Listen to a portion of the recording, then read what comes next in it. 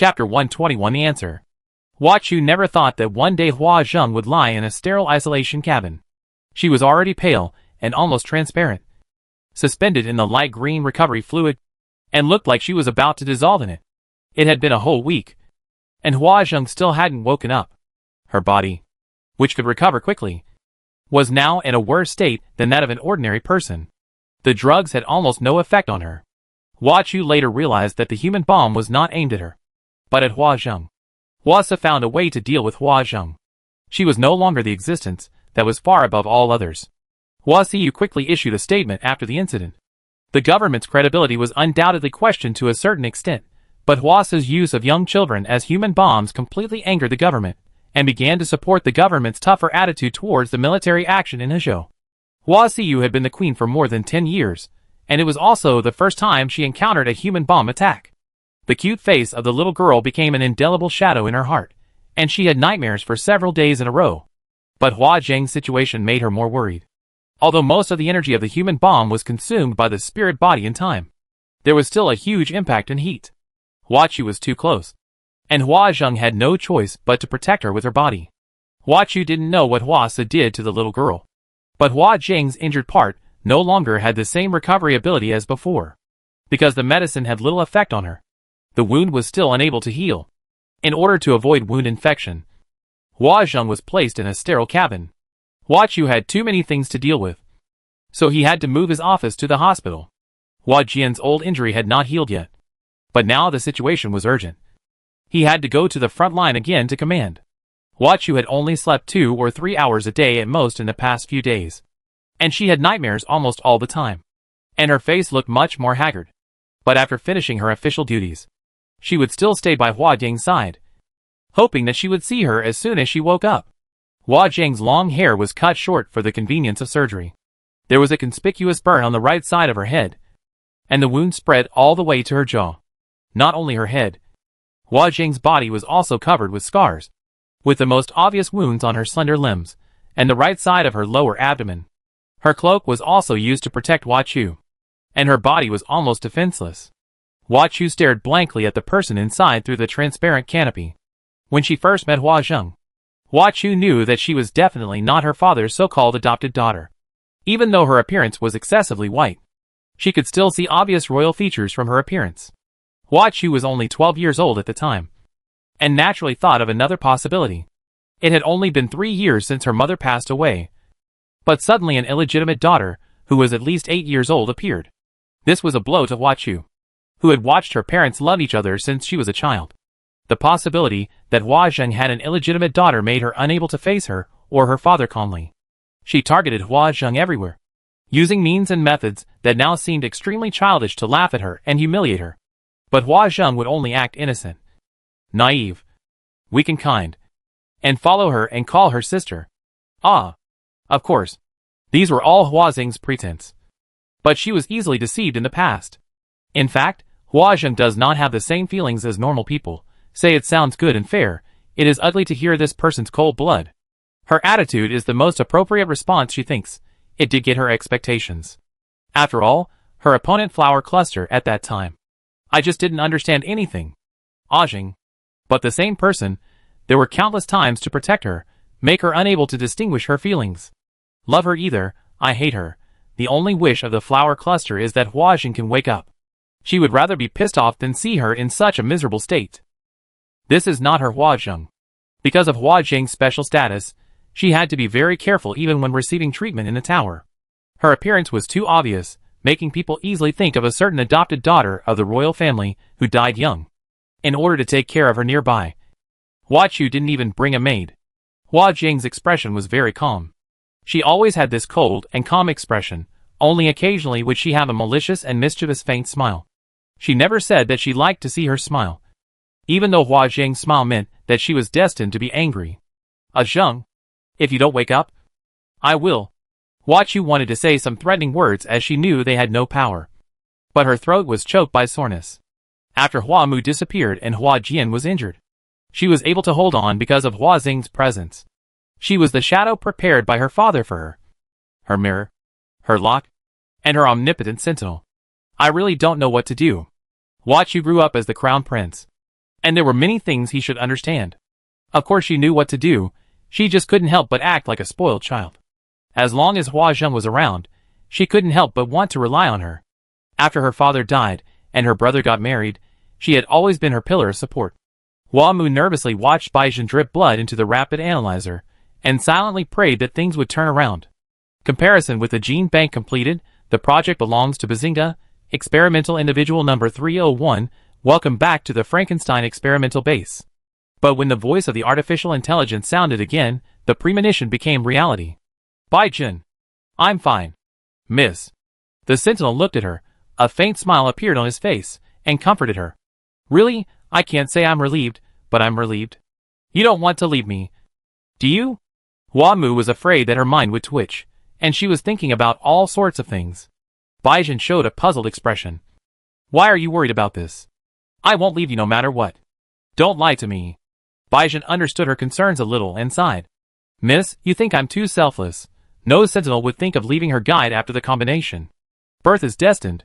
I can't change it, but I won't make you sad because of it. Hua Mu held her arm. That's good. Don't forget what I said today. Hua Mu was very happy that Baizhen could adjust his mentality. But the problem was not solved. Some of the words that the artificial intelligence said just now also made the two of them a little concerned. Xiao Hua, can you monitor the situation of the experimental subject through the monitor? The monitor authority for transferring the experimental subject has been transferred in October 2040. Currently, it can only monitor the data of the experimental subject in the base. If she has been living under the monitoring of others all these years, it would be too terrible. So you can't be sure whether the monitor in my body is working? No, I can be sure that. The monitor in your body is still working normally. It will monitor the changes and combination of various data in your body, but please rest assured, it is safe and harmless. It really makes people feel at ease. Hua Mu couldn't help but complain in his heart. Just knowing that the body data is being monitored is scary enough. Okay. Then, is there any way to take it out? You can use the changer to take it out. The changer is under the operating table on your right-hand side. Please make sure there is no new monitor in the sample slot. Usage. Now we present the video to you. Please follow the steps. Hua Mu listened to the AI's inferences and felt a little strange. Isn't this guy too considerate? Although her authority is very high, this AI is still so active in helping the experimental subject to get the monitor. Isn't it a bit of a traitor? Baizhen gently touched Hua Mu's arm, as if reminding her of something. Hua Mu was startled and shut up. The operation of the replacement device is not complicated, but because it needs to be taken out from the back of the neck, Hua Mu has to do it. Although Hua Mu boasted that she was very smart and could learn anything quickly, she felt a little nervous when she had to operate on Baizhen. It's okay. Miss. It won't hurt. Tell me if it hurts. The nanometer level monitor is very small, so it won't hurt at all. Baizhen sat on the chair with his back to Hua Mu, lowered his head, and exposed his slender neck in front of her. It won't hurt. Humph. It won't hurt you. But it will hurt me. She has been heartbroken until now. This hateful sentinel. Miss. Stop talking, I'll help you take it out. Hua Mu couldn't help but feel a little embarrassed after saying this, pressing Baizhen's head and boldly pointing the gun of the changer at it. The changer looks like a small handmade electric drill, and the buttons are also very simple. Excluding that little psychological factor, Hua Mu pressed the change button. It seemed that nothing happened, but Baizhen could clearly feel that the whole person was relieved. Without comparison, she might never find it, after all. The monitor has been in her body since she was born. But now that it has been removed, she only feels that the world is more open. Different from the amplified feeling after combining with Hua Mu, this time the shackles disappeared. What do you think? Hua Mu asked nervously, while raising the changer in his hand to check the situation in the old sample slot. The red light has turned green, which means there is indeed a monitor inside. I think good. This feeling is wonderful, like suddenly released from a cage. Hua Chu fell asleep next to the sterile cabin because she was too tired, but her light sleep was soon interrupted. The sterile cabin was shaking slightly due to the struggle of the people inside. A lung! Hua Chu slapped the wall to wake her up, and it took a while before she remembered to call for medical personnel. At this moment, Hua Jing suddenly floated to the surface, and suddenly opened her red eyes close to the glass wall. A Zheng! Hua Zheng didn't seem to be awake yet, and took off her breathing mask with great effort, as if she wanted to get out of the sterile cabin. Don't mess around. You still need treatment.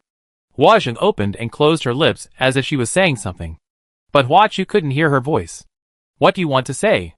Bai Zhen Shi? Bai Zhen? Xiao. Sweetheart is in danger. Chapter 122 The answer. In any case, taking out the monitor finally put the two of them at ease. The two continued to explore the A layer for a while, and after collecting some tools, they headed for the negative B layer. The negative B layer is exactly where the culture chambers that often appear in 3D projections are placed. As soon as the two entered, they were shocked by the hundreds of culture chambers in front of them. Most of the culture chambers only had the base left, and some were already empty. But as the two walked inward according to the navigation, they still found several culture chambers filled with culture fluids. According to the introduction of the artificial intelligence, most of them were failed experimental subjects, so they were directly abandoned at the Frankenstein base when they were transferred. The light green culture fluid that should have been clear and transparent was completely turbid, and the rotten experimental subjects were looming in it. Hua Mu's stomach was sour, and she almost vomited. With a livid face, she leaned into Bai Zhen's arms. Although this was not the most terrifying scene Bai Zhen had ever seen, but because of the identity of the individuals in it, she couldn't help but feel a bit of empathy. Did Dr. Holman cut off their nutrient solution supply before he left? No matter how you think about it, this matter is a bit strange. Since they were abandoned experimental subjects, then why is there still one that survived? Whether it was the people who left at that time who cut off the supply, or the supply at the base was exhausted after so many years, these experimental subjects should have died at the same time. The doctor did not cut off the nutrient supply. Bai Zhen said nothing, and continued to move forward with Hua Mu. The incubator of the surviving individuals seemed to be placed deep in the B layer. The two walked for more than 10 minutes before they finally saw its true appearance. It was too big. Both the incubator and the individual inside were incredibly large. The two could only see part of the torso of the experimental subject from the window, but they could still see its full appearance on the monitoring screen. This was an embryo that had not yet fully developed. Although there was not much difference in the early stages of mammalian embryonic development, it was impossible for this to be a human being no matter how you looked at it. The pale, transparent, and slightly wrinkled skin allows the organs inside the embryo to be almost visible. The huge tail that is not completely degenerated, and the gradually formed limbs make it look like a giant lizard. However, the fins on both sides that look like flesh wings make it look like a bird without hair. Hua Mu almost confirmed that it was the host of the spirit body at the first sight. Bai Zhen, Kuan looks like it. Judging from the current situation, this experimental subject will not survive anyway. Miss. And to some extent, it can't survive. Check the data of the experimental individual.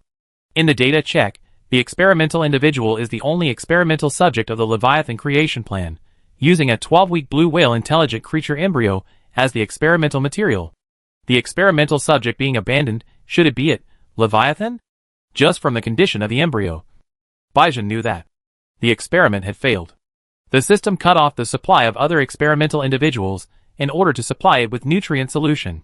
Such a cruel and full of motherly love behavior is definitely not something an artificial intelligence can do. Leviathan? Hua Mu repeated the name, and suddenly realized. It is indeed. Rather than saying that Xiaohua is Leviathan, it is better to say that it is an artificial intelligence that has developed autonomous consciousness under the influence of Leviathan. This is a problem that occasionally occurs in optical computers that use biological brains as carriers. Because the intelligence generated in this case can usually only be regarded as pseudo-intelligence, its actions are predictable. And the solution is also very simple. Just format it regularly. The artificial intelligence that manages this base must have huge capacity and high-speed processing power. And compared to spending a lot of manpower and material resources to build it specifically, it is undoubtedly more cost-effective to use biological machine books. By then, as long as the data is saved and formatted regularly, this drawback can be effectively avoided. But now, 25 years have passed. What will be the result? Leviathan is a blue whale-shaped intelligent creature captured in October 2101. And the final decomposition was completed in January of the following year. Bai Zhen sighed. We can't save it. Rescue methods are being retrieved. The center of the negative C layer is an underground lake. The exit below the nutrient chamber can be opened to release the experimental subject back to the sea.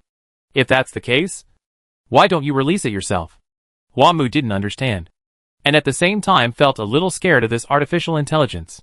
Hello, artificial intelligence does not have this permission. It is only an embryonic state. It may survive for a while in the nutrition chamber, but it may die immediately if released into the sea. The nutrient solution contains growth-inhibiting ingredients. The skin of the experimental subject will harden within 2 hours after contact with air. The lungs and heart have fully developed. According to calculations, the survival rate of releasing into the sea is over 90%. Baijun was silent for a moment. Hua-Mu whispered nervously.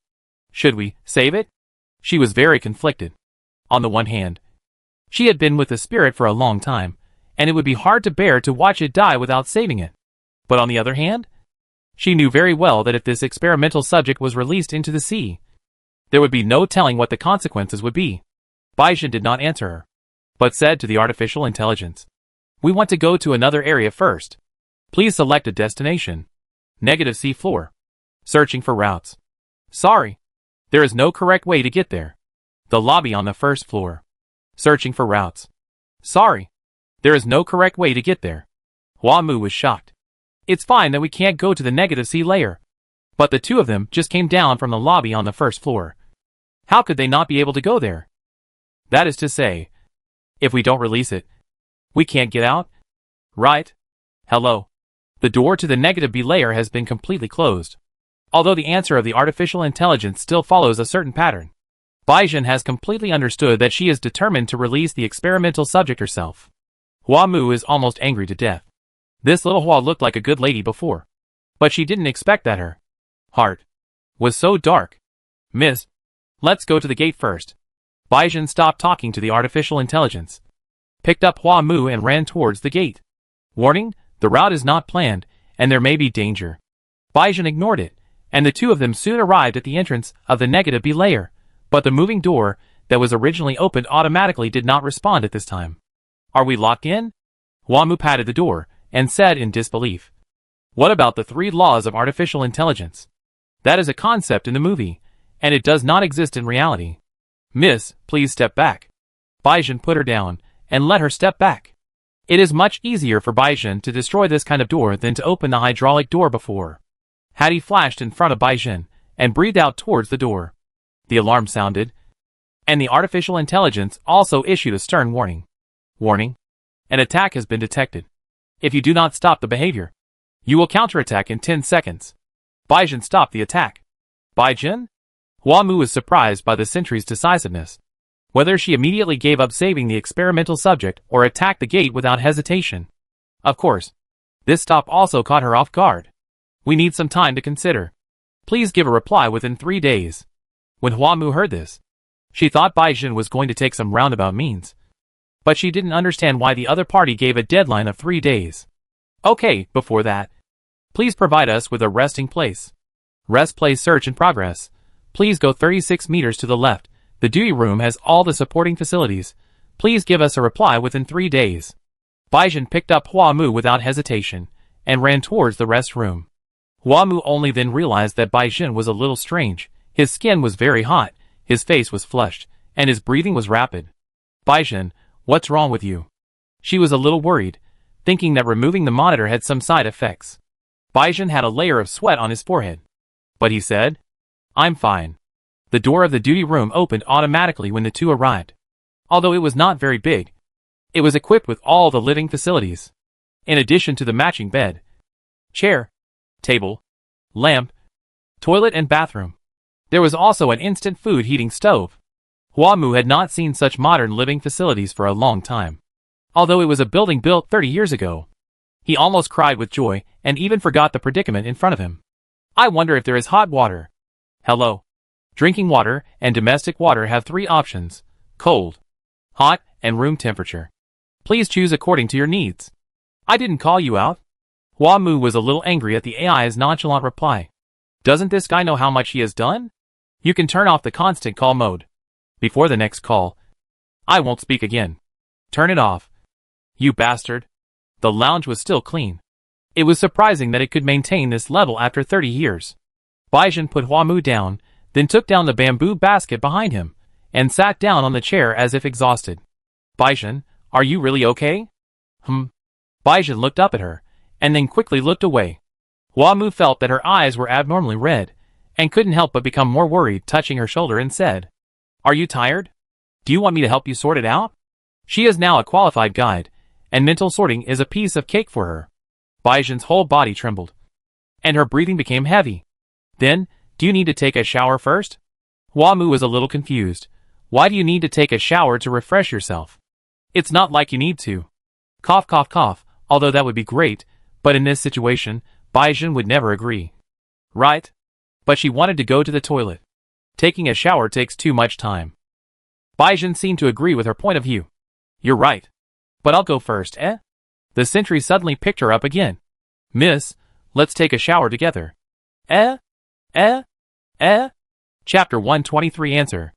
If it is said that people cannot avoid ups and downs in life, then it is better to regard ups and downs as a kind of happiness. Huamu has been experiencing both good and bad since she was stranded on the deserted island. Because Baizhen is by her side, she finds that she can face the so-called crisis more and more calmly. So, even in the current predicament, ups and downs, she remains optimistic and positive. There is nothing wrong with the mentality of enjoying life in the moment. Right? Even the sentinel who always worries about the future has suddenly become indulgent? She thought that the years on the island were enough to not know when it is day or night, but she didn't expect that life under the island is even worse. After all, there is no sun here. Baizhen. She really couldn't do it anymore. She was about to fall apart. The sentry panted, turned over, and let her lie on him. Miss. Huamu was so tired that she couldn't do it anymore, and said in a breath, Why did you suddenly? Of course it's not that I don't like it, although I don't dislike it. But it's so sudden. Although it's very sudden. It's not unacceptable. She's just a little weird. Are you tired? The sentry didn't answer her question, but just gently stroked her hair and spoke softly. Huamu struggled for 2 seconds, and finally gave in. A little bit. Her body couldn't hold on any longer. But more importantly, she had many questions to ask. Then let's take a break. No. Don't say it so seriously. As if this is the most important thing at the moment. Although it's not unimportant. There are still other things to think about now. Right? Huamu weakly hit Baizhen's shoulder. What are you planning? Tell me quickly. Is it to paralyze the artificial intelligence? But the artificial intelligence is not her. How could it be paralyzed by such a thing? What? Don't tell me it was a spur of the moment. Huamu felt that Baizhen had been hiding a lot of things since arriving at the base. Just like she had discovered that the artificial intelligence was wrong a long time ago. But didn't say it until later. No, not entirely. Baizhen seemed to be embarrassed at this moment, pulling the sheet to wrap the two of them up. Not entirely. Could it be that half of it is true? Huamu decided to take this opportunity to interrogate this guy. Next, I'll ask you questions and you'll answer them. Although the artificial intelligence stopped making any sounds, it must still be monitoring the two of them. Huamu was not so reckless, leaning down to Baizhen's ear and whispering, If there's anything that's hard to answer, just give me a hint. Okay. Huamu didn't know why he felt that Baizhen was in a good mood, which was really inexplicable. Then let's start from the beginning. When did you know that Xiaohua was not right? Not really. I just suspected it at first. When she said there was another test subject alive. I just felt something was wrong. I had a vague feeling halfway through. But I was sure of it only after I saw the test subject. So you reminded me at that time? After all, we still need its help in exploring the base. In that case, we should have run away earlier. Now, what are you going to do? Are you really not going to save the test subject? Baizhen sighed.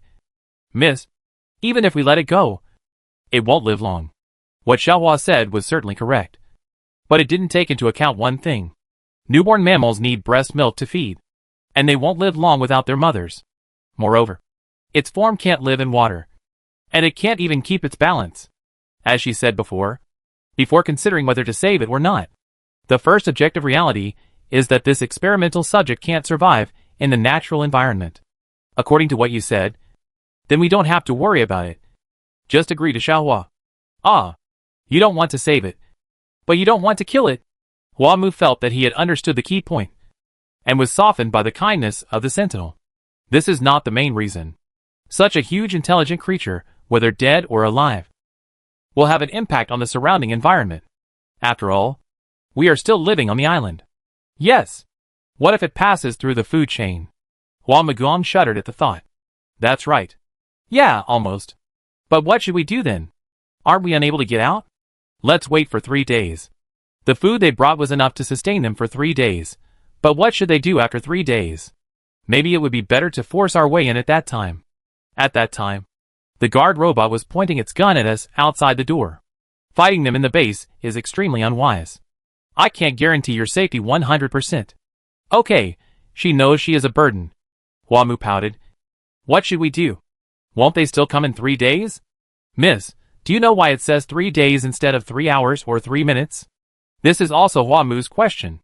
Generally speaking, for such immediate negotiations, a few hours of consideration time is not short, but the other party directly gave 3 days. Don't tell me, it is because it is stupid. It is because it has no concept of time. The reason why the 3-day period is given is that the remaining power of the base can only be supported for so long. Look at the situation after we come in, the base supply is very difficult. But after the exploration, I found that most areas are tidy. It should be the reason why the robot is cleaning not long ago. Ah, so why is the power supply suddenly insufficient? From time to time, it may be that the previous tsunami destroyed the base of the base. The most likely is that the power generation device on the sea has been damaged by indescribable damage. So your attack is just a temptation? You rely on these reasoning? Rather than reasoning, in fact, most of them are intuition. After taking out the monitor, the white pillow feels particularly clever. The idea is also extremely clear. The so-called reasoning is actually that she picked out the one that she thought was most likely from the countless possibilities in her mind. And she didn't know why she could make a decisive judgment. In the past, she would have been more cautious. Did she become more confident? Or was she too reckless? Baizhen didn't know. She only knew that she liked this feeling very much. Her vision was broad, and her thinking was clear. It seemed that everything was changing in her eyes. The only thing that bothered her was that the feeling of hunger accumulated very quickly, making her almost lose the ability to control herself. But her relationship with the young lady is different now. So a little bit shouldn't matter, right? Wamu listened to her description. And the more he listened, the more he felt like he had seen similar records somewhere. Baizhen, I remember seeing a project before, called Laplace's Demon. Do you know this project? Laplace's Demon? Yes. Laplace's Demon is a hypothetical intelligent creature proposed by Pierre-Simon Laplace in Essays on the Philosophy of Probability. The demon knows the position of all atoms in the universe now, and can use Newton's laws to predict and deduce the past, present and future of the entire universe, which is the so-called omniscience. Determinism was popular in the 18th and 19th centuries, but the second law of thermodynamics has clearly pointed out that such a demon cannot exist. Of course, the project team does not really have the ambition to create such a demon. What they want to create is actually a supersensory sentinel. If the sentinel's perception is 100 times stronger than that of an ordinary person, then the perception of this supersensory sentinel will far exceed that of an ordinary sentinel. Just as the more clues a detective finds, the more correct his reasoning will be. The improvement of the sentinel's perception will certainly bring them closer to the truth. It's just that detectives still have to reason, but they react directly because of their fast processing speed. So it looks more like intuition. However, this is not the ultimate goal of this plan. The theory of high-dimensional interference provides soil for this group of ambitious scientists. And distorting time and space does not seem to be a dream. Although the current level of human technology cannot do it, using the perception of super sentinels, it may be possible to directly peek into the future through mental images. Baizhen has heard of this hypothesis, but she has not seen those projects like Wamu. You mean? Wamu saw the sentinel frowning, and hurriedly comforted him. I didn't say absolutely. It just feels a bit like, think from another angle. Anyway, the facts cannot be changed. Wouldn't it be great if it was really that powerful? No. I'm worried about two other things. If all the records in those notes are successful projects. If the monitors of those experimental subjects are taken out like her. She has realized that this monitor also has the function of suppressing ability. Then, a large number of super sentinels and guides will suddenly emerge in the world. This is not impossible. From the perspective of artificial intelligence, Frankenstein base is obviously just one of the foundations in the plan. However, it has been nearly 30 years since this happened. From the fact that she was sent to the Black-Eyed Tribe by the tower, the other experimental subjects should have been properly arranged. If she had not accidentally drifted to a deserted island, she might never have been able to remove the inhibitor in her lifetime, so it is a bit worrying to think so. Compared to this, the other thing is more urgent. What are you worried about? Baizhen smiled shyly, and leaned over to Hua Mu's ear and whispered. Hua Mu's eyes jumped, and her eyebrows were full of joy, but she managed to suppress it with great difficulty. Super strong perception is bound to be a burden for sentinels, both physically and mentally. Increased consumption means an increased demand for guide element, and Baizhen's current situation is obviously not just about replenishing guide element. Her highly sensitive senses also increase her need for contact with guides. In general, Baizhen needs a mobile charger. Ahem, I am your guide after all, of course. This kind of thing is my duty. Chapter 124 Freeze. Hua Chu called the medical staff, and it took a long time to calm the excited Hua Zheng. Due to fatigue and the effect of the medicine, the other party lost consciousness again. The fact that the medicine began to take effect on Hua Zheng also made Hua Chu very worried.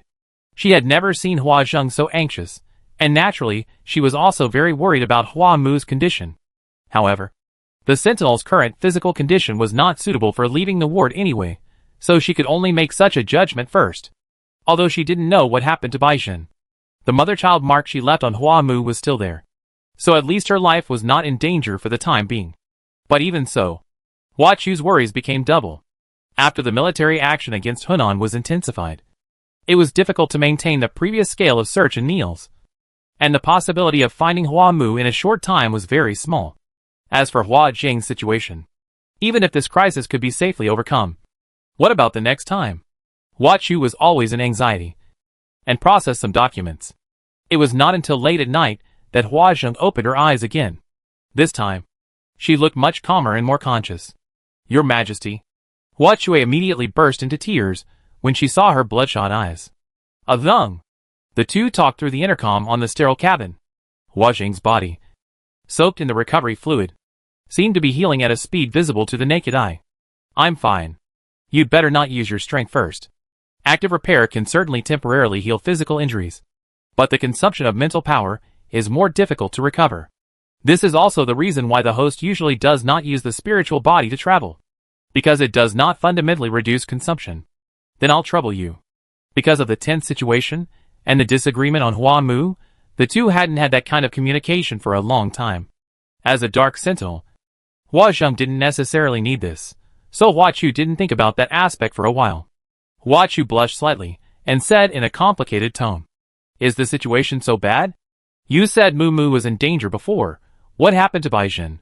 Hua Zheng was silent for a moment and said slowly, Baizhen is a non-human. Hua Chu stood up suddenly.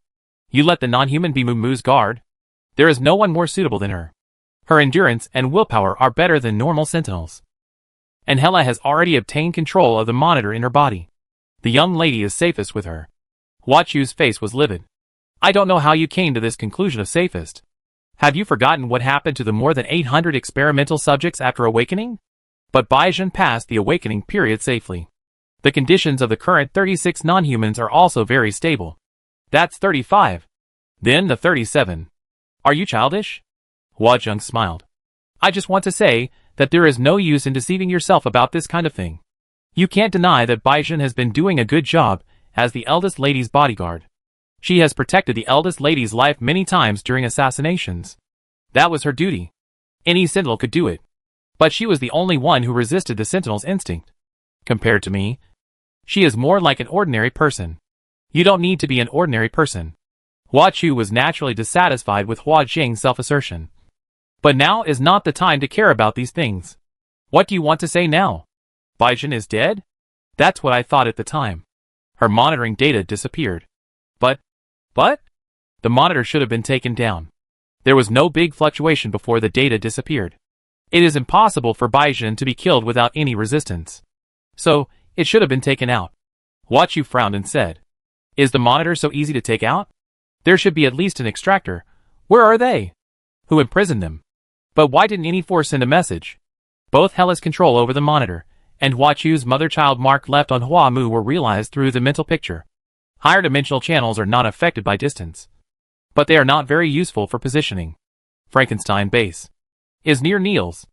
Hua Zheng rarely showed a worried look. Hua Chu was cheered up. I'll send someone to find it right away. Tell me the exact location of the base. I don't know. The island where the base is located has a special geographical location. Detection equipment cannot be used, and mirages often appear around the island, which is difficult for the human eye to distinguish.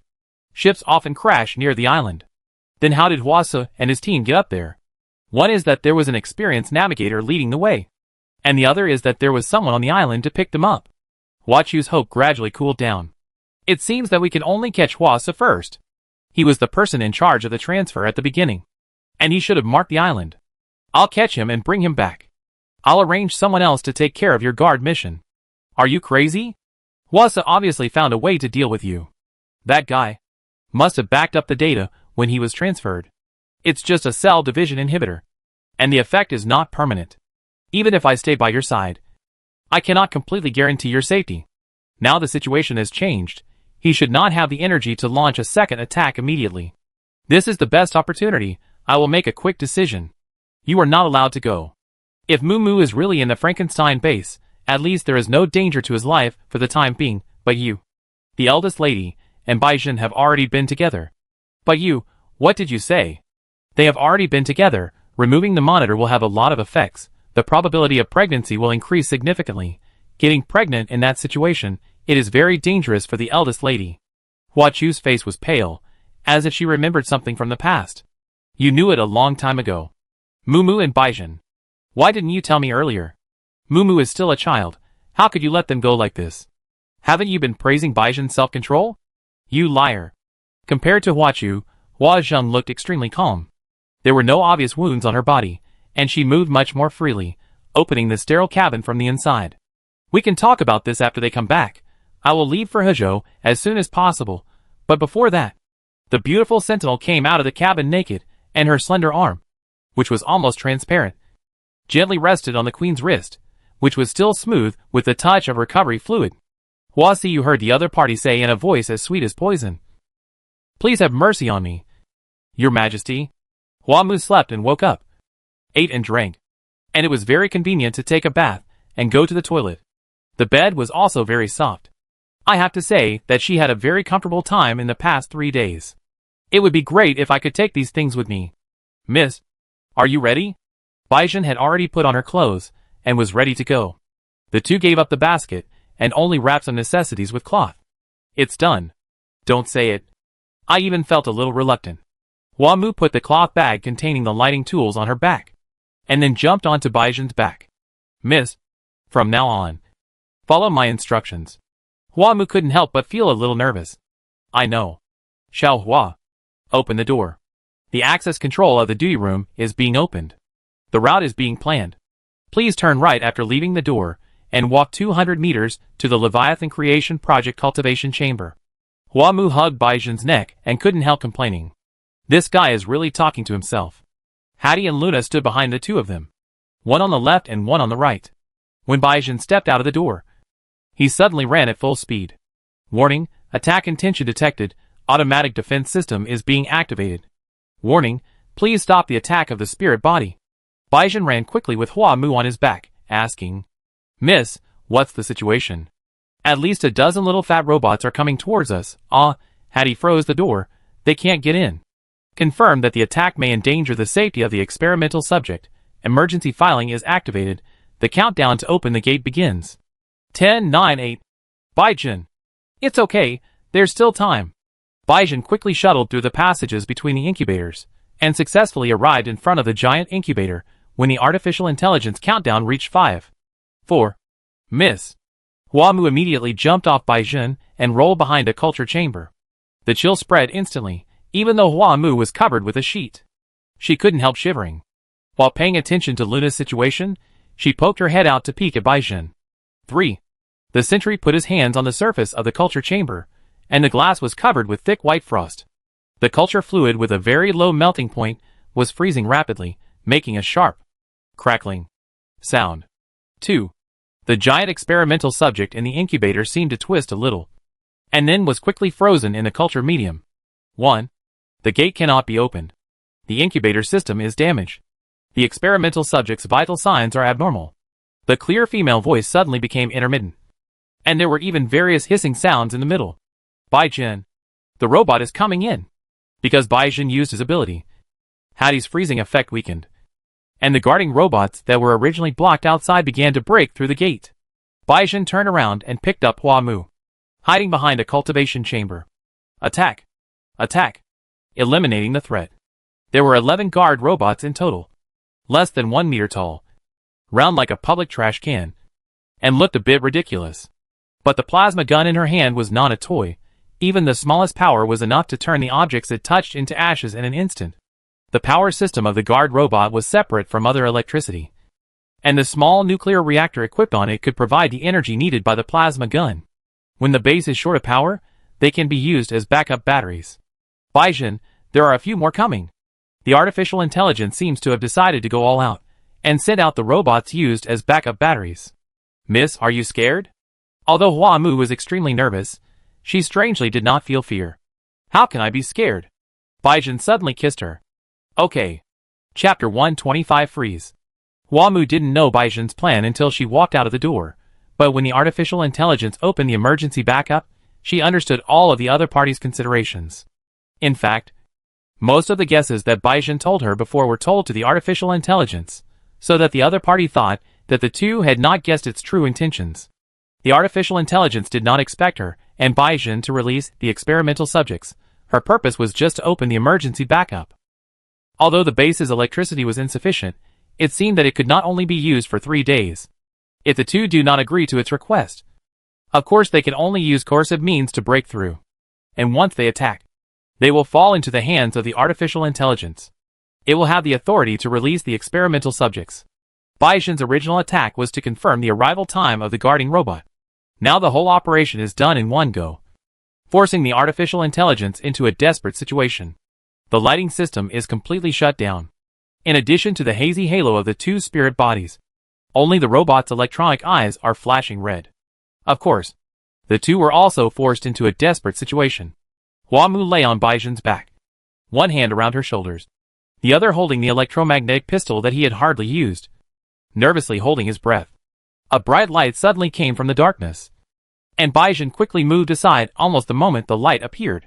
The plasma penetrated the culture chamber, where the two had been hiding before, and shot into the frozen, huge culture chamber.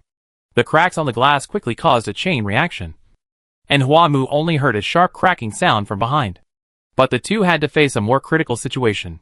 Baizhen moved quickly, carrying Hua Mu on his back and dodging attacks again and again. Hua Mu relied on Luna's perspective to determine the opponent's position, and fired a few shots and was hit by one.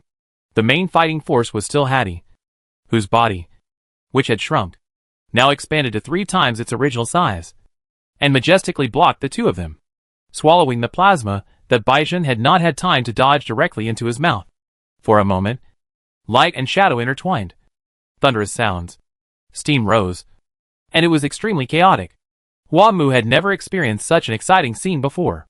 For some reason, she was slightly excited. Although her hands were a little painful from the gun shock, her ears were buzzing because of the loud noise, she was a little short of breath, and her heartbeat was accelerated. She was extremely excited to fight side by side with Baizhen. I hit another one.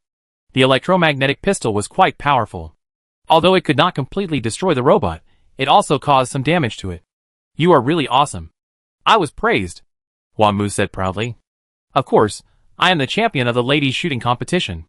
But although she was awesome, Luna was really a bit weak. It seemed that she had no real use except for warding and lighting. How come Luna, this little guy, can only shine at Hattie? Shoot at robots like Hattie did.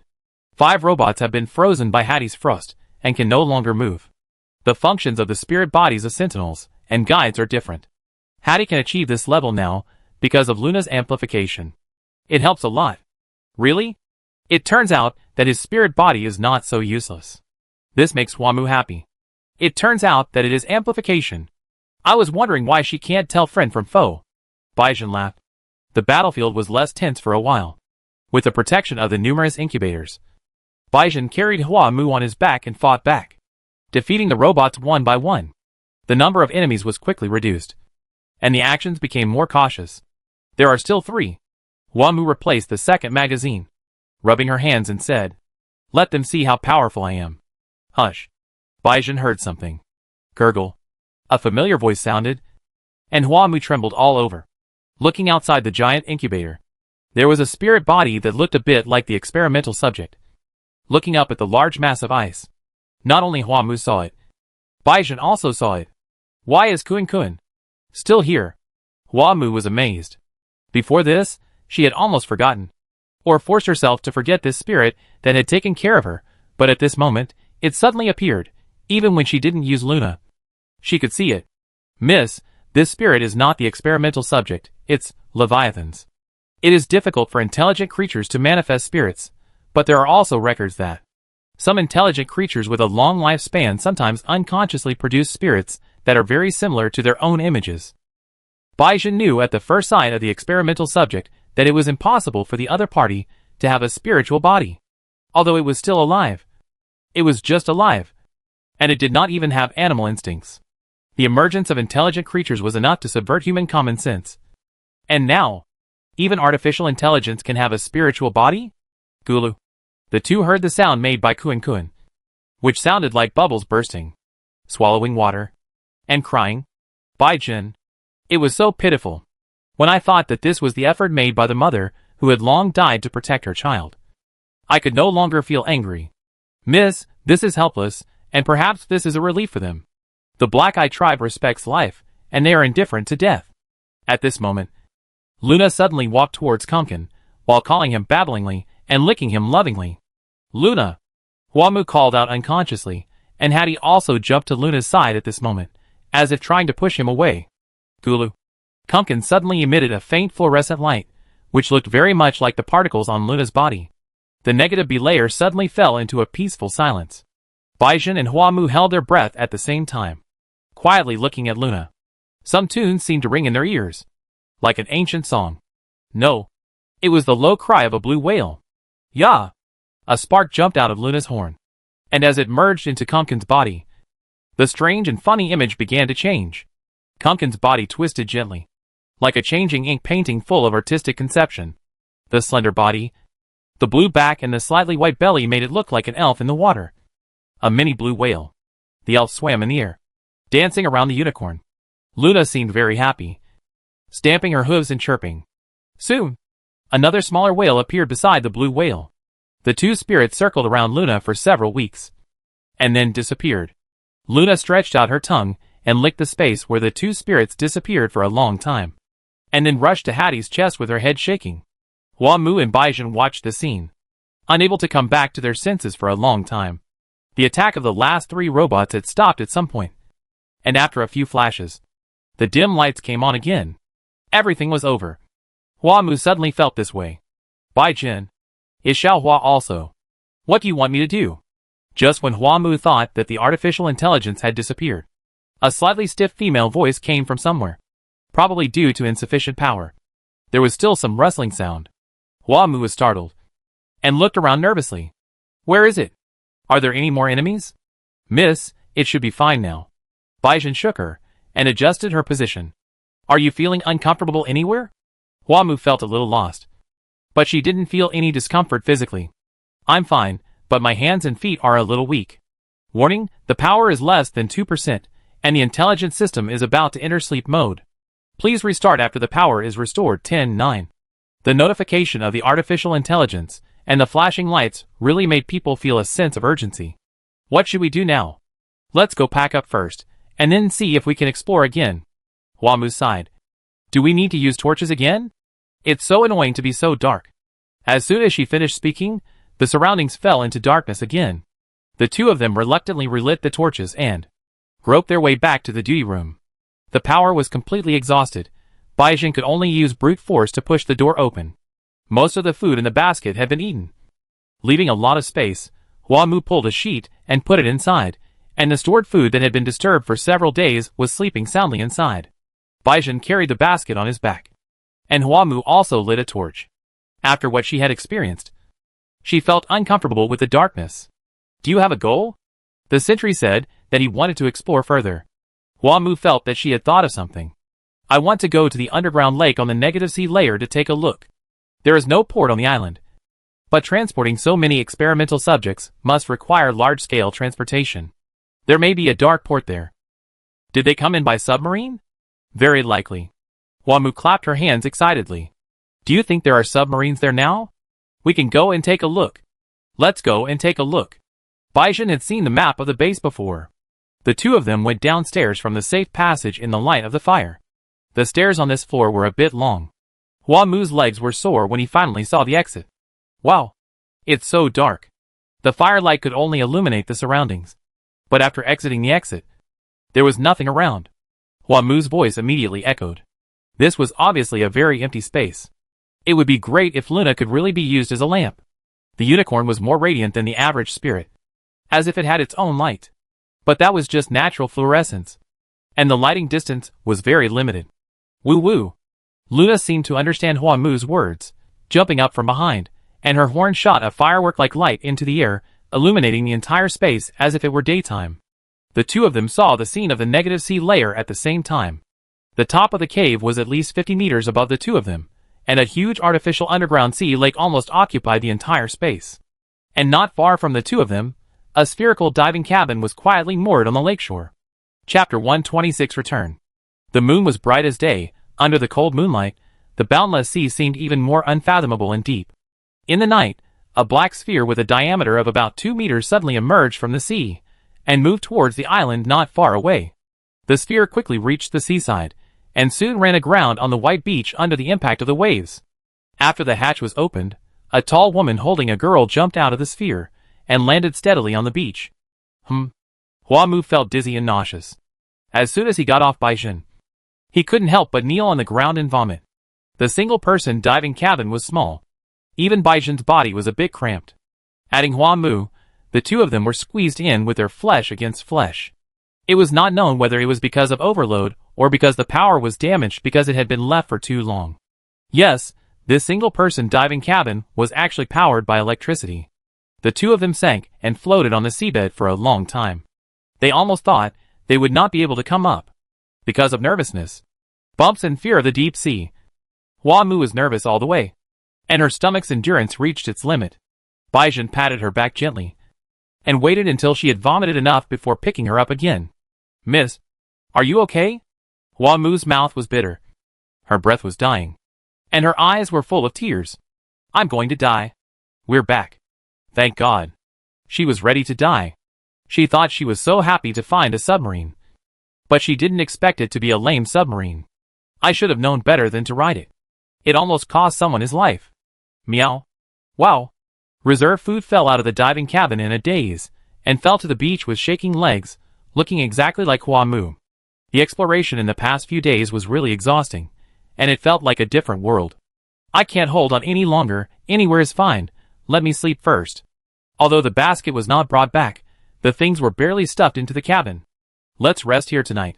The sentry quickly set up a camp on the beach, and after a simple cleanup, he fell asleep in his arms, while hugging Huamu who had already fallen asleep. The two slept soundly, and woke up to the sound of the waves when the sun was high in the sky. The food reserves were squeezed between the two of them, and Baizhen drooled. Huamu opened her eyes in a daze, and when she saw the sun, she almost cried with joy. Baizhen woke up earlier than her, and was staring at the stranded submarine in a daze. Baizhen?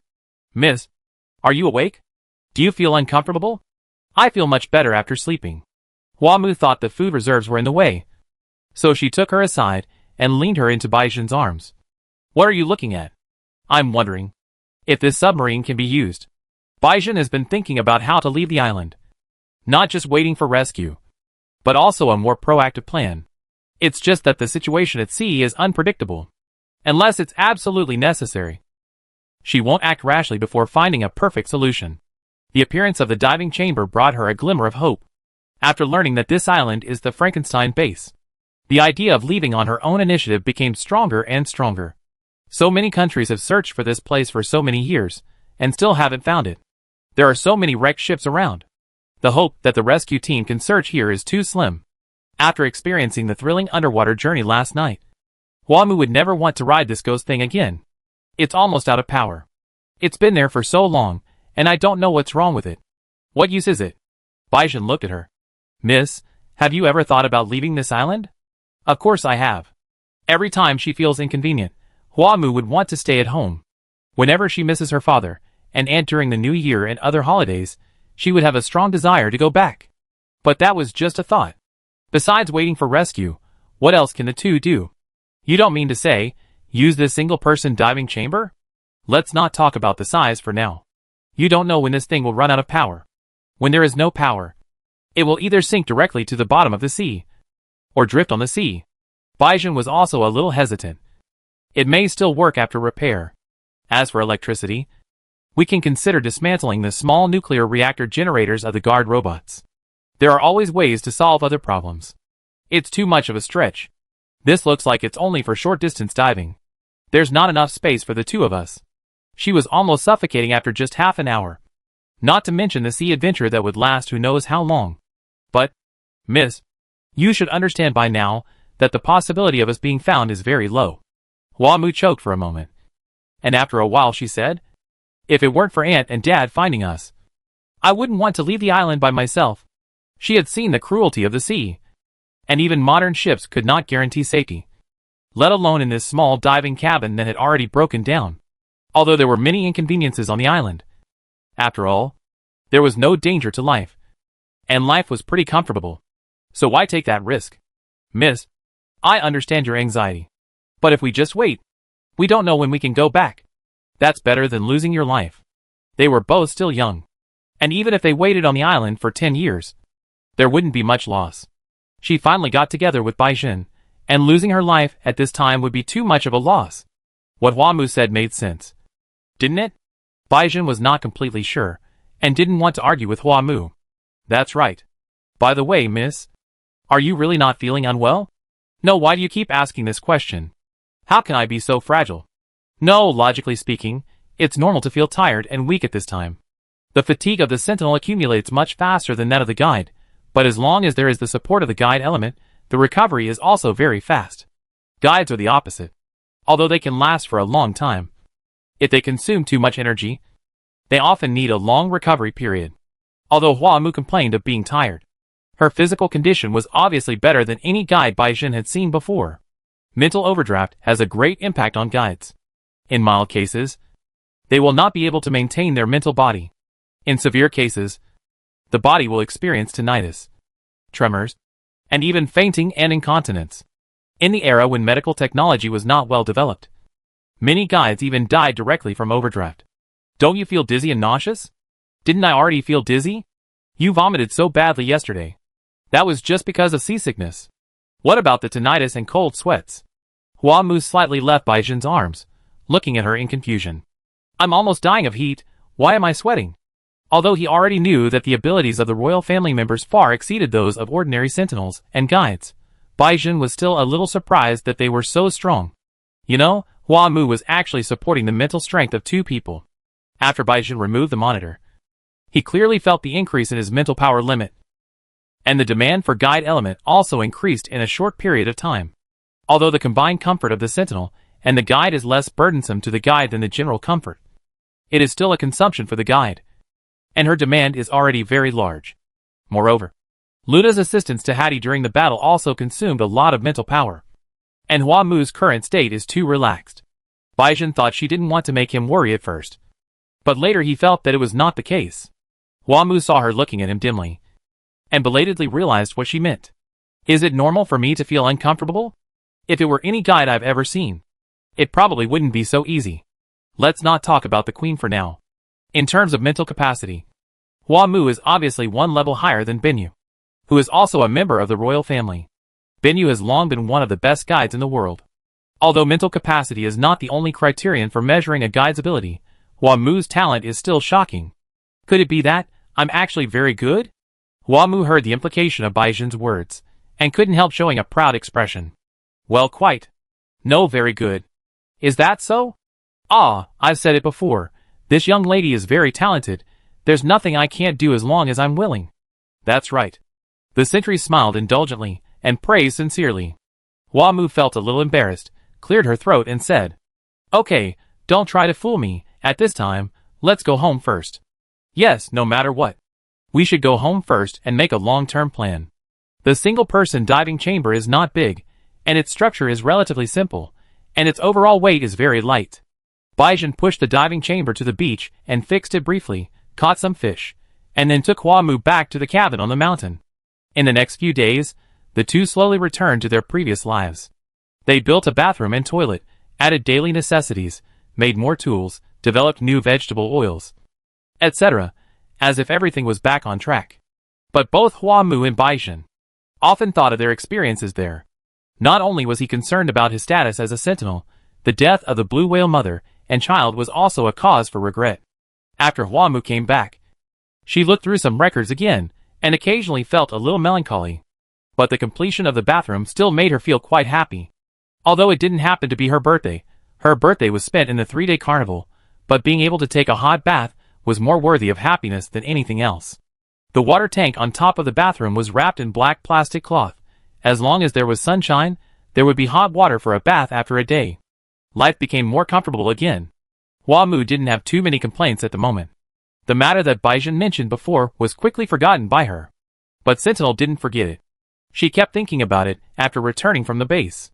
The single-person diving chamber may not be able to afford a long-distance trip for 2 people, but it can ensure life safety in a critical moment. If you take it with you, then the safety at sea will be greatly increased. If you can build a ship, there are a lot of ready-made materials here, and there should be a lot of things that can be used in the base. The two of them have a great chance to go back. Although I don't know how long it will take, it's precisely because I don't know that I should prepare earlier. No matter what, she must bring the young lady back safely. Chapter 127-126. In the past, except for holidays, Hua Mu would wake up before 6 in the morning every day, spend an hour to tidy up her appearance, an hour to eat breakfast, and the two arrived as scheduled around 8:30. After 3.5 hours of classes, she had lunch with her father at 12:30 noon. Finish lunch in an hour, take a nap for an hour, and then spend the next 2 hours on hobbies. She usually practiced musical instruments, tended the garden or rode horses, and if she wanted to be lazy, she would read a book, watch a movie, or communicate with her handkerchief friend in the name of communication. At 5 p.m., she would go to the palace to meet the queen. This was more casual. They would usually have dinner together. After 7 p.m., she had free time. She would usually read some incongruous books or movies, or write some impromptu poems for weekend exchanges. She had to go to bed before 11 p.m., or she would probably not be able to get up the next day. She could sleep a little later on holidays, and getting up around 8 or even 9 a.m. was forgiven. After brunch, she prepared a little, and then rushed to various salons or parties. When she hosted, she prepared for work. Festivals are usually busier, because there are various celebrations and banquets to prepare and attend. After she turned 16, her aunt began to let her participate in these, and she gradually became familiar with them. This was her past life as a noble lady. Leisurely, elegant, refined, and busy. It was almost 10:30, and Hua Mu was still lying on Baizhen with no intention of getting up. The sentry was afraid that she was hungry, so he wanted to wake her up. "Miss Wu, stop making noise." Hua Mu rubbed her soft pillow and muttered unhappily, "I'm so sleepy. It's already 10:30. Anyway, there was nothing important, so she didn't have to get up even if she didn't want to at 1:30. Hua Mu tried to raise her body and kiss the sentry's jaw as if to comfort or reward him, then buried her face in his full chest again, and said in a muffled voice, "Be good. Let me sleep a little longer." Baizhen blushed, and after enduring for a long time, she spoke again. "You're not hungry yet?" Hua Mu was still very sleepy. The sentry was very passionate recently. She was half asleep and heard him ask if he was hungry. She responded unconsciously, "Let me rest a little longer. I really can't eat anymore." What exactly did the young lady mean by not being able to eat? But it was almost time for lunch. Hua Mu sighed softly, as if helpless, moved her body downwards, and said vaguely, "Even if I really like you, it's a bit too much. Are you spoiled?" Auntie said. Baizhen no longer wanted to think about what Hua Mu had misunderstood.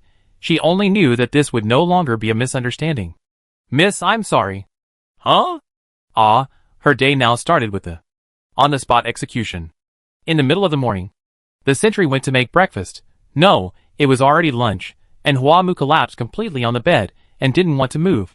If possible, she would be fine sleeping for a whole day. Lunch was boiled cassava, clam and kelp soup, fried crispy fish, cold mixed palm flowers, and stir-fried flying squirrel meat. unlike the elegant and decent way of eating in the past. She now often doesn't have to do it herself. After eating and drinking, Huamu decided to wash up and get up and start a day, or half a day's work. There was no need to buy more sauces for the time being, and there was no need to replenish sea salt. Her main task today was to deal with the beehive that Baizhen brought back yesterday. Last night, I had fried bee pupae. Today, I used the collected honey to pickle lime slices. Besides making candles, the remaining beeswax is also good to chew as a snack. This is not a physical job. Huamu hummed a song while doing it. Soon, she made 2 large jars of honey lime slices, under the shade of the trees on the beach, blowing the sea breeze, looking at the sea, and having a glass of sour and sweet iced lemonade is definitely a great thing in life. The task was completed faster than expected. Baizhen went to the beach to catch fish. She had nothing to do anyway, so she simply took out the mushrooms and bamboo shoots that had been dried before and dried them again.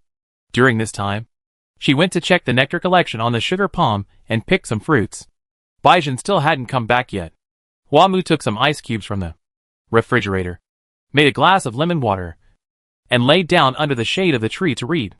These books were completely different from the ones she had read in the past, and they were inevitably boring. Huamu had only read a few projects recently, and soon fell into a drowsy state. Without Baizhen, her biggest entertainment project could not be carried out. Since the weather was good, she might as well take a nap in the afternoon. As soon as she started thinking, she felt sleepy. There was a mosquito-repellent spice beside her, which was made of beeswax mixed with many herbs. The reserve food was also on her stomach to alert her to danger. After confirming that the surroundings were safe, Huamu fell asleep quickly. The sky was high, and the clouds were clear. Under the warm sunshine, the calm sea surface suddenly rolled. A dolphin jumped out of the sea and drew a beautiful arc in the air. A woman sat on it. The woman had a good figure, a strong physique, wheat-colored skin, deep facial features, and long black hair and pupils made her look full of exotic charm. Helena, thank you. Baizhen was holding a yellow diving bag in her hand, which seemed to contain a lot of things. The dolphin received her thanks, and happily sprinted a distance in the sea, and then slowly sent her to the shore. Baizhen threw down the things he brought back from the base, and returned to the water, and stroked the dolphin's exposed belly as a reward. The lean muscles soaked in sea water seemed to glow under the sun, and the bright smile was also full of infectiousness.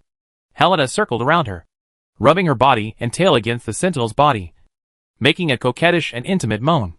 The sentinel's long hair, which was tied behind her head, soon fell apart due to the entanglement of the dolphin, and the originally sharp and angular facial features suddenly softened.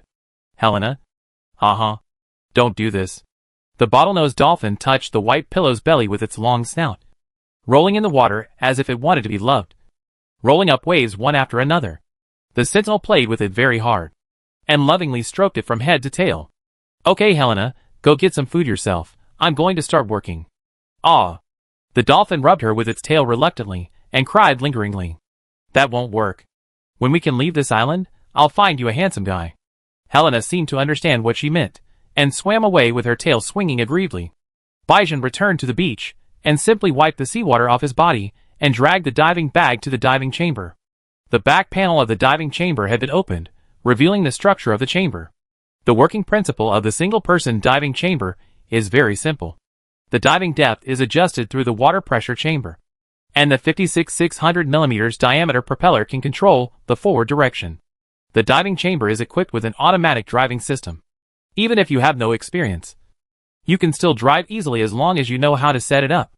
Most of the space in the diving chamber is used for the cab and the water pressure chamber.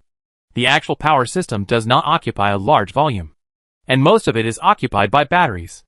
After being placed for nearly 30 years, not only the remaining power in the battery, but also the capacity of the battery itself has been reduced a lot. Even at full capacity, the working time of this type of diving chamber is generally only about 10 hours. This is the biggest problem of the diving chamber at present. Baizhen thought of replacing the battery with a small nuclear reactor power supply system for the guard robot. There is a mechanical department in the tower, and there are even sentinels and guides who specialize in this field. Baizhen has always been serious about learning, and has a solid foundation. Simple repairs are not a problem. However, this equipment from more than 30 years ago is very different from today in many aspects of structure. She searched for the manual many times, but couldn't find it. In the end, she could only do it by assumption. The ability that seemed to be Laplace's demon didn't seem to be of any use at this time. Because of this, the work progressed a little slowly. She brought up materials one by one, but she still couldn't find a suitable transformer to replace the original battery. Either the voltage was wrong or the size was too large. There was still no big harvest today. She was afraid that Hua Mu would be anxious waiting. So she had to pack up the tools first and take the fish basket home. When she returned to the hut, she saw Hua Mu sleeping under the shade of the tree from a distance. The sweet and peaceful sleeping face of the blonde girl looked very beautiful under the soft and mottled halo. Her thick and long eyelashes were like the wings of a golden butterfly. Just a slight tremor was enough to attract people's hearts. Reserved food lay comfortably on her belly. The man and the cat were in perfect harmony. Baizhen saw that the mosquito-repellent incense next to him was almost burned out, and hurriedly stepped forward to light another one for her. Reserved food seemed to sense something, moved its ears, sat up on Hua Mu's belly, and yawned lazily. Meow. Sh. Baizhen gently took reserved food off Hua Mu's body, and threw a fish to it. The rusty spotted cat took the fish tail and leaped, jumping to the branch to chew on its snack. Baizhen? Hua Mu was not sleeping deeply, but she woke up after the food reserve was moved. She saw a familiar figure beside her in a daze, and subconsciously reached out to touch her face. Miss. The sentry knelt beside the recliner, pinched the girl's hand and kissed it. His tone was gentle and full of love. Do you want to sleep a little longer? Well, no need. It's almost dinner time. Right? I'll do it tonight. Baizhen pushed away the messy hair on Hua Mu's face, and gently stroked her forehead, as if he was treating a little girl. It's not too late. You can lie down for a while, and stand up slowly. Hua Mu moved her body, making room on one side. You haven't come back for a long time these days. Stay with me for a while. I have something to do. I caught a blue crab today, and it's quite big. The sentry lay down beside her, and whispered some homely things. Then fry half, and bake the other half, and make baked blue crab with mushroom sauce. Okay. I want to cultivate a piece of land in front of the house, and grow some commonly used spices and ingredients, which will be more convenient when cooking. Then I won't go to the beach tomorrow, and we can do it together. Yeah. Although the preparation work is important, the time spent with the young lady is more important. Chapter 128-127. The dinner prepared by Hua Mu was obviously more exquisite and rich than that prepared by Baizhen. 2 kinds of blue crab, turbot with scallion oil, seaweed stewed with coconut oil, cassava pasta with mushroom sauce, and vegetable salad. Baizhen has a big appetite. Hua Mu also baked breadfruit for her, so she was full and satisfied. After nightfall, the two of them usually went to bed early, although there were candles and torches, but these lighting tools could not do delicate work, and there was no need to do anything necessary at night. It was better to do some activities that did not require good eyesight. Because they had to cultivate the vegetable garden the next day, they didn't spend much time at night. They got up early the next day, they had breakfast and dressed neatly, and went out with a hoe and a sickle respectively. The location was chosen not far from the water source, which was convenient for irrigation and drainage. Baizhen first circled the scope of the vegetable garden, a square area of about 20 square meters. If it was smaller, nothing could be planted, and if it was larger, she was afraid that it would be troublesome for Hua Mu to take care of it. Remove the weeds, turn the soil, and fertilize the soil after plowing. The soil in the rainforest is not fertile, because the plant growth cycle is short, and the nutrients in the soil are quickly absorbed soon after the plants and animals decay. Hua Mu had experience in growing flowers and herbs in the past, but she mostly used brands when applying fertilizers, and now she really didn't know what to do. Fortunately, Baizhen was experienced and quickly solved her problem. The oil cake pits used for oil extraction were buried and fermented before, and they should be usable now. We can mix them with wood ash and use them as base fertilizer. Although Hua Mu herself doesn't use natural materials very often, her best friend Catherine is a complete naturalist, and she also applies fertilizers herself, so she has heard of some natural fertilizers. I have heard of wood ash. But can oil cakes also be used as fertilizer? Ah. I heard that excrement can also. That needs to be piled up.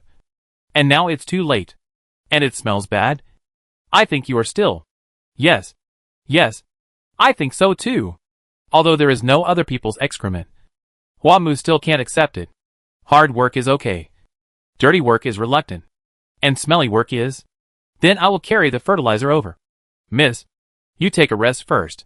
Well, you go. I know it myself. There are still some weeds and rhizomes in the soil. Hua-mu squatted and plowed the ground carefully with a small rake, and buried the earthworms when he saw them. She crouched and walked backwards, and accidentally stepped into a freshly plowed hole, and her feet suddenly staggered. Ouch! Hua-mu was holding a rake in her hand, and she was unable to react in time, and was covered in dust. Baizhen was carrying fertilizer back, and saw her fall to the ground. He was so scared that he dropped the load and ran over. Hua-mu was about to sit up, but she didn't expect that her eyes would blur and her body would suddenly fly into the air. Miss, are you okay? The sentry was really as fast as lightning, leaving her no time to react. Why did you come back so soon? Hua-mu lifted her foot and found no pain, but there was a hole on the top of the shoe made of white pillow uppers, and her toes were exposed when she lifted it. Ha ha, it's just that the shoe is broken. She thought it was quite funny, but the sentry's eyes were red, and he walked back silently with her in his arms. Hua-mu was anxious. Hey, why are you going back? I'm fine, I'll finish the work today, and go collect some seeds and plants tomorrow, and plant them quickly. I'll do it, you have a good rest. Hua-mu thought she didn't believe him, and twisted her ankle to prove it to her. I'm really fine, look, there's no bruise or swelling. This time, Baizhen didn't listen to anything he said, and carried her back to the house in a muffled voice. She didn't let Hua-mu go, but hugged her against the bed, patted her shoulders gently, kissed her forehead soothingly, as if she had suffered a great injustice. Hua-mu gradually realized that something was wrong with her, and asked carefully, Baizhen, what's wrong with you? Baizhen didn't know what was wrong with her. Seeing Hua-mu fall to the ground, seeing her not caring about the dust all over her body, seeing her laughing at a broken shoe, she felt sad. In her eyes, Hua-mu has always been that pure and lovely little girl, and has always been an elegant and noble lady, a proud daughter of heaven and a moon among the stars. If possible, she would rather the other person never know the sufferings of the world. Hard work is a good quality, but as the crown prince, why should she have to experience these? She is willing to hold her high, let her step on clouds, wear colorful clouds, and never fall into the world. Miss, oh, you are crying. It's nothing, just a broken shoe. It's okay, just mend it, and I have another pair. I can wear it as a whole shoe at worst. Crocs are very fashionable, and they are more comfortable to wear in hot weather. Although the sentry agreed, his physical actions did not change at all. Like a mother leopard protecting her cubs, he held Hua-mu in his arms and kissed and rubbed her. Isn't it too affectionate? Hua-mu's heart was so soft that it hurt, and she became a little sentimental unconsciously. I'm fine. Baizhen, don't be sad. She touched Baizhen's cheeks and ears, and touched her hot eyes, trying to comfort her guilt and heartache. Miss, Hua-mu was helpless, and decided to let Baizhen do whatever he wanted, lying in her arms like a corpse. Okay. Am I rested? The sentry got what he wanted, and he went even further, kicking off his shoes and carrying her to the bed, holding her in his arms and touching her everywhere. Hua-mu was aroused by her touch, but her attitude was not obscene at all, so she had nowhere to vent, and could only hum a few words occasionally. This nest lasted the whole morning, and it was a waste of time to get up early. Baizhen, is it time for lunch? After having breakfast early, Hua-mu was drowsy in the embrace, and her stomach started to growl. Yes. Then I'll go. Miss, I'll go. The sentry was determined. Hua-mu saw that she was like a frightened bird, and decided to go along with her. Okay, you go. Baizhen took a long time to cook this time. Hua-mu was lying on the bed with nothing to do. After her stomach growled for the third time, she couldn't help it. She wanted to get out of bed to see what the other party was doing. As a result, she just sat up, and before her feet touched the ground, the sentry came in with a tray full of dishes. It was as rich as the New Year's meal. Miss, seeing her getting out of bed, Baizhen quickly put down the tray and ran over with a nervous look on his face. I'm just going to eat. Baizhen picked her up without saying a word. I'll carry you. All right. It's not the first time anyway. She doesn't mind being served. The sentry was quite active in feeding her, and as soon as he saw her swallowing, he immediately sent the food to her mouth, so that Hua-mu had no time to rest, and ate until her belly was full. Well, really enough. This is no longer raising pigs. It's just force feeding. Baizhen was still worried. He touched her round belly, and finally let her go. Miss, do you want to take a nap? No, I want to go for a walk to help digestion. Then I'll carry you. Carrying her, does it still count as a walk to help digestion? Huamu felt that Baizhen was really too nervous, but looking at her moist eyes, slightly red nose, he couldn't say no.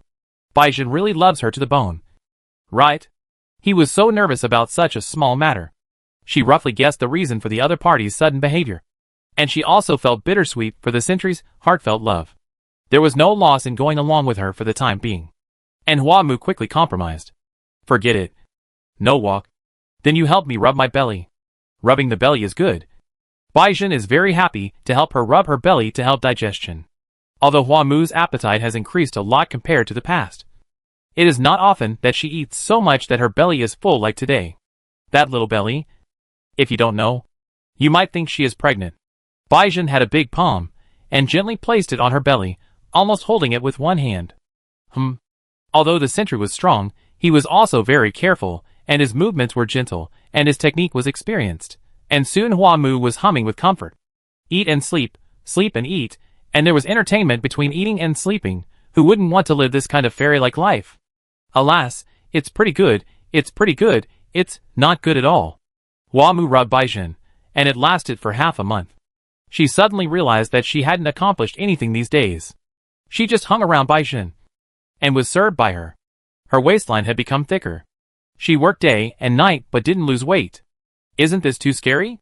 If Baizhen wasn't honest, she would have thought that he was a love rival who was trying to frame her and make her fat and unattractive. She had to reject this guy. Today. Right now. And get up now. Miss, breakfast is ready. Baizhen brought breakfast into the room and even sent it to the bedside, as if he was going to feed her.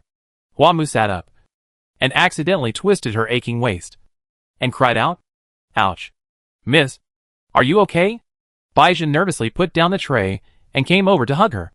But Huamu quickly reached out and pushed her away. "Miss? I'm fine."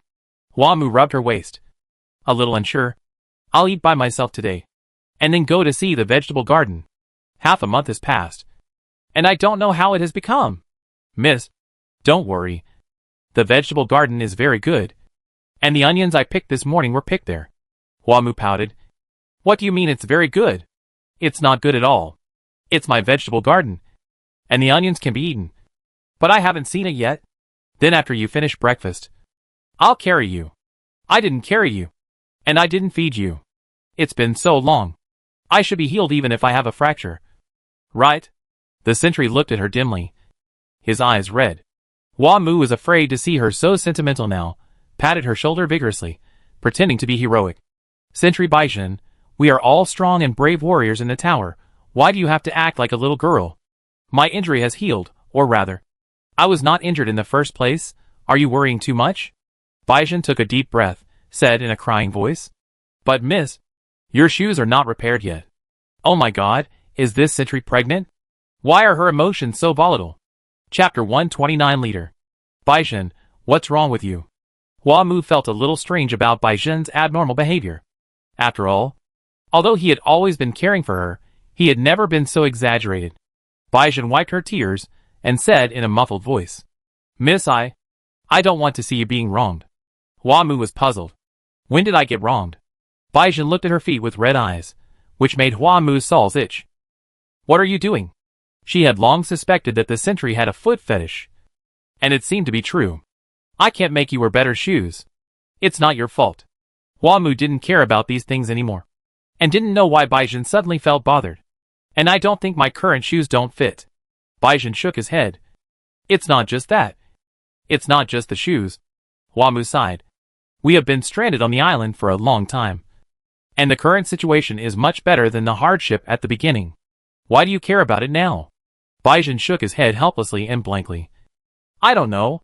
I just feel very sad." The sentry was indeed a little at a loss for his strong feelings and reactions. But she didn't find it strange. And she didn't think it was wrong. Putting aside the fact that it was normal for a sentinel to care for his guide, just saying that the eldest lady, as the heir to the throne, should not live such a life, her reaction was very natural. Hua Mu felt soft-hearted, hugged her and said, I know you feel sorry for me, but I am not that fragile. Haven't you seen my progress? I can do anything now. I know. Baizhen knew. She understood everything. She knew how strong the eldest lady was, how capable she was, and how strong she was in her bones. But Baizhen still couldn't stand her powerlessness more and more, and couldn't stand Hua Mu being tortured anymore. She felt wrong for Hua Mu, and was anxious about her own powerlessness. Or do you still feel that there is an imbalance between us, and that you should give more to me? Hua Mu raised her voice slightly, pretending to be angry. Is that so? Is it because of this thought that she wants to devote herself more? Baizhen felt that her mood was slightly different from before. No. The eldest lady was her guide, and she began to understand this more and more deeply. The idea of wanting to monopolize her had already taken root in Baizhen's heart, and she didn't think she would be as generous as she thought in the past. At the same time, she also realized more and more the meaning of her partner to her life. Not only the body, but also the soul seemed to begin to merge with each other. They were each other's soul mates. Blood and flesh were related and depended on each other for life and death. Baizhen found that he became more and more sensitive and more cautious.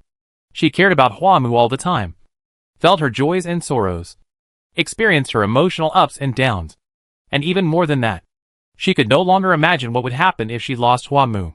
No, death would be the only way out at that time. Right? Although Hua Mu did not have the delicate and sensitive mind of the sentinels, she was helpless and moved at the same time when she saw that she was distracted by her own thoughts. Okay. I'm really fine. Hua Mu let her go, smiled and raised her arms, proudly showing off the little muscles she had trained on her upper arms. Look, I'm not the weak young lady I used to be. Ouch, looking at it this way. I seem to have gained a lot of weight.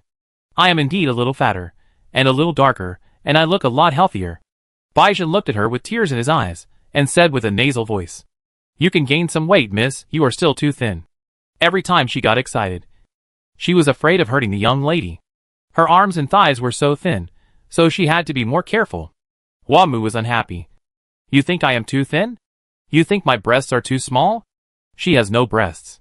Baizhen has been working so hard for so long, but still hasn't grown much. It was so strange. Both her mother and aunt had good figures, no matter which gene they inherited. It shouldn't be like this, right? Baizhen subconsciously glanced at the flatness of Hua Mu's chest and quickly shook her head. No, no. The sentry blushed, making the young lady even more suspicious. No. Why are you hesitating? Really no, miss, I think it's cute, really, I like it very much. Cute? She didn't like to use the word cute to describe it at all. Hua Mu poked Baizhen's chest. Big. Miss. Baizhen hurriedly stepped back and covered her chest. Hua Mu laughed and rushed towards Baizhen. I think you are laughing at me. Bastard. Why is your fat on your chest? And mine on my stomach? It's not fair. Wait. Wait, miss. It's so itchy. Baizhen didn't dare to struggle and shivered when Hua Mu tickled her. The two of them quarreled, and the heavy atmosphere before suddenly disappeared. Since the leader went to the front line, the war has advanced rapidly. In less than a month, most of the old Hunan area has returned to the control of the empire. Now only the area around the Hezhou branch tower base is still struggling. Huasa's ambitions were seen by both Hua Siyu and Hua Zheng, so a lot of preventive measures were taken. The military strength of the Hezhou military region has been gradually reduced in rotation over the past decade. At the end of last year, the headquarters of the military region was moved to Xinzhou, the fief of the old Duke Hua Yuan Ziwei next door, in order to prevent Hua Se from colluding with the army. However, Hua Se's father, Hua Yuanqing, was the leader before Hua Zheng. Many of the old people in the Hezhou branch tower were his old subordinates. Hua Zheng still did not completely control this area after all these years. Perhaps he was forced into a desperate situation. So Hua Se struggled so desperately, trying to overthrow the regime by relying on a branch tower and a pitiful amount of armed forces. However, Hua Se was not without preparation over the years. He also worked hard on the construction of the facilities of the Hezhou branch tower. Whether it was anti-detection means or firepower, it was not much inferior to the headquarters of the imperial capital. In addition to the possible existence of weapons of mass destruction, even Hua Zheng did not dare to use a rapid breakthrough attack for a while. But the progress of this month has far exceeded the efficiency of the previous 6 months, and the parliament finally changed its previous dissatisfied attitude and congratulated the queen. The power of Nita not only boosted their confidence, but also made them feel a little scared. Of course, they were not afraid of all the sentinels and guides. That was the country's property and power, and it was also one of the standards for measuring a country's national strength. This was the consensus of all people. What they fear is the power of a leader who can quickly turn a stalemate situation around with one person, and who always appears as a cold and ghostly figure. Everyone knows that the leader must be a member of royal blood, but no one except the queen knows the true identity of the leader, which is very unusual. In the past, leaders had to be selected from several suitable candidates within the royal family, although they would wear masks in public and were routinely removed from the royal family. Some people at the top of the power structure could still contact them and knew their identities. They are loyal to His Majesty, to the royal family, to the country, and live like normal people, no different from ordinary sentinels. But this leader is different. She was directly appointed after the leader position was vacant for 3 years, and before the death of the previous majesty. After Hua Zhu inherited the throne of the queen, she also began to step into the spotlight. Her confusing identity, her power far exceeding that of previous leaders, and her lifeless image all make her look like an unstable factor. The people may be happy to have such a powerful leader, but the more people understand the position of the leader, the more they will feel her terror. The queen's trust in her, and the power she holds in her hands can overthrow the country in an instant. In a sense, she is more dangerous than Hua Su. If she is a trustworthy person, then it is nothing. But even the prime minister does not know which member of the royal family this leader is. It may be a robot. Such rumors began to spread on the internet at some point, and became one of the urban legends. Even some officials began to believe that the faceless man was really a bionic man. Whenever the queen meets him, the leader will always be by her side, as if he never sleeps. There are also rumors in the tower that the leader did not sleep for 7 days and 7 nights while carrying out a mission. The leader's power has even exceeded the scope of the Dark Sentinel, and he has power that even members of the royal family cannot reach. How can the queen control such a person? Is the queen overconfident in trusting her like this? If they are just lovers, then it is really not reliable enough.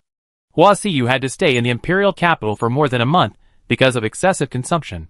She wanted to go to the front several times in this month, but was stopped by the ministers. She was allowed to come only recently, when the war in Hezhou was temporarily suspended. The army has surrounded the branch tower, and it is only a matter of time before it is conquered. Her only worry is that Hua Su will detonate the bomb in desperation, and the area within 100 miles may be reduced to ashes, and the whole Hezhou will be affected. Your Majesty, the leader is back. During the time when Hua Zheng was away, Qin Guan and another major-level sentry were appointed as Hua Xiyu's personal guards.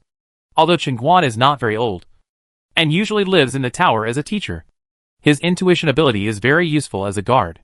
However, he cannot use his ability all the time, and must take turns with another sentry, in order to maintain his ability for a longer time. His wife Shen Mingxin was also arranged as one of the temporary guards. Before Shen Mingxin finished speaking, the door was opened from the outside. Qin Guan pushed the door open and respectfully let the faceless man into the room. Behind her was the injured Liang Jinshan. The two walked to the queen and wanted to salute, but Hua Chu had already stepped forward and held the faceless man's hand. You all should leave first. I want to listen to the leader's performance report. Chapter 130 Leader. Lung. As soon as everyone left, Hua Chu couldn't wait to take off the leader's mask. Hua Zheng stretched out her hand to block it, but failed to stop Hua Chu's action. Your Majesty, the situation in Hezhou is not optimistic. The faceless man had some slight scratches on his cheeks, which were originally crystal clear, which was particularly shocking because of his original flawlessness. Are you injured? Why? The queen anxiously held up the sentry's beautiful face, and said angrily, Is it Hua Se? Did he hurt you? The faceless man never took off his mask easily except in front of Hua Chu. In the past, such scratches could be healed immediately. Hua Se is not that capable. I'm fine, just some minor injuries. It was indeed just a minor injury, but it was such a minor injury that made Hua Chu even more frightened. Didn't you say that the effect of that is not permanent? Why won't the wound heal? Hua Zheng smiled slightly. Isn't this more like a human? Hua Zheng. Your Majesty. Calm down. The queen was angry, and the leader immediately stopped smiling, and said seriously, It's just a little trouble, you came just in time, I have something to report to you. Besides here, where else are you injured? No more. Really? Hua Chu was very suspicious. Hua Zheng stared at her for a moment, then suddenly reached out to unbutton the white cloak, and unscrewed the buttons one by one. Hua Chu realized her intention, and blushed, but did not say anything to stop her. When the leader's slender and fair body was fully revealed, she breathed a sigh of relief. Very good, it's still the perfect Hua Zheng. Your Majesty. Have you checked? Hua Zheng's smile was a little mischievous. Hua Chu picked up the cloak and threw it at her, angrily saying, Put it on quickly, you are shameless. I don't know who is shameless. The faceless man wisely did not say this, and silently tied his cloak. The queen was relieved, and finally had time to listen to the leader's report. Although it was Hua Su who released the news, I have verified that he has a large number of small nuclear weapons. Nuclear weapons with an explosive power of less than 10,000 tons of TNT equivalent are called small nuclear weapons. Currently, only a few relatively backward and chaotic regions in the world use such weapons for combat. Although the international community has explicitly banned the use of such barbaric and influential weapons, there are still a lot of them circulating in the dark market. Nuclear weapons were often used as strategic weapons for storage 100 years ago. But with the development of science and technology, more efficient and powerful weapons are also being developed. Nuclear weapons have basically withdrawn from the stage of strategic weapons and have been replaced by dark matter weapons. But this does not mean that nuclear weapons have lost their power. Nor does it mean that they are not threatening. On the contrary, because their materials are easy to obtain, their destructive power is huge, and their impact is far-reaching. Tactical nuclear weapons are most favored by terrorist organizations today. We have been investigating so strictly in recent years, but we still haven't caught him. Most of it should be accumulated in the early years. We must prepare for the worst now. We may have to block the entire Hunan. But there are still tens of thousands of black-eyed people in the Hunan rainforest. They are scattered and may not be evacuated in time. This is also a headache. I have sent people to negotiate, but the progress is not very smooth. I don't want to delay Hua Su any longer, even if we take a strong attack. Hua Su heard her anxiety and asked puzzledly, Why are you so anxious suddenly? Hua Su is now just a turtle in a jar. It is better to trap him for a while, and then look for an opportunity to negotiate. He may not care about his own life, but he will not care about Derek's life. This is certainly a better choice. And so is the proposal of the parliament. No, we must not negotiate.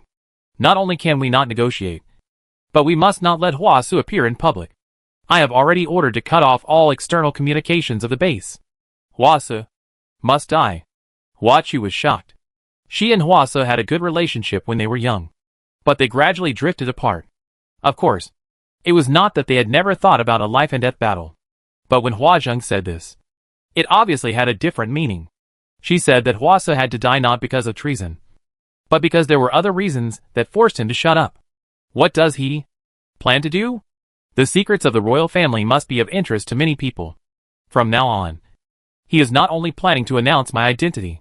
Of course, these are still easy to say. I am afraid that he will not even let his ancestors go, which will cause international problems. There is a secret agreement between the ancient royal families in the world, which only the leaders and kings of each term can know. There are only 7 of the original 12 kingdoms now, but this secret is still strictly guarded. I didn't expect he has reached such a crazy point. This is not only his ambition, but also his obsession. But it is precisely because of this that she was created. And I want to make a quick decision not just because of this. You mean Mumu? Hua Chu was also worried about this. In her eyes, Hua Mu was still just a child. Let alone pregnancy, even the fact that she had been married to someone was still unbelievable to her. Who should be blamed for this? If you hadn't trusted Baijin too much, no matter which sentinel, except me, they can only rely on the guide to survive after losing Xiao Baipian. If you really want to talk about it, Xiao Tianxi might even thank me for arranging Baijin as her guard. Hua Zheng showed that half-smile expression again. After all, you understand? Right?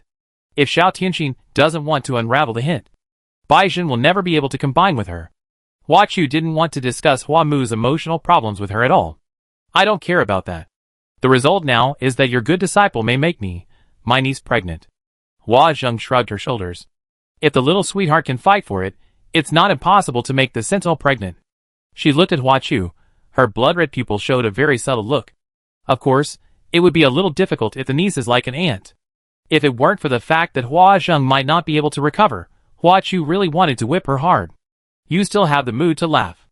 What else can I do now, if I don't laugh? I am more worried about something else than pregnancy. Her Majesty began to miss the leader, who didn't worry about anything. She sighed, and said tiredly, You said, the reason why I was designed to be loveless. You don't think it's just the scientist's bad taste, right? Hua Chu's face froze. And after a while he said, I don't think you. Hua Zheng interrupted her. No, I really can't understand. This matter is very important. I can't understand. Not only love and desire, but also hatred and pain.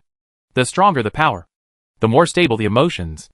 The sentinel is strong, but also fragile. And I don't have such a weakness. Hua Chu didn't understand why she said this, but suddenly felt very sad. What do you want to say? I mean Bai Jin. Her monitor has been taken out. Do you know what that means? She will increase her strength more than tenfold in a short period of time. Her endurance and willpower are very rare. That's why I put her next to the eldest lady. But it doesn't mean she can cope with such a drastic change. You mean, she will hurt Moo Moo? Hua Zheng seemed to have heard something funny. How could it be possible? How could a sentinel hurt his own guide? It's just that, as her abilities improve, her senses will become more acute, her emotions will become richer, and her love and dependence on the guide will become stronger. It sounds really enviable. What's wrong with that? If it can be like this, then I'd really thank God. Hua Chu glanced at a certain emotionless sentinel with dissatisfaction. The next part is the key point. Overly strong love will make the sentinel's possessiveness grow day by day, and gradually begin to doubt everything around him. For her, everything is a threat. She will do everything she can to protect herself, protect her guide, and when this sense of uneasiness reaches its peak, boom, she will even take her guide to death. This is one of the inhuman self-destruction mechanisms. How about it? Is it terrible? Hua Chu looked at Hua Zhen's smiling expression, and listened to her tone as if she was talking about the weather today, and she did feel a little cold in her heart. Of the more than 800 experimental subjects that Hua brought back from the Frankenstein base, only 35 are still alive today. Apart from the experiment itself, and the reasons for the failure of awakening, nearly 30 of the 63 surviving experimental subjects committed suicide at different times and places. Hua Zheng was responsible for the follow-up of these matters. So Hua Xiu only knew a number. Today, she finally knew the reason. She would never say again that she hoped Hua Zheng would have feelings. What should we do? Moo Moo. Not so fast for now. I will catch Hua as soon as possible and ask him where he is. Luckily he still cares about his son. Derek. I don't know what happened to Derek. Hua Zheng sneered. That's why I hate the way your royal family behaves. You are fighting to the death, but you still care about family affection. Oh! By the way, the old duke sneaked to Hezhou some time ago. I temporarily detained him for treason. Do you want to go and see him? What? Hua Chu was stunned. Uncle is here? Why didn't you say it earlier? Where is he? Treason is a serious crime. Of course he is locked up in a cell. Hua Zheng, you bastard. Hua Chu hurriedly stood up. Take me to see uncle. Since it is your majesty's request. But it is really rude for me to go there like this. Under the cloak. She was naked. Hua Chu looked at her with gnashing teeth. Why don't you put it on quickly? Why don't I let Qingguan take you there first? Anyway is fine. Hua Yuan Ziwei, as the queen's only uncle, has a special status in the empire. Yes, sir. It was enough to make the queen temporarily forget why the leader's injury had not healed, and ignore the real reason why she was so impatient to launch a strong attack. Chapter 131. Is she pregnant? Hua Mu had long hair since she was a child, and it had been waist-length for a long time before she was stranded on the island. But the longer her hair is, the more care she needs. When she is at home, there are people who help her take care of it. After being on the island for a long time, the inconvenience will also appear. This is the most important reason why Hua Mu cut her long hair. After cutting her hair short, she suddenly discovered the convenience of short hair. It is convenient to wash your hair, and you don't have to comb your hair in the morning. The only inconvenience is that you need to trim it frequently. However, her personal hairdresser is Bai Jin, which makes it more interesting. However, Bai Jin has always been upset about this, and still keeps the long hair she cut off. Since moving into a house, her life has gradually settled down. Hua Mu has found many alternatives to shampoo and conditioner, and she has gradually grown her hair back. Miss, is the water temperature suitable? Hua-Mu was lying on the reclining chair, with her head resting on one of Baizhen's thighs. And Baizhen was washing her hair. Yeah, okay. Okay. Although the comfort of the chair cannot be compared with the past, the Sentinel service is no less than that of the professionals. Is there any itchy part? Yeah. Then a little in the middle, yes, right here, a little heavier. Ah, comfortable. Hua-Mu enjoyed the scalp massage of the white pillow, while doing the kicking action. Recently, the Sentinel was too considerate, and because the output of palm sugar began to stabilize, she developed a lot of desserts in her spare time. When she came to her senses, Hua-Mu suddenly found that she had a tendency to develop horizontally. This was too terrible for a young girl. In order to lose weight, Hua-Mu would exercise whenever she had free time. Although most of the time she would do it with Baizhen. The sentry sat at one end of the recliner, scratching and rubbing Hua-Mu's scalp. Miss, are you exercising again? Yes. If you don't do it, you will become a pig. I have a lot of fat on my belly recently. Hua-Mu touched her belly, and felt sad because of the soft touch. She has indeed eaten a lot of cold drinks and desserts recently. Since she doesn't have to appear on TV, she has also neglected her image. I think it's just right. You were too thin before. Although Sentinel's words were pleasant to hear, they couldn't comfort Hua-Mu at all. What are you talking about? She pinched the flesh on her belly, and then looked at Baizhen's still flat and beautiful abdominal muscles. Ah, it's really great from this angle. You have a vest line, and you say I'm just right. I think you are laughing at me. Hua-Mu couldn't help but touch Sentinel's belly, and then she never let go. No. I can't go on like this. I'm going to start doing crunches. Then I'll do it with you. Ah. I don't want to. If you do it with me, I'll look like a weakling. Hua-Mu found that Baizhen has become more and more clingy recently, and seems to be able to turn on the gentle drowning mode anytime and anywhere. The two of them went to the beach to replenish supplies. But when they saw the blue sky and the blue sea, they somehow expressed their feelings, and they almost didn't accomplish anything the whole day. Ah. Of course I don't mean to hate her. She seems to have said this sentence in her heart countless times. Although I don't hate it. I just feel that it's a little weird. But being weird is also good. This weird sentry is also very cute. The weird sentry was very frustrated that he couldn't exercise with the young lady. He lowered his eyes and said hopefully, Then, I won't do it with you. I will accompany you. Okay? Young lady. Although exercise is good, you may hurt yourself if you are not careful. I will watch you from the side. Is she a child? Can you hurt yourself by doing a sit-up? Hua-Mu also found that this sentry has been particularly worrying recently. But there was nothing wrong with this proposal. She nodded and agreed. Since you are so sincere. The Sentinel's expression immediately brightened. His eyes and eyebrows were full of smiles.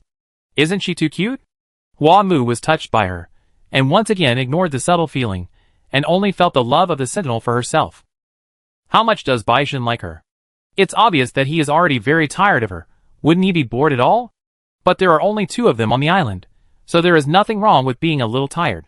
She also likes to be with Baizhen, likes to touch her skin, likes to be taken care of by her, and likes to pamper her. The pleasure of petting a large Sentinel is probably more like petting a leopard than petting a cat. The big cat looks fierce, but it is so clingy and coquettish that it is almost fatal. If the reserved food has nothing to do, it will also stick to it and lie on the Sentinel's belly. The big and small are just like they were carved from the same mold. Even though the Sentinel's spirit body is from the white wolf. Because she lives too leisurely and comfortably. Hua-Mu even feels guilty sometimes. Aunt and father must still be worried. Right? Or they think she is dead, and are heartbroken, but she is living a happy life here. Ah, but if she is with her Sentinel, with the person she likes, with Baizhen, she will feel happy and satisfied from the bottom of her heart. Hua-Mu has liked Baizhen for a long time, although she didn't dare to realize it at that time, but now she is very sure of it. But the feeling at that time is really different from now. She was upset because of the Sentinel's forgetfulness, annoyed because of her concern for the Sentinel, and secretly sad because she knew that the relationship would end in vain. What does love taste like? Perhaps because of the bitterness of secret love. She didn't even bother to understand it, and went straight to the point to get to the deeper content. Sensory delusion is simpler and more direct than entangled emotions, and it also made her feel happier at that time. But now, she has a brand new experience, tasted a more wonderful taste, and felt a stronger sensory experience after the heart-to-heart connection. The worries and sorrows she had in the past were really not worth mentioning. As long as she was with Baizhen, she would feel happy. Baizhen carefully washed Huamu's hair, and then dried it bit by bit with a towel. The sentry's warm palms were like a natural dryer, and it didn't take long for the platinum-colored hair to return to its soft and fluffy appearance. Huamu wanted to exercise under the shed built outdoors. Baizhen saw that she could only move slightly on the recliner, so he simply sat aside and made a special plank bed for her to exercise. The sun was shining brightly on the island, and the temperature was a little high. The two of them soon sweated a lot. Baizhen, I want to drink honey lemonade. How cold. Huamu's stomach was sore from practicing, and he was sweating all over because of the heat. After a while, he fell into a resting state. The good thing about having a human-shaped ice maker is that you can drink ice drinks anytime and anywhere. The sentry worked hard and hurriedly poured a glass of lemonade for the young lady, and also considerately added a few slices of mint. Huamu was not polite at all, and took it and gulped down a few mouthfuls, and drank most of the glass in one go. Wow, refreshing. Huamu's current appearance really doesn't show any of the elegance and intelligence of a noble lady. She is also increasingly liberating her nature, no longer pretending. The sentry looked at her with a smile. Although he didn't drink a single sip, he showed a satisfied expression. Miss, drink slowly.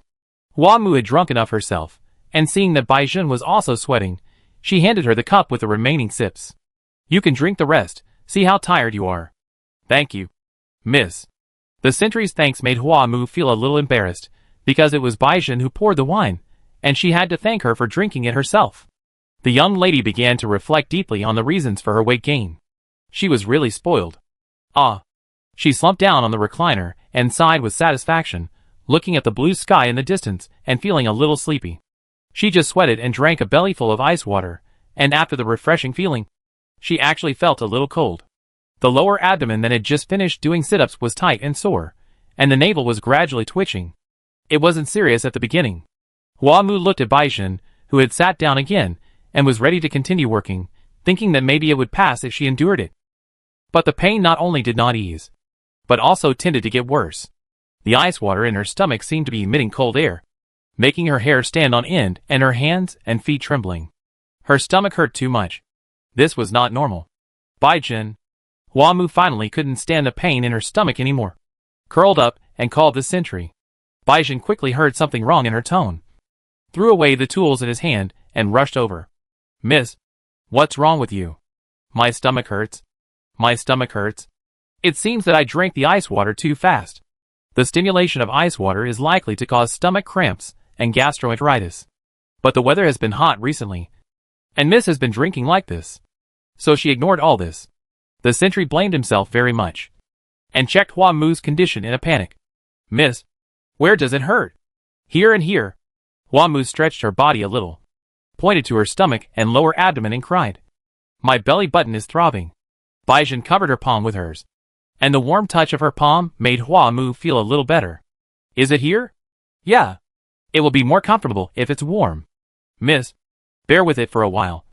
I'll go get some hot honey water, and try a hot compress. Okay.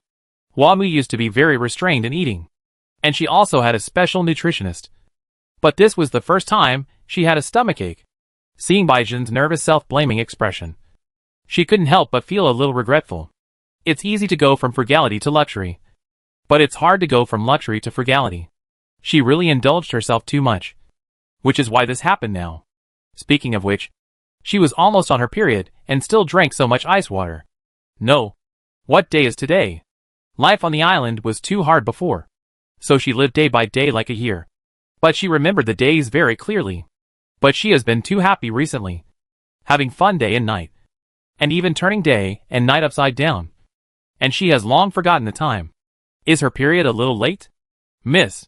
Seeing Baizhen hurried back with hot water, Huamu suddenly felt cold from head to toe. It's already 10 days late. 10 days. Is it really just late? Chapter 132. Are you pregnant? Miss? Miss? What's wrong with you? The sentry hurried back, and saw the girl's face covered in cold sweat and a dazed look. She called out twice, but she didn't respond, so anxiously she hugged her tightly in her arms. Miss, is your stomach getting worse? Huamu finally came to her senses, and the pain in her stomach continued, and she was in a panic because of the possibility in her mind. White pillow. She grabbed the sentry's hand and tried to express her worries to her, but she was speechless for a moment because she was at a loss. Is that really the case? Or is it just her illusion? She remembered that the probability of pregnancy between sentinels and guides of the same sex was very low, and in many cases, they even had to use drugs or artificial methods to conceive. And Baizhen has always been very careful, so she dared to indulge herself like that. But it's not 100% safe, right? No matter how small the probability is. It doesn't mean there is no chance. Isn't this the meaning of the word accident? Although it's not that she doesn't want children, if it's the offspring of Baizhen, she won't mind having more than one, no matter who will give birth to it. But now is not the right time. She is not ready in any way. She is still so young, and her marriage has not lasted long. Moreover, there is no complete medical facility on this island. She dare not imagine how to have a baby. Moreover, her stomach hurts so much now. Will it be? Hua Mu is in panic, and panic again, but she can't tell which possibility she is panicking about. She never thought that she would be so timid about this matter. Miss, how are you? Seeing Hua Mu didn't say anything for a long time, Baizhen was even more nervous. Miss? Hua Mu subconsciously touched her lower abdomen. The sentry's palm was gently covering it, finally came back to her senses. Baizhen. Baizhen's eyes were already tearful, as if she was the one with the stomachache. Does it hurt a lot? It did hurt a lot, but the guest took away more of her attention than the pain. Baizhen, my period is 10 days late. Do you think it's possible? Is it possible what? Baizhen's brain suddenly fell into a long blank. All her senses seemed to leave her at this moment. She felt that she couldn't understand Hua Mu's words, and couldn't think about that possibility. No. Was it really incomprehensible?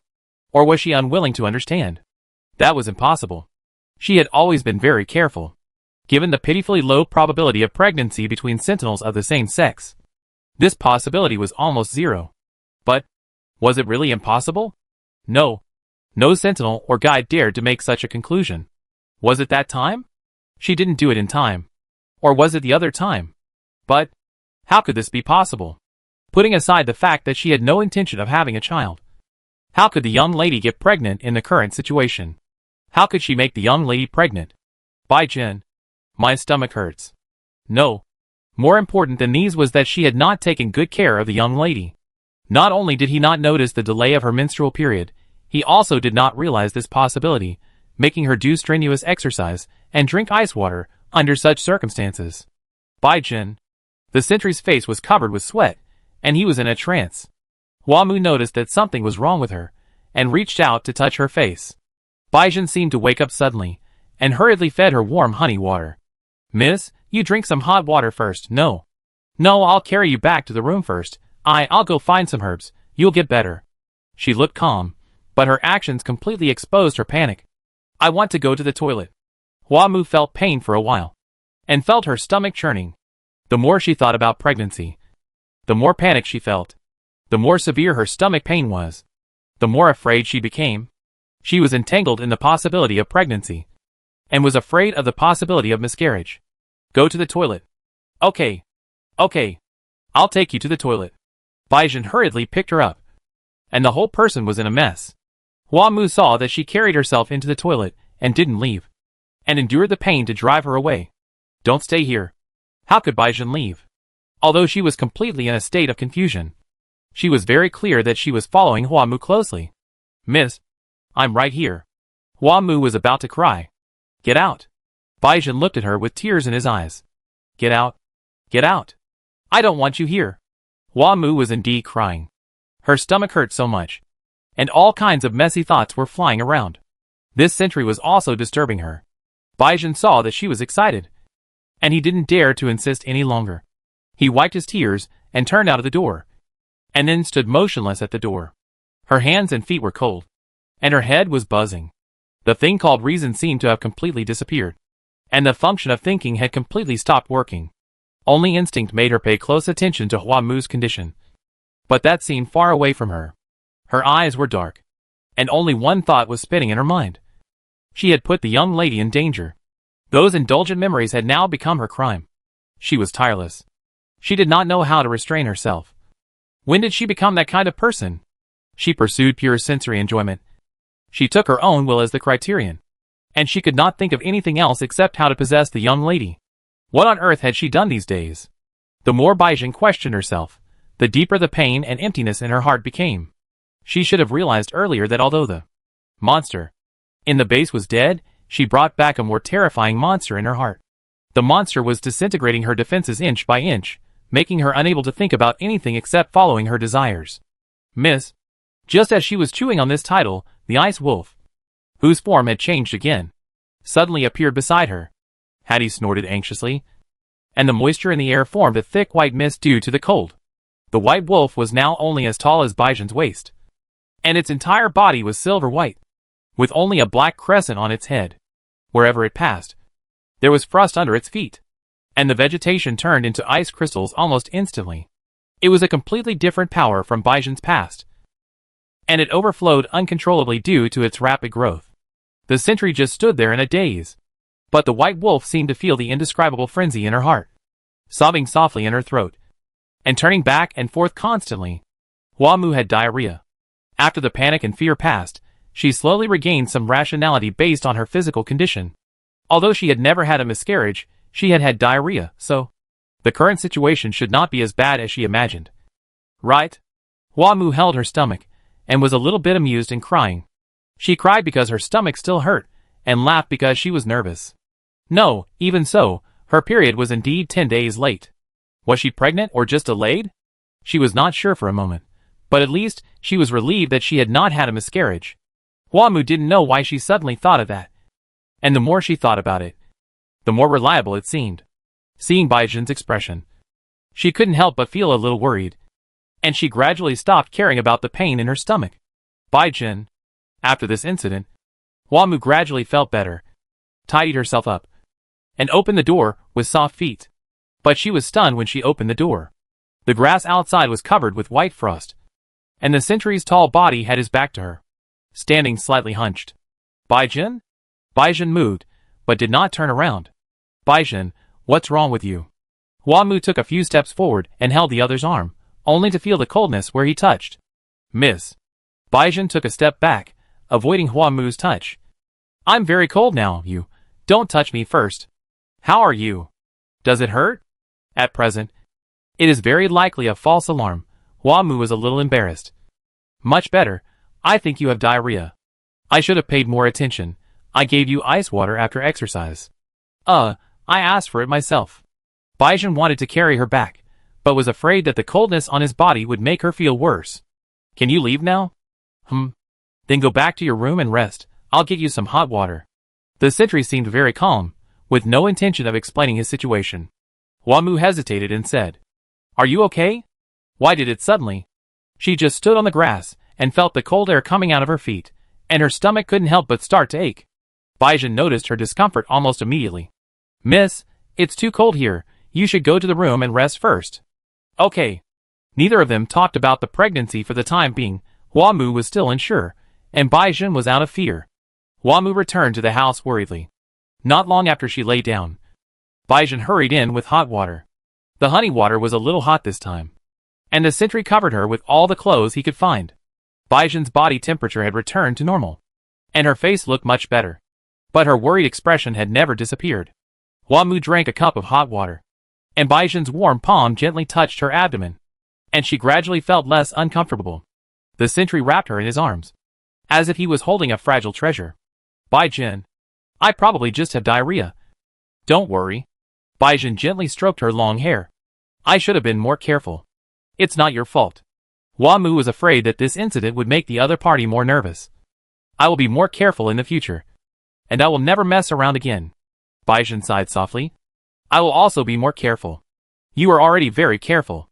Not enough. Not enough. Hua Muzhen was in her arms, looking at her tender expression, hesitantly said, You say, if I really? What should I do? The sentry's breathing stagnated for a moment, and then he hugged her tightly. No matter what, I will be with you. Miss, I won't let anything happen to you. Chapter 133 Pregnancy. Hua Mu spent 5 days in fear. During this period, she didn't even exercise. She was very careful even in her daily activities. She didn't know if God heard her prayers. Her menstrual period finally came half a month late. Hua Mu never thought that she would look forward to it so much. Even though it was more painful than usual, she still cried with joy for meeting it again. It was really great that she was not pregnant. She breathed a sigh of relief. The more she thought about it, the more she felt that she was worrying too much. It was just that I drank too much cold drinks and my work and rest schedule was irregular, which led to the delay of my menstrual period. How could I think of that? They worried for so many days in vain. Baizhen was obviously relieved, and a smile appeared on his face that had always been stern. Of course, the delayed menstrual period was more unbearable than before. Huamu lay on the bed with a weak breath, and could only rely on hot water and Baizhen's massage to survive. If I had known, I would not drink so much ice water. She regretted it, and was upset for her lack of self-control. I was negligent. I didn't take good care of you. The sentry held her in his arms, and gently massaged her waist and abdomen, so full of love that it was more like a mother than a lover. This was not Huamu's illusion. Baizhen's pure love was so strong. After the panic passed, Huamu felt a new uneasiness. Although she had some feelings before, but now it was so strong that she couldn't ignore it, especially these days when she couldn't do anything. Baizhen treated her like a fragile doll. Too exaggerated. Although Baizhen is a cautious person, although she has taken good care of herself, although sentinels should be considerate of guides, but there is something wrong. This strange feeling is detected from the daily life with her lover, and is revealed from her expression, words, and body movements. Baizhen often appears anxious, dazed, panic-stricken, like a frightened bird. It's not that serious, and I'm not pregnant. Although it was a false alarm, Huamu couldn't help but feel scared. During the 5 days when her period was late, she had even decided to accept the reality, tried to adjust her mentality, and put herself in the position of an expectant mother. Looking back now, she felt a little bit subtle. Baizhen hugged her tightly, as if he was afraid of losing her. Fortunately, it's not. Thank God it's not. Huamu touched her hair and sighed. I'm sorry to have worried you. It's really okay. It's true. It's not easy for a sentinel and a guide of the same sex to get pregnant. They can't even get pregnant if they want to. It's true. The probability of pregnancy between sentinels of the same sex is even lower than that between a guide and an ordinary person of the opposite sex. Baizhen breathed in the fragrance from Huamu's neck, and said in a muffled voice, But it is not impossible. I was negligent before. Huamu felt something was wrong, and his heart sank. But wasn't everything fine before? This time we made a mistake. It's better to be safe than sorry. If this is true, I really... The sentry's voice was a little tearful, and he was obviously emotional again. So, isn't it that we were completely wrong? Our previous practices were already very safe, and this kind of thing would not happen. Huamu listened to Baizhen's tone and meaning, and hurriedly wanted to dispel her idea. No. It's too late if it really happens. This incident is just a warning. Huamu felt dizzy, and asked with all her might. You mean to be more cautious? That's right. We should be more careful. Baizhen kissed her forehead, and said firmly, Miss, I didn't control my confidence in that situation.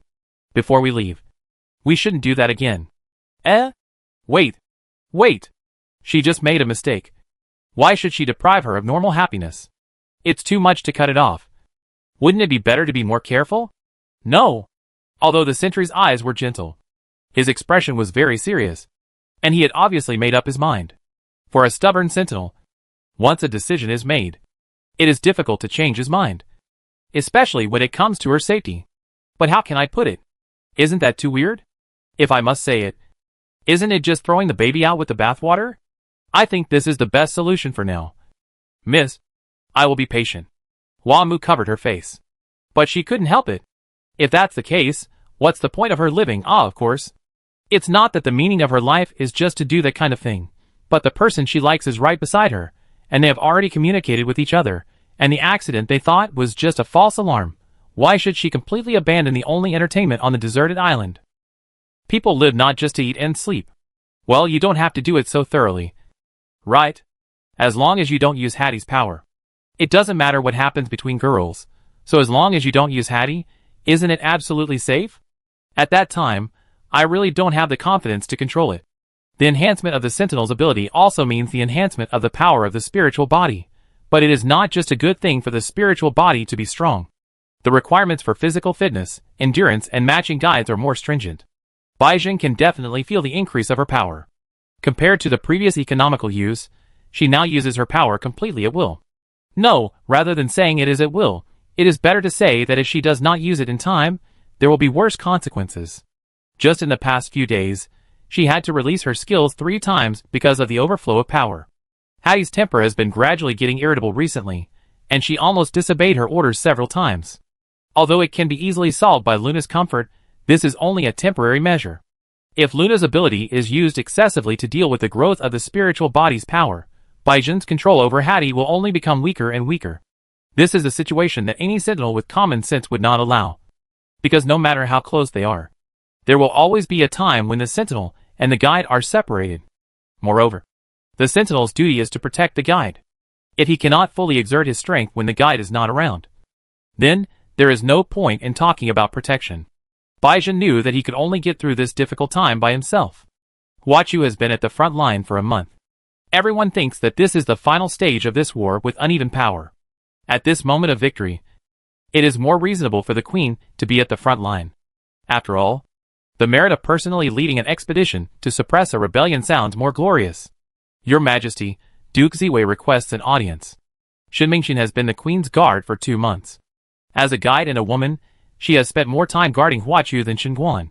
The queen frowned, looking somewhat helpless and embarrassed. He said, I have official business to attend to. The Duke said he is willing to wait for you at the door, no matter how long it takes. It is not acceptable for even the queen to keep her elders waiting for a long time. When her father died, if her uncle had not rushed back to the imperial capital to help her stabilize the situation, she would have gone through countless twists and turns to succeed to the throne. In terms of emotion and reason, she shouldn't do this. Let uncle in. Duke Ziwei is over 50 years old, which is the prime of life for a sentinel. After more than 10 years of self-cultivation, he doesn't look much older than Huaqiu. He has a handsome face and elegant temperament. As a duke, he is a professor at the University of the Fiefdom and a world-renowned scientist. Your Majesty, it has been a month since Huayuan Ziwei was released. He no longer looks embarrassed when he was imprisoned. He only looks a little anxious and tired. Huaqiu took the initiative to greet him and asked him not to be polite. Uncle, you don't need to be polite. The two sat down, and there was no conversation for a while. Uncle, are you feeling comfortable these days? I haven't apologized to you for what happened before. Huaqiu was natural, pretending not to know his purpose, and chatting casually. Huayuan Ziwei also seemed a little hesitant and difficult to speak, and only replied vaguely. I'm fine recently. It's not a problem. It was a misunderstanding. And the leader is also very sorry. But she has been busy recently, and cannot come to apologize to you in person. Huayuan Ziwei waved her hand. The leader is just doing his duty. I don't take it to heart. But, uncle, is there something difficult to say? Huaqiu asked knowingly. Duke Ziwei pondered for a long time, and finally said with a stiff face. Xiaoqiu, although uncle doesn't usually care about national affairs, he has always supported you very much. Right? I have always remembered your help. Huayuan Ziwei smiled. Then uncle wants to ask you a favor today. Asa? Huaqiu was overwhelmed when he heard Huasa's name. How could she not know the purpose of Huayuan Ziwei's visit? As the only elder of the few people now, the old duke tried hard to maintain the peace and warmth of the royal family. I know he is fooling around. And I also know you are very angry. But blood is thicker than water.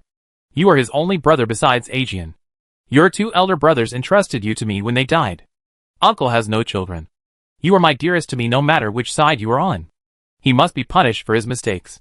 I only ask you to spare his life. He said it as if it was a harmless prank by an ignorant child. Huaqiu couldn't help but complain in his heart, knowing that this uncle had no political purpose. Saving Huasa's life was not a difficult matter. But Hua Zheng's intention was very clear, and Huaqiu was not sure he could convince her. Uncle, it's not that I don't want to save Huasa's life, but no one can predict what will happen on the battlefield. If he resists to death. I know that. But, although uncle himself is not a strong sentinel, he is also very clear about the leader's ability. I just hope she can show some mercy. Although Huaqiu respected Huayuan Ziwei, he couldn't help but feel a little dissatisfied when he heard this. Huasa's life is life, but isn't a Yang's life life? Even a lion will use all its strength to fight a rabbit.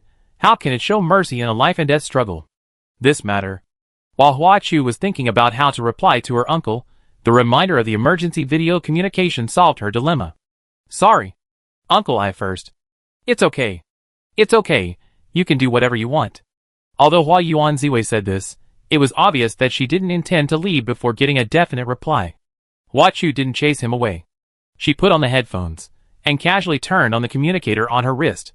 The image of the Queen's personal doctor was projected on the screen. What's wrong? Hua Chu originally thought it would be news from the front line. But she didn't expect it to be from this old friend.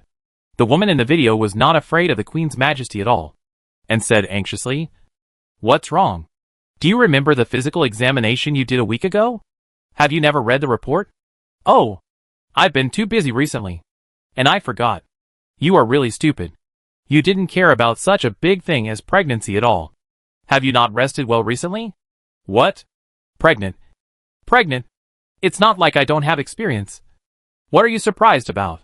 Hua Yuanziwei couldn't hear the other person's voice because of the special headphones. But he knew who the person in the video was. After watching Hua Chuwei for a long time without any response, he could not help but anxiously asked, "Xiao Chui, what's wrong with you? Are you sick because you are too tired recently?" Hua Chuwei seemed not to hear his words, and stared blankly at something. "Xiao Chui?" At this moment, she suddenly felt a palpitation, although there was no spiritual connection, because the body was already in a state of connection. There was still a certain connection between her and Hua Zheng. The moment the stabbing pain surged into her heart, Hua Chuwei felt that everything in front of her was dark. A Zheng? Xiao Chu? Hua Yuanziwei finally realized something was wrong. The Queen's spirit body, which rarely appeared in front of people, a bird-like winged beast with a human face named Siren suddenly appeared in the room. Siren's appearance was almost exactly the same as the Queen's, but its eyes had never been opened before. But at this moment, Duke Ziwei saw its pupils for the first time. Siren raised her face high, and her pure white pupils, like crystal, looked at somewhere with pain and fear, and her voice, which was known for its beautiful and pleasant voice, turned into a sharp, piercing and sad scream. Hua Chu looked painful as if she was suffocating, and after the world spun around, she finally heard her uncle's voice. Xiao Chu. A young. Chapter 134 Conditions. Almost when Hua Chu fainted, the news of the failed assault came from the front line. Although most of the special attack team was safely withdrawn, the invincible leader was missing. The command center was suddenly in chaos. If it weren't for the calm command of Duke Ziwei and Grand Duke Hua Jian, the situation would have been stabilized by switching from offense to defense. The balance of victory in this battle might have tilted. The Queen slept for a whole day and night before waking up the next night. Liang Jinshan and Du Minjun, as members of the special attack team, were called to the ward to report the situation. The two came with the negotiation message sent by Hua Su. The leader went alone to fight those pairs of sentinels, guides and intelligent creatures in order to let us retreat. Your Majesty, it's our incompetence. Liang Jinshan had tears in his eyes, and his face was full of regret. Du Minjun gently placed her hand on his shoulder and comforted him. The situation was urgent at the time. The abilities of the 6 sentinels and guides were all above S level, and the intelligent creatures were also at the disaster level. Their abilities were unheard of and unseen. The leader's judgment was correct. Even if we stayed, it would be useless. Even so, if we were together, we could delay a little time. We should have been protecting the leader, but we asked her to do it instead. Hua Chu looked calm and pale. After listening to the two people's brief account of what happened, she said, "Since it is the leader's order, you go down first." Hua Su sent the negotiation agreement at this time, obviously because he had the bargaining chip in his hand, which meant that a Deng's life was at least not in danger for the time being. As for those sentinels and guides who suddenly appeared, the other party would definitely show them off. Sister, Hua Jian was very worried about Hua Chu's current situation. Pregnancy is a hurdle for royal family members and their partners. During pregnancy, the ability to serve as a sentinel will drop sharply, and it will take some time to recover after giving birth, because it is very likely to be regarded as a weakness by reactionaries. This is of course also a royal secret. Have you seen the video sent by Hua Su? Well, at this moment, there are only 2 siblings in the ward. Hua Su finally showed a fragile look. How is it Zheng? She is still alive, but... Seeing Hua Jian's face full of embarrassment and heartache, Hua Su couldn't help but let out a low groan. I want to see Hua Su's message. Sister, you are not suitable to see that now. I have listed his requirements and conditions. Ah Jian. Hua Chu had tears in her eyes, but her gaze was still very oppressive. Show it to me. Hua Jian knew that she couldn't beat her, so she had to turn on the projection device. The first thing that appeared on the screen was Hua's face, slightly dark blonde short hair, and his handsome face was no longer graceful because of his thinness. His dark green eyes were filled with a neurotic smile, and the expression on his face was also psychedelic and crazy. He's crazy. Hua Chu hadn't seen Hua for a long time. When he first saw him, he was shocked. Anyone can see it. Hua took a few steps back. Perhaps because he turned on the 3D photography mode, Hua Chu saw where he was clearly. Hua Chu covered her lips tightly. Hua Jian couldn't help but turn her face away. The room in the picture was probably a research room. It was filled with various facilities. In the middle stood a transparent nutrition cabin. Hua Zheng was inside. But that was no longer a complete Hua Zheng. The originally flawless body was now missing a right arm and a left leg, and the wound was even slowly dissolving. A pipe for transporting oxygen and nutrients was buried in her throat. Her long white hair was scattered in the light green liquid, and her skin was almost transparent. Hua Jian heard her sister suppress crying, and Hua's disgusting explanation. Hua Chu, did you see it? What kind of monster is this? Hua stood in front of the nutrition cabin, patting the transparent glass cabin wall, and said to the camera, "What a disgusting perfection, this is your father's masterpiece. It is a gift that he gave to you, to bring happiness to the royal family. Ah, but that madman Hua Yuandu does not allow me to have happiness. Is it because I am not the king?" Hua's face was almost distorted. As long as she is here, not only will Alyssa be resurrected, but the royal family's sad wish will also come to an end. Zheng, the person who seemed to be sleeping in the incubator, suddenly opened his eyes at this moment, as if he had sensed the existence of the flower cluster and cast his eyes on her. This was of course impossible. But Hua Chu felt that his eyes had made contact with her. Hua looked at Hua Zheng and opened her eyes. And his smile became even crazier. Hua Chu, do you know what the best thing is? The best thing is that this monster can still maintain consciousness in this situation. These two. He pointed at the people standing on both sides of the nutrition cabin. Hua Chu then noticed the two expressionless sentinels and guides, who had been standing there like statues with their hands pressing against the glass cabin wall. Let me introduce you to them. They are the remnants of the Angel's Hand plan, and are specially used to deal with this monster. Their abilities are to suppress regeneration and inflict pain respectively. Sister. Hua Chu almost vomited. Hua Jian hurriedly stood in front of her, and said worriedly, "Let's not see him go crazy. Zheng is not in danger for the time being. Let's see his conditions first." Hua Chu pushed him away, and stared at the figure in the picture. Hua said, as if talking to himself, as long as I have her, Hua Yuandu. That madman. Succeeded? How can I fail? Alyssa will definitely come back to me. What curse, what sad wish, as long as I become the king. Madman. I actually believed those ridiculous legends, and had such crazy ideas. This is not infatuation, but just obsession. I know you must be saying I'm crazy. Right? Hua suddenly rushed to one of the cameras. Do you think those are just legends? You know the history of the royal family better than me. Are there so many coincidences? Hua Chu felt cold in his heart. Hua Jian was also silent. I thought about it for a long time. What went wrong? Then I found the answer. The history of the royal family. It turns out that we are just monsters. Anything powerful cannot be without a price. Our price is to sacrifice our partner. The sentinel who survived without a guide, that must be a curse.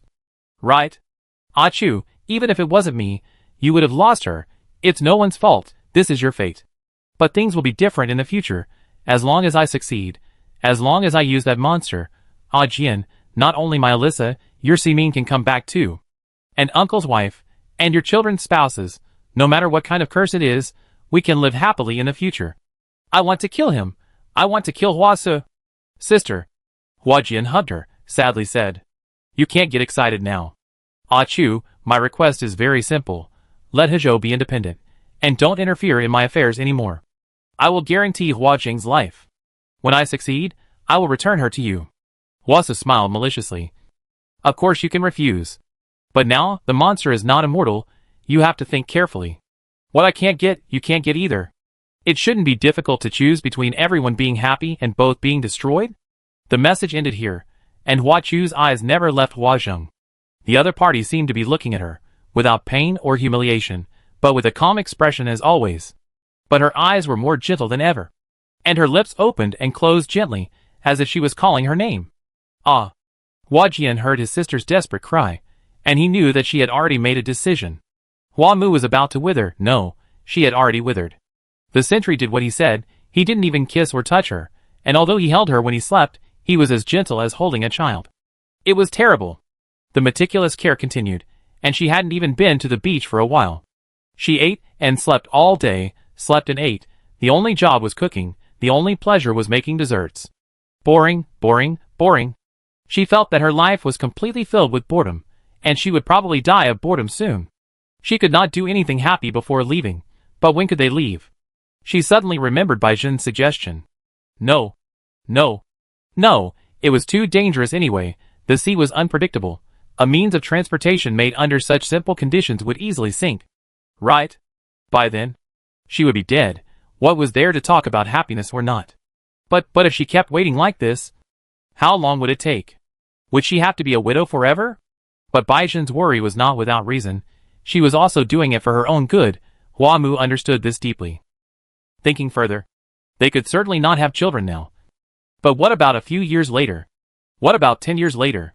Even if they really had a child, would they let her live on such an isolated island? If her aunt and father were still looking for her, then it would be okay to wait a little longer. But a year had passed, and if they thought she had died and gave up the search, wouldn't she and Bai Zhen never be able to go back? Because of the happiness before. Hua Mu didn't have time to think about such distant things. But now she had a lot of time to think. With the strength of the empire, if they still can't find the two of them in a year, then they will just have to rely on luck in the future. If you think about it carefully, leaving on their own initiative is the only choice for them now. But Hua Mu was very scared. The most important reason why she rejected Bai Zhen's proposal was fear. No matter how she pretended, no matter how she forced herself not to care, she knew that she had a deep fear of the sea. She could still overcome it with land under her feet. But if she was drifting on the sea, she really didn't know what would happen to her. Chapter 135. The young lady made up her mind. The coastline that stretched for several kilometers was covered with thick ice. If it weren't for the lush jungle on the island, probably no one would have thought that this was a scene on a tropical island. Bai Zhen sat next to the unassembled diving chamber, staring blankly at his masterpiece. Hattie stood far above the ice on the coast, and howled at the sky. There was no doubt that the power in her body was becoming more and more unreasonable. With the growing power of the spirit body came the desire for the guide element. Simple spiritual combing could no longer satisfy Hattie's needs. After letting it vent, Bai Zhen returned to the scene again, and then stood up to repair the diving chamber. Because she was worried about Hua Mu. She could not leave for too long every day, so the progress of the repair was a bit slow. But she finally found a suitable transformer to connect the small nuclear reactor to the diving chamber system. The next step was to test the stability of the system and the sealing of the chamber. Just as she was about to install the back cover, a black figure suddenly appeared in the sky. Although Hua Mu had that thought in her mind, she still hadn't made up her mind. The desire to leave was strong, but fear often had a greater impact on the decision. With less time to get along, she naturally needed less time to rest, and she didn't need to sleep during the day. Hua Mu suddenly realized that Bai Zhen's time away was so long. He went to the beach for most of the day, which was a bit strange, wasn't it? Although it was good to have fresh fish every day, he could also take her with him. She was bored. Hua Mu immediately felt something was wrong when she thought about it. What was so attractive about the beach to Bai Zhen? Is it more important than staying with her? Could it be Helena? She sat up from the wooden bed and decided to go and catch the adulterer. Now! Hua Mu was afraid of heights, and she was not as skilled as Bai Zhen, and she could not take a shortcut without sentinels, and she could not go down the cliff directly. But she was no longer the delicate young lady, and she put on a cane and a hat, and prepared to take Luna and the food reserves to take a detour. With Luna, she was not afraid of not finding Bai Zhen. The only thing she had to consider was the route. After all, Luna could fly, and it would not be wise to follow her. Is it in the east? The south bank was closer, and the products were more abundant. Nowadays, Bai Zhen usually went there to find food. There were salt fields in the north, and the two would go there when they needed to replenish sea salt. But today, Bai Zhen was neither in the south nor in the north, but in the east, where the two parked their diving cabin. What are you doing? It's so far. You have to take a detour to go to the east. According to Huamu's pace, she might not be able to reach the destination even if she walked for an afternoon. For now, there is no other way except riding Luna. As a noble lady, riding a horse is almost a compulsory course. Huamu's riding skills are pretty good. If it is just riding Luna, it is naturally a piece of cake. However, Luna has little experience of being ridden, and she will not consider the person on her back and avoid obstacles on flat ground. She almost hit the tree trunk several times before, which made her very scared. Can't you fight for your dignity? Huamu looked at her unicorn, which has reached the full adult size and looked super majestic, and couldn't help but feel a little discouraged. Look at Hattie. Baizhen can even close his eyes when he sits on it. Luna seemed to dislike her master's disdain. She raised her head and snorted, and made a dissatisfied eep sound. What do you mean? Luna shook her mane and looked at her with her eyes down. I'm not afraid to fly. If you hadn't broken my leg last time, I could. Anyway, you are useless. Luna was very unhappy. She took a stance, flapped her wings, and flew into the sky with a whoosh. Meow. The reserve seemed to have sensed its movements and leaped a few times on the spot and meowed towards the sky. Huamu felt that Luna was mocking her. What's so great about that? Get down and take me to Baizhen now. The unicorn flew gracefully in the sky and slowly landed on the ground. Ah! Huamu had this idea not just to be angry with Luna. How childish is it to compete with your own spirit? It's just that she found that she had a lot of post-traumatic stress disorder, and she thought about her hesitation to make up her mind. So she took the opportunity to overcome her fear of heights first. Luna was quite obedient. She folded her front legs and lowered her body to let Huamu get on her back. Huamu was still a little worried. She packed a pair of underwear and stuffed it into the basket. The food reserve jumped in without waiting for her to pick it up. It seemed that she was looking forward to this high-altitude trip. Huamu looked at the bright eyes of the rusty-spotted cat and gritted her teeth to carry the basket. Even a cat is not afraid of flying. So what is she afraid of? Isn't flying in the sky a human dream?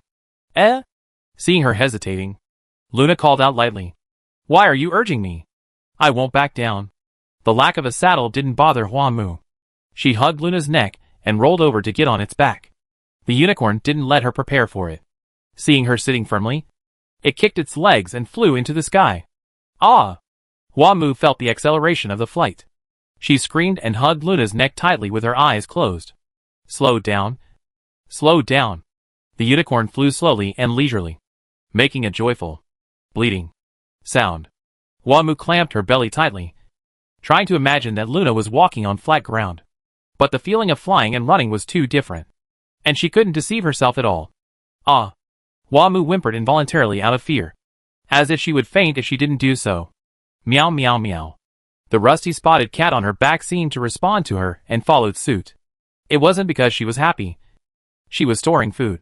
She wasn't crying because she was happy. Why? Luna made a light pirouette, and a crisp sound came out of her throat. Although Huamu didn't understand, she knew for some reason that she was being mocked. Don't underestimate me. Huamu was stubborn, and she tried to open her eyes, holding back her tears and looking down. Surprisingly, the situation under her feet was not as terrible as she imagined. The tropical rainforest was densely covered with vegetation and tall trees. Although Luna was not flying low, she was flying close to the treetops. So at first glance, she didn't feel like she was in the sky. Yibu. Luna laughed as if she had succeeded in a prank. And Huamu was so angry that she didn't even care about being afraid. And she freed one hand to pat her back. You dare to tease me. Luna flew lower, and Huamu's feet could even touch the branches occasionally. Her heart was still beating violently, but the dizziness and nausea were not as strong as she had imagined. The unicorn's taller and more muscular body gave her a lot of security, and the trust generated by long-term interactions also helped her reduce a lot of fear. Huamu exhaled lightly and sat up a little straighter. Standing high naturally means seeing far, and she can easily see the scenery of the East Coast from where she is now. Although it was difficult to find people because she didn't have the five senses as sharp as the sentinels. An unusual view of the coast quickly caught her attention. Is that ice? But how can tropical seawater freeze? These two questions didn't last long. She soon realized who caused it. There was a person standing next to the diving chamber. The other party had obviously discovered her, and suddenly ran towards her. Luna sped up without waiting for her master's order, which scared Hua Mu, and made her scream again. Miss! Baijin ah! As Luna landed lightly, Hua Mu's tense nerves finally relaxed. The sentinel rushed over and hugged the unicorn almost the moment it landed, and checked her physical condition in a panic. Are you okay? Are you injured anywhere? Why did you ride Luna out? Did something happen? I'm fine. Except that I need to change my underwear. Hua Mu pushed Baijin's arms away, pursed her lips, and looked at her, with a somewhat dissatisfied look on her face.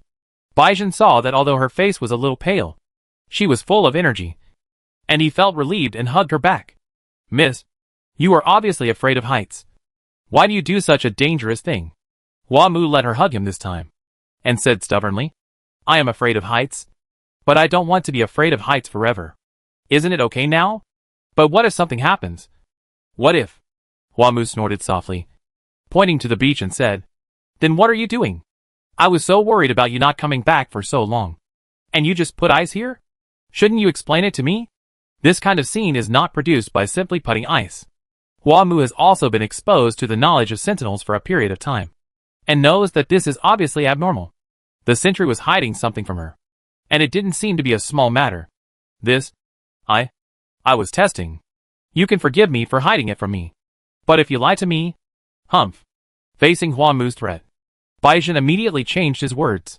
Yes, I am releasing the power of Hattie. Release the power of Hattie? Hua Mu had never heard of such a thing, and asked curiously, Why do you do this? Baijin sighed, and while releasing Hattie to let it play with Luna, he pulled Hua Mu to sit aside. Because if I don't do this, I will lose control of it more and more. Hua Mu was surprised. Hattie was so obedient. That was in the past. Miss, you should know about the situation of the spirit body going berserk when awakening. Right? Hua Mu knew. Of course. She had experienced it. What do you mean?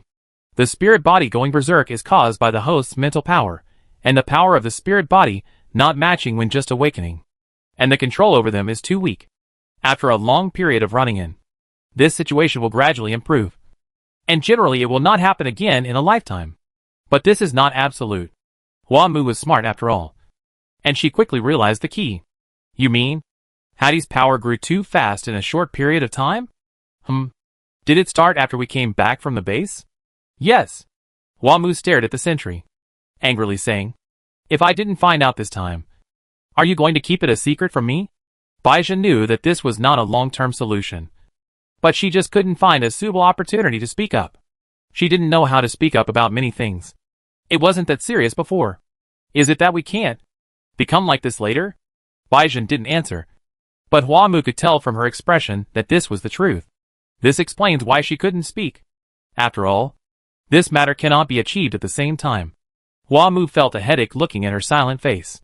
He glanced at the diving chamber on the shore and suddenly asked, Have you been repairing this thing recently? Hua Mu interrupted her. Let's go back. Chapter 136, Start Preparations. Deciding to go back, of course. It is not possible to go back just by saying so. But if Hua Mu is determined, Baijin does not have to prepare in secret. To cross the vast ocean, the first thing to consider is the transportation. The diving chamber can certainly be of some use in an emergency, but what the two need more is a sturdy boat with enough capacity, and able to withstand wind and waves. Baijin has experience in building oil presses and wooden houses, but she has only made canoes so far. Hunan has no sea, so only small boats that can be used in the river are enough. As far as the current situation is concerned, the main material of the boat can only be wood, and the type is roughly selected as a sailboat.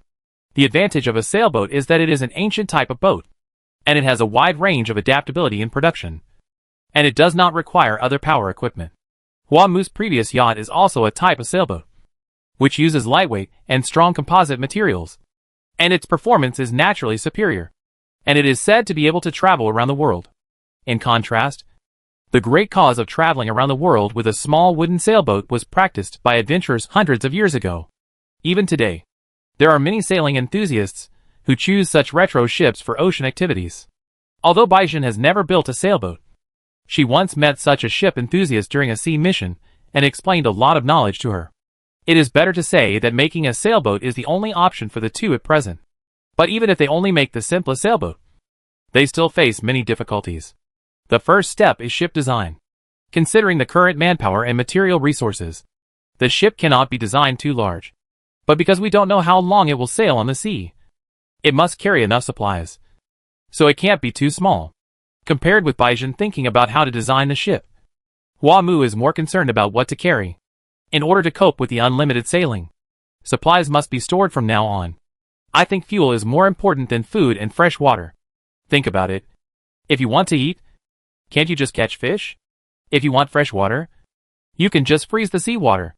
But whether it is cooking or boiling water, it is absolutely impossible without fuel. It is indeed as Hua Mu said. Although food and fresh water are extremely important, thanks to the ability of the sentinels, these two things are easier to obtain on the sea. The food you carry must be high in calories and density, and can be preserved for a long time. But you must also pay attention to ensuring the intake of plant fiber and vitamins. So dried fruits and vegetables are indispensable. It is initially estimated that it will take about 3 months to build a ship, and these things must be prepared in advance. Alas, it's a pity for our new house. We haven't lived in it for a few days. Hua Mu felt the most pity about this. The two of them had just started to get their lives on the island. They had spent so much effort on various living facilities, and now they could only use them for another 2 or 3 months. Baizhen thought while listening to Hua Mu's suggestions, and wrote down a few key points. It would be best if we could find some power equipment to assemble on the ship. There are also many small nuclear reactors on the guard robots in the Foundation. It would be best if we could use electricity if everything goes well. If it really doesn't work, the only way to light up is with candles and palm oil lamps, and as for cooking, you still have to use charcoal. It would be best if there was electricity, but we still have to make plans for both. How do you use the charcoal you mentioned? There's only a little left after burning wood every time. It's not that kind. There should be a lot of materials left after building a ship, which can be used to make charcoal. Hua Mu became interested. That's great, you teach me. She has been really bored lately, and she decided to go back, just from the point of view of being busy, which is probably a good thing. I still need to go to the base more often recently to see if there are any tools that can be used. Building a ship is not like building a house. It requires higher precision. Otherwise the ship will easily tilt. Hua Mu nodded. I was wondering if I could wake up Xiaohua and ask it something. Since those robots have small nuclear reactors, they should be able to start it. Right? Artificial intelligence combined with biotechnology. Its real core is not the biological brain, which is why Xiaohua still exists after Leviathan's death. The brain is used as a peripheral device mainly to increase the processing speed and storage capacity. Although the level of artificial intelligence will be greatly reduced after losing it, it can still perform a certain degree of calculation and management. Well, it is a good method. Although Baizhen wants to use the electricity as carefully as possible, it is difficult to say how much is left after powering the plasma gun. But what Hua Mu said is a highly efficient method. Then the next issue is water and food. The ratio of food and water to carry needs to be considered, and it should not be too little. It is best to bring food that does not need to be cooked. You don't know what will happen at sea. Anyway, try not to use the food when you can catch it. Making all kinds of pickled foods and dried goods is easy for Hua Mu. She can't help much in building ships, so she decided to take on these responsibilities without hesitation. Leave the food preparation to me. You can only help me with the physical work. Actually, I can do everything. A lot of wood needs to wait for shaping. Hua Mu didn't say anything, just stared at her. Miss? Are you my mother? Is maternal love a little too much recently? After not doing that kind of thing at all, she really often had illusions. This sentinel didn't treat her as a lover at all, but as a child. Right? Baizhen's expression was slightly stiff, and he pursed his lips and couldn't answer. Hua Mu clapped his hands and made a decision. It's settled. I'll prepare food and some other supplies, and you focus on building the ship. Yeah. This can't be done, a strong voice told Baizhen in her heart. This voice has appeared many times, like some kind of warning, and like the whisper of a devil. At first, it was just a faint premonition, but as Hua Mu was heard again and again, especially after she thought she was pregnant, the voice in her heart grew rapidly. Don't let the young lady do that kind of dirty and tiring work. When Hua Mu wanted to develop the vegetable garden, that voice said so. But Baizhen knew that Hua Mu was not someone who was willing to rely on others, and she would not stop the efforts that the other party wanted to make. And the result was that the young lady was injured.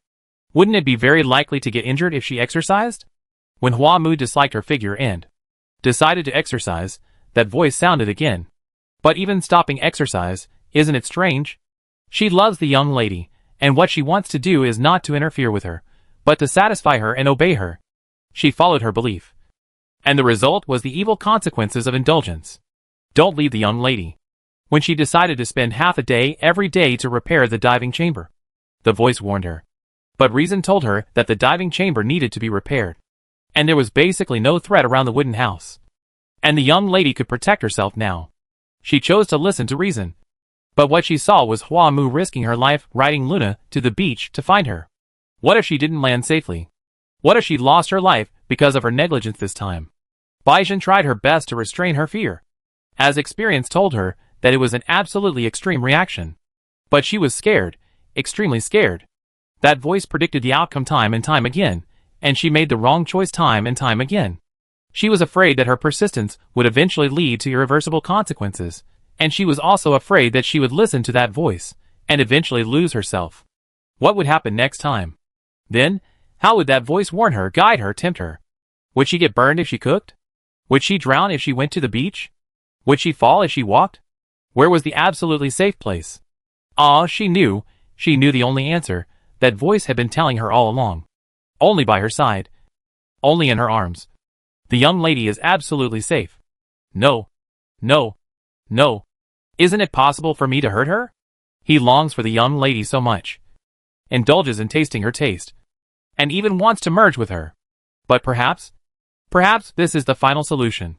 Perhaps in this way, the young lady will be truly safe. And she can also get complete peace. If it is for protection. No matter what she does. Baizhen. What are you thinking about? Baizhen suddenly woke up. And in front of him was Hua Mu's waving hands and puzzled face. She just felt that she was sweating profusely, and her mind was numb. Miss, why are you daydreaming again? Didn't you say before that you would go to the base to find some tools? When are you going to go? I'll go with you. Luna lighting is so easy to use, and it's much easier to find things. Hua Mu tried her best to make suggestions. Baizhen listened to it, but couldn't react for a while. She stared at Hua Mu's face blankly, with a panic expression and confused eyes. What's wrong with you? Hua Mu noticed that something was wrong with her, and touched her face. Why are you so cold? It's not just the body. Hua Mu can even feel the air around Baizhen gradually emitting chills because of the impact. Baizhen shuddered, and suddenly exhaled. I'm fine, I just lost my mind for a moment. How could I be so distracted? Could it be Hattie's power again? Hua Mu thought of this possibility, and hurriedly called Luna. You should sort it out, you look very tired recently. Well, maybe, too little. Hua Mu looked at her with a complaining look. Who can be blamed for this? I told you. She mumbled to express her dissatisfaction, and the two spirit bodies released from the mental picture had rolled together, and were having a lot of fun. Baizhen gradually recovered, but there was still some fear in his heart. It can't be delayed any longer. Before succumbing to that voice, she must bring the young lady back to the Empire, to a truly safe place. Chapter 137 Preparations begin. After comprehensive consideration, Baizhen preliminarily determined the size of the sailboat. In order to ensure that there is enough space for rest and storage, the length of the hull needs to be about 7.5 meters, and the width must reach more than 2.5 meters. The main wood used to make the boat is the crabapple tree, which is a companion plant of mangroves. It has a tough texture, and is very resistant to seawater immersion. Due to its high density, it is also very resistant to wear and tear and insect infestation. Before starting to build the main body of the boat, a model must be made first to modify the design. Baizhen listened to Hua Mu's advice, and went to the base to restart the artificial intelligence. By the way, he tested the performance of the diving cabin again. It takes less time to take the diving cabin than to enter from the entrance, halfway up the mountain. After entering from the dark port, the two went directly to the negative B layer. What Hua Mu didn't expect was that the experimental body was still frozen. Not to mention any signs of decay. Even the nutrient solution had not melted. The cold air emitted from it made the entire negative B layer even colder. My God! What's going on? Why doesn't it melt? Hua Mu stamped her feet in the cold. Fortunately, Baizhen had anticipated it, and wrapped her with the coat he brought. Hattie has been maintaining her abilities. I will replenish them every time I come down. If it rots, not only the negative B layer, but the entire base will suffer. The nutrient compartment wall still has traces of the last battle. The huge perforation is surrounded by cracks that spread like spider webs. The robots that were frozen by Baijin before were not only thawed, but also dismantled into pieces. This is of course Baijin's masterpiece. In addition to dismantling the power reactors on them, she also dismantled the plasma gun parts separately. Hua Mu was stunned by the Sentinel's strong hands-on ability. In her opinion, those short and fat robots were round without any gaps. She didn't know where they were taken apart. There were courses specifically about photons and mechanical equipment in the tower. The Sentinels and guides who specialized in this direction could even use their spirit bodies to directly hack into the enemy's optical brain, causing the entire system to be paralyzed. Although Baijin was not a Sentinel specialized in this area, she had excellent grades in all subjects. When there were no professional talents in the team, she would occasionally act as a half-hacker. The optical computer control room is located inside the central column of the A layer, just above the Leviathan brain. The two did not spend too much time on this, and found the location quickly. In the case of a complete power outage, the defense system in the base was almost zero. Hua Mu pushed the door open without any effort. Baijin pushed the door open. The huge host almost filled the entire room. But the real core of the artificial intelligence was only as big as a fingernail. Baijin found the backup power input interface, connected the reactor to it, and installed a small disk with a projection on the input port on the other side, and operated it directly with the disk. Hua Mu only saw Baijin pause to operate, and soon a female voice with a slight electronic sound was heard. The system is restarting. Entering management mode. Please enter the password. Violations detected. Confirm. Log in with another account. Creating a new account. You will not be able to access the old account information. Start power saving mode. Computing power is reduced by 80%. Welcome to the Frankenstein base. I am the artificial intelligence kid. Confirm to switch accounts. Please select a username. Please enter a password. Login successful. Welcome to the Frankenstein base. What did you do? Hua Mu didn't even know where the disk came from. I modified the optical computer in the diving cabin, made a simple system disk, and cleared the password of the original account. Fortunately, this bug had not been fixed 30 years ago. Hua Mu understood. I didn't realize that you were a hacker. Baijin laughed. It's not that amazing. This is something that anyone with a little knowledge of optical computers can do now. Hua Mu snorted. Okay. I'm an optical computer idiot. Okay. Both she and Baijin originally carried miniature intelligent optical computers. But she firmly believed that her aunt and father would track down the optical computer to catch her, and threw both of their optical computers into the sea. Baijin smiled awkwardly. I didn't mean that. Hua Mu really didn't understand these things. In addition to communication, her optical computer was almost only used to read small, thin books. Okay. Ask it quickly if there is anything useful. Baijin continued to operate the optical computer. After a conversation, she turned off the artificial intelligence again. But after turning it off, she did not leave immediately, but started to dismantle the host. Each piece of the huge mainframe shell was like a wall, but she only used a few simple tools to dismantle it. What are you going to do? I plan to take Shihua's core away. Even without these peripherals, its computing power and storage capacity are much greater than the optical computer that comes with the diving chamber. I have copied the basic information to her built-in system disk, which makes it easier to find things. Hua Mu felt that she shouldn't ask this question, because she wouldn't understand it anyway. Shihua's core is only the size of a thumbnail, and its shape looks like a contact lens from hundreds of years ago. But its texture is as hard as crystal. Baijin put it into the disk, and the disk soon projected a picture. Starting up. Abnormal environment detected. Computing power reduced to less than 1%. Please continue to start. The female voice was replaced by a cold synthetic sound effect, which did not feel like Xiaohua at all. Start. Hua Mu looked left and right, full of curiosity. You brought it with you? In such a small disk? Weren't our previous optical computers smaller? How are they the same? That one was originally a miniature one, and this one was originally. Hua Mu made a gesture of, that big? It's as big as a house.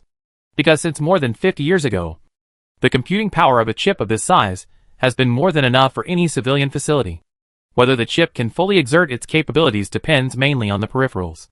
At that time, in order to adapt to market demand, the size of the host chip was gradually unified with the chip of the micro-optical computer. Therefore, even if it can be made smaller later, The standard size will generally be adopted. Hua Mu was dizzy after hearing this, and felt that Bai Jun was suddenly covered with intellectual brilliance. Bai Jun smiled and held her in his arms. Miss, let's go find something quickly. According to Shihua's instructions, Bai Jun first searched the maintenance equipment placement area. Such a large base, filled with various experimental equipment, and located deep in the island. Daily maintenance is of course a very important part. In addition to the equipment used by humans, the maintenance equipment placement area also has a large number of maintenance robots. But unlike the garrison robots, they have their own batteries. When there is no electricity in the entire base, they are completely unable to move. For the two people who have lived a primitive life for a year, these tools are like lifesavers.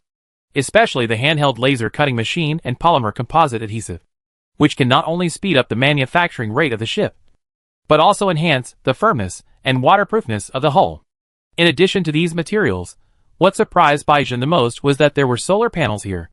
After the small nuclear reactor was used by the guard robot, there was not much power left. Because it was the backup battery for the diving cabin, she didn't want to use it easily unless it was absolutely necessary. Before, she had a hard time deciding whether to use the electricity for daily life on the ship, or only provide it for the diving cabin. The appearance of solar panels helped her solve this problem. After that, waterproof cloth, hand drill, screws of various types can also be put to good use. The most tedious task for the two was how to transport these things back bit by bit. The elevator was out of service, and the cart could not be used, so there was no other way except to carry them on the back. However, the sentinels were not able to carry these things, but the diving chamber could not hold too many things at a time, especially when it was filled with two people. Luna provided lighting for the two throughout the journey, and when they passed the lobby on the first floor, they saw the brain of Leviathan that had lost its vitality.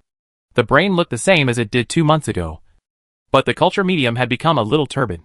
Bai Jun stopped, and for some reason, he was lost in thought. Hua Mu also stood there and silently looked at the nutrition chamber. Will it remain like this in the future? After the base lost power, the filtration system and sterilization system will fail. It will probably start to rot soon. Just like the previous experimental subjects, Hua Mu still remembered the scene when its spirit body disappeared. It's so pitiful. It was originally living a carefree life in the sea, and was even nurturing life, but it was captured by humans and used as an experimental subject. The harm of intelligent creatures to humans is real, so I have no right to say that it is pitiful. Even Bai Jun herself can't remember how many intelligent creatures she has killed. Although she was not born in a normal way and was called non-human by humans, she still regarded herself, or wanted to regard herself as a human in her heart. For the benefit of humanity as a whole, this method of eliminating disasters is inevitable. However, to be more precise, she might be more like an intelligent creature than a human. To become a human is a wish for her, but perhaps it is also a wish that will never come true. She thought about the reason for her abnormality, and taking out the monitor seemed to be the key. Although she resisted instinctively, she returned to the base and injected the monitor back into her body immediately after she guessed it. But it was useless. It had no effect. Pandora's box was a disaster that could not be recovered once it was opened. Xiaohua also said that, if a new monitor was not injected while taking it out, it would no longer work on the experimental subject. The only person Bai Jun could think of asking for help was her master. She could only hope that after returning to the Empire, there would be some means to suppress this crazy desire. She had to go faster and faster, otherwise, whether she could leave the island would become a suspense. Chapter 138, We can only build a physical ship. With the tools, the preparation work was greatly accelerated. Especially using Xiaohua to build the model, the simulation test not only saved the time of the two, but also ensured safety. However, Bai Jun felt that only the virtual model was not enough, so he spent 2 days to build a 1:300 scale version, and finally determined the version of the design drawing. Because of the handy tools, and the simulation results of artificial intelligence, the size of the sailboat was much larger than expected. 12 meters long, 4.3 meters wide, 2 meters draft. Although not as good as Hua Mu's most advanced nuclear-powered speedboat, it can provide a relatively comfortable living environment. Hua Mu was stunned when she saw the design. Bai Jun actually wanted to build such a huge ship by himself. Is it too big? Hua Mu had thought about it. As long as there was a place to shelter from the wind and rain. She didn't ask for anything. For example, she didn't plan for luxury spaces such as showers and toilets. If it's any smaller, it won't be safe. If the self-healing angle is too small, it will easily capsize in stormy weather. But 12 meters. Won't it take a long time? Once Hua-Mu made up his mind, he was eager to go home. That's true. Even if there are tools for such a project, it will take more than a month. But safety comes first. I think this is necessary preparation. Baizhen had the final say in this regard. And Hua-Mu quickly accepted this method. After all, no one would hate a more comfortable environment. And a month is not a long time for shipbuilding, especially with such manpower and material resources. She once again sighed at the strength of the Sentinel. What can I do for you? Not for now, but the shipbuilding must be done by the sea, preferably near the mangroves on the east coast, so that we can use local materials, and it is more convenient to launch. So, are we going to move to the seaside? Yes. Moving is convenient. It is convenient to live on the coast, and it is also more conducive to storing food. The two had lived on the island for so long, and had roughly figured out the pattern of weather changes. They just had to return to the cabin before the rainstorm came. However, they didn't know what would happen during the month of building the sailboat. And the support had to be strong. Even Baizhen couldn't turn over a sailboat of more than 10 meters by himself. So it had to be built off the ground. In order to facilitate launching, the location also needed to be selected in a place that could support the boat at high tide. So Baizhen's workplace was on the coast. It took 2 days to make the bracket, and the height alone was more than 5 meters. Hua-Mu looked at the tall bracket that could carry a sailboat of more than 10 meters. And she was excited and dizzy at the same time. With such a big boat, even she would be a little less afraid of the sea. Right? The crabapple trees fell one by one, and were processed by the laser cutting machine to become wooden strips and planks. In order to shape them, many woods needed to be soaked in hot water and roasted, and then fixed with iron buckles and ropes. Shipbuilding is more time-consuming and labor-intensive than building a wooden house. But Hua-Mu could clearly feel that Bai was more relaxed than at that time. Although the tools are indeed much more advanced, Hua-Mu's feelings come from other aspects. Sentinels are not only stronger in terms of physical strength, but also more sensitive in terms of senses. Sentinels originally have a more accurate sense of scale cognition. For example, they can see the specific size of an object at a glance, often accurate to centimeters. With a well-trained body, it is not difficult for them to draw a straight line with their bare hands. Even so, Baizhen used the ancient method of pulling wires to ensure accuracy when building houses before. But this time, the Sentinel made every move without hesitation, without any measuring tools. The wood strips cut were accurate, and the boards were even and flat. There was no unnecessary movement, and each step took the least amount of time. Is this something a human can do? Hua-Mu didn't know. But she knew she was very proud of Baizhen, proud of having such a reliable and powerful Sentinel, and of having such a considerate and gentle lover, or rather, becoming more and more fascinated by her. Ah, how long do we have to wait? Her happy life seems to be far away. The gantry was completed in 2 days. Yes, just spray it on, no need to be so careful, the adhesive will spread itself. Miss, please wear your mask. But it's so hot, doesn't the instructions say it's non-toxic and harmless? Why do you have to wear a mask, and gloves? This is a tropical island, it's so hot to be fully armed. But it's been 30 years, I don't know if it has deteriorated or damaged, miss. If you are too tired, I will do it. You don't have to wear it if you come. Right? You didn't wear anything just now. The two are now gluing the thickened and cut rib plates. Hua-Mu saw that the process of spraying glue was not very tiring, and volunteered to share the task with Baizhen. She has been making sauces these days, working at full capacity to make at least 2 months' worth of sauces. I am a Sentinel who can notice this, but you are different. Miss, you have seen the power of this adhesive before, right? What if it gets on you? In order to test this polymer adhesive, the two used it to repair the holes and gaps in the nutrient compartment of the experimental subject in the negative B layer. After the nutrient solution melted, not a drop leaked. Do you take me for a fool? It is written in the instructions that it will not affect organisms. Because this is the listing standard for artificially used adhesives, of course the instructions say so. But who can guarantee it? You are discriminatory, coward, control freak. Hua-Mu was so angry, she took back the words that she was more and more fascinated by Baizhen. This sentry was really annoying now. He didn't let her do this or that. She finally did something, and the other party was worried. These days when she was making sauces, she didn't even light the fire herself. Baizhen seemed to be stunned, looking at Huamu blankly, speechless for a while. Huamu took off the mask, pouting at her. I don't think you plan to let me help you at all. If possible, Baizhen really didn't want Huamu to do even a little bit. No such thing. She slightly shifted her gaze, exhaled, and whispered, Miss, just do whatever you like. I was overly worried. This adhesive is non-toxic and non-volatile. And it also adds biometric technology. So it is really harmless to the human body. It's good that you know. Then leave it to me. And you can do other things. After I finish spraying, you can just stick the other piece on. The rib plate white pillow uses the lightweight fiber metal plate used to repair the wall at the base.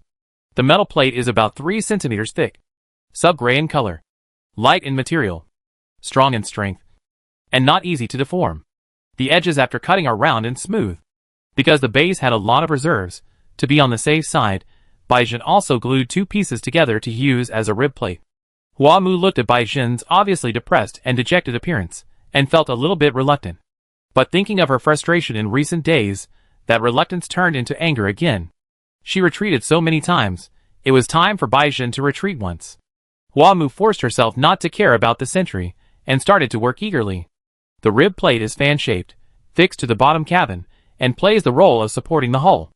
Under the same material conditions, the more ribs, the stronger the hull. Baizhen installed a rib every half a meter. The whole sailboat needed a total of 22 ribs, which were glued on the ground, and then moved to the frame for fixing. Baizhen had glued most of them, and only the last 2 pieces needed to be glued. Huamu took over the job, and she was going to move the first rib to the bracket. Although the weight of the rib was nothing to Baizhen, the size was indeed a big problem. In the end, he could only use ropes to pull it up. In addition to adhesives, rivets and clips are also used to fix the rib plates. Nails are driven directly with a nail gun, while clips need to be fixed manually one by one. Baizhen's hands were moving, but she was a little absent-minded. Not only was she hit hard by Huamu's words just now, but she was also worried about him. She knew that her current state was not right, but she couldn't calm down no matter what. Huamu hummed a song while spraying adhesive, because it was already the rib plate of the stern. The area was not large, and she was not slow at all. The adhesive looked like only about 1 liter, but it was very durable. Only 2 bottles were used for 22 boards. I didn't expect it to be so tiring. In order to keep the panel clean and spray the material evenly, the rib plate was laid flat on the ground, which also caused Huamu to bend over to spray the adhesive. After she barely sprayed most of it, she had to stand up and rest because of the backache. It was more tiring than moving by herself during that time. And her waist was almost broken. She looked up at the sentry, and saw that he immediately turned his head away stealthily, and her heart softened unconsciously. Was she too cold-blooded? Baizhen was obviously worried about her. It would be fine if she didn't accept his kindness, but why did she have to scold her? When Huamu thought about it, she couldn't help feeling a little guilty. Looking at Baizhen sweating like rain in the sun, she thought about it, and ran to pour her a cup of warm salted honey lemon water, to replenish electrolytes.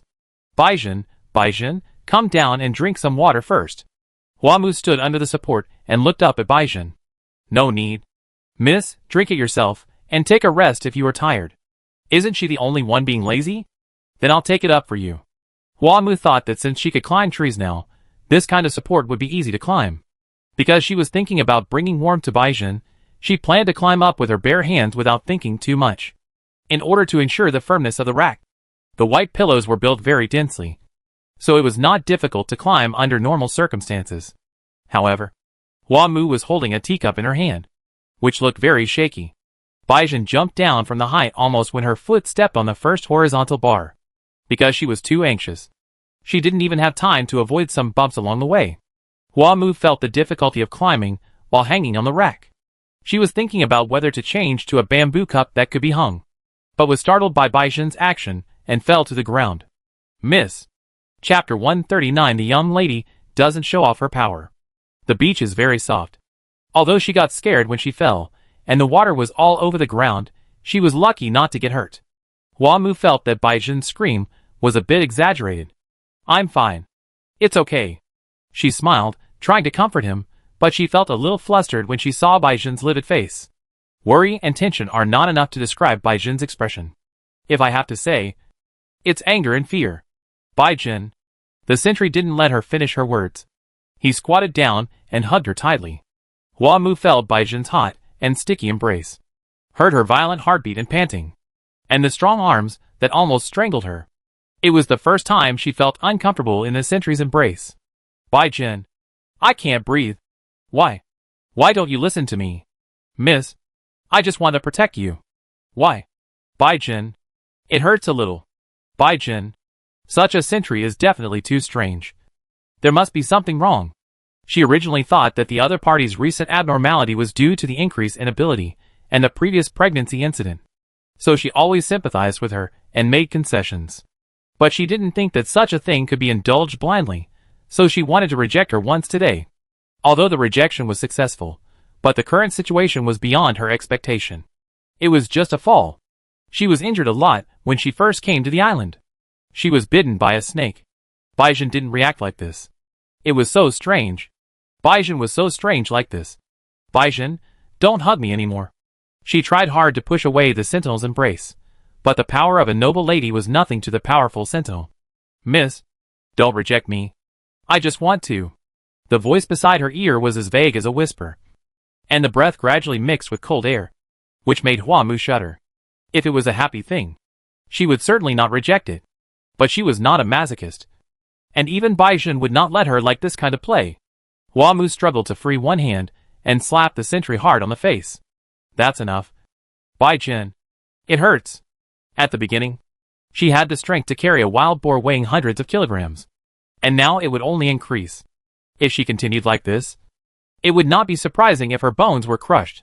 With the strength of Miss Hua Mujiao, there was no substantial damage to Baizhen, but this slap was very effective. The sentry fell to the ground as if waking up from a dream.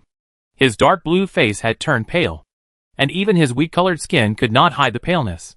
Baizhen looked at her in disbelief, his bloodless lips trembling slightly. Hua Mu thought she was going to explain something, but the other party suddenly turned around and ran away without a trace. Baizhen? Hua Mu was stunned. The sentry who was worried about her just now, just left her alone? Damn sentry!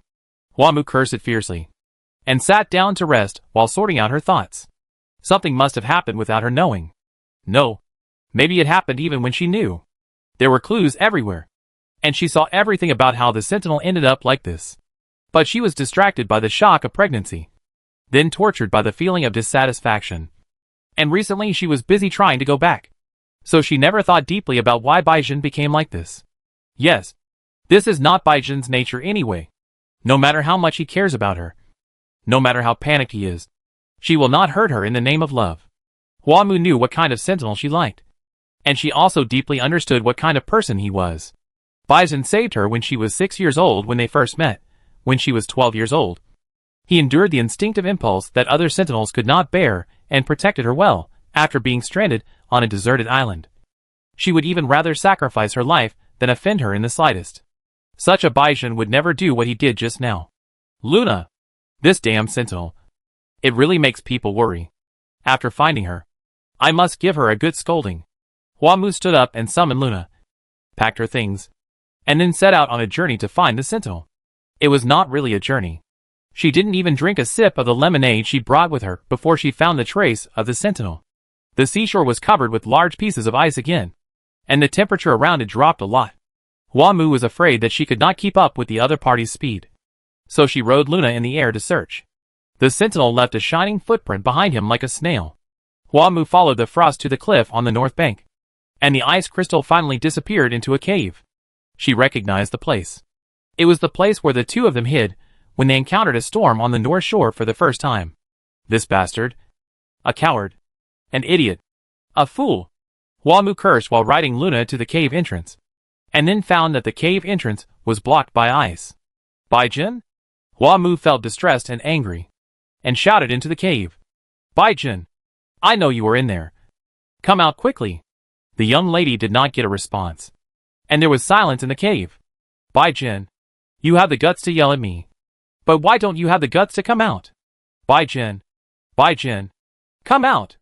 Hua Mu hadn't been so angry for a long time, but Baizhen remained silent no matter how she shouted outside. Hua Mu's mouth was dry from shouting. She took out a cup and drank water while thinking whether she could use fire to melt the ice. That was not very realistic. She had seen Bai Jin's ability to freeze ice. Even if she baked it for 10 days or half a month, it might not melt. There was no way to solve it with violence. Hua Mu could only choose to appeal to his emotions and reason. Bai Jin, you can't solve the problem by hiding here now. Are you not going to build a boat? Are you not going home? Are you going to leave me alone? Is there anything you can't discuss with me? There is strength in numbers. What if I can help you solve the problem together? I'm not afraid of you. Really. If you don't come out, I'll be angry. I'll ignore you forever. Bai Jin, are you listening to me? Hua Mu was talking until her mouth was dry. But there was no movement inside. Luna seemed to have lost her patience, fluttering her wings restlessly, and deliberately flying unsteadily. Wait. Luna, don't move. Hey, if you keep doing this, I'm going to fall. Hey, wait. Ah!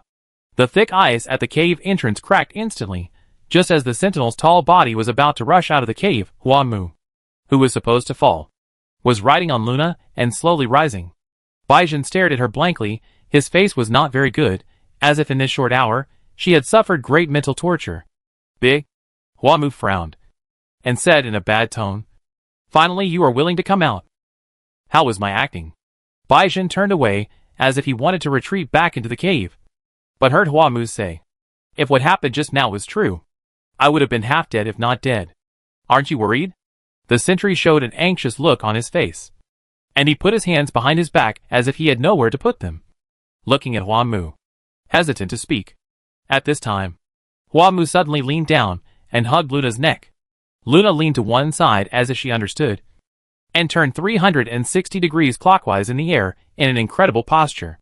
The young lady's legs tightly clamped the unicorn's abdomen, and after being upside down, she safely returned to the riding position. In just a few seconds, the man and the beast completed a difficult action, as if it were a juggling act. Bai Jin looked at her blankly as if he had completely stopped thinking in these few seconds, and the whole person was like a puppet. Hua Mu smiled proudly and ostentatiously. How about it? Am I awesome?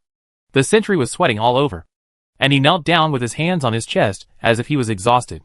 The huge stimulation, like a near-death experience, made her retching continuously, and the fear also made her cold body tremble. Big lady. Hua Mu asked Luna to approach the cave entrance, and she jumped up. Her legs were weak, and she finally stood firm by holding the cave wall. A white giant wolf curled up in the depths of the cave. Only a pair of green eyes exuded coldness. The feeling that Hattie gave Hua Mu at this time was even more shocking than when she first saw it. It seemed that in the next second, it would pounce on her and push her down. Hattie, don't. Bai Jin hugged his arms, trying hard to stop the spirit from moving. Hattie made a dangerous low growl in his throat, staring at Hua Mu, or Luna's direction. The unicorn had entered the cave at some point, and its body had shrunk to a small size, just like when Hua Mu first let it out on the island. Yeehaw! The white wolf, lying on the coil, shook its body, and slowly stood up. Luna immediately wagged her tail as if she was going to lick it, but was stopped by Hua Mu's order. Woo woo! Hattie's body almost filled up half of the space, breathing cold air as he approached Hua Mu and Luna. Bai Jin closed his eyes, and shook his head, as if to drive some thoughts out of his mind.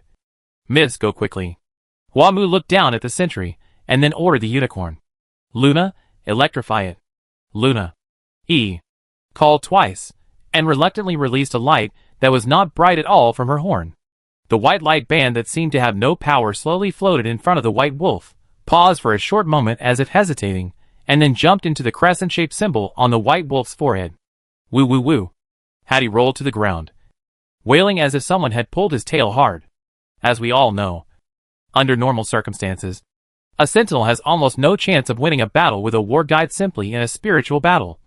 Just like a guide trying to fight a strengthened sentinel in terms of physical strength. Hua Mu had no idea how to use her abilities before, and Luna was also ignorant, which allowed Hattie to take advantage. But now, the unicorn obviously has no pressure in clamping the ice wolf. Chapter 140. You think I'm a kitten? While Hattie was in a mess, Bai Jin also groaned in pain. Compared with the interference of the guide on the physical body, the attack directly on the spiritual body made the sentinel unable to resist. Luna finally couldn't control her little hooves while crying, woo woo woo, while approaching the white wolf, rubbing and licking its forehead. Hattie's wailing soon weakened, and then a comfortable gurgling sound came out of her throat. Hua Mu also squatted beside Baizhen at this time, and gently stroked the sentry's trembling shoulders with her fingers. Are you willing to listen to me quietly now? The sentry drooped his shoulders, leaning against the wall weakly, breathing weakly. Miss. This was the second time Hua Mu saw the sentry so fragile, and it would be a lie to say that he didn't feel sorry for her. But how can I put it? Even when it comes to Baizhen, it's not okay. What's going on? Baizhen, who had regained some of his sanity, was already ashamed and embarrassed. I don't know if it was because of pain or fear that the physiological tears that overflowed soaked his face. Miss, don't look at me. So pitiful. Compared to the tragic and heroic at the beginning, the sentinel now looks a little more delicate.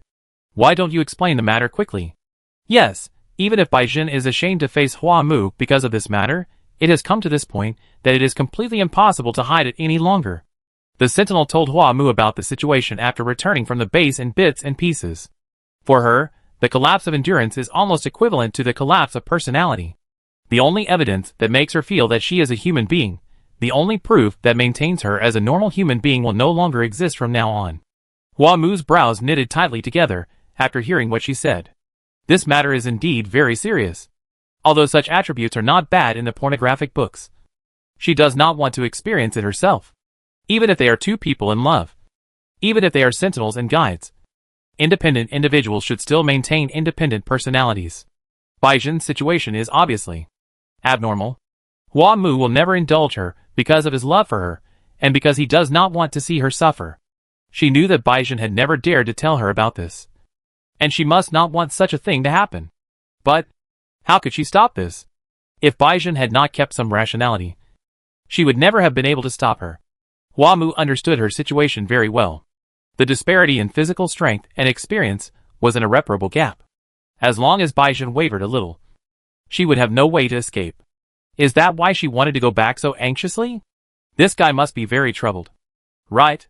If he was not afraid that he could not go back alone, he might do the same thing as before. What should I do? Hattie has recovered his spirits and rolled around with Luna in his arms. The scene was extremely unbearable to watch. Although it was not the first time that Hua Mu had seen the unicorn sucking, she still felt it was magical every time. Is it so comfortable for two spirits to lick each other? Well, if it feels like hugging Baizhen, it is really addictive. Ah, this slutty pervert, he is addicted to the way he is hugging Luna. Right? Even though she can't get close to Baizhen now, these two spirits are very obedient to their desires, and they are not worried at all. But humans are neither animals nor spiritual beings, and cannot just follow desires. I see. It's fine as long as I'm stronger than you. Right? She certainly couldn't be stronger than Baizhen. She graduated with the top score in Nida, and was known as the strongest sentinel in the past 10 years. Not to mention a noble lady like her who had been exposed to guide knowledge for less than a year. Even among the excellent sentinel guides from all over the world, there were few who could absolutely suppress her. What's more, her current strength was several times stronger than before. But Hua Mu dared to say such words not because she was overestimating her own ability. She had her own thoughts. Judging from the situation just now, Luna's comfort was still very effective for Hattie. And if it was just a spiritual body competition, Luna would not lose to Hattie. The problem was, to what extent Baizhen could still control himself. But Baizhen obviously doubted this assumption, and spoke with hesitation and embarrassment.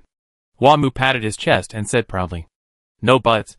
Wasn't I very powerful just now? I know you want to protect me, but if I am stronger than you, you have no right to think so. Right? Although there is no way to solve Baizhen's situation from the root at present. As long as Baizhen's rampage is temporarily controlled before returning, you can make plans after returning to the Empire. What she needed was not to be stronger than Baizhen, but a way to temporarily suppress her. Don't look like you don't believe me, I am a genius. Of course, you have to help me defeat you. After this, you have to tell me your weaknesses and how to defeat you." Baizhen gradually stopped crying, looked up at Hua Mu who was full of vigor, and felt dazzled. He didn't feel fear for her because of this incident, nor did he accept her growing paranoia out of love or pity. That was certainly wrong.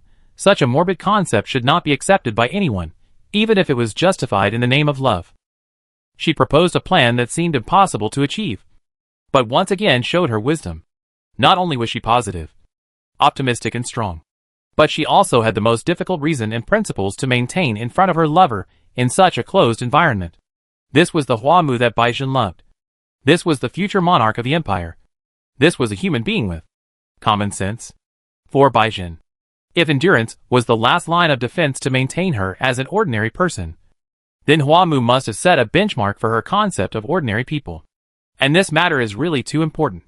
Hua-Mu looked down at her tear-soaked face, her long black hair clinging to her slender neck in a mess due to sweat, her deep eyes flashing with helpless and fragile tears, and the unprecedentedly delicate demeanor of the sentinel. He couldn't help but feel a little pity in his heart.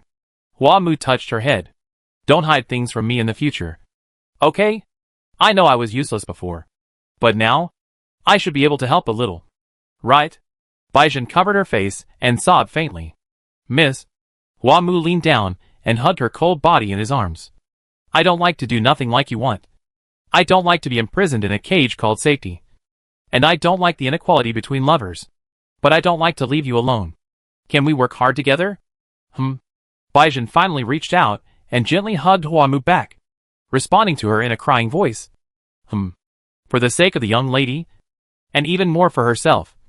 She felt that she could continue to work hard. More than half a month had passed since the leader was captured, and the two sides began a protracted confrontation.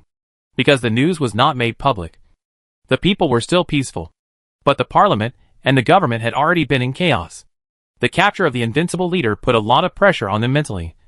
And the decision the queen might make made them even more nervous. Would the queen agree to exchange Hezhou for the leader? She has not made a decision yet. Is she negotiating terms with the other party? Not to mention that the leader was originally a member of the royal family. Just talking about their relationship as lovers. His Majesty, who is full of humanity, would definitely not ignore her life and death. Right? While they were racking their brains to think about how to persuade the queen, they finally ushered in the first remote cabinet meeting. His Majesty was still at the front line. Although he looked a little haggard and pale, but he was still as elegant as usual. His mood was relatively stable. The ministers waited anxiously for him to speak. Even the most impatient officials chose to remain silent at this time. Hua Chu glanced at the ministers present, and slowly said, I believe everyone has known what happened. I will not elaborate on it. Prime Minister Hua Ming had a deep worry on his face. He had always seen His Majesty's reliance on the leader, without saying anything else. Just talking about the significance of the leader to the tower and the country. Exchanging Hezhou for him did not seem to be such an unacceptable condition. But this is only an appearance after all. The sovereignty of a country must not be divided because of one person. The empire is still in its heyday. Even if it loses its leader in this war, it is only a matter of time to recover. But once Hezhou is handed over, the seeds of division will be planted. And as the leader who is exchanged, His Majesty will no longer exist. It is a suspense whether he can continue to play a role. All of this depends on the Queen's thoughts. I do not intend to accept Hua's conditions, nor do I intend to negotiate. The Queen's words caused a small commotion. While the officials looked at her expressionless face and breathed a sigh of relief, they could not help but feel a little chill in their hearts. This is what a monarch is like. No matter how kind and humane they seem, nothing is more important than the country in their eyes. The leader has contributed a lot to me, the royal family, and the country over the years, and the empire will actively rescue him. But no one can be a bargaining chip to divide the sovereignty of the empire. Not even me. If the leader encounters misfortune this time, the empire and the people will always remember her. But the operation of the tower cannot be without a leader for a day. After careful consideration, Grand Duke Huajian will temporarily take over some of the leader's duties. As for other matters, they will be decided after the situation stabilizes. The Queen's meaning is very clear. If you lose a leader, choose another one. No one is irreplaceable for the empire. Not only the officials present, but also herself. Hua Chu's rational decision made the minister's pre-prepared remarks useless.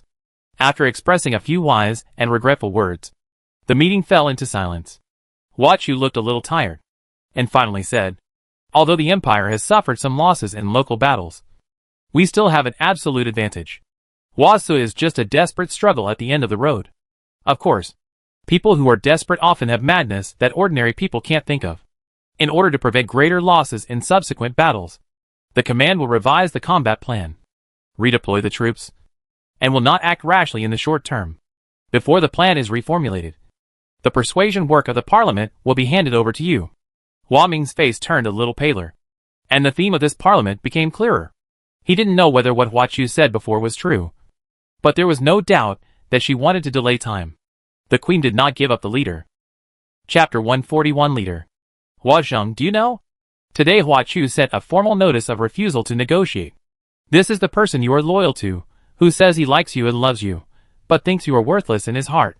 Hua Zheng was suspended in the nutrition cabin, with her eyes slightly open, looking down at the man sitting in front of her, with a faint smile on her lips.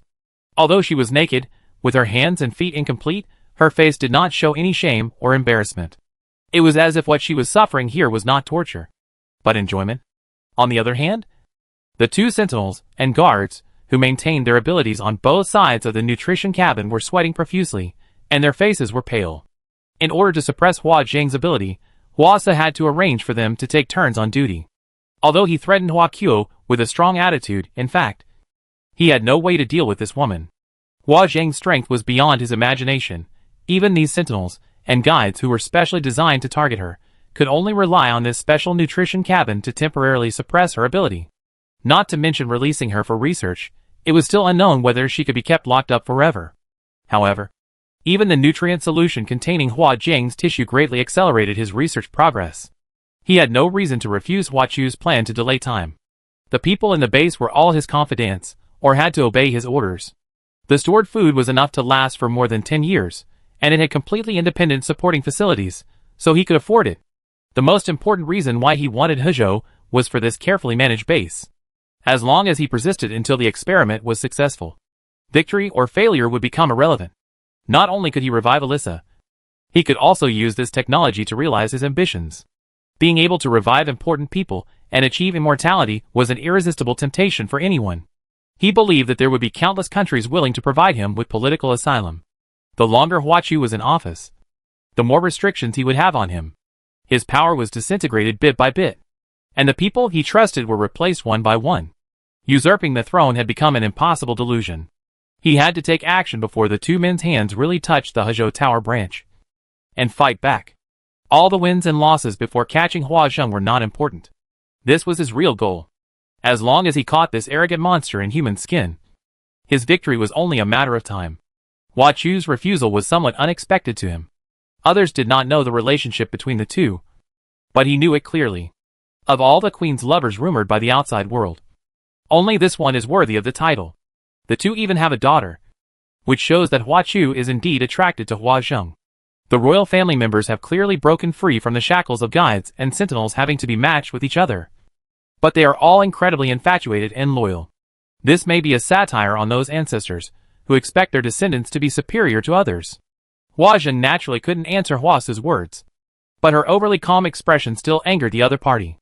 Hua Se kicked the nutrition cabin wall and looked at her as if she were garbage. What are you laughing at? The leader's nearly perfect body was not charming in his eyes. The more beautiful, the more powerful, the more pure she was, the more disgusting he felt. If it weren't for these things, if it weren't for these scum who were not even human, why would Alyssa go further and further away from him, and finally choose to leave him by death?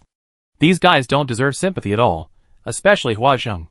The leader lowered his eyebrows and eyes as if he was in a coma, but Hua Se knew that she could hear him, and perhaps he was still planning some conspiracy in his heart. The calmer Hua Zheng acted, the more Hua Se wanted to tear her calm surface apart. I almost forgot that leaders don't have feelings. In that case, I guess you don't care what happened to Mumu at all, right? Hua Zheng suddenly opened her eyes at this moment, and her blood-red pupils looked particularly ghostly in the slightly green nutrient solution. Hua Se found that he had aroused her interest, and made an unfathomable expression. "I'll want to know." Hua Zheng's smile finally changed a little, and the faint arc at the corner of her mouth suddenly widened, but it revealed a bit more indifference and cruelty. "Do you think you can still scare me with your current appearance? The strongest sentinel in history? You are just a test subject. What qualifications do you have to be a leader?" Hua Se once thought that even if he could not inherit the throne, at least the position of leader must be his. However, this monster fell from the sky one day, became the king's adopted daughter in a dignified manner, and even had the right of inheritance before him. Hua Yuandu created a protector for a pair of children who were not suitable for intrigues at all, and set up the most insurmountable obstacle on his way to the pinnacle of power. Ah! Damn it! Damn it! Whenever Hua Se thought of this incident, Whenever he thought of the things that were within his reach being destroyed again and again by that damn uncle, he could not help but feel angry and furious. What on earth is Hua Yuan capable of? It should have been my father's things. It should have been mine. Hua Zheng looked at him coldly, not interested in his complaints at all. Hua Se kept muttering to himself for a long time, and suddenly realized that he was still humiliating her, and neurotically brought up the topic again. Oh, by the way, Moo Moo. We are talking about Moo Moo. Do you know why her ship had an accident? The most advanced and most solid whisperer could not withstand such a storm. It's too strange, isn't it? The Empire did not salvage the wreckage of the ship. The positioning system in the black box completely failed in the sea. This is really like looking for a needle in a haystack. But if you think about it carefully, you will understand that this matter is not that simple. But if Hua Se was behind it, then there must be a spy among the people they trust. If we think about it further, the Whisperers had been strictly checked, and the only person who could have tampered with the qualified report was the leader at that time, Marine Lieutenant Du Minjun. Du Ziju's father and Hua Jian were good friends, and he became a naval lieutenant at a young age with his excellent guide qualifications, and was highly valued by Hua Siyu and Hua Jian. Hua Zheng did not even stop him from dating Baizhen because of this. You have thought of who it is, right? If he hadn't passed the message to me, your plan might have really succeeded. But in the end, it was my victory. You haven't forgotten, he is still in the frontline command center. As a member of the special attack team, he can see Her Majesty the Queen every day. As soon as Hua Se finished speaking, the originally calm nutrient solution suddenly emerged into a vortex surrounding Hua Zheng. The sentinels and guides who had been working together on both sides of the nutrient chamber to exert their abilities seemed to be pushed outward by a huge force, and their bodies were slammed onto the wall. Not only did the nutrient chamber begin to tremble violently, even the lighting in the room began to flicker. Hua Se quickly stepped back and sounded the alarm. 4 people rushed into the room soon and released their spirits together. These 4 people, together with the 2 people before, looked very similar. Only the masks in the form of eye masks could distinguish the obvious difference.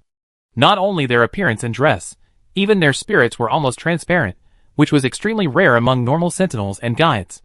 The 2 sentinels and guides who were knocked away at first stood up quickly as if they did not feel any pain. 2 almost transparent spirits jumped out one after another. The 6 people surrounded the nutrient chamber in the middle, and the 6 spirit bodies were connected together, like a circle made of water, trembling and twisting slightly in the air.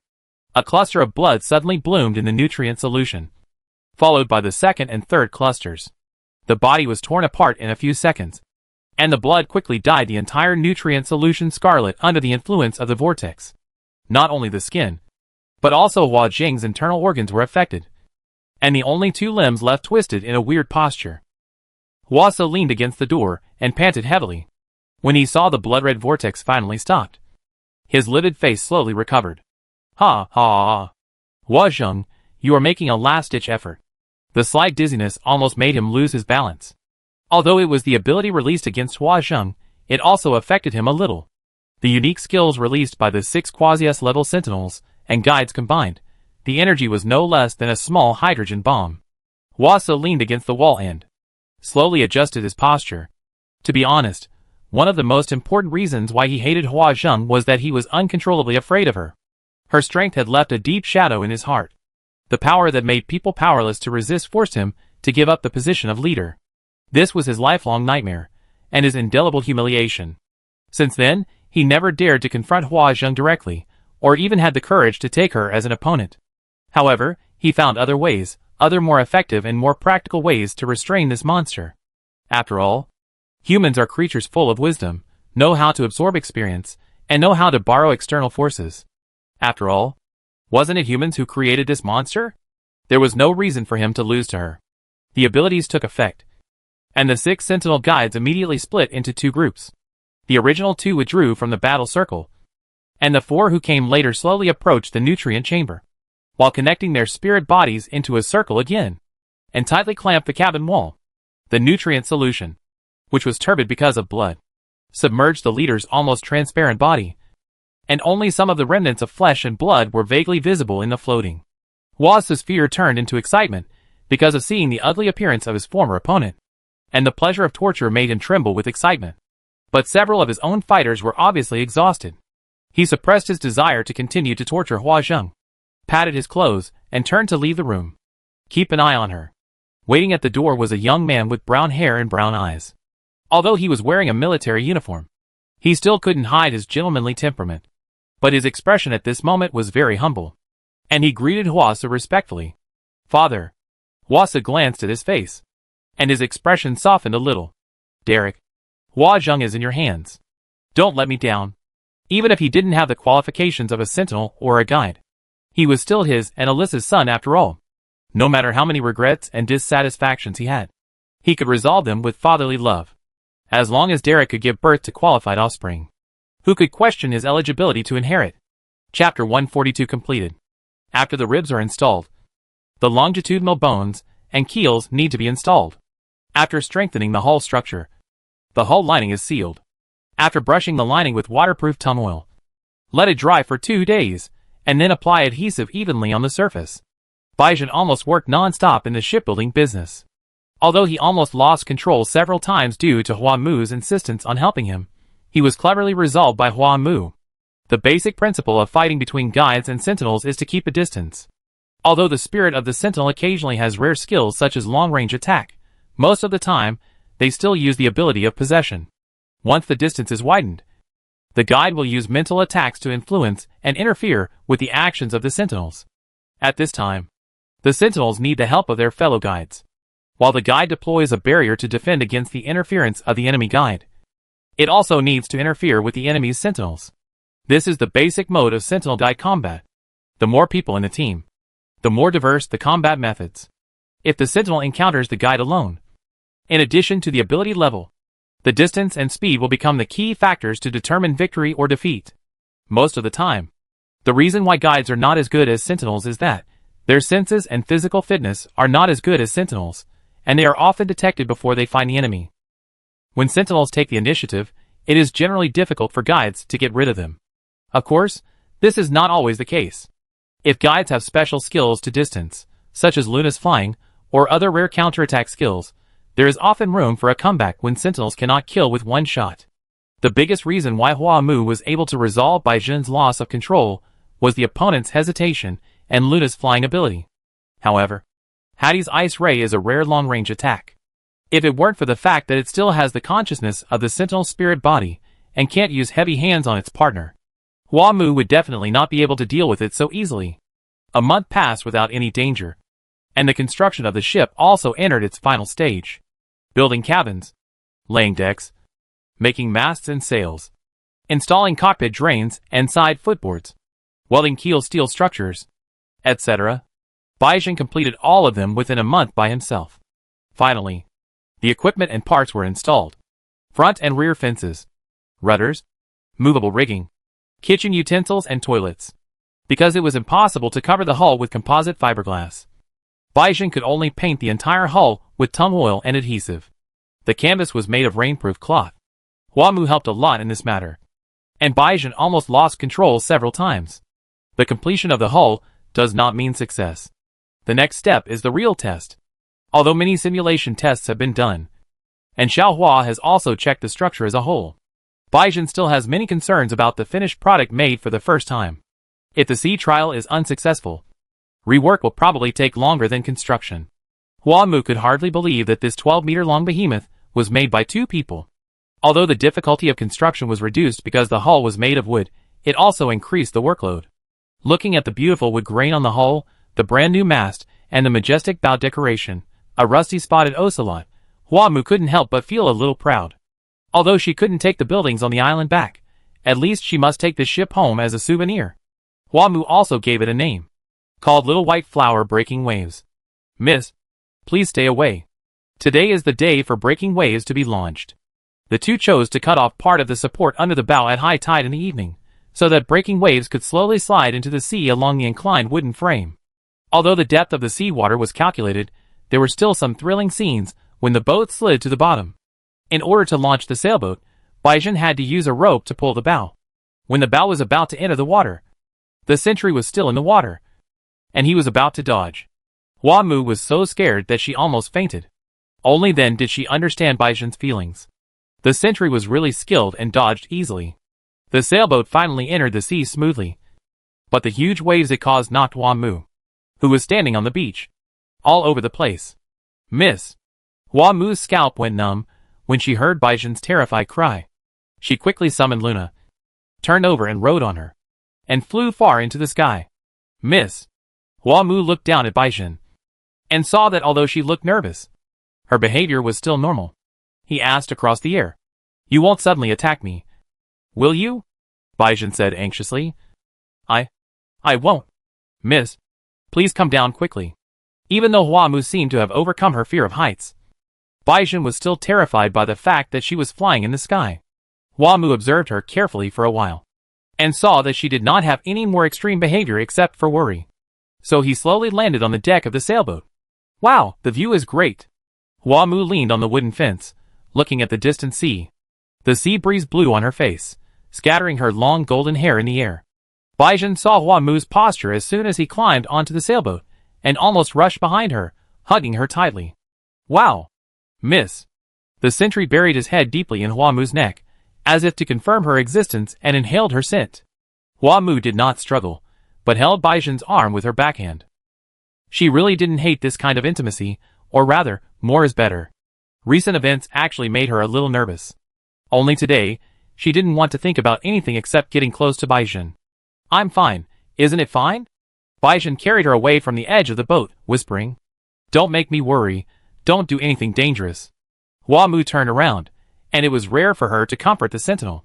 I know. She kissed Baizhen's pale lips, and stroked her shoulders that had gradually become thinner in this month. "Isn't it fine for me? Don't worry about me." The sentinel whimpered from the kiss, and the ice wolf soon showed its shape. Hua Mu caught a glimpse of its figure from the corner of his eye, and summoned Luna on a whim. As soon as the unicorn appeared, it wagged its tail and pressed the white wolf under it, licking away all the unvented madness. Hua Mu couldn't help but get a little interested when he heard the gurgling of the two spirits. Today is such a happy day. Even if it goes a little beyond the line, it should be forgiven. Right? After all, the journey ahead is uncertain. So what's the harm in indulging yourself today? Big lady. Baizhen was pressed down on the deck with a red face. I don't know if it was because of the influence of the power, or because he had the same idea as Hua Mu. He didn't have the slightest desire to resist, and only refused with a very weak voice. "This won't work. If it really doesn't work, just push it away. So this must be just a lie." The young lady understood the sentry's meaning, licked her soft cherry lips, and whispered, "Is it okay? Today, after all, no one can predict what will happen next. The river mouth is very close to here. We can go there to take a bath." Baizhen saw the dazzling sunlight behind Hua Mu, and after a dizzy moment, he could no longer think about anything. The first trial of the sailboat went very smoothly, and there were no major problems with stability, waterproofness, and rudder accuracy. But the two soon discovered a very bad fact. The island was surrounded by reefs, and only a few places could provide ships for navigation. As the exit of the dark port, the east coast happens to be a place with a smooth sea route. However, the sailboat is not powerful enough to break through the undercurrent around the island. The seawater on the east coast forms a strong ocean current against the island under the combined effect of wind current and density current. It is impossible to pass through with the propeller transformed from the small motor in the ventilation system. If the sea breeze is used, the sailboat must zigzag in the headwind state, which is likely to hit the reef. The wreckage of the ship around the island is a lesson for the two. The two men were looking for a way out of the island while carrying supplies onto the sailboat. The cabin was located at the front of the sailboat. The cabin below the deck and the cabin above the deck had 2 floors in total.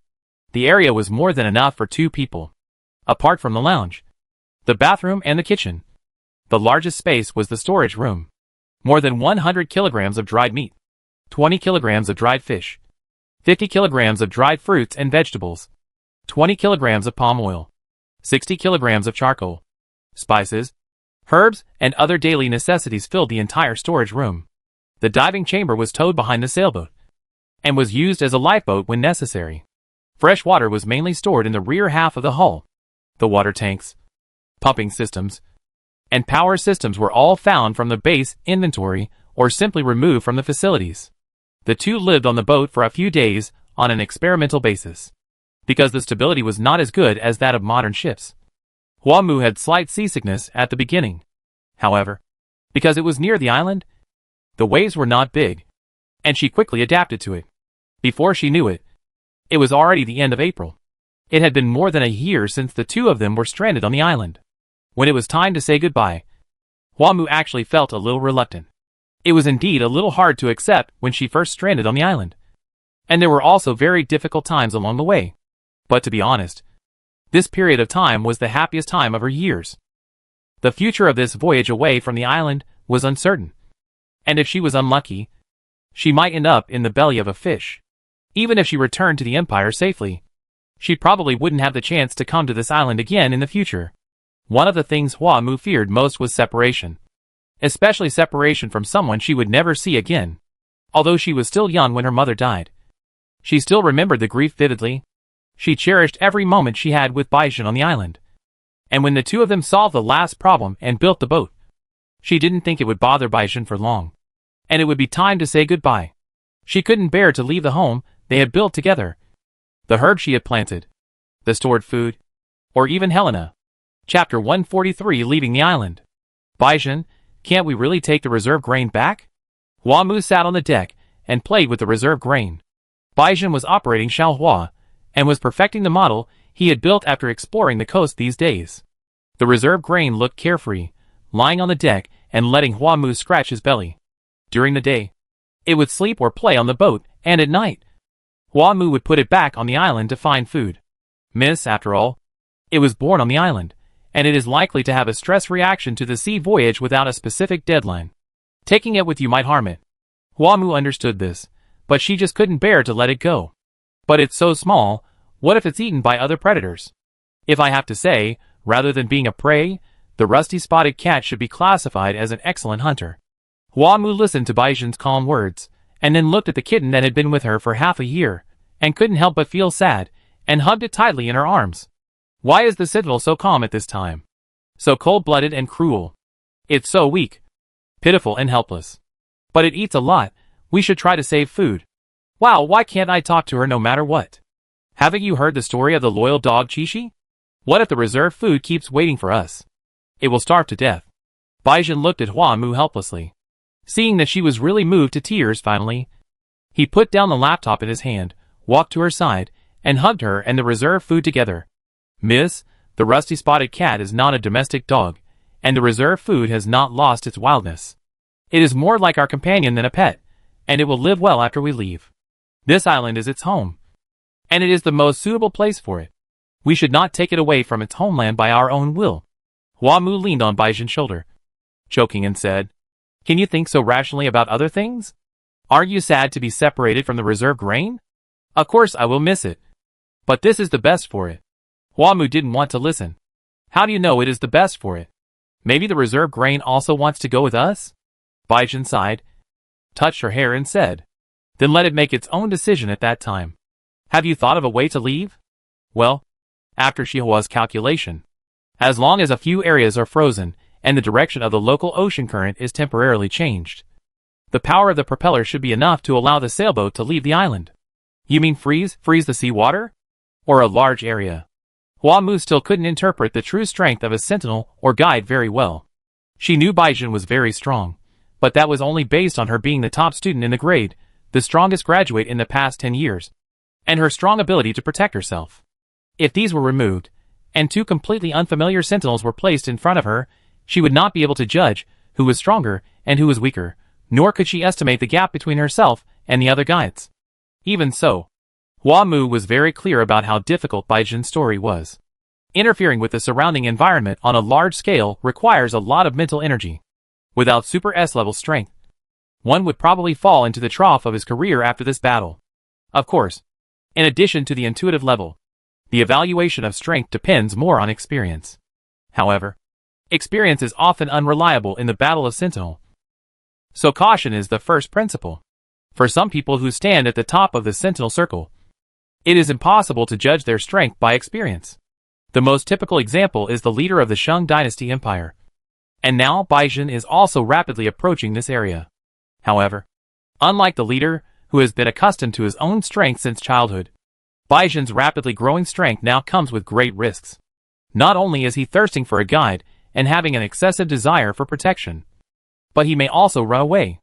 Well, This is the safest and most feasible method. And it is worth trying. Then you will be okay? I don't think so. In fact, I want to know where my limit is. The power in his body has been stirring. And he can't enjoy it no matter how much he releases it. Baizhen is tortured by the energy that has nowhere to go. Of course, she wanted to leave as soon as possible. But she also wanted to reduce her own strength as much as possible before leaving the island. When should we try it? Tomorrow. Tomorrow morning when the tide is high. If it doesn't work this time, they will have to try again. But if it succeeds, they will really leave the island. Baizhen and Huamu picked a lot of fresh fruits and put them on the boat that day, and spent the last night in the cabin. The next morning, before dawn, the two of them came to the beach. Helena was already waiting there. Huamu was reluctant to leave the rusty-spotted cat that had returned from foraging. Shui Liliang seemed to realize that something unusual would happen today, and kept licking Huamu's cheeks with meows. Baizhen asked Huamu to say goodbye to Shui Liliang, and he rowed Helena to the sea. Shui Liliang, are you willing to go with us? Huamu knew that the other party could not understand what he said, but he still couldn't help asking. If you want to go with us, just call out. I will take you with me no matter what Baizhen says. Huamu's eyes were moist, and Shui Liliang tilted his head to look at it, and lick her jaw with his small tongue as if to comfort her. Woo! Woo! Woo! Woo! I can't bear to leave you. What will you do when Mom is gone? Huamu couldn't help but rub her face against it, and the reserve food immediately made a gurgling sound from her throat, just as she was immersed in the sadness of separation. The slightly cool and humid sea breeze in the early morning suddenly mixed with a chill. Huamu subconsciously looked up, and the sea's surface in the dark seemed to have changed, because the light was dim. Her eyes were blurred with tears, and she could only see the shadowy scene. Meow! The rusty-spotted cat suddenly stood up in her arms, and kept calling towards the sea. Huamu knew that Baizhen had prepared it, and she felt even more reluctant and sad. Baizhen quickly returned to the coast, and saw Huamu still holding the reserve food. He stood there silently for a while without saying anything. Parting is always difficult. Huamu kissed the cat's face again and again, but finally had to put it down at Baizhen's urging. The reserve food looked up at the two of them, and seemed a little puzzled. These days, it was obviously taken to the big fish after foraging. Meow? Huamu sobbed. Goodbye. Reserve food. Baizhen did not have too much physical contact with the rusty-spotted cat. In her opinion, since they were about to part, it was better not to leave each other too much nostalgia. Meow. Reserve food rubbed Huamu's legs, and then rubbed Baizhen's legs, as if urging them to pick him up. Baizhen then squatted down and touched his head, and said softly, Reserve food, we are really leaving this time. The sea is dangerous, we can't take you with us, and it must be better for you to go home. Right? Let's say goodbye now. Huamu found that the sentry had not changed his mind, sniffed, and then mounted the unicorn. Luna looked down at the little rusty-spotted cat, and cried, as if she was also saying goodbye to it. The sentinel had already walked into the sea, and the unicorn finally spread its wings, and slowly flew into the sky. A ray of dawn had already leaked out between the vast night and the deep sea. The little rusty-spotted cat stood alone on the seashore, and the island behind it looked so huge. It had lived here since it was born, and after becoming independent, it hunted for food with its own ability. After its mother died, it never met other species of the same kind again. It met these two creatures it had never seen before in that disaster that almost drowned it, and then lived a happy life. Meow! The rusty-spotted cat suddenly cried out, and rushed towards the sea. Living in the rainforest, it was not afraid of water, but the waves were too strong for its small body, and it was quickly thrown back to the shore. Meow! Meow! The reserve food shook its body, and rushed towards the sea again. The unicorn, which had already flown for a distance, suddenly turned around and quickly returned to the coast. Miss! Baizhen quickly noticed Huamu's behavior and turned back. Reserve food? Huamu jumped off Luna before she landed on the ground, and hurriedly hugged the dying reserve food into his arms. Woo woo woo. Reserve food? I knew you must want to go with us. I will never leave you again, and I will never leave you alone. A cat again. Meow. The rusty-spotted cat shook its fur, and splashed the sea water on Huamu's face. The eldest lady didn't dislike it at all, and rubbed it with love. The sentinel returned to the coast, and saw Huamu and reserve food, and finally changed his mind. Miss, Hua thought she was going to stop him, and said anxiously, "You said to let the grain storage decide for itself. It obviously wants to go with us. And it doesn't want to leave us. We are not only its companions, but also its family. Although this island is its hometown, it can only be called home if there are family members. Anyway, I must take it away." Baizhen smiled. "Miss, you are right. It is our family. And family members should not be separated. If you don't agree, then I won't leave either." "Hey, are you serious? Can I really take it away?" Baizhen nodded. "Yes." Finally getting a positive answer, Hua hugged the rusty spotted cat and kissed it excitedly. "Great! You can go with us!" Meow. Both the cat and the person were very happy. And Baizhen temporarily put aside his anxiety. Not taking the food reserve was for its sake, but also because of its special status. As the offspring of the original project test subjects, it is okay to live on the island, if it is brought back to the Empire to reproduce. I don't know what the consequences will be, but think about it carefully. Isn't she also storing food?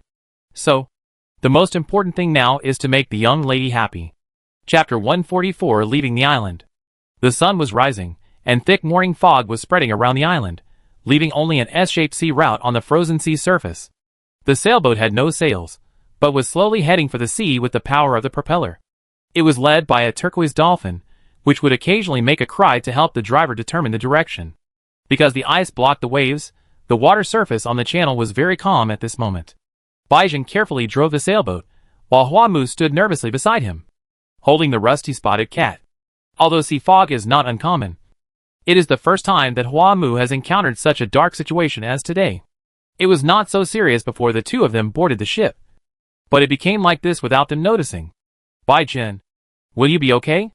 Such a thick fog was indeed beyond Baizhen's expectations. If Helena had not been leading the way, even if she could sense space, she would probably rather wait for the sea fog to dissipate and freeze the sea surface again. It seems okay at the moment.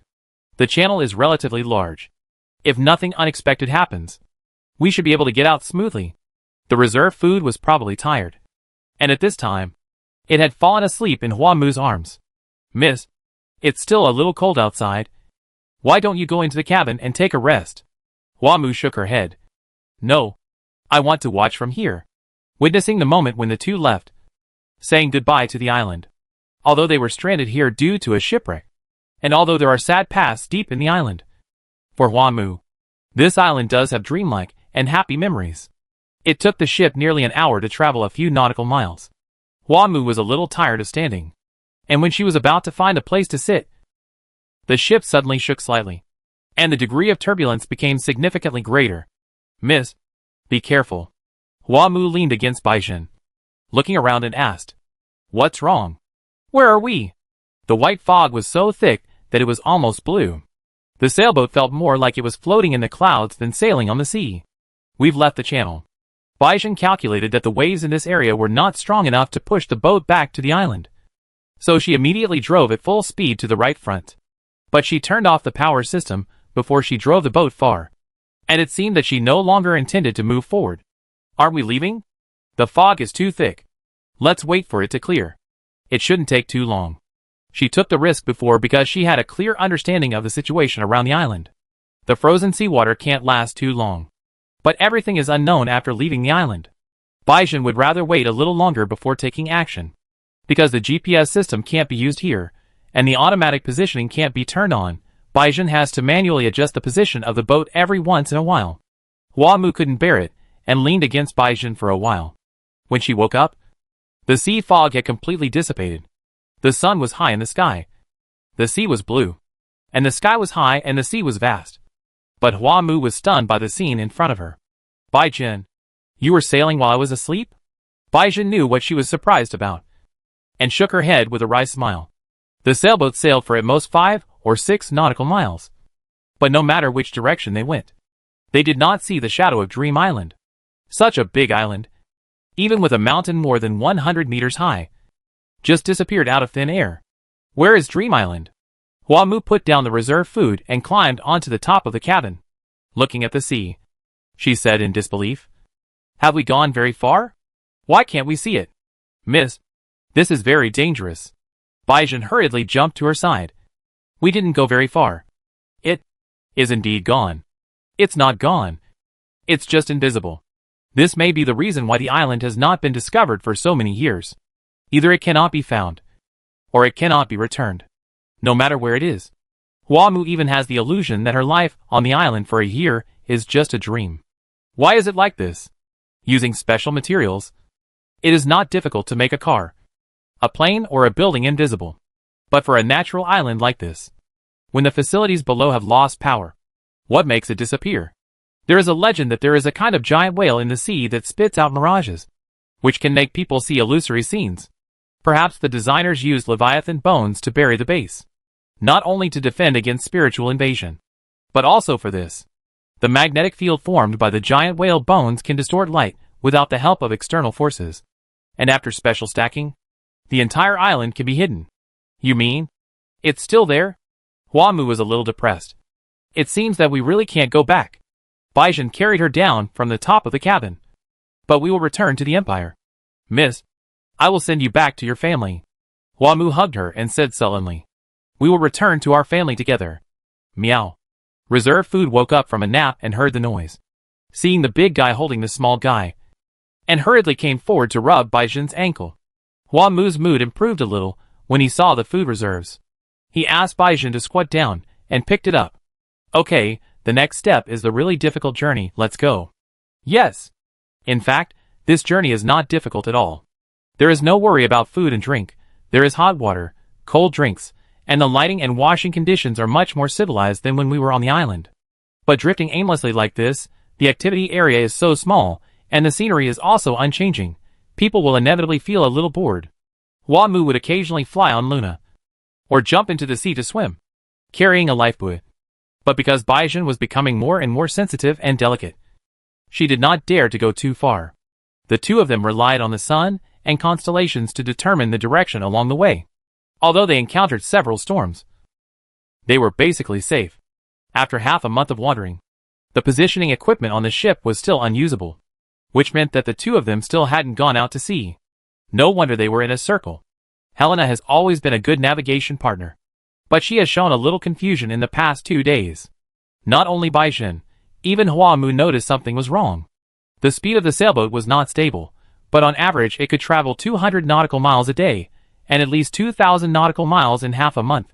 Because of the sailboat's movement mechanism, the actual straight-line moving distance had to be reduced by at least half, but even so, under normal circumstances it should have gotten out of the sea zone. Miss, you should eat a little more. The two sat in the cabin and had dinner, fresh fish, vegetable soup, dried meat, and some taro vermicelli, although not rich. It was nutritionally balanced. It was rainy outside again. It looked like there would be a heavy rain soon. I can't eat anymore. Huamu's appetite had been getting worse after living at sea for more than half a month. She even lost all her enthusiasm for cooking. The monotonous diet made her anorexia worse. She lost weight very quickly during this period. Baizhen also looked unwell. There was a dark spot under his eyes, and his cheeks were almost sunken. The person who looked the best on the entire ship was the reserve food. He was lying under the bed, chewing his fish head. Then drink some more vegetable soup, just a few mouthfuls. Baizhen ate less and less, but he always coaxed Huamu to eat. Neither of them expected that. When the time came, it was not the lack of food that bothered them, but the loss of appetite. Compared with modern ships, the comfort of the homemade sailboat was still far behind. Huamu took it reluctantly, and only took a sip, but the soup in the bowl was spilled all over him because of the shaking of the boat. The wind and waves outside gradually began to grow stronger, and I'm afraid tonight will be another sleepless night. The two had to quickly clean up the dishes.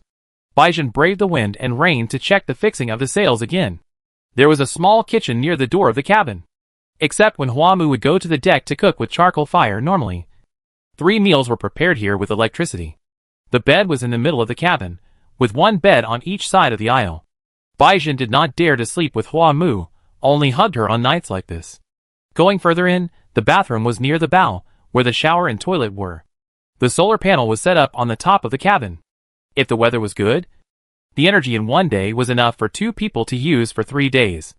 Therefore, even if the weather was bad for a few days, there was no power outage on the ship. Miss. Baizhen hurriedly took a shower and came out. seeing Hua-mu curled up on the bed with a pale face. He hurriedly hugged her in his arms, and used her as a human cushion, because there was no sound insulation layer. The whistling wind outside, and the sound of heavy rain falling on the cabin roof could be clearly heard in the cabin. Hua-mu couldn't help shivering. No matter how many times she experienced it, she still couldn't face the fear caused by the storm calmly. By Jin, she would remember the seawater that suddenly poured into the bottom of the cabin that day. She almost got trapped in the cabin and sank into the sea. She almost drowned and felt suffocated. Only the sentinel's arms could give her some sense of security. It's okay, miss. This ship can withstand such a storm. Hua-mu buried her face in Baijin's chest. While trying to take a deep breath, she asked intermittently, Really? Is it really okay? Baijin, can we go back? She had only been sailing for a day when the most advanced yacht was torn to pieces by the storm. Now, the two have been drifting on the sea for half a month. If they continue like this, such a thing will happen sooner or later. It's okay. We will definitely be able to go back. And I will definitely let you go back. Kiss me. Hua-mu raised her head and asked her for a kiss, wanting to seek the pleasure that would make her forget her fear temporarily. The sentry did not hesitate for a moment, and gently kissed her eyelids, forehead and lips. She rubbed Hua-mu's back, as if she wanted to merge with her. Believe me, miss, I will definitely protect you. Hua-mu certainly believed Baijin, but the uneasiness in her heart gradually grew. Chapter 145 Shipwreck. The heavy rain had not stopped for 2 days. The sailboat was like a thin leaf, tossed by the huge wind and waves. The whole boat was creaking, and the lights were gradually flickering due to insufficient voltage. Hua-mu had hardly eaten anything, and even vomited out the acid in his stomach. Baijin hugged tightly, and used ropes to tie the two of them to the wall of the boat. The shaking angle of the sailboat even reached 120 degrees, and everything on the boat had to be fixed with ropes. In front of the power of nature, any human power is insignificant. Restaurant was nestled between the two people, looking not in good spirits, and could only make low meow sounds. Restaurant, I'm sorry. Hua-mu saw that the current situation was getting worse and worse, and she couldn't help but regret her decision to take Reservoir away from Dream Island. Meow. Restaurant licked her face, as if to comfort her. The sentry hugged the man and the cat tightly, with a frown on his face. The light from the light strip was getting weaker and weaker, and it seemed that it would go out at any time. Baijin. Watching Baijin's increasingly solemn expression these 2 days, Hua-mu's heart gradually sank to the bottom of the valley. She had already made plans for the worst. The sentry touched her head and whispered, Don't worry, miss.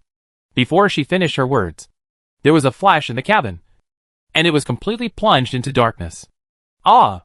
The outside world was stormy, thundering and lightning, and huge waves. It seemed that only this small world was isolated from the outside world. But Hua-mu knew that this was not true. A lot of rainwater and seawater had already leaked into the cabin. If the pump had not been working continuously, the sailboat would have sunk long ago. And just when the light in the cabin disappeared, the pump stopped working. Hua-mu couldn't help but let out a short cry, and Baijin untied the ropes on the two without any hesitation. Baijin? The sentry did not answer her, but took her quickly through the passage, and came to the cabin at the stern where the diving tank was placed. Wait a minute. Baijin, what are you going to do? Baijin opened the door of the diving chamber, and while trying to stuff her and the food in, she replied, Miss, stay in there first, and press the start button if something goes wrong. Hua-mu stretched out her limbs to hold the door, and refused to go in, anxiously saying, Is it just me? What about you? The space in the single diving chamber was originally small, and after Baijin stuffed emergency food and water in it, it could only accommodate one person and a cat. Baichi pulled her hands and feet off with some force. This is just the worst case scenario. I'm going to drain the water now. The ship may not sink, but I can't feel at ease if you are not in a safe place. Then I'll help you. 2 people are always faster than 1 person. No. The space is so small. 2 people won't increase efficiency. Miss, just listen. I'll be fine. Hua-mu didn't believe it. This sentry would just send her away first when he was in danger. You said the same thing last time? She struggled, kicking and slapping, refusing to sit in the diving cabin. Then did I keep my promise last time? Did I return to you safely? Baijin grabbed her 2 legs with one hand, and said seriously, It's the same this time. I have the ability to protect myself. and it is safer to be alone. Miss, as long as I know you are okay, I will have the motivation to live. Hua Mu was unable to resist the power of the sentinel. Her face was red with tears, and her nose was red. She said, "Really?" Baizhen kissed her cheek. "Of course it is true. I can't bear to leave you. You sit in obediently, and ensure your own safety. I will let the reserved food accompany you. Don't be afraid. But the situation last time is nothing compared to this time. Now there is only the vast ocean under the feet of the two. Miss, we are just wasting time. If I deal with it now, things may turn around. Don't you believe me?" Hua Mu looked at her with tears in her eyes, and finally nodded. "You must be fine. If you are in trouble, I will." Baizhen didn't let her finish her words, kissed her hard, and then stuffed her and the rusty spotted cat into the diving chamber. The diving chamber was fixed on the bracket of the cabin, because there was a gravity rudder inside that could adjust its position by itself. It was not as bumpy as in the boat. The interior of the cabin is also spherical, and Baizhen filled the limited space with food and water as much as possible. Hua Mu sat in the driver's seat, and there was only one place to stay. The optical computer was already started when she sat in, and the screen was emitting a faint blue light. Meow. The reserve grain noticed Hua Mu's uneasiness, and quietly leaned in her arms, making a cry from time to time. Reserve grain. Hua Mu hugged her, feeling uneasy. The diving cabin was well soundproofed, and even the noise from the outside world was reduced a lot. Time passed by minute, and the continuous huge shaking even made Hua Mu, who was sitting in the cabin, feel sick. She wanted to go out several times, but she stopped herself when she remembered Baizhen's words. Just when she was about to vomit due to nervousness, a figure finally appeared in front of the glass door. The soak sentry approached quickly, and a large amount of seawater rushed in behind her. Baizhen! The sentry's eyes did not meet hers. Hua Mu only saw the other party's figure being washed against the wall of the diving cabin by the waves. And then she didn't know which switch was turned, and the diving cabin suddenly floated up from the shelf. Baizhen! Hua Mu wanted to open the door of the diving chamber, but her fingers were too nervous to move. "I'll open the door right away. Come in." Water pressure detected. "The safety lock has been locked. Please do not open the door." Hua Mu seemed not to hear it, and continued to press the button to open the door with her fingers. Baizhen! Baizhen! The sentry approached the glass door, with a calm expression, and her long black hair floating in the water, like a mermaid in a fairy tale. "Baizhen! Don't leave me!" Hua Mu cried and leaned towards the door, pressing Baizhen's palm against the glass. The sentry seemed to smile at her. And then, the diving chamber was sucked out of the cabin by a huge suction force. The hatch at the rear of the ship opened at some point, and the diving chamber finally fell into the sea. The sky was pitch black, with only dragon-like lightning occasionally piercing through the dense dark clouds. The sea was like a stirred water tank, and the waves more than 10 meters high seemed to be able to touch the thick clouds. Hua Mu could no longer see the sailboat, and it was even more impossible to find the sentry. "White pillow," she cried almost in despair, feeling weak all over because of sadness and pain. Level 3 wind and waves detected, water pressure environment detected, autopilot mode now turned on. GPS signal not detected, dive 50 meters as preset, signal scan every half hour, auto navigation turned on after successful connection, destination longitude and latitude, 119.22, 34.60. White pillow. The diving cabin began to slowly dive, but after a while the water flow gradually stabilized. The storm on the sea seemed to have nothing to do with this, and the surroundings were so quiet that it seemed like the end of the world. Hua Mu listened to the sound of the light computer tablet, and trembled all over. White pillow. She couldn't think of anything. Her mind was blank. Her eyes were black, and her hands and feet were cold. It turned out that she had never been stranded on an isolated island before, and now she was really sitting on an isolated island. Woo! A sudden pain attacked Hua Mu's heart, and then a suffocating feeling surged into her throat. She had had similar experiences before, so she immediately understood its meaning. The sentry must have been in trouble. Baizhen! Baizhen! Baizhen! Hua Mu covered her chest and whispered the sentry's name. Luna made a sad low sound in the picture. We agreed that. She finally couldn't hold on, and gradually fell asleep due to fatigue and heartache. GPS signal detection. Signal detected. Trying to access the satellite network. Access successful. Sending a distress signal. Turning on automatic navigation. Navigating. Now heading to the destination Xingyin port. The towed object is detected to be too large. Turning on the power mode. Speed of 20 knots. And the expected time is 2 weeks. Miss Catherine. The ship just received a satellite distress signal. Captain Asma is over 70 years old. Has been with the sea all his life. And is a top expert in the ocean field in the treasure hunting world. This time, he stayed in the sea near Niels for half a year, but not for treasure hunting or exploration. Catherine is tall, plump, beautiful, and hot-dressed. As the granddaughter of the Prime Minister of the Republic of Patton, her bold and hot style is very famous in the socialite circle. Unlike ordinary noble ladies, this lady likes to do everything by herself. Her ability to act and decisiveness are even admired by experienced old captains like Asma. Send a distress signal? Yes. Where did it come from? Is it Mumu and the others? The petite and fair girl who follows Catherine, who looks as pitiful as a little white rabbit, is the daughter of an earl of the Shengchao Empire. It is an ancient family that has been passed down to this day as one of the royal branches. Man, don't worry. Catherine hugged Hua Manman's shoulders like a big sister, comforting her while saying to Asma, "What did it say? It should be the military code of the Shang Dynasty Empire, which we can't crack." But the other party also sent a navigation map. And it seems that they want to go to Xingyin port. Catherine pondered for a while, and made a decision quickly. Whether it's them or not, it's our duty to save them. But it is said that there are pirates in the nearby waters. It's best to meet up with Commodore Medler before going. Under normal circumstances, they should have received the distress signal. Hua Mu, the second heir to the Shang Dynasty Empire, was missing. But it was during the Civil War, and they could not invest a lot of resources in the search. The two young ladies, who were Hua Mu's good friends, hired shipwreck search experts in their personal capacity, and they stayed there for half a year. Although Asuma knew that they had the support of the royal family, he was still moved by the friendship between the girls. So under such circumstances, he should have suggested giving up the search. But he kept delaying it until today. Then I will notify the others. And I should be able to spare 5 ships. Yes. Chapter 146 Rescue. Catherine quickly received Medler's message and confirmed the other party's identity before rushing to the rescue site. Although the contact signal showed that the communicating entity was a single-person diving capsule that had been wrecked for more than 30 years, but according to the decrypted information, the sender was Baijin and Hua Mu.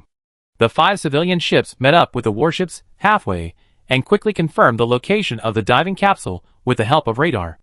And thanks to the speed difference, the fleet found the other party in less than half a day. However, the strange scene made both the Imperial Navy and the civilian search and rescue experts shudder. A small iceberg floated in the tropical sea, and the iceberg contained a ship that had tilted and overturned, with only a small part of the hull floating on the water. An old spherical single-person diving pod was pulling it slowly forward in surface navigation mode. Medler quickly determined the rescue plan and decided to use a fishing net to salvage the diving pod. There is a dolphin following the iceberg, because the situation was too strange. Asma repeatedly confirmed the situation around the small iceberg through a telescope. Wait, there seems to be a person on it. A bottlenose dolphin followed closely on the side of the iceberg, and occasionally approached and lifted an object. Even after discovering the fleet, they did not leave, but began to actively make noises. Catherine took Asuma's telescope without hesitation, and leaned on the railing to look.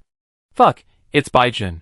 Even though his appearance was covered by long hair, she still recognized the sentry almost at a glance. Prepare another net, and we will go to the iceberg.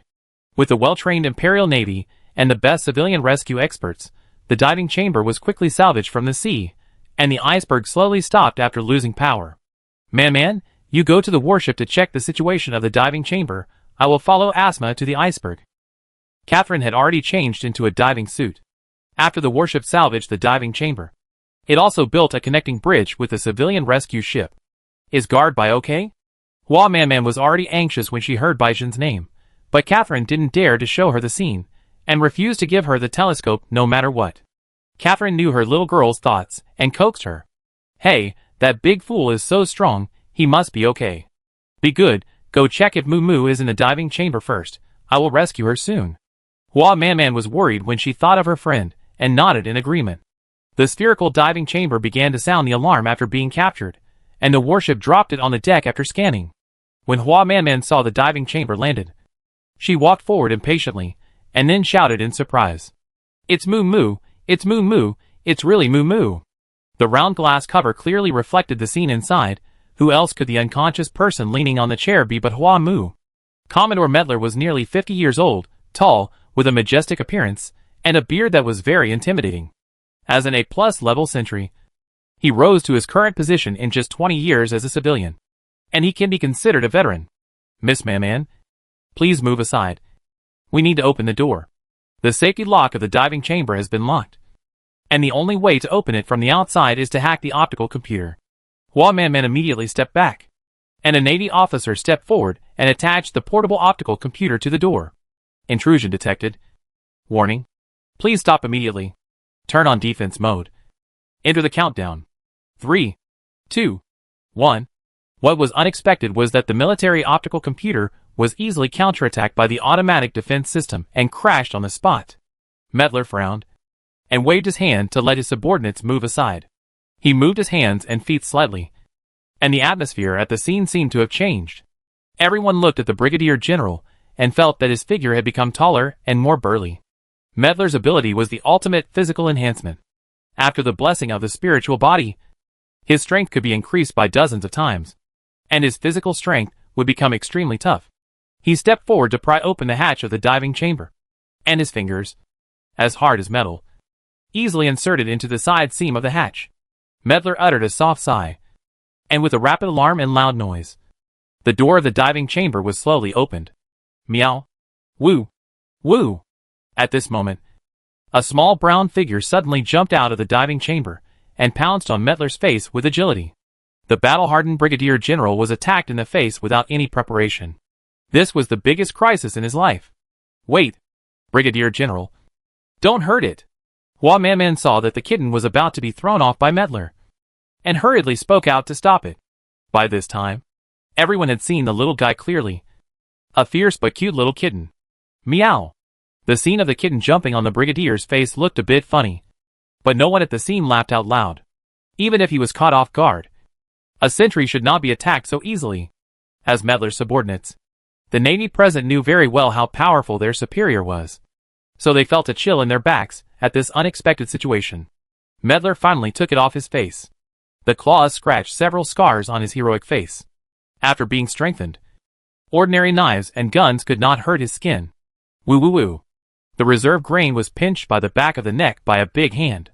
It could only wave its claws in the air and cried with sharp fangs. Medler was surprised and alert, and at the same time, he was interested in this little thing. But this was not the time to think about these things. Looking at the dazed people, he frowned and said, "Why don't you move the young lady out quickly?" Medler was a very dignified officer. Several female Navy officers heard the order and hurriedly worked together to move Hua Moo out of the diving cabin. Hua Manman followed closely and looked at her friend's face. Although he looked a little haggard and his clothes were a little messy, he did not look malnourished. Rather, he looked a little plumper than before. There was a lot of food and water in the diving chamber, and he did not look like he was worried about food. Moo Moo. Moo Moo. Hua Moo was quickly transported to the infirmary, and the rusty-spotted cat was temporarily put in a cage to wait for examination. Catherine and the crew took a small boat to approach the iceberg, and finally saw the condition of the sentinel. Baijin's entire left arm was frozen in the iceberg, and her body was almost completely submerged in the seawater. The dolphins following her helped her lift her body from time to time, as if they were helping her keep breathing and body temperature. The seawater around the iceberg was very cold. Fortunately, there was an integrated diving suit on the boat, so the rescuers were able to go into the water. Catherine had a diver's qualification certificate, and she had always given everyone the impression that she had the final say. No one dared to stop her from participating in the rescue. 2 Navy officers went into the water first. The dolphins did not seem to be afraid of humans and followed them quietly. "How is she?" When Catherine saw Baijin's condition, she almost thought she was dead, but the dolphin's perseverance gave her some hope. Several rescuers worked together to lift Baijin's body, and her face gradually became clearer under her black hair. The sentinel, who was always known for his sexy weak color, was paler than ever before, and his body temperature was also colder than that of ordinary people. Ordinary people would probably have no chance of survival in such a state. Miss Catherine, Major Bai is still breathing. The 2 Navy officers who came to rescue were both sentinels, and they reacted quickly to vital signs. Catherine checked her breathing and heartbeat herself. Probably because she had been soaking in the cold seawater for a long time. Her breathing and heartbeat were very slow. But fortunately, she was alive. Catherine breathed a sigh of relief. And then began to worry about how to get Baizhen back. She didn't know what the two had encountered. She could tell the severity of the situation just by looking at the sentry's appearance. There were bruises and scratches all over her body. And the wounds had long been soaked and turned white. The most terrible thing was her frozen left arm. Because of the low temperature and huge tearing, her muscles and bones were severely damaged. Her posture was distorted. And her skin was torn. Let's not talk about the amputation surgery that will be needed at that time. Just how to get her out now is a big problem. It is obviously unrealistic to wait for the iceberg to melt, and there are no professionals who can perform the surgery on the spot. In the end, the most conservative way is to use the floating boat to carry the sentinel's body temporarily, and then partially melt the iceberg. When Catherine rushed back to the warship, the aircraft was ready to take off. Although Hua Mu was still unconscious, Commodore Mettler had received the Queen's order to send her back to the imperial capital first. Miss Catherine and Miss Man, please go back together. You have worked hard during this period. Indeed, the two came here to find Hua Mu, and there is no point in staying here now. But Baizhen? Because Hua Mu always hides his guards. Catherine is not very familiar with Baizhen. However, Hua Man grew up with Hua Mu, and has a long-standing love for Baizhen. Catherine, how is the White Guard? Is she okay? Catherine didn't want to make her worry, and said vaguely, there should be no danger to life for the time being. But the rescue will continue for a while. Can't we wait for her to go back together? Mumu hasn't had a good rest yet. Besides, if she wakes up and can't see the White Sentinel, she will be very anxious. Catherine sighed. Her Majesty should be very worried about Mumu. So let her go back and reunite with her family as soon as possible. Man, if you are really worried, you can stay. I will accompany Mumu back. Hua Man seemed a little moved, but finally shook her head. I'd better go back with Mumu. I can't help here. Catherine knew that she was considering Hua Mu, and said helplessly, okay, then you accompany Mumu back, and I will stay here. If there is any situation, I will inform you in time. Well, Mettler could not force Catherine, and accepted the proposal. Hua Man accompanied Hua Mu, who was still in a coma, and flew to Shengchao Empire on the aircraft. Chapter 147 Out of Control. Hua Mu had a long nightmare. There were violent storms, huge waves, and Baizhen's bloody face. Baizhen! Mu! Hua Chu originally wanted her to sleep a little longer, but such a sleep full of nightmares was afraid that it would not be of much use, so she had to try to wake her up. Hua Mu slowly opened her eyes, and in her hazy vision appeared the face of her long-lost relatives. At a certain moment, she thought it was her own illusion. Aunt? Mumu. Hua Chu's eyes were moist. He lovingly stroked her forehead, and said softly, you finally woke up. Hua Mu suddenly opened her eyes wide, and while panicking, she wanted to get up, and asked repeatedly, Aunt, where is Baizhen? Where is Baizhen? The Queen's expression was not strange at all. She pushed her back to the bed, and comforted her softly. She is not in danger of life, but the rescue took some time, and she will be back later than you. Really? Of course it's true. Would Aunt lie to you? When can I see her? I want to see her soon. Hua Chu didn't say anything, just looked at her with a smile. Hua Mu gradually felt guilty and shy. She pulled the quilt to cover half of her face, revealing only a pair of shy green eyes. Still the same as when she was a child. Aunt? Hua Chu gently stroked her hair and sighed. Girls are really outgoing. I thought you hadn't seen Aunt for so long. So you must have something to say. Hua Mu felt ashamed, and endured the worry and whispered, Of course I have a lot to say to Aunt. And I miss Aunt too. But Baizhen? She was trying to save me. Aunt knows. Is your body okay? Before Guard Bai comes back, tell Aunt what happened this year. Well, Hua Mu was coaxed into submission by Hua Chu in a few seconds, and roughly recounted what happened this year. When she talked about her marriage with Baizhen, she was a little nervous and embarrassed. But she saw that her aunt's face did not change. She just looked at her quietly and said, Did she really not force you? Hua Mu shook her head anxiously. Baizhen did not force me. I was willing. She. How could she force me? It should be the other way around. Is that so? Aunt knows. Hua thought that even if she didn't get angry, she would still firmly oppose it. Unexpectedly, she was so calm at this moment. She was happy. But she didn't know why she felt a little uneasy in her heart. Aunt, don't you object? Hua sighed. It's done. What's the point of me objecting? Be good. Don't think about it for now. The most important thing is to take care of your health. Hua nodded. And then realized that something was wrong. Where's my dad? She has been missing for a year. And her father should be worried about her. Hua Chu's expression changed slightly at this time. Your father happens to have official business. And he will come to see you in 2 days. Hua did not doubt him. And nodded obediently. She gradually became sleepy and yawned slightly. Hua Chu touched her forehead lovingly. Go to sleep. Auntie will accompany you. Hua was completely relieved that Baizhen was fine. And her auntie's tacit consent also made her feel a lot more relaxed. She imagined that they would meet again in the near future and fell asleep peacefully. Hua Chu's face gradually became solemn. After making sure that Hua was asleep, she got up and left the ward. The hospital where the royal family members were treated was in a tower. And it also provided services for sentinels and guides. Your Majesty. As His Majesty's personal guards, Shen Mingxin and Shen Guan had been waiting outside the door. Go to the solitary confinement room. There is a solitary confinement room in the inner tower for sentinels. Unlike the cells for criminals, this room is generally used to detain sentinels who have not yet committed a crime but have gone berserk.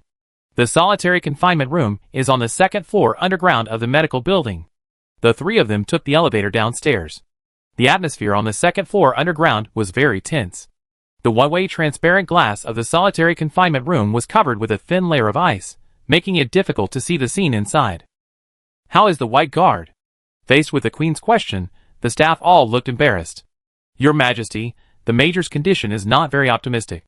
If her strength continues to increase, if she cannot be controlled, she may have to be humanely executed. As the most outstanding talent in the Empire, every word he said was full of uncertainty and helplessness. Is the neutralizer useless? No medicine will work on the Major. What about her injury? It has deteriorated seriously. If it continues like this, even if we don't perform a humane execution, I'm afraid we won't be able to hold on for much longer. Hua Chu frowned. Let me see what's going on inside. The staff hesitated. Your Majesty, that scene. It doesn't matter, let her out. The confinement room was also covered with thick frost, and under the camera, only a shadowy figure could be seen curled up in the corner. Where's the Major's arm?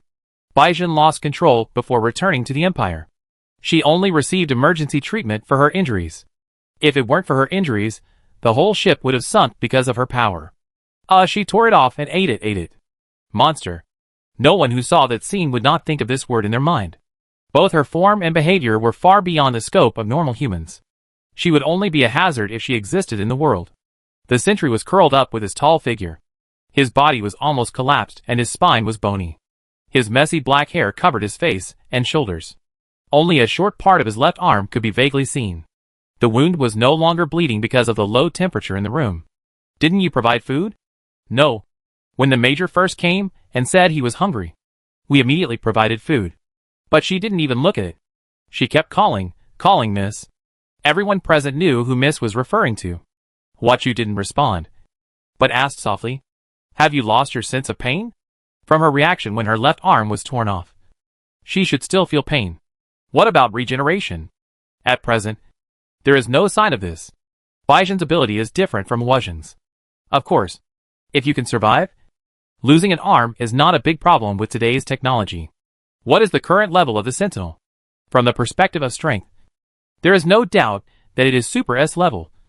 But, no matter how strong you are, it is meaningless without reason, and it will only become an unstable factor. If I come to comfort her, the staff present are the core members of the Research Institute in the tower. They have been managing Hua Chu's body and abilities, and are also familiar with Hua Jing's situation.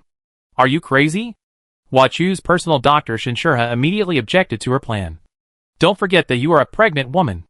It is really nonsense to let the Queen risk her life to comfort a sentry. But Hua Chu can't think of any better ideas. If Baizhen dies, not to mention Hua Mu's sadness, Hua Zheng may never be saved. Of course, there is more than one Super S-class sentinel in the Empire, including Baishan. The Shengqiao Empire has a total of 8 Super S-class sentinels and guides. But the problem is, among the candidates who can perform this task, it seems that only Baishan is suitable now. He is not in a high position, nor has any faction, and will not be influenced by the resolution of the parliament.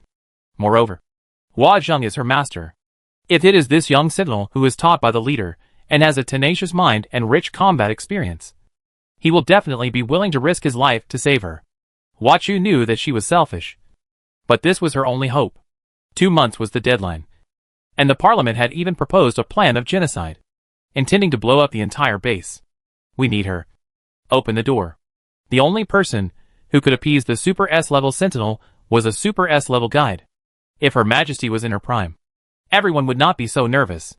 But she is now a pregnant woman, and her ability has been reduced by at least half after 4 months of pregnancy. I'm sorry, Your Majesty. The situation is tense now, and your safety is above all else. Hua Chu was angry, and could not force the order. The two sides were deadlocked for a long time, and she was defeated in the end. Turn on the speaker inside, I have something to say to her. This request can naturally be met.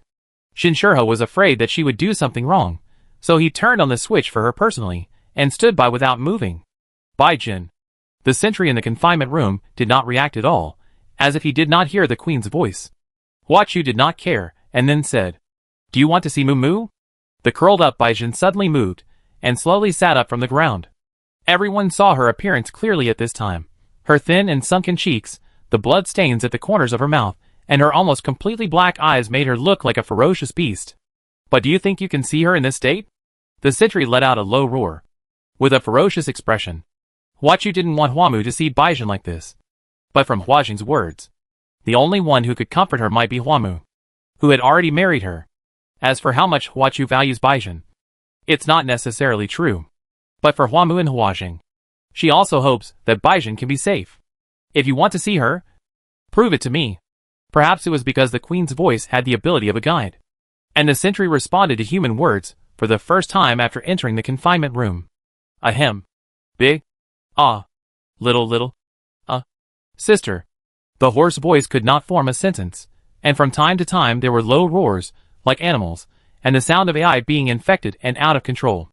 It was really horrible. The people present were very familiar with this best graduate in the past 10 years.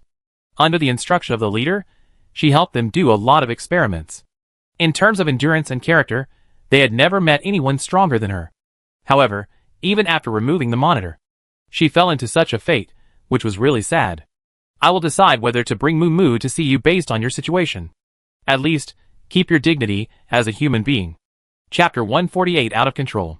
Ever since the queen said those words, the sentry has become no longer quiet. Even if he didn't specifically study her behavior, Shinshurha knew the emotions, pain and anxiety contained in it. Baijin walked around in the confinement room restlessly, hitting the ground with his head from time to time, as if he was struggling with something in his mind. This struggle lasted until midnight, and the sentry seemed to have finally figured out how to maintain his dignity as a human being. Director Shun, the major has entered the bathroom. I think she really wants to die. After barely regaining some sanity, the first thing he thought of was to take a shower. Are Chen Guan and Meng Xian here? Let them put on protective clothing and go in with me to check the situation. Although Shinshurha is also a guide, she specializes in medical and biological research, and her combat ability is not strong. But, don't say buts if anything happens to this guy. I don't know how many people will cry to death. Chen Guan and Shin Meng Xian were specially left behind by Hua Chu, because most of the sentinels and guides who can fight have been sent to the front line, and the personnel who remain in the headquarters can only do their best to maintain the safety of the base.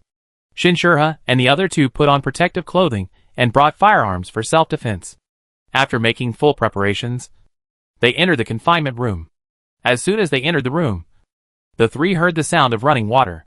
Knowing that Baijin was taking a bath, Chen Guan could not help but stop. Although the separation of men and women is not a big deal between soldiers, but according to the relationship between Baijin and Huamu, he had to be more cautious. Shinshurha saw that he was hesitant and kicked him hard. You are the only sentry among the three. If you don't go to the front, do you want me and my niece to go? Shin Mingxin also said. And is right. Don't think about those things now. I don't think His Majesty and the eldest lady will blame you. Baijin is an orphan. After awakening, she has been living in the tower. Qin Guan has watched her grow up. At this time, he also put aside his hesitation. Then I'll be in front. Mingxin and Aunt, pay attention to my instructions. Qin Guan and Shen Mingxin have been partners since childhood. After becoming husband and wife, they are even more in tune with each other. They can fight even against S-level sentinels. A sentinel and two guides formed a triangle formation and slowly approached the bathroom. The confinement room has the function of suppressing the sentinel's ability, which can only be blocked by wearing protective clothing. Baijin did not close the door, and it did not look like he had any conspiracy. If such power still has an intelligent brain, then Shinshura would really worry. The three of them soon saw the scene in the bathroom. Baijin had her back to the three of them. She was 1.8 meters tall, and her tight muscles were no less than those of men. But she was slender and graceful, and her curvy figure was full of the beauty that only women have. Even if she lost an arm, it did not affect her charm at all. Even with the psychological preparation before, Qin Guan still turned his face away subconsciously. Although such behavior was not in line with the qualities of a soldier, considering that his wife was right beside him. It was also human nature. Shinshura and Shen Mingxin had no such worries, because there were too few female sentinels, and as women, they saw it as a matter of course. Baijin didn't know whether she didn't notice the three people, or was completely uninterested in them. She didn't turn around, nor did she stop bathing. But she was obviously not used to having only one arm, and her movements were very stiff. Perhaps because the out-of-control power was under some control, the temperature in the room was no longer as low as before, and the frost also showed some signs of melting, especially with hot water in the bathroom. The sentry's left arm was once again bleeding. Baijin? She couldn't go on like this. The blood loss alone would cost her life. Shinshura called her softly, wanting to try to communicate with her. If the queen's words really worked, it would be the best situation to not fight. Baijin seemed not to hear her words, struggling with her tangled long hair with one hand. Shen Mingxin made a gesture to Shinshura, and the two slowly moved towards Baijin. Qin Guan's heart suddenly skipped a beat, and he said subconsciously, "Wait a minute." Almost at the same time as she opened her mouth, Baijin suddenly turned around and rushed towards Shinshura at lightning speed. "Aunt!" Shen Mingxin instinctively distanced herself as a guide, and Qin Guan immediately stepped forward to protect her behind him, and showed a defensive posture. Baijin ignored the two of them, pinched Shinshura's throat, and pressed her to the ground with one hand. Shinshura had been a civilian for more than 20 years, and was weak and bookish. After being attacked by the sentry, he suddenly saw stars and was dizzy. If I had known, I would not have come. Why should I be so strong at such an old age? I would rather let my niece and niece-in-law suffer this. Baijin, stop it! Qin Guan was on guard, and his back felt cold. Under such circumstances, the two had no chance of winning. Shen Mingxin hesitated whether to launch mental interference, and was afraid that she would be stimulated, and it would be more disadvantageous to Shinshura. Baijin, have you forgotten what His Majesty said? The eldest lady wanted to see you as soon as she woke up today. Do you want to disappoint her? For the loyal sentinel, these words might be more useful than attacking. Baijin, if you don't stop, we'll have to take action. The couple tried to persuade Baijin, but Baijin remained unmoved. Shinshura heard a vague murmur in her throat, and then looked at her expression, and suddenly felt more confident. You? Wait a minute. She spoke with difficulty, and said to Baijin like coaxing a child. Baijin, do you have anything to say? If you do you have any requests? I will definitely help you. Obey. What? Baijin panted slightly, as if he was suppressing the restlessness of the beast in his body. Clothes. Shen, Director Shen. Please give me clothes. Nice ones. She knew they had to be nice. Shinshura almost cried with joy. Don't worry, I will definitely pick the best clothes for you. But before that, you need treatment more. If Mumu comes to see you, she will definitely feel bad when she sees you like this. She felt relieved, and her speech became smoother, showing her eloquence. Miss. Yes, you're miss. The sooner you get better, the sooner she can come to see you. I am her aunt, and she certainly doesn't want me to get hurt. If you hurt me, she will be very sad and disappointed. She will be hurt. Sad? Baijin closed her eyes tightly, and whimpered in pain. Shinshura even felt that he was bullying this innocent and loyal dog. Only her life mattered, and she had to protect herself. Bai Jin. Director Shin watched you grow up and knew your character. You definitely wouldn't want this to happen. We are here to help you. It will be too late if we don't treat your injury. If you die, who will be the saddest? Isn't it your eldest lady? Ah, eldest lady. The sentinel who had only his guide in his mind, Shinshura suddenly thought of his partner, who was still lying in bed recovering from his injuries. Even Medler, a tough guy, was almost paralyzed by the beating. Her thin arms and legs would definitely not be able to withstand it. Seeing that she seemed to be in a state of confusion, Shinshura had tentatively reached out and supported her broken arm that was still bleeding. Bai Jin, you really can't delay any longer. Even if you don't perform the surgery immediately, at least you have to do the treatment first, so that you can better connect the bionic prosthesis later. But, I want to see. Don't you want to see her in your best posture? Taking a bath and wearing nice clothes are not enough. You have to look good to make the young lady happy. Right? The sentry struggled a lot, and it took a long time before he agreed with what she said. Yes. Yes. She slowly let go of Shinshura, and said blankly as if in a nightmare, I want the young lady to see. Shinshura hurriedly crawled back a few steps. Shin Mingxin picked up a bath towel, and immediately stepped forward to cover Baijin. Baijin, don't stay here, you need treatment first. Baijin seemed to recognize her at this time, and slowly called out, Sister Meng Xian. Shin Meng Xian breathed a sigh of relief, and said to Chen Guan, Chen Guan, why don't you come over to help? The two of them helped Baijin to the bed outside, and Shinshura took out the suture gun and sealant to help Baijin deal with the wound. The suture gun can help stop bleeding and promote wound healing, in addition to the effect of stopping bleeding.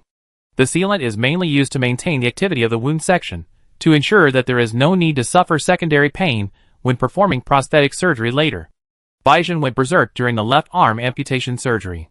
It was also thanks to the fact that the surgery was mostly done at that time, and the temperature in the room was unusually low, that the wound on the broken arm was so smooth, otherwise it would have been more troublesome to tear it off. Baijin was unusually obedient, only her expression was occasionally agitated, and her throat made impatient gurgles from time to time.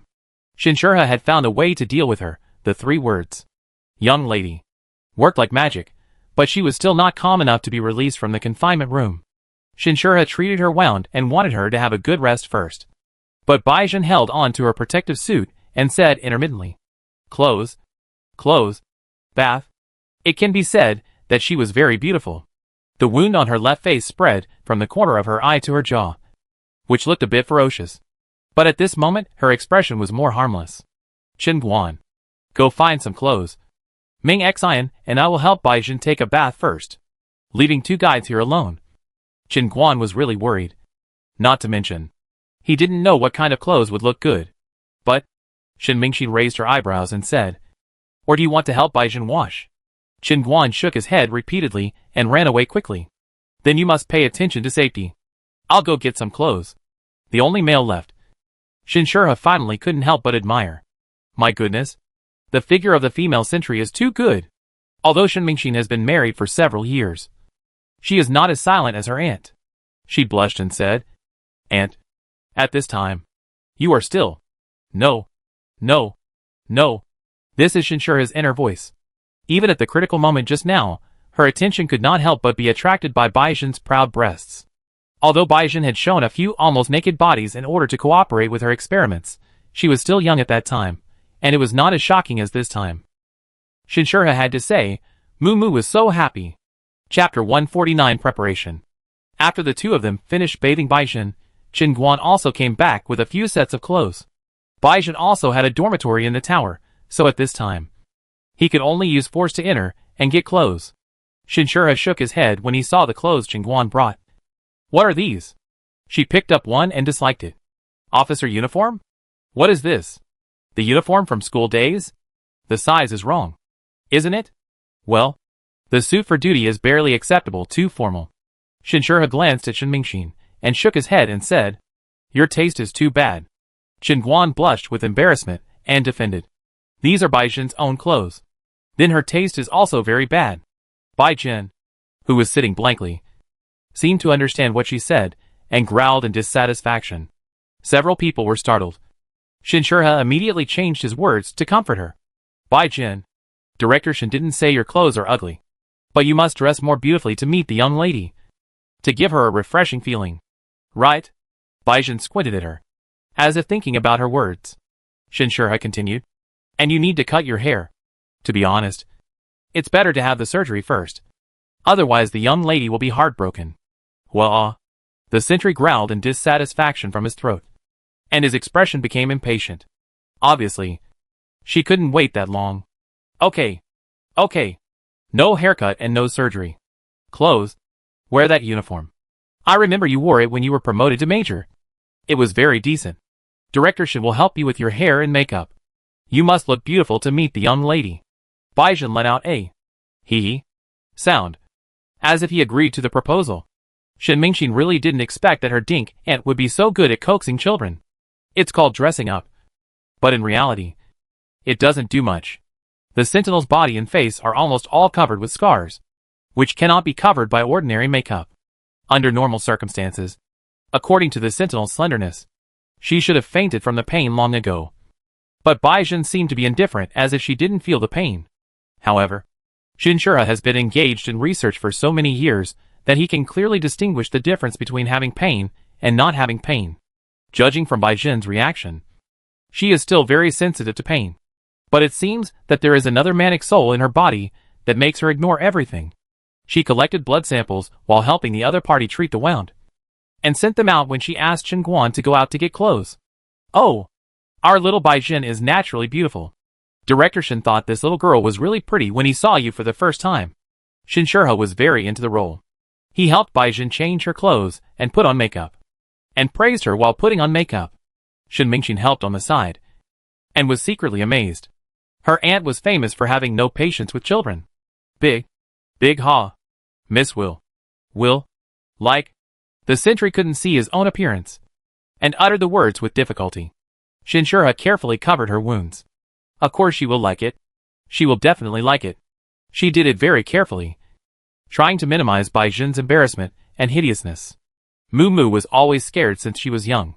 It was a small matter to scare her, but it was a big matter to hurt Baizhen. This sentinel was so lovely that even an old aunt like her could not help but feel pity for him. Shin Mingxin looked at her full of maternal love, and suddenly remembered what her uncle had said.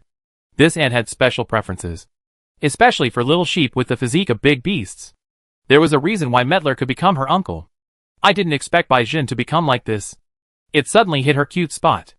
Before becoming Hua Mu's personal bodyguard, Baizhen belonged to the Marine Corps.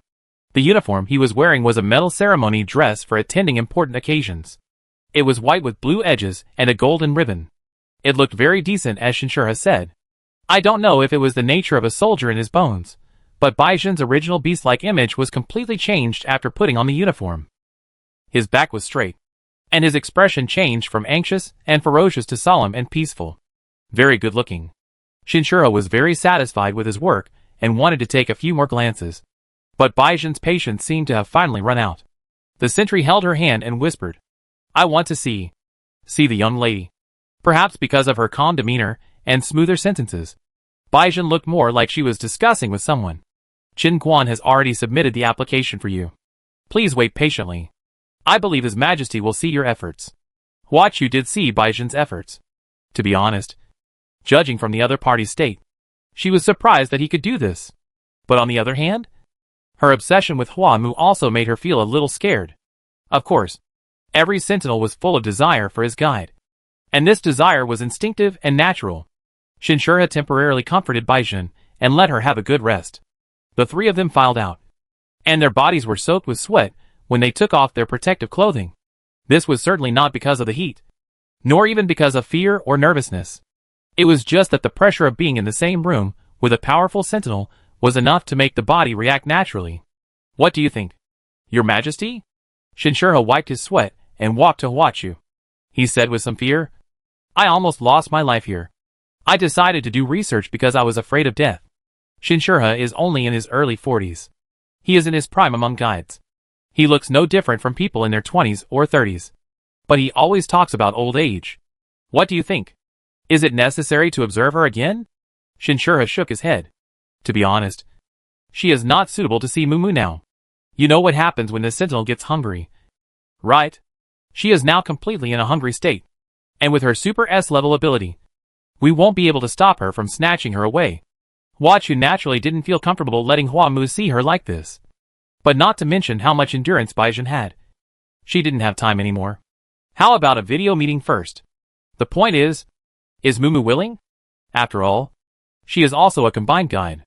Seeing her sentinel like this, will she be satisfied with just a video? Shinshurha saw Hua Chu's heavy expression, and knew her inner struggle, and comforted her. But don't be so pessimistic. The sentinel will not hurt his guide, and Mumu's life will not be in danger. Our only hope now is her.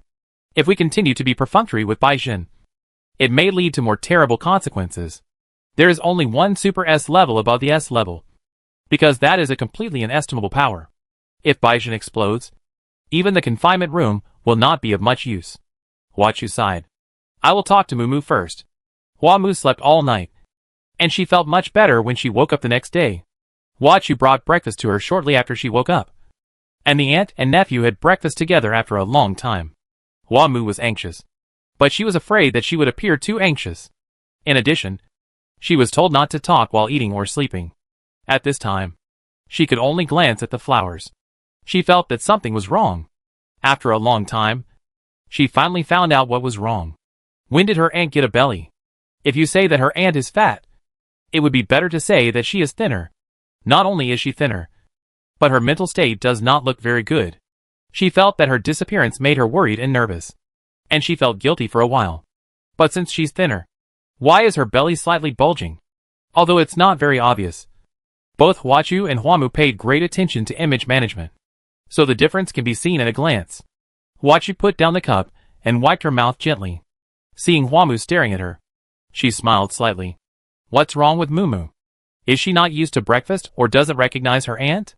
Hua Mu shook her head blankly, and an incredible idea gradually came to her mind. If she was still the brain-filled lady who had never experienced anything, she might not have thought of this. But now she is also a wife, and a wife who has experienced a false alarm. Then why are you looking at Aunt? Hua Mu hesitated for a while, and finally mustered up the courage to say, Aunt, are you pregnant? Hua Chu's pregnancy was no longer a secret in the empire, but she hadn't figured out how to tell Hua Mu, so she kept avoiding the topic. Although Hua Mu didn't know the inside story, her guilt was real. Well, Mu, will you blame Aunt? Hua Mu didn't understand. Why? Aunt, it's a good thing that you're pregnant, and it's a great thing. With this child, her possibility of inheriting the throne will be greatly reduced, and the resistance to being with Baizhen will also be greatly reduced. After all, originally, even if Aunt agreed, there would still be a lot of relatives and ministers who opposed it. What she wanted was to marry Baizhen in a proper way, hold a grand wedding, and tell the world that this sentinel was hers. But, you are still missing. It was as if he had abandoned her. Hua Mu didn't care at all. Because I am missing, your pregnancy will help to reassure people. And you and Dad didn't give up on us. Did you? If Uncle Medler and Man hadn't been persistent in looking for me, we might not have come back. Hua Chu felt distressed for her understanding. Mumu. Hua Mu respected and loved Hua Chu very much. Her mother died early, and her aunt cared for her and loved her like her real mother. But she once felt sorry for her aunt's reluctance to marry, and felt heartbroken for her loneliness. But she didn't expect that her aunt had found a partner with whom she could raise children after a year away. She couldn't help but be curious. Who is the baby's father? Do I know him? Hua Chu's forced smile finally died out because of her words. Hua Mu noticed that the atmosphere suddenly changed, and her aunt's pale face and tense expression seemed to be telling something strange. Aunt, what's wrong? Hua Chu said bitterly. Mu, listen to me. Chapter 150 Preparation. What happened in the Empire this year was even more thrilling than what she and Baizhen had experienced. Hua Mu was terrified, and gradually understood the deeper reason why her aunt was pregnant, which was really to stabilize the people's hearts. In other words, it doesn't matter who the father of the child is? When Hua Mu thought about it, she felt very sorry for her aunt. Your father is still commanding at the front line, so he didn't come to see you in time. Hua Mu expressed his understanding, and at the same time noticed another abnormality that he had overlooked. Aunt, where is the leader? Because the leader's presence was too low, she didn't feel what was missing from her aunt at first. But when the war was mentioned, Hua Mu suddenly remembered her. She heard Baizhen say that the leader was an extremely powerful existence, and an important shield to protect the empire. But of course when she asked this question, she saw that her aunt had an expression she had never had before, and it was no exaggeration to say that she was lost. Hua Chu seemed to have remembered something heartbreaking, and she pursed her lips and frowned tightly. Aunt? Hua Mu noticed something was wrong with her, and called out cautiously. The queen looked up at her as if she had just woken up from a dream. But the answer she gave was not her question. Mu Mu. Don't you want to see Bai Jin? She has actually arrived in the imperial capital. This sentence really took away all of Hua Mu's attention. Has she arrived? Where is she? Can I go see her now? Aunt, can you let me go see her now? She became anxious, and was about to get out of bed after lifting the quilt. But Hua Chu gently raised her hand to stop her. It's okay for you to see her, but there are some things I need to tell you. Bai Jin's condition is not good now. The worse it is, the more anxious Hua Mu becomes, and the more he wants to see her. What happened to her? Is she injured? Didn't you say she's not in danger of death? Although there is no danger for the time being. Aunt, then take me to see her quickly. I'm completely well now. Hua Mu's eyes were filled with tears, and he was extremely anxious. I will take you there, but you have to be mentally prepared. The way she looks now is very different from the past, and her mood is not very stable. Aunt, no matter what Bai Jin becomes, she doesn't care. Hua Mu has been to the hospital in Neda several times, but it's the first time she knows there is a research institute underground. She followed behind Hua Chu, watching the number finally stop at -2, and she became more and more nervous. It's said that it's very different from the past, but it's only 2 days since we last saw each other. What's the difference? Is she injured?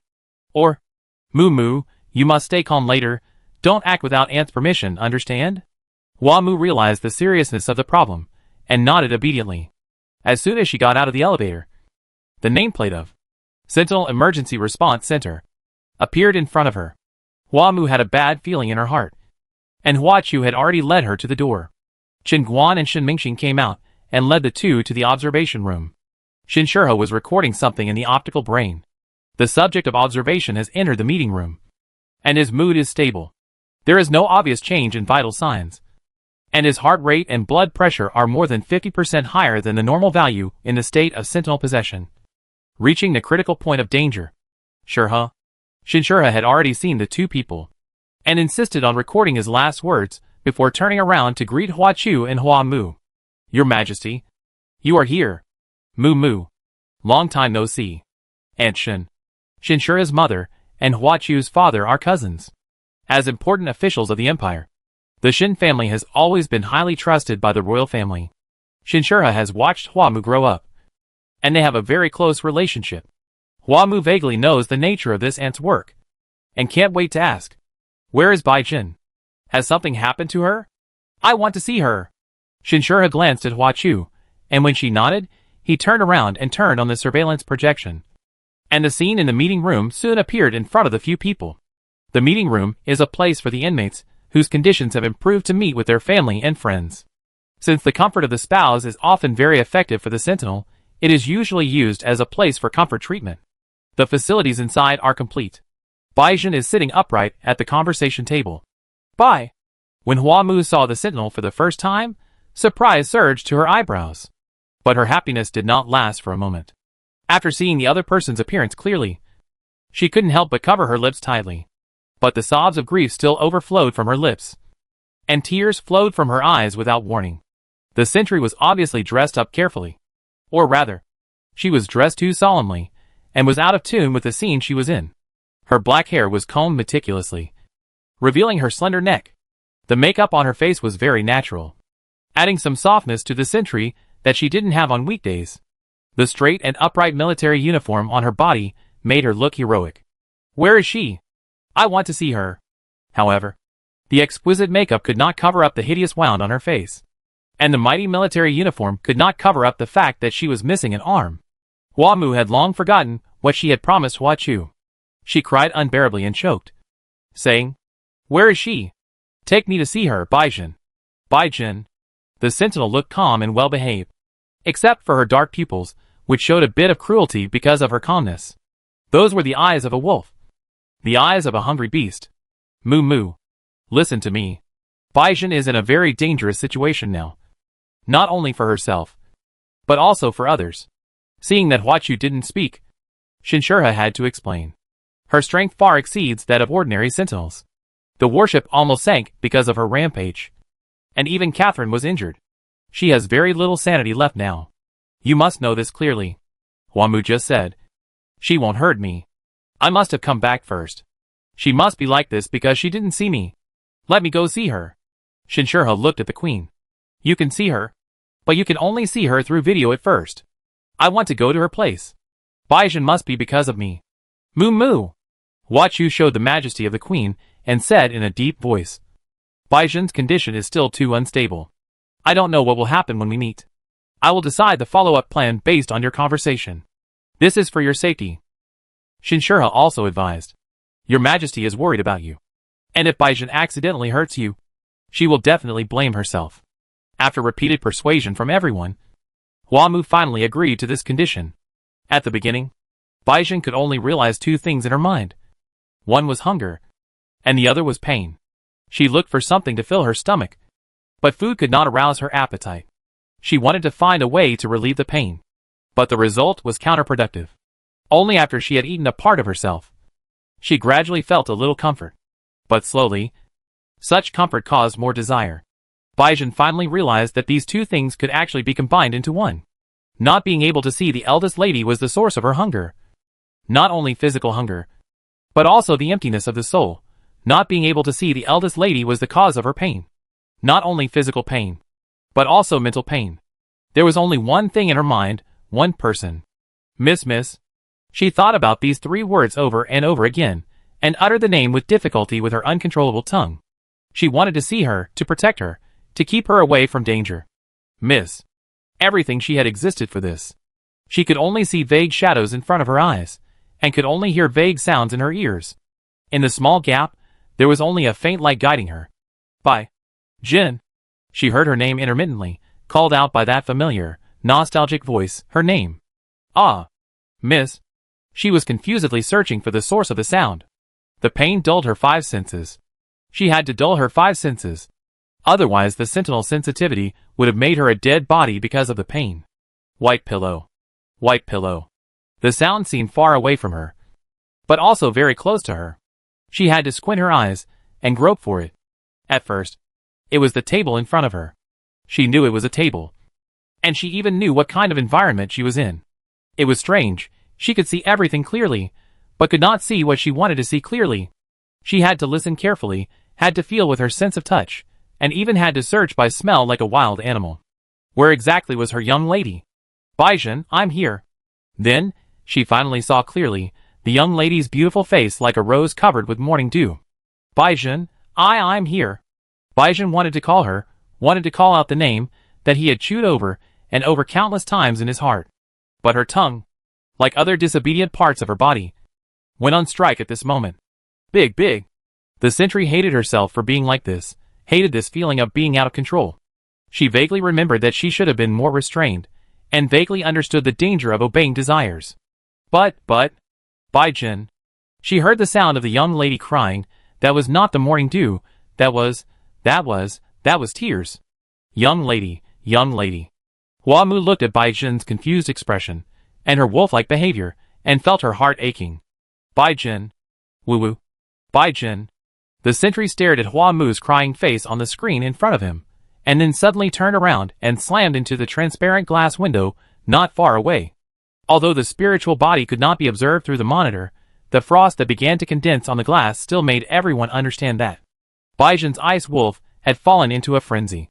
The video screen began to tremble, and a noisy and sharp sound came from the intercom. Then, something even more terrifying happened. Not only the screen, but the whole building began to shake. Chapter 151 Reunion. Various alarms began to sound frantically, and the research institute was in chaos. Shen Mingxin and Shen Guan instinctively protected Hua Chu and prepared to evacuate, but they saw Huamu suddenly run out of the door with an extremely agile posture. Miss, it's dangerous here. That really didn't seem like the skills of a completely untrained guide. Not to mention that Shinshirha and Hua Chu didn't react. Even Shen Mingxin was a little caught off guard. Although Shen Guan was able to react, he didn't dare to act for a while, because he didn't have Hua Chu's order. Several people watched her turn over and ride on the summoned unicorn. Moo! Although it was not the first time that Huachu had seen Luna, but it was just a young one at that time, and was not as majestic as it is now. The room was narrow, but the unicorn passed through the door very flexibly, and disappeared in an instant.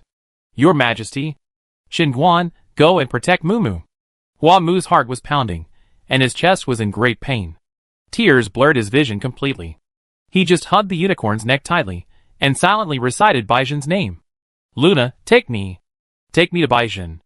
Luna let out a mournful cry, and in a flash, she took Hua Mu to the waiting room, outside the meeting room.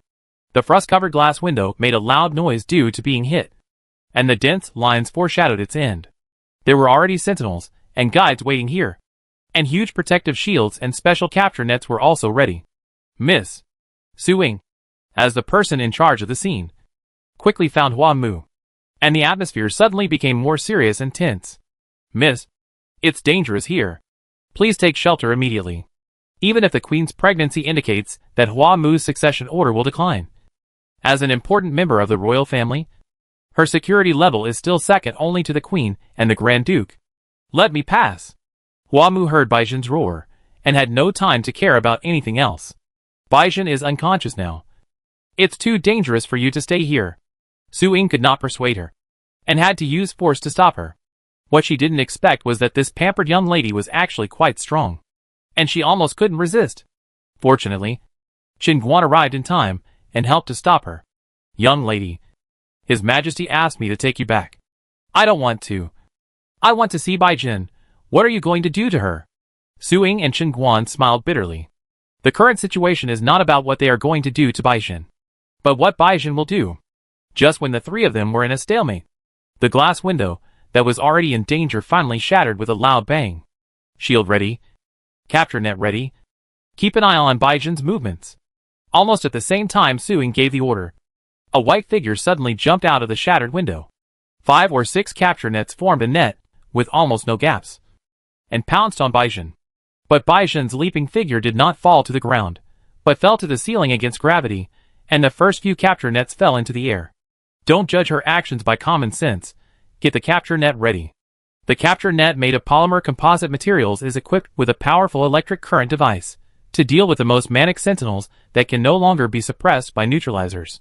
Baizhen's long hair had already been scattered due to the intense exercise, and her disheveled appearance made her look further and further away from the image of a human being. She hunched over and landed on the ground with her only remaining hand, looking like a disabled wolf. Baizhen's dark green eyes were fixed on Hua Mu in the crowd, licking her dry and bleeding lips due to agitation and desire. Fire! This time, 7 or 8 capture nets were shot at the sentry at the same time, opening their claws like an overwhelming force. However, Baizhen seemed to have anticipated the movement trajectory of these capture nets, moving back and forth on the ceiling and wall several times, and dodged them without any error. Then, he rammed his body into the shield. This was not an evenly matched battle. No soldier on the scene would be stupid enough to fight a Super S-level sentinel head-on. All they could do was defend and capture her, and use the power of the team to subdue her like a calamity-level intelligent creature. When they saw Baizhen rushing towards them, the well-trained sentinels immediately adjusted their formation. The shield formation that was originally lined up in a row was transformed into a shield wall, reaching the ceiling. The combination of the upper and lower parts completely blocked Baizhen's attack route. The collision of flesh and shield made a loud noise. Hua Mu was already in tears, struggling to break free from Xinguan and Su Ying's obstruction. Don't fight anymore, Baizhen, Baizhen. The sentinel roared angrily, and the huge ice wolf loomed behind her. Miss, please leave as soon as possible. The Major's attack. After only 2 back-and-forth attacks, the shield formation in front was already in danger. The guides standing behind the sentinels were not idle. They had been trying to influence Baizhen's mental power and interfere with her actions. But for the sentinels, whose minds were not very clear to begin with, this kind of mental interference had almost no effect. The shield soon condensed into thick frost due to contact with the white pillow, and gradually became broken in the collision.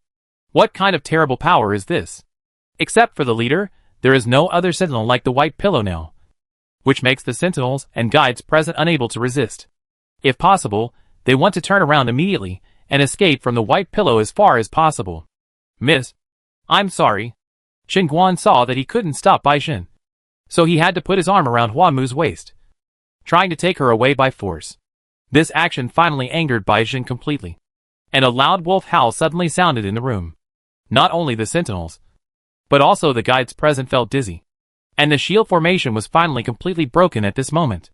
Qin Guan's movements were slowed down by the sound, and after this short moment, a giant white wolf fell in front of him as if it had fallen from the sky, blocking the way of the two. Bai Jin.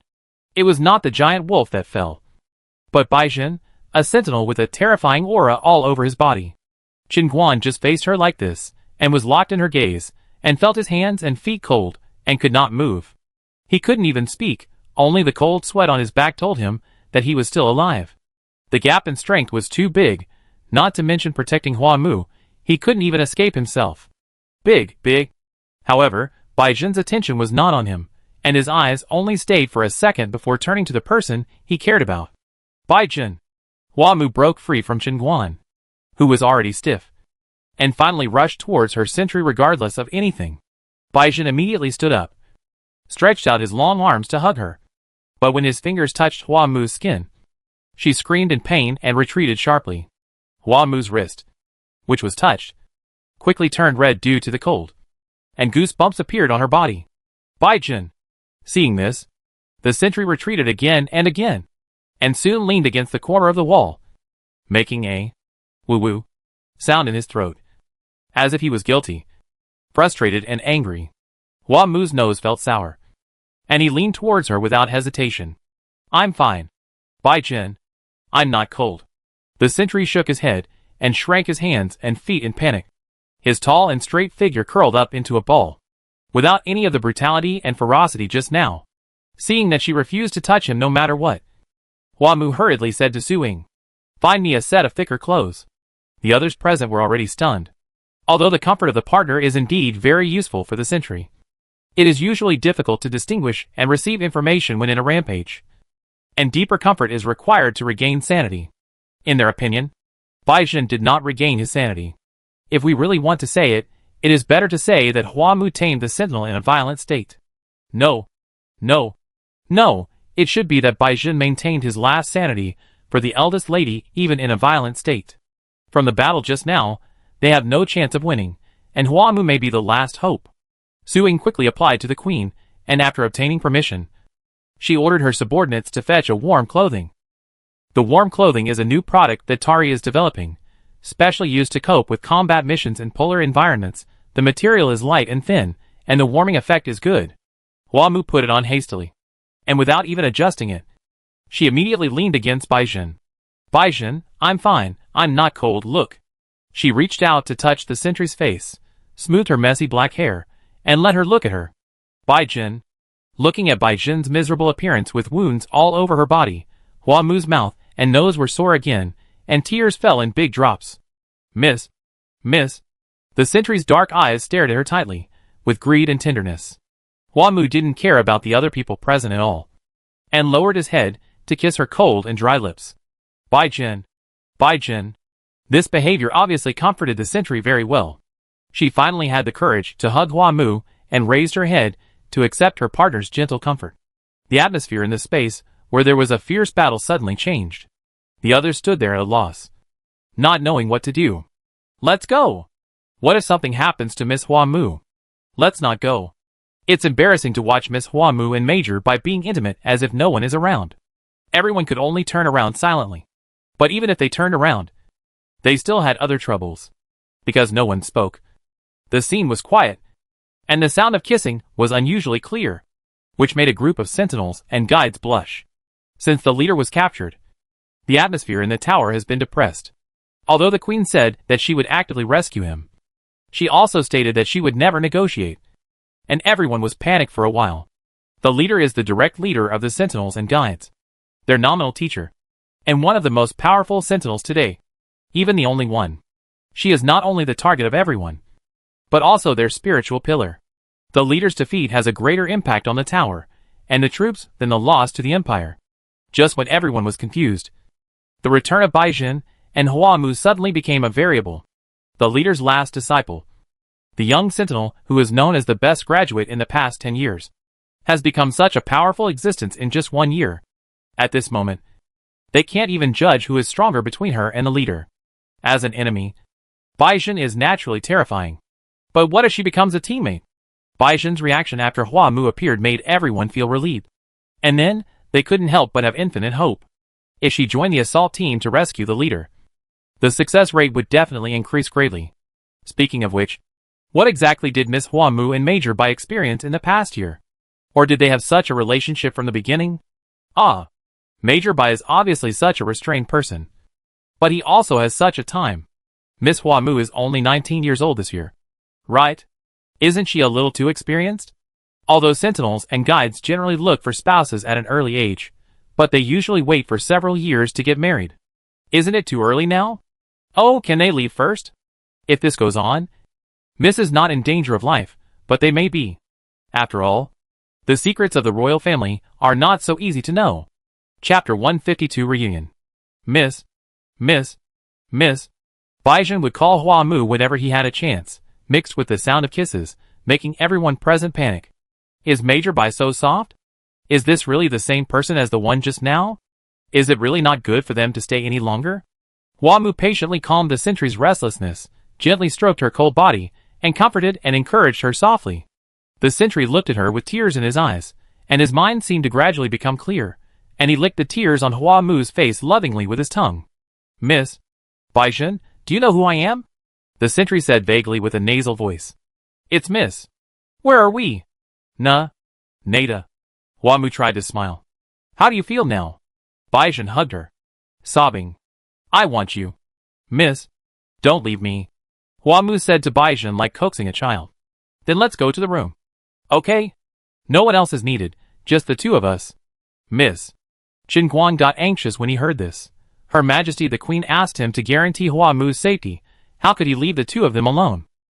Well, even if Baizhen looked non-aggressive in front of Hua Mu, but some things don't have to be aggressive to be achieved. Often just one of these three words is enough to accomplish. Hua Mu didn't remember Qin Guan's name, so he turned around and said to him, Tell your aunt not to worry, I will take good care of her. But Baizhen's situation. Hua Mu's face turned cold. Do you think there are any better ways now? Or can you beat her?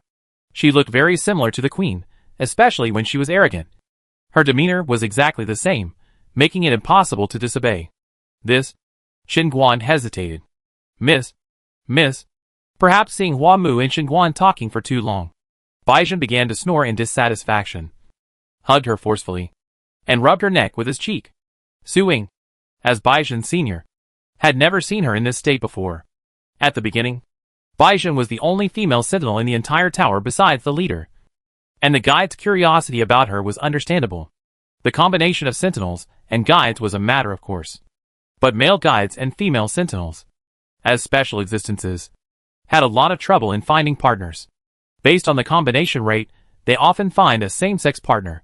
Of course, in today's society, same-sex couples and opposite-sex couples enjoy no difference in treatment, but in the sentinel group, this combination means low fertility, which many people do not want to happen to themselves. Although there are dinks like Shinshurha, due to the small number of sentinel groups, and the influence of the spiritual body after the combination, the desire for offspring is often very strong, so generally few people will go out of their way to combine with a same-sex partner. At the beginning, almost no guides thought of Baizhen as a match. But such thoughts gradually changed as Baizhen grew up. The exotic female sentinel showed a charming charm different from that of ordinary male sentinels in both body and mind. She had the sharpness and strength of a sentinel, the attentiveness and thoughtfulness of a woman. And most importantly, Baizhen did have a rare beautiful face and a perfect body that was well trained and like a work of art.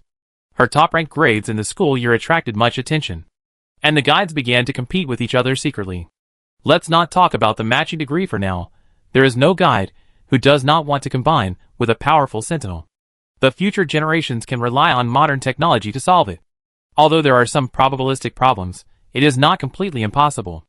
The female guides are stirring, and the few male guides are flocking to it. Before Baizhen became Hua Mu's guard, the anonymous section of the Nita forum was already filled with various fan fictions about female sentinels. Compared to the female sentinel literature that was popular among the people later, this was at least 4 years earlier. However, Baizhen never put her mind on finding a partner. Whether in her student days or after graduation, she treated the opposite sex or the same sex, sentinels and guides equally. This even led many people to believe that Bai Jun was a dark sentinel like the leader, and would not have any desire for a guide. As a senior, Su Ying did not have any improper thoughts about this junior. After all, if the match was not enough, it would be useless to think about it. She had always thought that Bai Jun was not active enough in finding a partner because of her identity as a female sentinel, and because she took responsibility too seriously after being taught by her leader, and was unwilling to focus on personal relationships. But now it seems that there may be a more important reason that she had not thought of. If there is already someone in her heart, then there will naturally be no room for others. Su Ying. While Su Ying was thinking, the queen's voice came to her ears. Your Majesty, do as Mumu said, and take the others away from the scene. Yes. Since it was the queen's order, naturally no one dared to disobey. Bai Jun did not relax her vigilance. Seeing the others suddenly move, she hugged Hua Mu nervously. She effortlessly put one hand around her guide, leaned against the wall, and stared at everyone without blinking.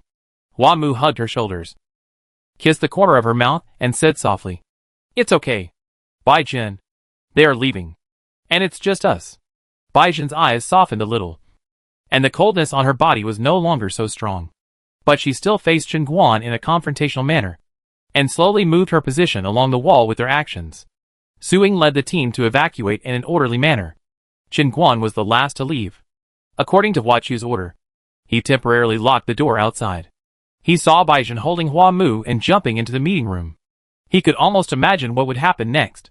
Your Majesty, have you really decided to let Mumu and Bai Jun be alone together? Shinshura heard Hua Chu's order in the observation room and said with some concern, although there may be no danger to her life. According to Bai Jun's current level, it is very likely that she will overdraw her mental strength. What is Mumu's current level? Hua Mu only had time to do some physical examinations after returning. As for the specific level of the guide ability, it is naturally impossible to determine it accurately. I will judge according to the situation. Shinshura heard her implication, and said with a stammer, You don't mean? Hua Chu glanced at her lightly. You and the others go out. But even if you are hers, her. Shinshura glanced at Shen Mingxin, and said with difficulty, Aunt, it's not good to peek. Right? Then what do you think is the solution? Shen Mingxin had already understood the queen's plan at this time, and her face flushed with shame, and she didn't know where to put her eyes. Although the scene in the meeting room has not yet reached the restricted level, the sentry's lingering attachment to the guide is embarrassing enough. Ahem. It's not good to spread the news that you are the queen. Why don't I? She, Shinshura, sacrificed her life for justice, and was willing to be driven by the queen to do tasks that ordinary people cannot do for His Majesty. Isn't that the meaning of her existence? She wants to tell His Majesty loudly, I can do it. Shen Mingxin was extremely ashamed when she heard it. Her aunt was really bold. Hua Chu looked at her unmoved, and said coldly, Why don't you take people out? Aunt, let's go quickly. Shen Mingxin was afraid that her aunt would be lustful, and hurriedly said, The damage to the institute has not been counted yet. Shinshura saw that Hua Chu looked unhappy, and finally shut up. Okay, then I'll do something else. If you have something to do, you must call us immediately. Don't forget that you are still a pregnant woman. Shen Mingxin breathed a sigh of relief, and took her to leave quickly. Hua Xiyu finally couldn't help showing some embarrassment until the two left. She naturally didn't have the habit of peeking at her niece and her lover's affection, but she had to resort to this last resort since things had come to this point. No matter how submissive Bai Jun showed, Hua Zhang's words still made Hua Xiyu uneasy. And compared to letting Shinshura or other outsiders see Hua Mu's privacy, she certainly felt that she was safer. Hua Xiyu tried not to look at the screen, and only listened to the two people's private conversations. The words full of love and pity from the two reminded her of Hua Zheng, who was tortured in the enemy camp, and her heart was broken for a moment. The manic aura on Bai Jun's body gradually subsided, and her body temperature slowly returned to normal. She hugged Hua Mu as if she had found a long-lost treasure, and refused to let go for a moment. Hua Mu carefully examined the scars on her body, and her tears fell more and more violently every time she saw one. Bai Jun, are you in pain?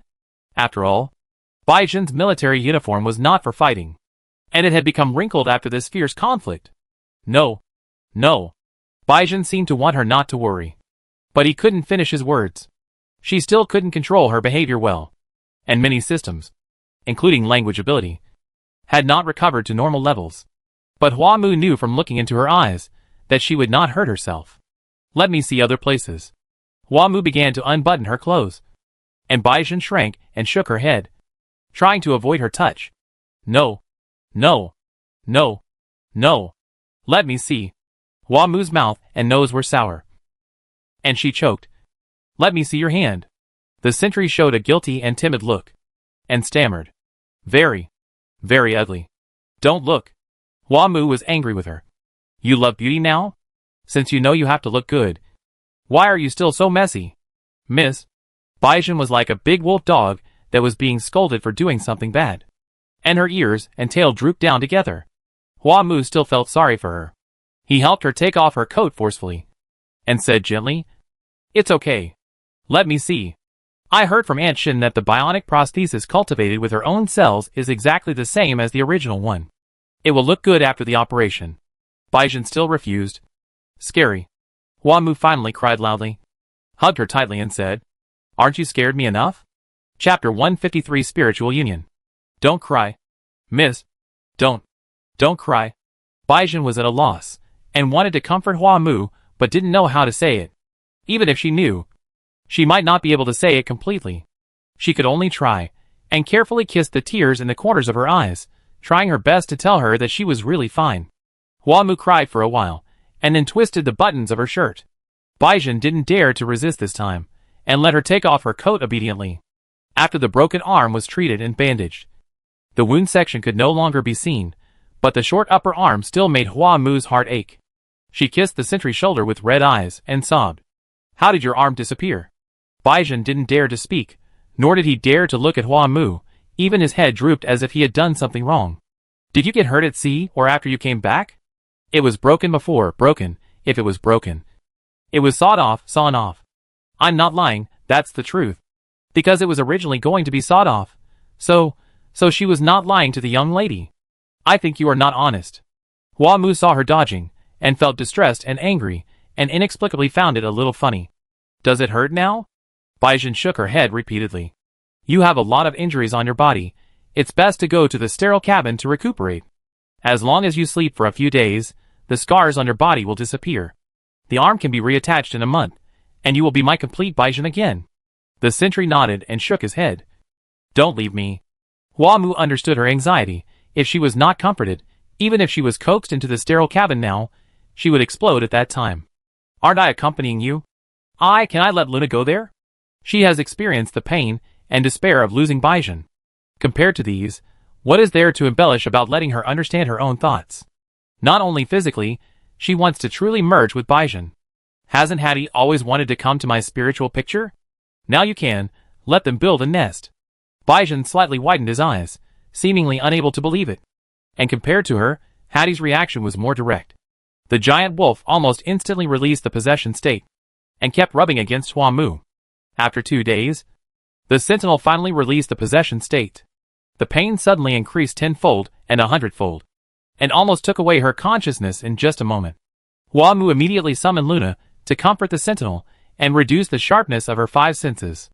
Normally, the possession state of the spirit body will enhance the 5 senses of the sentinel. But in the rampage state, the more powerful the spirit body is, the more likely it is to cause the so-called quenching of the 5 senses, which further enhances the strength of the sentinel's body by reducing the sharpness of the sentinel's senses, allowing them to fight in a way similar to that of a berserker. Once the possession is removed, the remaining pain in the body is likely to cause the sentinels to have a stress reaction and take their lives instantly. The virtual light on Luna's horn sank into Baizhen's body and quickly suppressed her convulsion caused by the pain. Hua Mu is no longer the ignorant novice at the beginning, and is becoming more and more adept at the abilities of his spiritual body. In addition to the useless attraction, the inexplicable lighting, the purification that has only been used once, and the most useful enhancement of the sentinel's ability, Luna is actually very good in basic guidance ability. Whether it is to set up a barrier or to comfort, there seems to be nothing it can't do as long as the white light is emitted from the horn. Hua Mu is more and more certain about the nature of her spiritual body's ability. God said let there be light, so there was light in the world. Perhaps there are only things she can't think of, but there is really nothing Luna can't do. Her spiritual body is not useless, it's just that the owner still needs to learn. Miss, Baizhen moaned in a low voice, and his mind gradually became clear. Hattie immediately rushed to Luna, and quickly rolled with it. Baizhen. Huamu touched her face, and then held her in his arms. Does it hurt? Baizhen smiled weakly. It doesn't hurt anymore. She looked at Hattie, who was pestering Luna with concern. Are you sure you wanted to build a nest? I don't know. She didn't know to what extent her spirit would go out of control. Nor did she know to what extent she could endure. It doesn't matter. We can work together. And Luna and Hattie will work together. Luna cried. And the black figure gradually became illusory. Hattie seemed to have received some kind of signal, and let out a low and distant howl. His white body became brighter and more transparent, as if it was about to turn into a wisp of light smoke.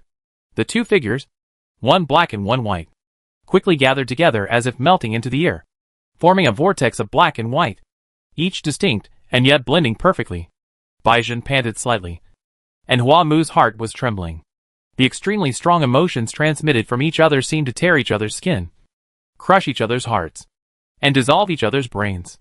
This is a spiritual union, a fusion of souls, a surrender of body and mind. Miss, Baizhen raised her face, and cried out in pain and joy. She saw the 12-year-old Huamu, saw her helplessness and fear, and her crying and fragile face. That was the young lady who almost denied herself because of awakening and running wild. It was the moment, she said, when she planted the seed in her heart. She not only saw it, but also recalled it. She began to understand her feelings, began to understand her cowardice, and began to understand that her love had never been interrupted. The eldest lady looked at her like this, which was delightful, trembling, and crazy. To understand the love of the one you love. It turned out to be such a happy and helpless thing. You feel happy because your feelings are responded to. But you feel helpless because you can't be sure whether your feelings have reached the same level as hers. Huamu also has the same feeling. Those memories that were forgotten due to time and other reasons gradually became clear in her mind. The tall figure and childish face of the 12-year-old Baizhen gradually merged with the silly big man in front of him. From that time on, this man treated her well unconditionally, and regarded her as more important than his own life. This sentinel was loyal, steadfast, but also dull and slow. He made her so angry that she couldn't eat or sleep many times. But she knew very well that no one in the world would love her as deeply as Baizhen. It's not that she didn't have confidence in herself, but that this sentinel was stupid beyond the reach of ordinary people. If she hadn't been with Baizhen, how many regrets would she have in her life? She spent this long time in a daze, leaving behind endless regrets. The two of them were so compatible, but they wasted so much time and energy on meaningless things. Fortunately, it is not too late now. Both Baizhen and she are still young, and they still have a long time to accompany each other. The vortex formed by the fusion of the two spiritual bodies turned faster and faster, smaller and smaller, and finally disappeared completely. They went to a wider space, to a place that was more comfortable and free for them. Baizhen saw Huamu's spiritual picture. Unlike her world of ice and snow, this place was a sea of flowers. There was bright sunshine, gentle warm wind, and endless flower fields. She had always known that. The eldest lady was a warm person, and her spiritual landscape was like her, full of warmth and beauty. The ferocious white wolf seemed to be infected by such an environment, and its pale body was submerged among the colorful flowers, showing a lazy and leisurely posture. The unicorn ran in the sea of flowers, chewing petals from time to time, as if it was choosing flowers that suited its taste. Hattie made a lazy low cry, as if calling it. Luna fluttered her ears, but she hesitated to come back. The ice wolf finally couldn't bear it anymore, and turned over and ran towards the unicorn. 5 colored flowers and leaves flew behind it, turning into a rainbow in the air, and then quickly took root and sprouted after landing on the ground, becoming a new individual. Hattie landed beside Luna, rubbing her slender neck flatteringly. The unicorn finally raised its head from the flowers, and gently placed the wreath in its mouth on the white wolf's head. Hattie's happiness was accurately conveyed to Baizhen's heart. Hearing it howl to the sky, Baizhen couldn't help but let out a happy cry. The flowers on the wreath continued to grow and spread, gradually covering the white wolf. Then, Hattie and Luna suddenly disappeared, leaving only a colorful wolf-shaped flower sculpture. Colorful and beautiful, full of vitality. This is the heart of the young lady. The two were not worried about their spiritual bodies. They knew where they went. In Baizhen's pure white and crystal spiritual picture, the unicorn and the ice wolf were having a great time. This is a world of ice and snow. But it doesn't make people feel cold. This is a world born of pure and clear hearts and restrained and tolerant qualities. And a picture brewed by infinite tolerance and deep feelings. Hua Mu is deeply attached to this place. And to the sentinel's heart that is still warm even though it is cold. Her spirit body looks like her. Deeply fascinated by this world of ice and snow. And trembles for the purity of ice and the softness of snow.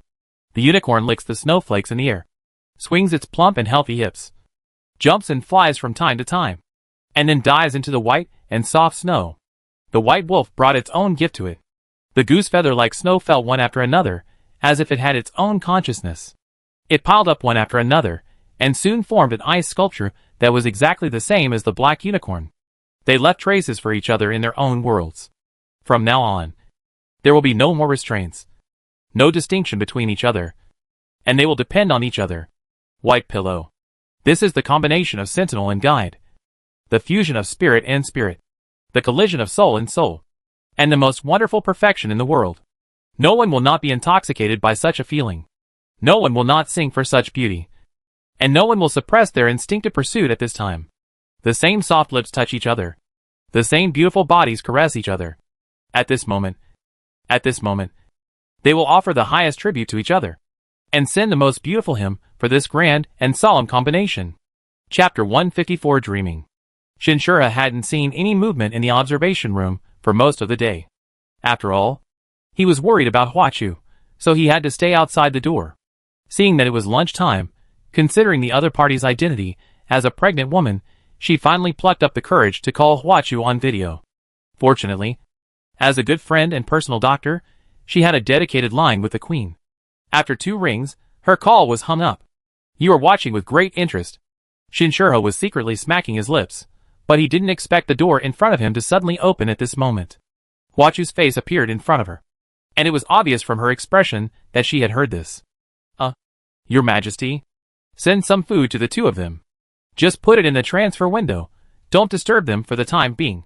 Shinshura understood. Then when can we disturb them? Huachu rolled her eyes at her. Do you think Baijin wants to come out, and she will ask you to open the door for her? Shinshura said very seriously. Don't say that. Baijin is really possible. But Mumu won't. Okay. Shinshura was convinced. The eldest daughter of the Duke's family. The queen's niece in name. And the illegitimate daughter in reality. Is definitely not someone who would put herself in a difficult position. To Shinshura, Baijin and Hua Mu are definitely a novel combination. Although both of them are children she has watched grow up. They are very different in both origin and personality. And their status as partners is also slightly different. Your Majesty, do you really agree that Mumu and Baijin should be together? But after all, they have been together for a year. And anything can happen. What surprised Shinshura even more was Hua Siyu's attitude. This may not be conducive to her inheritance. Even if Hua Su is included. There are only 5 people alive who know that Hua Mu is Hua Siyu's illegitimate daughter. Shinshura knew that. Regardless of whether Huachu was pregnant or not. The only heir to the throne she wanted was Hua Mu. Being together does not mean getting married. There are countless queens in the history of the Shang dynasty who did not get married. Instead of worrying about this, it is better to worry about whether the relationship between the 2 is caused by the suspension bridge effect. Shinshura was extremely surprised and said, You actually doubt this? Huachu looked at her helplessly. Of course not. It is undeniable that she did have such concerns before. But after seeing the spiritual union of the 2, she had every reason to believe in their feelings for each other. Of course, if it wasn't for this situation, she would never have let it go so easily. As a guard, she was involved in the royal heir. This was not just a matter of dereliction of duty. Under normal circumstances, she would first suspect Baijin's intentions. However, Baijin was not only Hua Jing's apprentice, but also the protector she appointed for Hua Mu. Even if Huachu didn't trust Baijin, she had to trust Hua Zheng. Moreover, judging from the past performance of this century, she was definitely not the kind of person with ulterior motives. Of course, the real decisive factor was Baijin's reaction just now. This relationship is obviously not a one-sided infatuation of Hua Mu. And having a strong and loyal sentinel is not a bad thing for Hua Mu. Huachu has even begun to understand Hua Jing's intention of choosing Baijin. You don't have to worry about this matter. Get ready and treat Baijin as soon as possible when she comes out. Baizhen's arm will take at least a month to recover. Hua Chu doesn't know if he can hold on. The feeling after spiritual connection is really different from the simple physical connection. The so-called telepathy certainly does not mean that you can completely read each other's thoughts. But with just a glance or a gesture, sometimes even without anything, the two can immediately understand each other's thoughts. This kind of tacit understanding will create a wonderful feeling. Any unintentional or intentional action may trigger a pleasant sensory enjoyment. An unintentional gaze, an unconscious skin touch, a reflexive licking of lips, or a finger entanglement is more heart-wrenching than any intense physical entanglement at the beginning. Hua Mu really admires those sentinels and guides who first choose spiritual union. What kind of test did they accept before the real physical union? She only knows that she can't bear it even for a second, and Baizhen is the same. Knowing that her sentinel needed treatment, she had no way to refuse his advances. It was really too bad. Miss. The sentinel rubbed his cheek against his guide, murmuring like a spoiled child or intoxicated. Hua Mu finally managed to resist the urge to hug her back, and covered her eyes with difficulty. Even if it's just a hug, you can't get treatment as soon as possible. But miss. Baizhen's voice was still a little hoarse, and Hua Mu felt numb all over. Her words were too nice. You are more effective than any treatment. It seemed to be true, and Hua Mu almost believed her. No sweet talk. The sentry really gave up talking, and began to kiss the back of her hand that was covering her face. The sentry, who used to be so restrained and polite, had now completely become a captive of desire. But because she was so pitiful and cute, it was completely impossible to resist. Hua Mu felt that she was about to collapse. Lust really blinds your mind. Young people are young people, that's enough. His Majesty is still waiting for you. Just when the two were about to get together again, Shinshura's voice suddenly rang out in the room, which scared Hua Mu. Only then did she remember that this meeting room had surveillance cameras. Although there was no special compartment for comforting, the problem was that the two of them didn't have time to go to the compartment. Baizhen didn't react much as if she had always known about it. She just pulled the sheet on Hua Mu's body. Hua Mu was so embarrassed that she buried her face in her arms. Okay, where hasn't Aunt Shin seen you? Little girl, pack up and come out quickly. Shinshura finally understood why Hua Siyu was willing to let him come in and watch. It turned out that Baizhen was well aware of the monitoring situation in the meeting room after he woke up. All kinds of strict defenses were taken. She just heard a noise at most, although the little girl's screams were quite embarrassing. After all, as an aunt, she was not so unkind. And later she turned on the silent mode for the two of them. She was the only one who was not in a hurry, but others were. Although she felt sorry for interrupting the first joy of the two people after their spiritual union. Considering Hua Chu's mood and Hua Jing's situation, she finally chose to speak out. Hua Mu just wanted to find a hole to bury herself in, and was so angry at Baizhen's calmness that she gritted her teeth and said, "It's all your fault."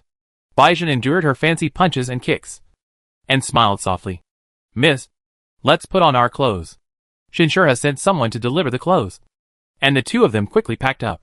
Hua Chu had been waiting for the two for a long time. The atmosphere when the three met was a little bit subtle and awkward. Baizhen respectfully knelt down to Hua Chu, which was a very formal and solemn etiquette even for the queen in today's society. Hua Mu did not stop her, and introduced the two nervously. "Aunt, this is Baizhen." "Yes, this is the person I like." "Baizhen, this is my aunt?" You know, she is the queen." Hua Chu listened to her incoherent speech, which was full of shyness of a little girl, and she couldn't help but feel a little pity in her heart. It's not like Aunt and Baizhen haven't met before. Of course they haven't. Baizhen's rank of major was awarded by Hua Chu himself. But this meeting has a different meaning for Hua Mu. It's the first time Baizhen meets her aunt as her sentinel and lover. "Aunt?" Hua Chu gave her a reassuring look, and then said to Baizhen, "Major Bai, Mumu has roughly told me what happened this year. Thank you very much for bringing her back safely." She said it politely, which made Hua Mu anxious. Baizhen bowed his head and said respectfully, "This is my duty." Hua Chu nodded. "Since you understand, do you have anything to say to me?" "Your Majesty, please punish me." "What punishment?" "Without your permission, I secretly married the eldest lady, which damaged the eldest lady's innocence and the face of the royal family." "What else?" "I caused a huge commotion as soon as I came back." "Apart from these, do you have anything else to say?" The sentry finally looked up at Hua Chu, and asked, "Your Majesty, why is the leader not with you?" Hua Mu was so anxious about the two people. Not to mention that she didn't expect Hua Chu's reaction. She didn't even expect Bai Jun's reaction. She had doubts about the leader's whereabouts before. But she was distracted by Bai Jun's matter, and put it aside. There is a small-scale war in the country now. The leader is not with the queen. It is most likely to suppress the rebellion. It is not uncommon. Mu, go down first. I want to talk to Bai Jun alone. Ah? But Aunt? Hua Mu originally thought that Hua Siyu allowed her to appease Bai Jun because she agreed to this matter. She did not expect that the attitude was so ambiguous now. She was immediately worried. Hua Chu shook her head helplessly. Are you still afraid that Aunt will eat her? I didn't object to your matter. But there are some other things that need to be resolved. Major Bai and I have business to discuss. You go down first. Hua Mu didn't dare to disobey her. He glanced at Bai Jun and saw her nod to him. Then said, Okay then. She was still worried, and pulled Hua Chu's hand and acted coquettishly. Aunt, Bai Jun is still injured. Don't talk to her for too long. Hua Chu tapped her forehead. I know. I'll give it back to you in a while. Hua Mu saw that she really didn't look angry, and finally felt relieved. Then, I'll go down first. Go ahead. Hua Mu left, looking back every few steps. Looking at Bai Jun straight back even when he was kneeling, she couldn't help but imagine the future. Since her aunt had agreed, then her father would definitely not object. In another year, she would reach the legal age for marriage, and then she would definitely have a grand wedding with Bai Jun. Chapter 155 Persuasion. Hua Chu saw Hua Mu disappear behind the door, and then he looked down at the kneeling sentry. Bai Jun, I don't object to you being with Mu. I can see that she likes you, and I can see that you love her very much, but you should understand that some things can't be perfect after all. I understand, even if the identity of the eldest lady doesn't lead to marriage. It's far better than marrying me. Hua Chu suddenly felt that this might also be the curse that the royal family must bear. Ever since Hua Jun got into trouble, she kept thinking about what he had said. She was extremely afraid that those things would come true. A lot of things have happened in the empire in the year since you and Mu left. Your master is in danger now. Bai Jun listened to Hua Chu's story quietly, and said without any hesitation, Your Majesty, please allow me to join the rescue team, whether in the past or now. Hua Chu's contact with Bai Jun made her realize that he was a very kind person, which made her feel a little guilty. This mission is by no means easy. It is no exaggeration to say that it is a life or death struggle, but Hua Jun is too important to her. She cannot give up even a little hope. I will arrange this matter. You should heal your wounds first. Bai Jun lowered his body. Your Majesty, if you use a mechanical prosthesis, you can be discharged from the hospital in 1 day at the earliest. I want to go to the front line as soon as possible. Mechanical prosthesis and bionic prosthesis rely on completely different technologies, and from a performance perspective, there is not much difference for ordinary people, but because the sentinels are overly sensitive, they have a very serious rejection of non-self tissues, so almost no one will choose mechanical prosthesis. The only advantage of mechanical prostheses over bionic prostheses is that they are cheaper and have a shorter surgery period. Even if the prosthesis is specially customized, it only takes a week to complete the transplant. If it is a mass-produced one, it can be discharged from the hospital in just 1 day. However, for the well-paid sentinels, these advantages are not worth the disadvantages. Hua Chu was also quite surprised by her decision. Bai Jun, you have to think carefully. With the current technology, even if you switch back to bionic prosthesis, there is no guarantee that there will be no sequelae. In a sense, Bai Jun's decision solved a lot of Hua Chu's worries. But on the other hand, her sacrifice is incalculable.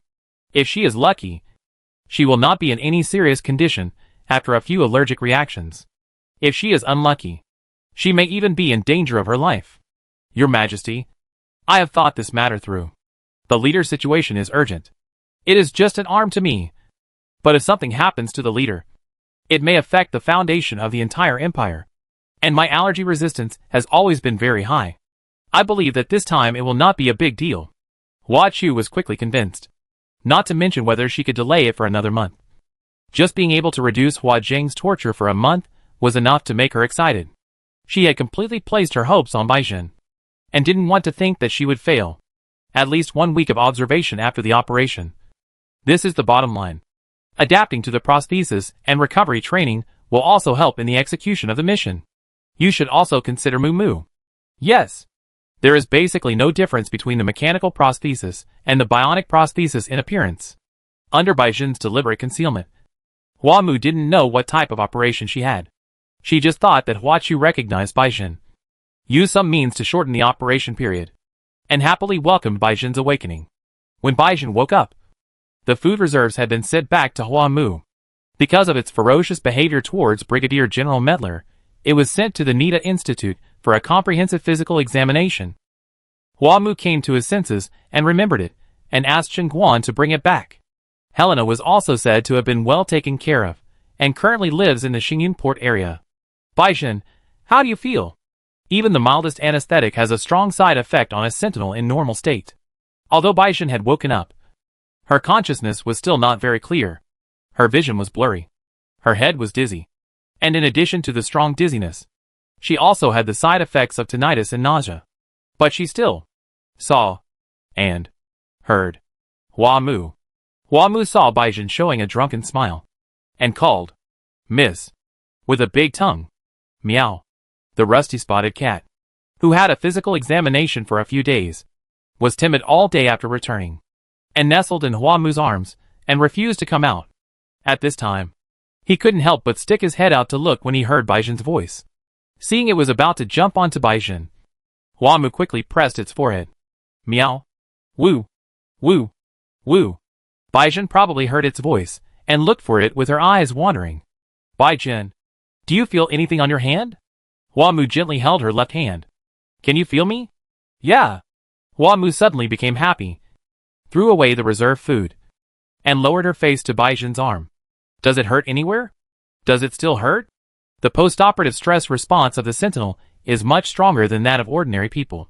She was afraid that Baizhen would feel uncomfortable, so she asked Luna to comfort her before she woke up, although she didn't know if it would work. From the outside, there is no obvious difference between the mechanical prosthesis and the real human arm. It can only be identified in some specific safety tests. It doesn't hurt.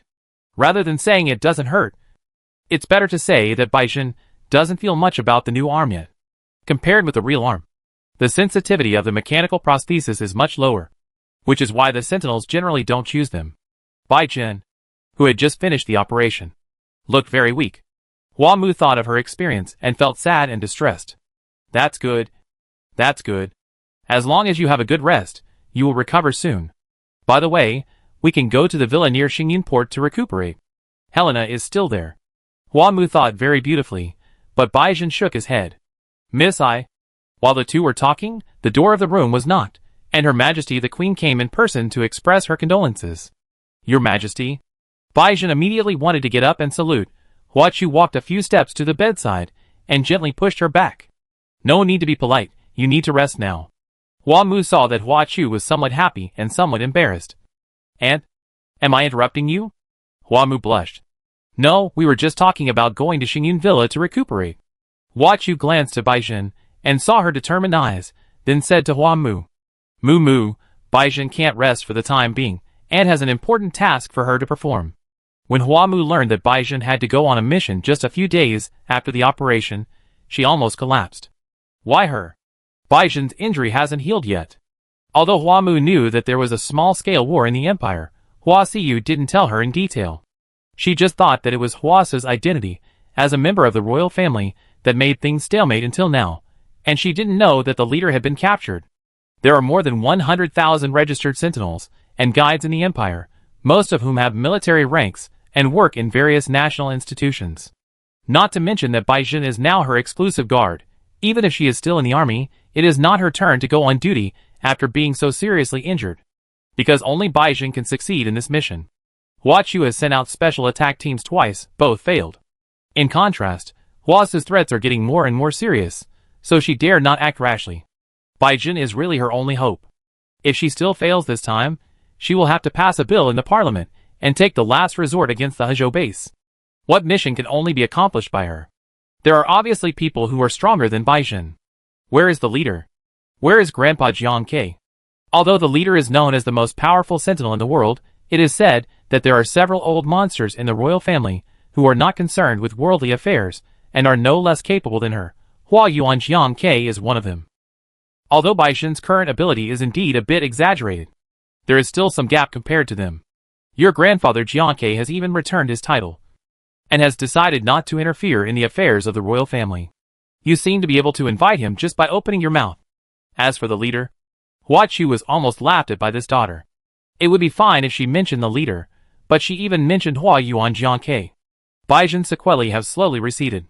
At this time, he said, "Miss, the leader, my master is in danger now, please let me go." Your master. Hua Mu not only heard Baijian mention the leader's power, but also saw it with his own eyes.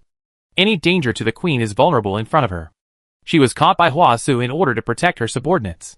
Hua Chu subconsciously defended Hua Jing's image in front of Hua Mu. Baijian is not only capable, but also very experienced. And the leader is her master. And the leader is her master. She will definitely, and must risk her life to save her. Right?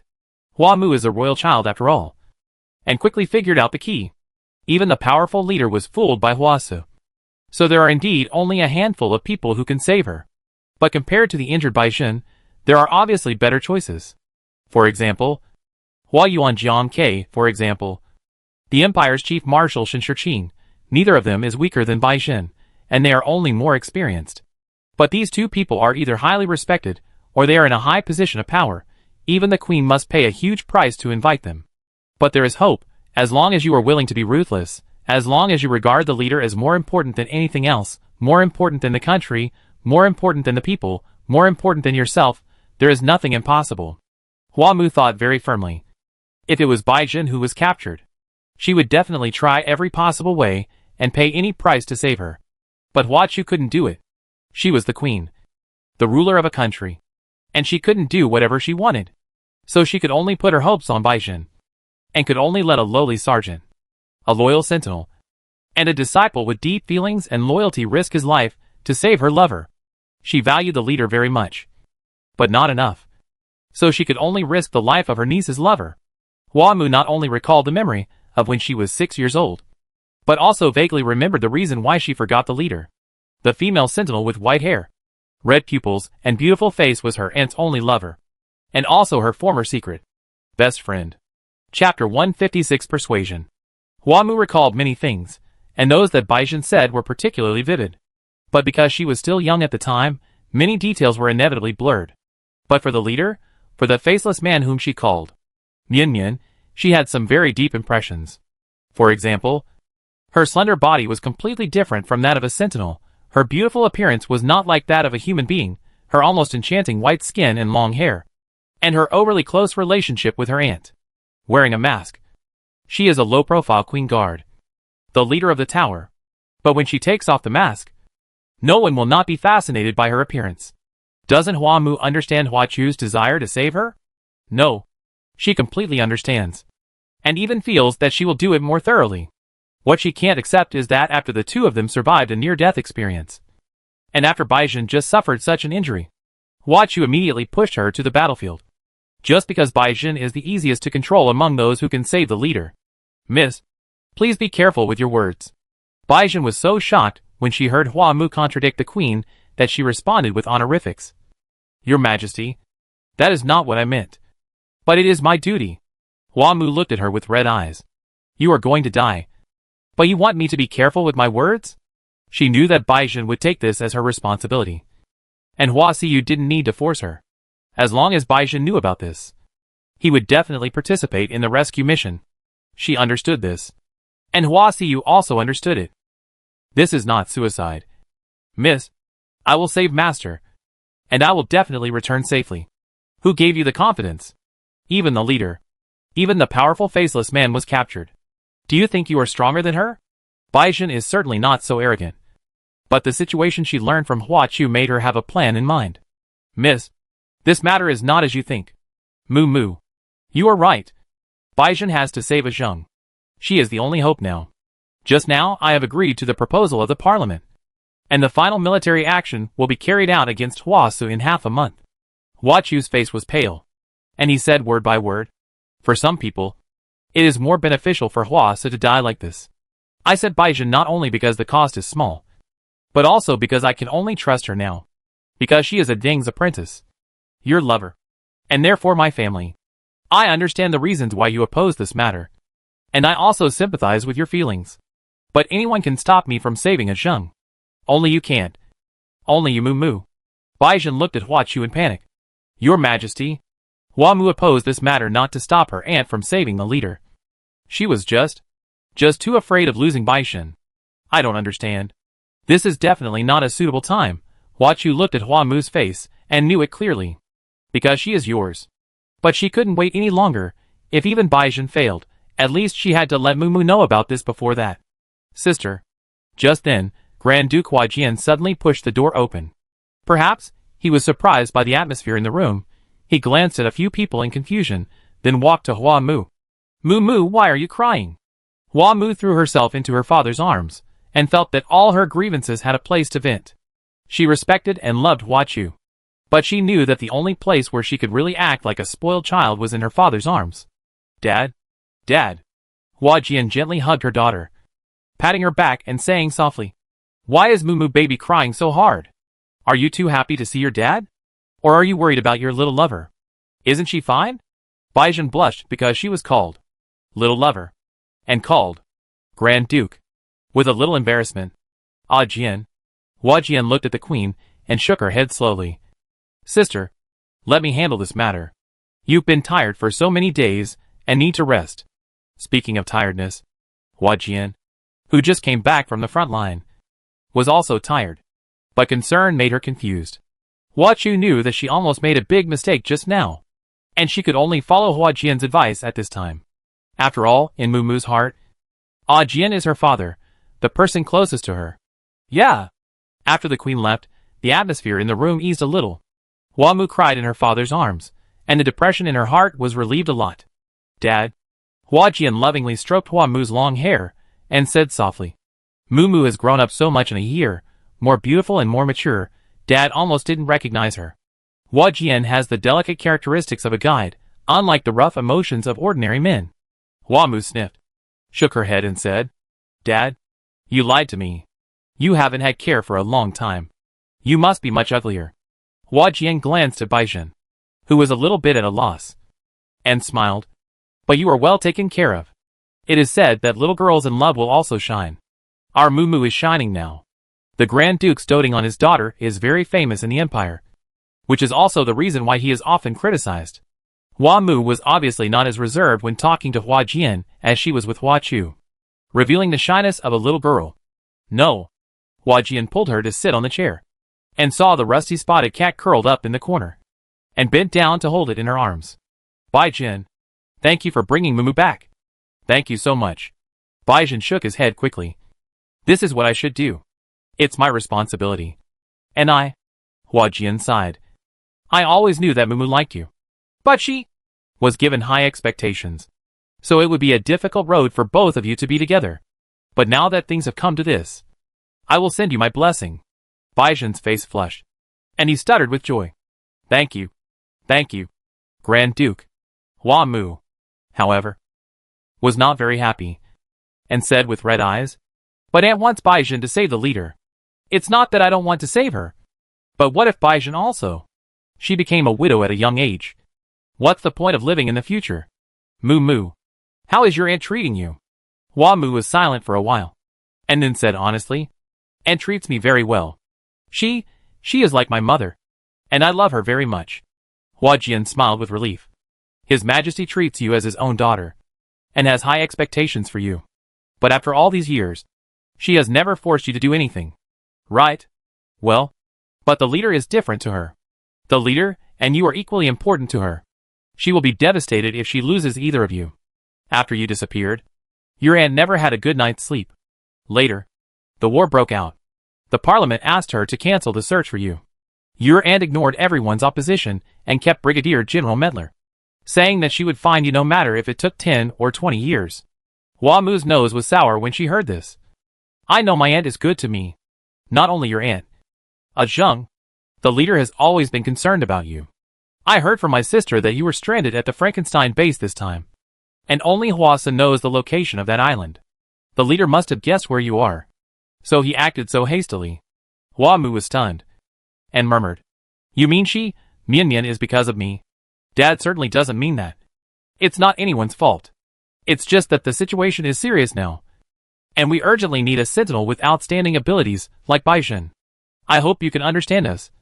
And Dad will definitely bring Baizhen back to you intact. Seeing that Hua Mu had calmed down, Baizhen couldn't help but admire Hua Jian very much. Miss, I promise you too. Although I am not as powerful as Master, Hua Su should have found a way to deal with her.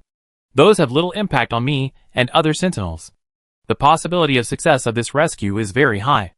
Hua Mu knew that she could not stop Baizhen, and she was just venting her emotions before. In fact, she was more angry with Baizhen than with Hua Siyu. This guy not only agreed to this without authorization, but also kept it secret from her. Shut up. I haven't settled accounts with you yet.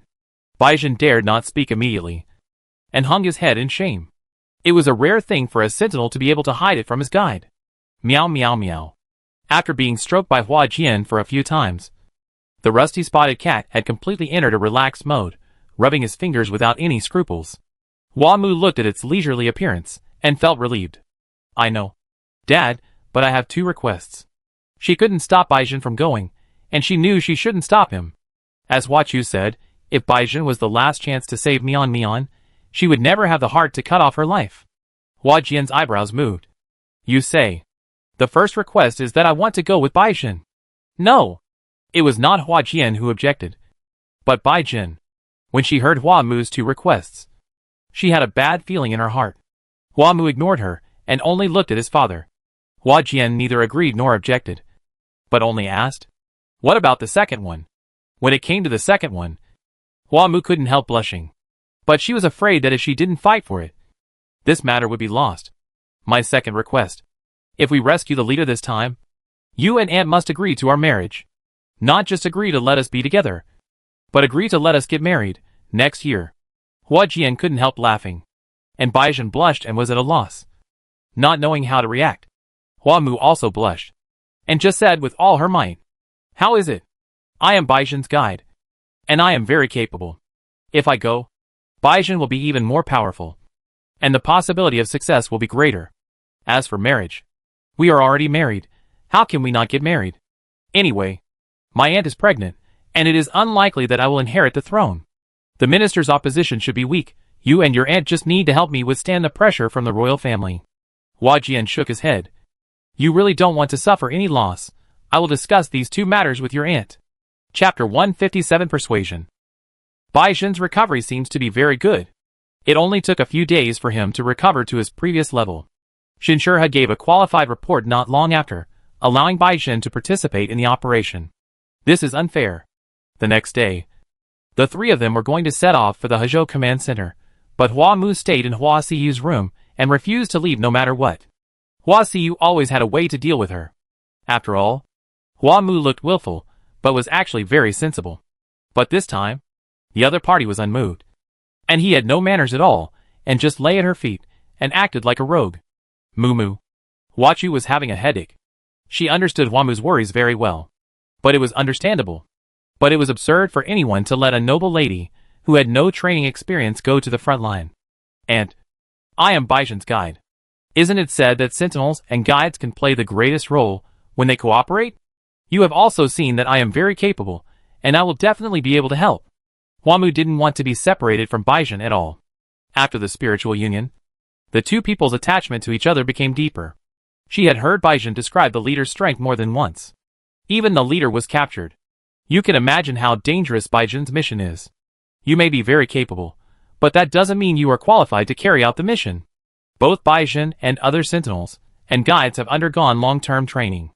The experience and skills, tactics and battlefield intuition cannot be compensated by so-called strong ability. You are not helping, you are simply dragging us down. Hua Chu said mercilessly. Hua Mu's eyes were filled with tears, but she said stubbornly, I have been trained. Baizhen taught me on the island for more than half a year. I have been training urgently these days. Don't underestimate the soldiers of the Empire. Hua Mu completely forgot about his uneasiness, and openly resisted Hua Chu for the first time. I don't look down on the soldiers of the Empire. But you didn't agree to any of my conditions. Didn't you? It's so unfair. Hua Chu experienced her child's rebellious period for the first time. And she was so angry that she almost suffocated. Repaying in kind. This might be the result of her disobeying her father. You are not negotiating with me. I will not agree to either of your requests. Your father and I are both on the front line. There was no way before. And now you come back and can stay in the imperial capital. Do you think that fighting on the front line will not cause trouble later? And he wants you to help me watch. As for your marriage with Baizhen, don't even think about it before you inherit the throne. Why? This is what Hua Mu can't understand the most. The pregnant queen goes to the front line, but she has to stay in the imperial capital. Isn't this too strange? If it is to stabilize the overall situation, and you staying in the imperial capital is the best choice. And as long as your child is born, my father and I will be lowered in the order of succession. Ministers and parliamentarians will not care about my situation at this time. Hua Chu's face sank. But I care. Whether there is this child or not, you are the only heir in my mind. Your father may not be interested in the throne. But you cannot. This was the first time that Hua Chu had clearly expressed her wish for her to inherit the throne. Hua Mu just felt incredible. She had taken this for granted, and had held herself to the standards of an heir. Hua Chu had always taught her step by step, and was not as strict as the average crown prince. So she had always thought that her aunt chose her just because she had no children. I don't understand. Just when she thought she had been freed from the shackle, thought she could be more unrestrained, and thought it didn't matter if she was a little more willful. Her aunt told her this. You will understand sooner or later. Hua Mu didn't want to understand. Sooner or later, and even now the key was not to understand this. I just want to be with Baizhen. Even if I'm not on a mission, I can just stay at the headquarters. Aunt, I won't get in your way. Is it not okay to just wait? Hua Mu's tearful face made Hua Chu feel a little guilty, and her originally tough tone softened. I know you're worried about Baizhen, but as a non-commissioned officer of the Empire, as the leader's apprentice, these are responsibilities that she can't escape. What's more, she is yours. Do you understand? Not only her, you too, your father too, and me too, we all have our own responsibilities. In that case, then I will go to the front line in your place. You are right, we all have our own responsibilities. You are the queen, and you are pregnant now. You should calm people's hearts in the imperial capital no matter what. Since Baizhen cannot escape responsibility because she is the leader's apprentice, then I, as the wife of her apprentice, cannot escape either. What's more, she took care of me when I was a child. It is reasonable for me to do my part to save her. I will wait at the command post, and will never cause any trouble to Baizhen and Dad. Hua Chu seemed to be suddenly touched by something, and looked at her with a bit of panic and helplessness. You remember? Remember what? Oh, are you talking about Mian Mian? Hua Chu pursed her lips and said, softly. Hua Mu's expression also eased. Yes, I remember. She is your lover. Then you also. I also remember that it was you who erased my memory. Hua Mu's words made Hua Chu's heart tighten. Mu. Fortunately, Hua Mu didn't seem to care much. Although this incident caused Baizhen and I to take a big detour. But I can understand you. After all, I saw something I shouldn't have seen. She blushed a little when she thought of the scene at that time. I just want you to know that my previous attitude does not mean that I don't care about her. I know you want to go to the front because you are worried about her. But since Baizhen has made a promise, she will definitely keep her word. I said I would go instead of you not only because I am worried about Baizhen, but I am also worried about you. And, don't you realize that your condition is very bad? Since the words have come to this point. Hua Chu did not stop her position. She sighed heavily. I understand. I agree that you go to the headquarters. But you must not participate in the operation. As for your marriage, it is definitely not next year. I'm not stopping you because of Zheng and I can't. But some things are not that simple. Hua Chu opposed their marriage for objective reasons. But part of it was out of worry. She never believed in fate and curses. But now, the possibility of losing Hua Zheng made Hua Chu uneasy. She didn't want Hua Mu to have the same experience as herself. Mu. You must remember that your aunt treats you as more than just a niece. Even if you have this child, your position in my heart will not change. Hua Mu is not slow. And she can feel that Hua Chu has been emphasizing this matter recently. As if he is afraid that she will have a grudge against it. Aunt, can I ask you a question? Ask it yourself. Is this child yours and the leader's? Hua Chu didn't want to lie to her. So she nodded with difficulty. Hua Mu's face was much more relaxed. And she smiled. So that's the case. Fortunately, it is so. And I am very happy for you. And I really mean it. I originally thought that because of my disappearance, you had to accept the proposal of the parliament to have this child. But since she is your and the leader's child, I think you must be very happy. What you actually still didn't feel real about the child in her belly until now. The situation was urgent at the time, and the incident with Hua Zheng happened suddenly, so the precautions were not done well. After Hua Zheng left, she was absent-minded all day, and the remedial measures were not timely enough, or she was under pressure at the time and secretly hoped that this would happen. But the child came at the wrong time after all. If it weren't for the pregnancy, she could go to save Ah Zheng herself.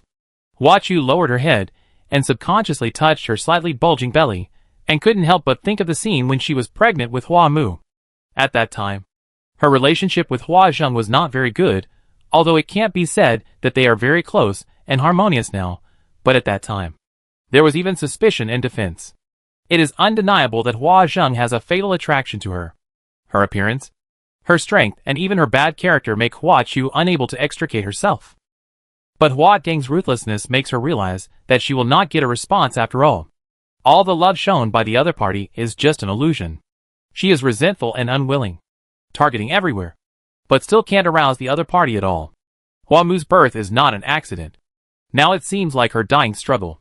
But the cruelty of reality is that it sometimes does not depend on human will. Things that cannot be changed cannot be forced. If only she could be as ruthless as Ah Zheng. Hua Chu hoped so, and tried so hard to do it, desperately guarding her true feelings and refusing to give them. And before she knew it, nearly 20 years had passed. It was not until now that she realized that the stubbornness and unwillingness in the past were completely meaningless. As long as Hua Zheng could live, she would never force her again, and never say one thing and mean another. She just loved her, and it didn't matter even if she couldn't feel the same feelings. Hua Chu thought so, and finally felt a little happy about the arrival of the baby in her belly. Moo, don't be like your aunt, who didn't know how to cherish until she might lose you. Hua Mu was a little surprised. Why do you say that? Don't you have a good relationship with the leader? Hua Chu smiled bitterly, and shook her head. Hua Mu looked at her, thinking, and said, Aunt, I don't know your specific situation, but I can see that you love the leader very much. Hua Chu didn't deny it. But Ah Zheng, I think the leader cares about you too. She kept mentioning you when she talked to me, and every time she said, your aunt is like this and that. She said you didn't like her getting close to me, so we could only be secret friends. At that time, you were really cold to her, and I thought you didn't like her very much. Once I asked her, and he treated you badly, why did you still protect her? The leader said you didn't treat her badly, but she was the one who let you down. Chapter 158 Preparation. The next day, Hua Mu, Hua Jian, and Bai Zhen took a plane to Hezhou. The atmosphere in Hezhou was completely different from that in the imperial capital. Hua Mu didn't really feel that the country was at war until he came here. The headquarters was set up in the original government building in Hezhou, which was only a few dozen kilometers away from the Hezhou branch tower base. Because of the proposal passed by the parliament, Hua Jian needed to immediately start arranging the last military strike, and rushed to the combat center as soon as he got off the plane. Hua Mu came as Hua Chu's agent this time. The first thing he had to do was to meet with local government officials. Bai Zhen was secretly appointed as the leader of the rescue team. As soon as he arrived in Hezhou, he went to meet up with the team members. Bai Zhen. The members of the rescue team knew Bai Zhen well, and they were all happy about her arrival. Liang Jinshan was the most excited among them, and he even hugged her tightly without caring about the difference between men and women. Bai Zhen was also happy from the bottom of his heart when he met his comrades after a long separation. Long time no see. Bai Zhen had long been accustomed to physical contact between comrades, and did not feel uncomfortable with hugs from the opposite sex, and patted Liang Jinshan very naturally. The two were the biggest competitors at the beginning, and were also very good friends. Although Liang Jinshan was a senior, he never acted like a senior to Bai Zhen, and took good care of her in private. Many people said that he did not accept the olive branches offered by all parties when he graduated because he had lost to Bai Zhen in the assessment competition before, and chose to stay in the tower in order to have the opportunity to often find her to learn from him and avenge his previous shame. Later, Hua Mu awakened. On the surface, he was transferred to the Hezhou branch because of his lack of self-control. In fact, he accepted a secret mission assigned by the leader to monitor the branch tower. Okay, Jinshan. No one can talk to you like this. Du Minjun smiled gently, pulled Liang Jinshan away, and held Baizhen's hand, saying, Jin, everyone was worried about you this year. Fortunately, you returned safely. Although Du Minjun was born in the Hezhou branch tower, his father had a good relationship with Hua Jian, and he could be considered one of their own. Liang Jinshin quickly established a deep friendship with him after coming to Hezhou, and introduced him to Baizhen. Although the matter did not work out, the friendship was always there. Baizhen nodded at him. Minjun, I'm sorry to have worried you. Others also came to greet Baizhen, and surrounded her. Su Ying came to Hezhou a few days earlier than Baizhen, and seeing that she could not withstand the enthusiasm of the crowd, she hurried out to maintain order. Okay. What a mess. Time is running out. We have to discuss business quickly. There were about 50 sentinels and guides present, basically between 20 and 35 years old, with grades above B+. And they were the best of the younger generation. Unless sentinels and guides of this age come from a large family, they are basically loyal to the leader and are the most responsive to the call for rescue. Sentinels and guides are scarce resources in any country, and almost every one of them is used to the best of their ability, especially sentinels and guides above level A. There are only about 1,000 of them in the entire empire, and almost all of them hold important positions. The people gathered here now are the maximum limit that can be dispatched. After all, Su Ying has been a teacher for 7 or 8 years, and her words still carry some weight. The scene soon became quiet. Of course, it is impossible for all 50 people to participate in the operation. Baizhen glanced at everyone and said with a firm look, the situation is urgent now. I won't say any more polite words. I believe everyone understands that this mission is very dangerous. And you know the situation of Huasa better than I do. I hope you can tell me the details of what you know first, and then work together to formulate a rescue plan as soon as possible.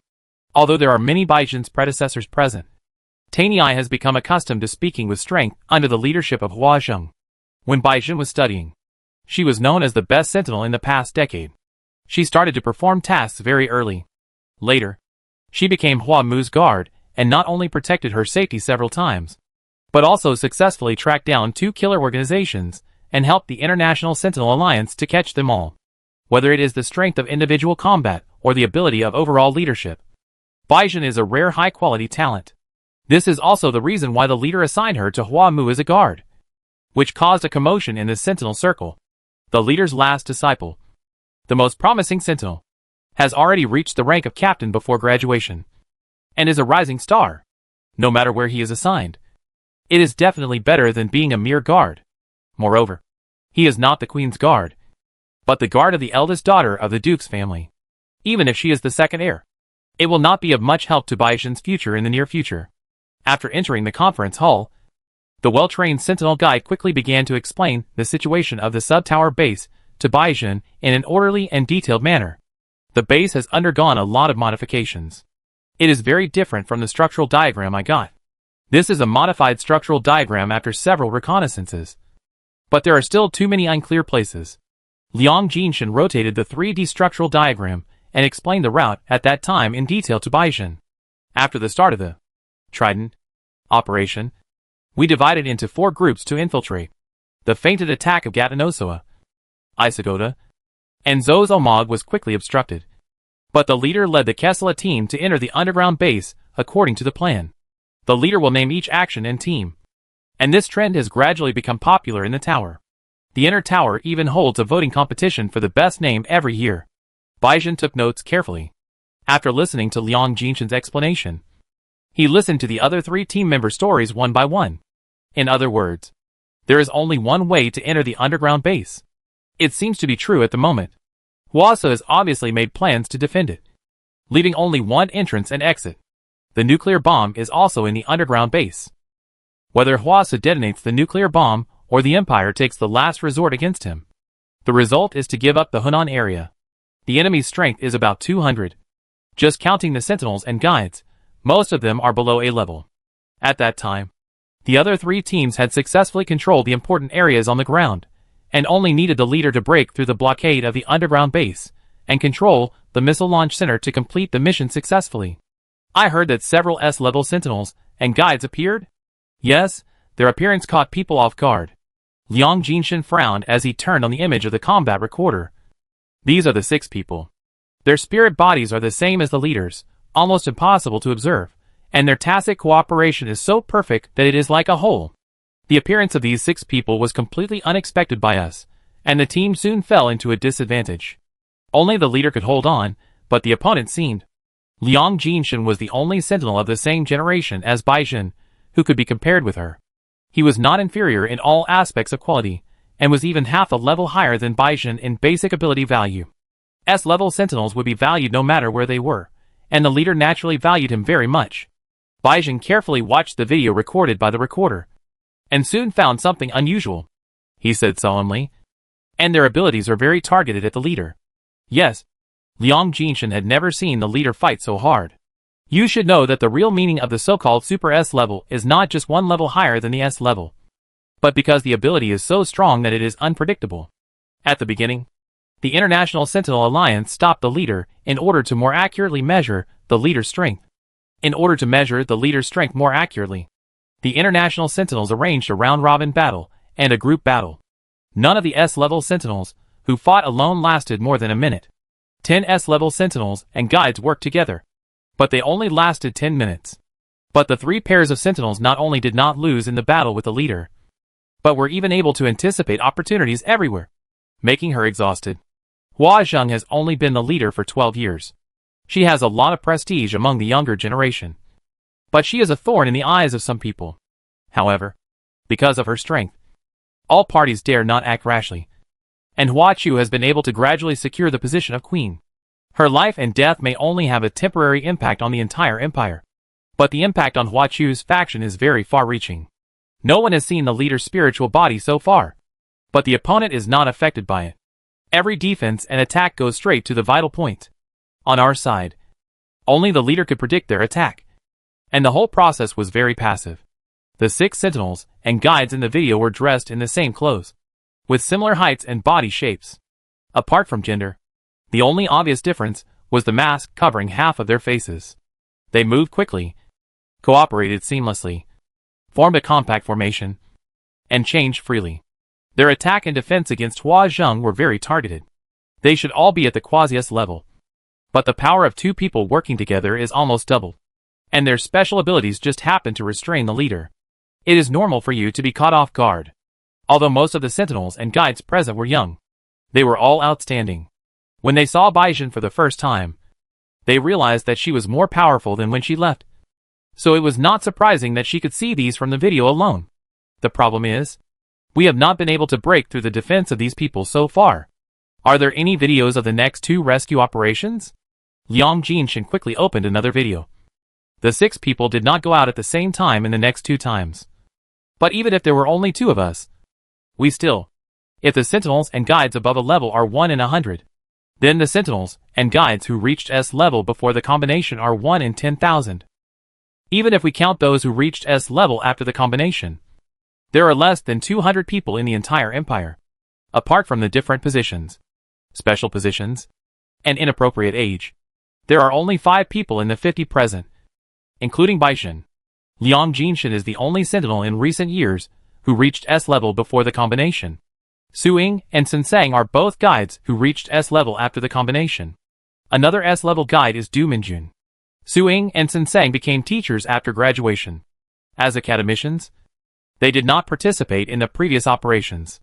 This time, they came at Baizhen's request. Baizhen watched the video carefully and repeatedly. In the next 2 operations, Huasu only dispatched 2 of the sentinels. Combined with the negotiation video he sent to His Majesty, it should not be that he has enough time, but that the other 4 were all tied up by the leader. This view was recognized by everyone. But Huasu has been preparing for so many years that it is impossible for him to expose all his cards. I doubt he has other preparations besides these 6 people.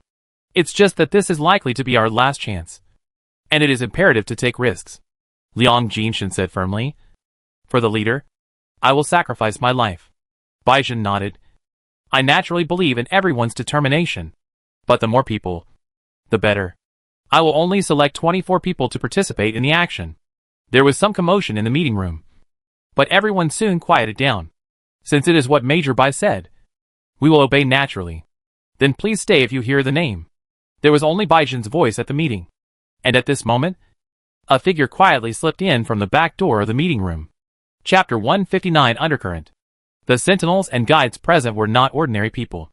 They spotted Hua Mu as soon as she came in. For a moment, all eyes were focused on her. As the only daughter of Duke Huajian and the most beloved niece of Her Majesty the Queen, Hua Mu's status in the empire had long been the same as that of the crown prince, so naturally everyone knew her. However, she rarely appeared in the tower, and had no interactions with them. When they first saw her, everyone was stunned. Baizhen had already spotted her, and hurriedly stood up and said nervously, "Miss, why are you here?" Since she was discovered, there was nothing to hide. Hua Mu showed a proper smile, her back straight, and her demeanor was very impressive. "I heard that you had been in a meeting for most of the day, and even missed lunch. I asked someone to prepare some food, and I came to see you by the way." Her words made sense, and of course no one dared to stop her as the Queen's agent this time. Everyone was flattered, and they all bowed to her to thank her. Only Suing knew her relationship with Baizhen, and saw that the young lady's eyes never left the sentry's face. Baizhen was delighted and nervous at the same time. He did not dare to look directly at her face, and followed the others to thank her. Soon, a waiter brought in lunch, and filled the table. Just when everyone thought Hua Mu would leave, she unexpectedly walked to Baizhen, and asked someone to bring a chair and sit down. The sentinels and guides present were also of noble origin, but there were few real civilians. However, those who could interact with Hua Mu were no longer ordinary nobles. Besides Baizhen, the only person who was familiar with her was Du Minjun. "Miss." Baizhen could sense the other party's fluctuating mood, and was even more frightened. Hua Mu smiled at her. "Major Bai has worked hard. I know you are in a hurry, so we can only eat here for the time being. Don't worry about me, I have already eaten." As the Queen's agent, it is quite normal to listen to the progress of the meeting. Everyone did not dare to have any opinions, but felt that the pressure was greater than His Majesty sitting here, and they all restrained their usual bold style, and ate quietly and decently. It was true that Hua Mu came to offer condolences, but she was mainly worried about Baizhen. It was just that seeing everyone eating so reservedly, she felt a little guilty. But if she had to leave, she really couldn't bear to let her go. Baizhen's injuries hadn't healed yet, and he was so focused on his work that he didn't even have time to eat. And he had to go on a mission in 2 days, so she had to take a closer look at him. But the way she looked at him was really unscrupulous. Not to mention Baizhen. Even the others broke into cold sweats because of the way she looked at Baizhen. Suing looked at her nose, and her nose looked at her mouth, and her mouth cared, and she pretended that she saw nothing. Although this young lady was not known for her reserve in the past, she was a well-behaved and elegant noble lady compared to her passionate and bold best friend Catherine. "I just don't know what happened this year, and she is really bold now." Du Minjun sat in the first seat on the left side of Baizhen, not far from Hua Mu. As if she saw the dull atmosphere, she took the initiative to say, "I haven't seen you for a year, Mumu. You have grown up a lot." Although Du Minjun only inherited his father's viscount title, his grandfather was a marquis personally conferred by the previous emperor, his great-uncle Duiluo was an army general, his father and Grand Duke Huajian were close friends, and his mother was a distant relative of the royal family. It was a family of honors, so no one was surprised that he spoke to Hua Mu like this. Just thinking of his original relationship with Baizhen, her heart was a little nervous. What kind of relationship do these three people have? Although Hua Mu hated Du Minjun, she did a good job on the surface, and said with a smile, "Brother Du, you have aged a lot."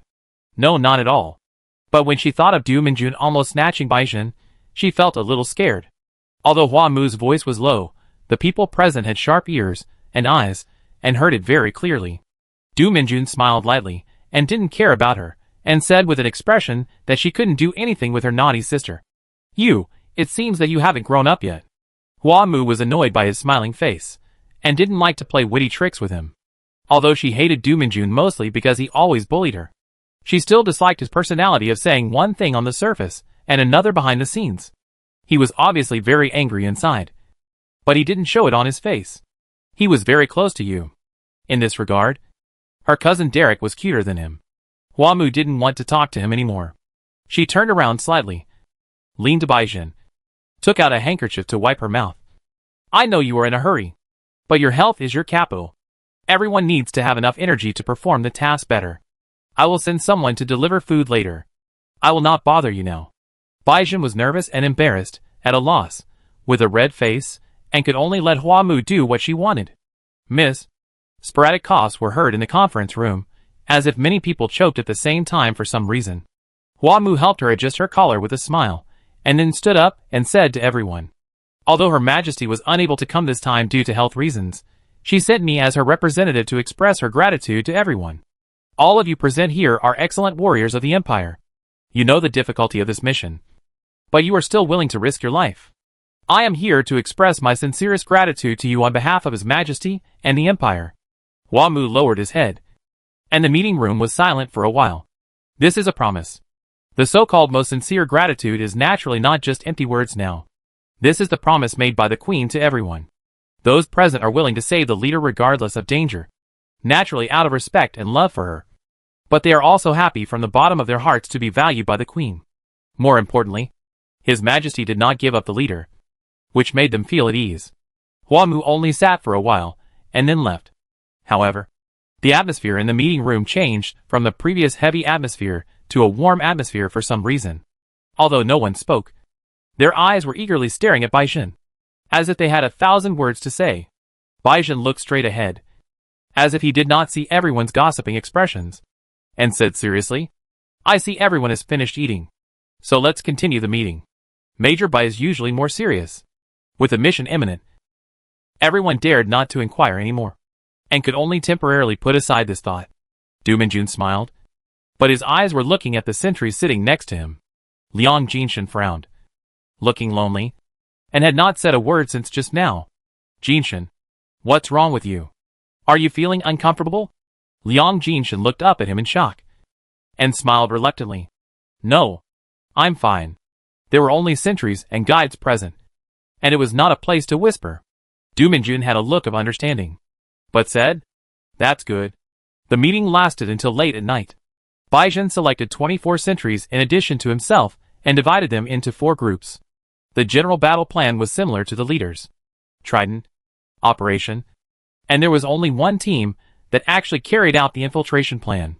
Baizhen had basically determined the battle plan, and only needed to finalize some details the next day. The meeting ended at 2 in the morning, and everyone was finally able to go back and rest.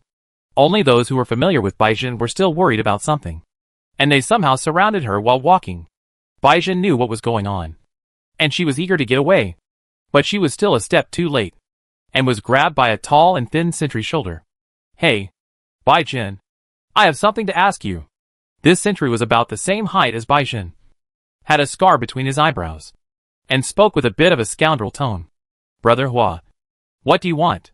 This brother was called Hua Wushang, because his surname was Hua. He had been boasting about his ancestors' connection with the royal family when he first entered the inner tower, which made everyone stunned. Later, it was discovered that he was just a poor nobleman from a remote area. He woke up late, and had been in the market since he was a child.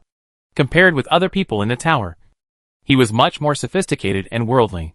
Although B+'s ability is not outstanding, he is a highly skilled hacker, and he also participated in the operation this time. He is at the same level as Baizhen, but he is a little older. He has taught Baizhen a lot in optical computer technology, and has always regarded himself as Baizhen's senior brother. Baizhen knows that although he is a liar, he is a righteous man, and he has always had a good relationship with him. Hua Wushang cleared his throat, and deliberately lowered his voice and said, Hey, what else can it be? In addition to caring about you, that aspect, what else is there for senior brother to worry about in the past few years? Baizhen tightened his face and said nothing. Hua Wushang looked at her expression, and then said, What can't you tell me? It's normal for a sentinel to work with a guide. If you find it, I'll be happy for you. The male sentinels around Baizhen nodded after hearing Hua Wushang's words. They didn't have the courage to talk to Baizhen, and just followed him to listen to gossip. Suing felt a little sympathetic when she saw Baizhen being entangled by that soldier.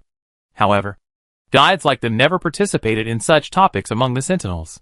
Although Hua Wushang and his men were gossipy, they didn't have any bad intentions, so they didn't think of helping him out. Brother, no, it's not what you think.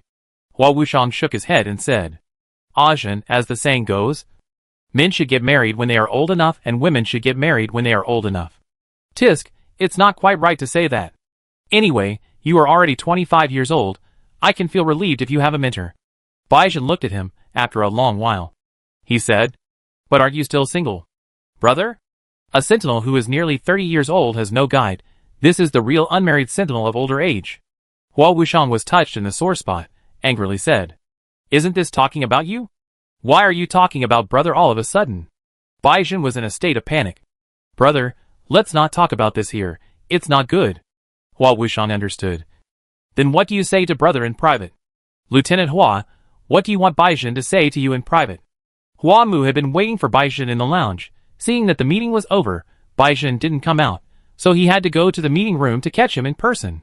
Seeing this, she, a girl, was surrounded by a group of male sentinels, and her heart exploded immediately. "Ah, Your Highness, Your Highness." Not only Hua Wushang, but other sentinels were also shocked when they saw Hua Mu. Hua Mu smiled and said, "You called the wrong name, Your Highness." As she spoke, she walked towards Baizhen, and everyone took the initiative to make way for her, not daring to be presumptuous for a while. "Miss." Baizhen was also very nervous. Hua Mu took her hand and said to the others, "It's late at night. Everyone go back and have a good rest. The task ahead is arduous. You have to take care of your health." Hua Wushang responded first. "Miss Hua Mu is right. What time is it now? Why don't you go back and have a rest? What are you doing around Major Bai?" Hua Mu was angry and amused, and turned around to see that Baizhen seemed to be amused, and the anger in her heart disappeared. A group of sentinels scattered like birds and beasts, and it was quite lively. Liang Jinshan looked at the two people not far away, turned around and walked out. "What's wrong? Didn't you stay until now to say hello?" Du Minjun walked beside him, seeing that he looked depressed, and whispered, "Aren't you always worried about Baizhen?" Chapter 160 Undercurrent. Miss. Baizhen was so frightened by Hua Mu's series of thrilling actions that he couldn't recover for a long time.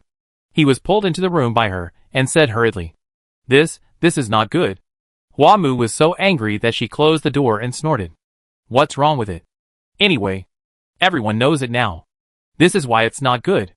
"But Your Majesty." Although Baizhen refused, his body was very honest when being pulled by Hua Mu, and he sat down on the bed stiffly. Hua Mu refused the accommodation arrangement of the palace, and chose a room in the dormitory building with the high-sounding reason of sharing wheel and woe with everyone. Hua Mu angrily began to help her take off her clothes. "Anyway, everyone will know it sooner or later. Annie just doesn't allow us to get married for the time being. But she didn't say that we can't have a relationship." Although he said so, Baizhen thought of the ambiguous eyes of his colleagues and felt that it was still not appropriate. "But, no buts, I haven't settled accounts with you yet, Hua Wushang. You just let him put his arm around your shoulder?" Baizhen obediently let her take off her coat. "Miss, do you know my senior brother? I didn't know him at first, but I was free anyway, so I went to check their information." Hua Mu had a very strong shorthand ability for things that mattered to him, and had already memorized the background information of these 50 sentinels and guides. "This guy has so many violations. How come you are so close to him?" Baizhen smiled. "My senior brother is actually a very good person, and as for those violations, half of them were for helping others to take the blame. He is a righteous man, and he usually protects us." She was able to find out that her life experience was related to those experiments, and it was all thanks to Hua Wushang's help. Hua Mu snorted, and reached out to untie the belt of her uniform. "No matter how good he is, you can't let him put his arm around your shoulder." Baizhen blushed a little because of her, and took her hand and stammered, "Miss, I will do it myself." Seeing her shy, Hua Mu couldn't help blushing a little. She had to make it clear that she did all this just to make Baizhen sleep more comfortably. And there was absolutely no other color, meaning, then do it yourself. Baizhen took off his trousers by himself, revealing his straight and slender legs, and there were some scars on the exposed skin on his body. Hua Mu touched her scar, and her eyes were red again. "You should soak it in the repair fluid for a while longer. It will definitely leave a scar." "It's okay. Sentinels have scars on their bodies." Hua Mu wrinkled his nose, and threw her on the bed. "Isn't that what Hua Wushang said? His face is covered with scars. He must want everyone to be as ugly as him.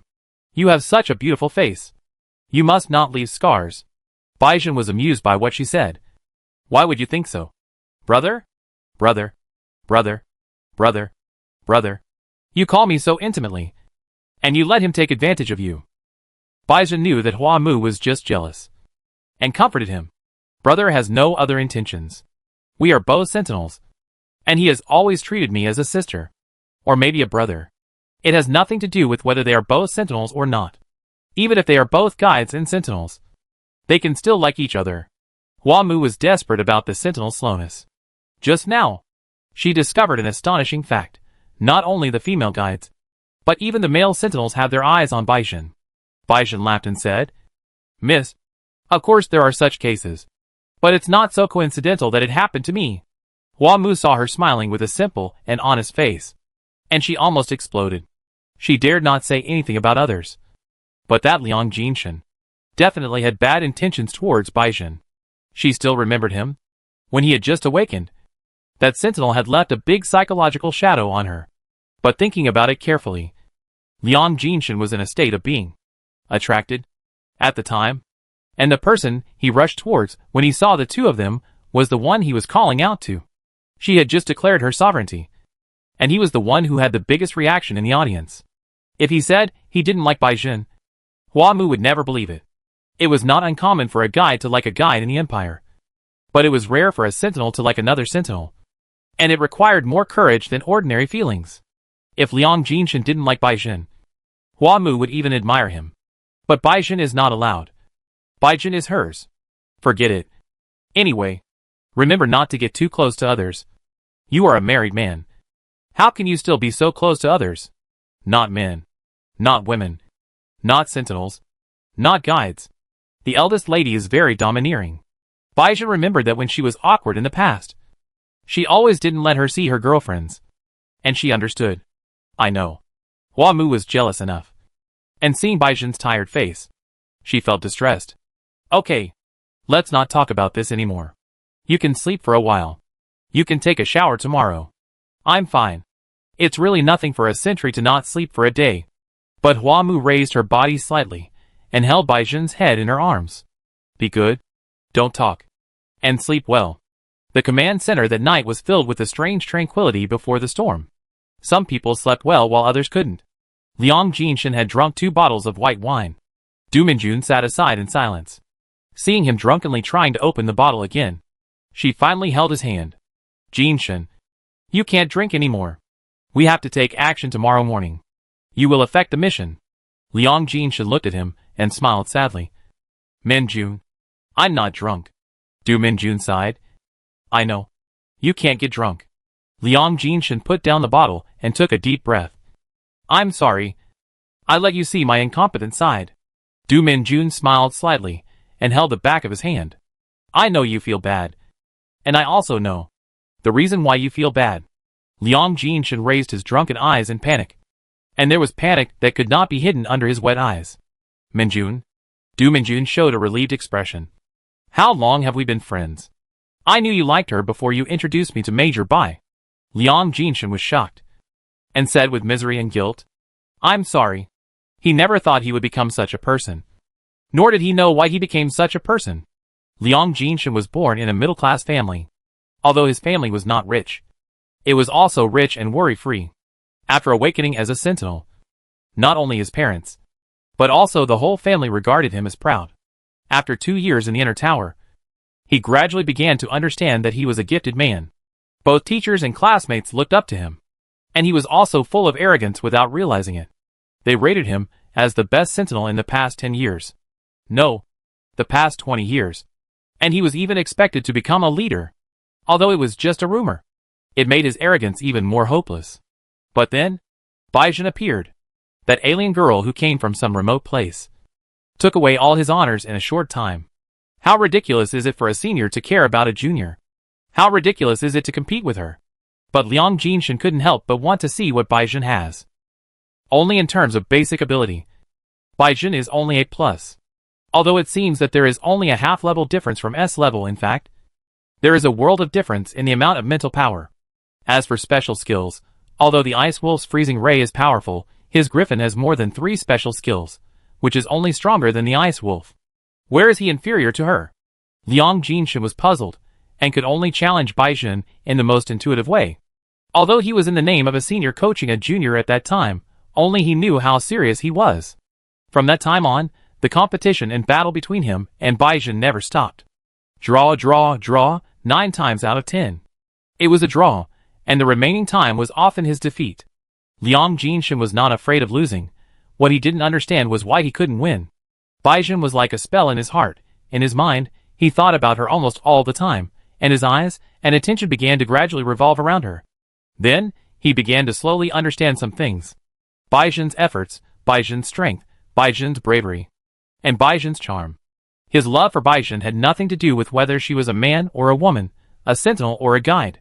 It was only because she was Baizhen, a unique, beautiful, a gorgeous flower of thorns. But Liang Jinshan knew that he could not be with Baizhen. If a sentinel did not combine with a guide, and only relied on the guide element, his lifespan would be greatly shortened. Moreover, Baizhen did not have the same feelings for him. He could only choose to bury his love in his heart. He tried to treat himself as a friend, as a brother, and regarded Baizhen's happiness as his own. After becoming good friends with Du Minjun, he slowly came up with an idea. Isn't this gentle and elegant guide with a promising future the right person for Baizhen? If it were him, he would definitely bring happiness to Baizhen. Right? I have never blamed you.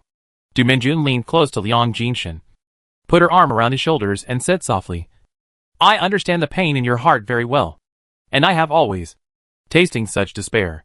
Liang Jinshan grabbed his arm tightly, full of confusion and resentment. Why Hua Mu? She is definitely not a good match.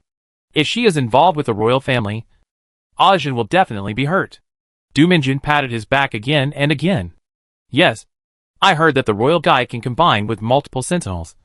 And the sentinels can survive even if they lose their guides. The spouses of royal family members have a short lifespan. And I don't know why. Liang Jinshan's eyes were red. And he murmured, I know why. This is of course a curse that brings great power to the royal family. Du Minjun narrowed her eyes slightly, and said in a low voice, Jinshan, you can't say such treasonous words outside. I know. But what you said is not completely unreasonable. Isn't the leader's crisis this time a proof? Of course, she is our mentor, and we are willing to save her. But Baizhen doesn't know if there will be danger when he goes this time.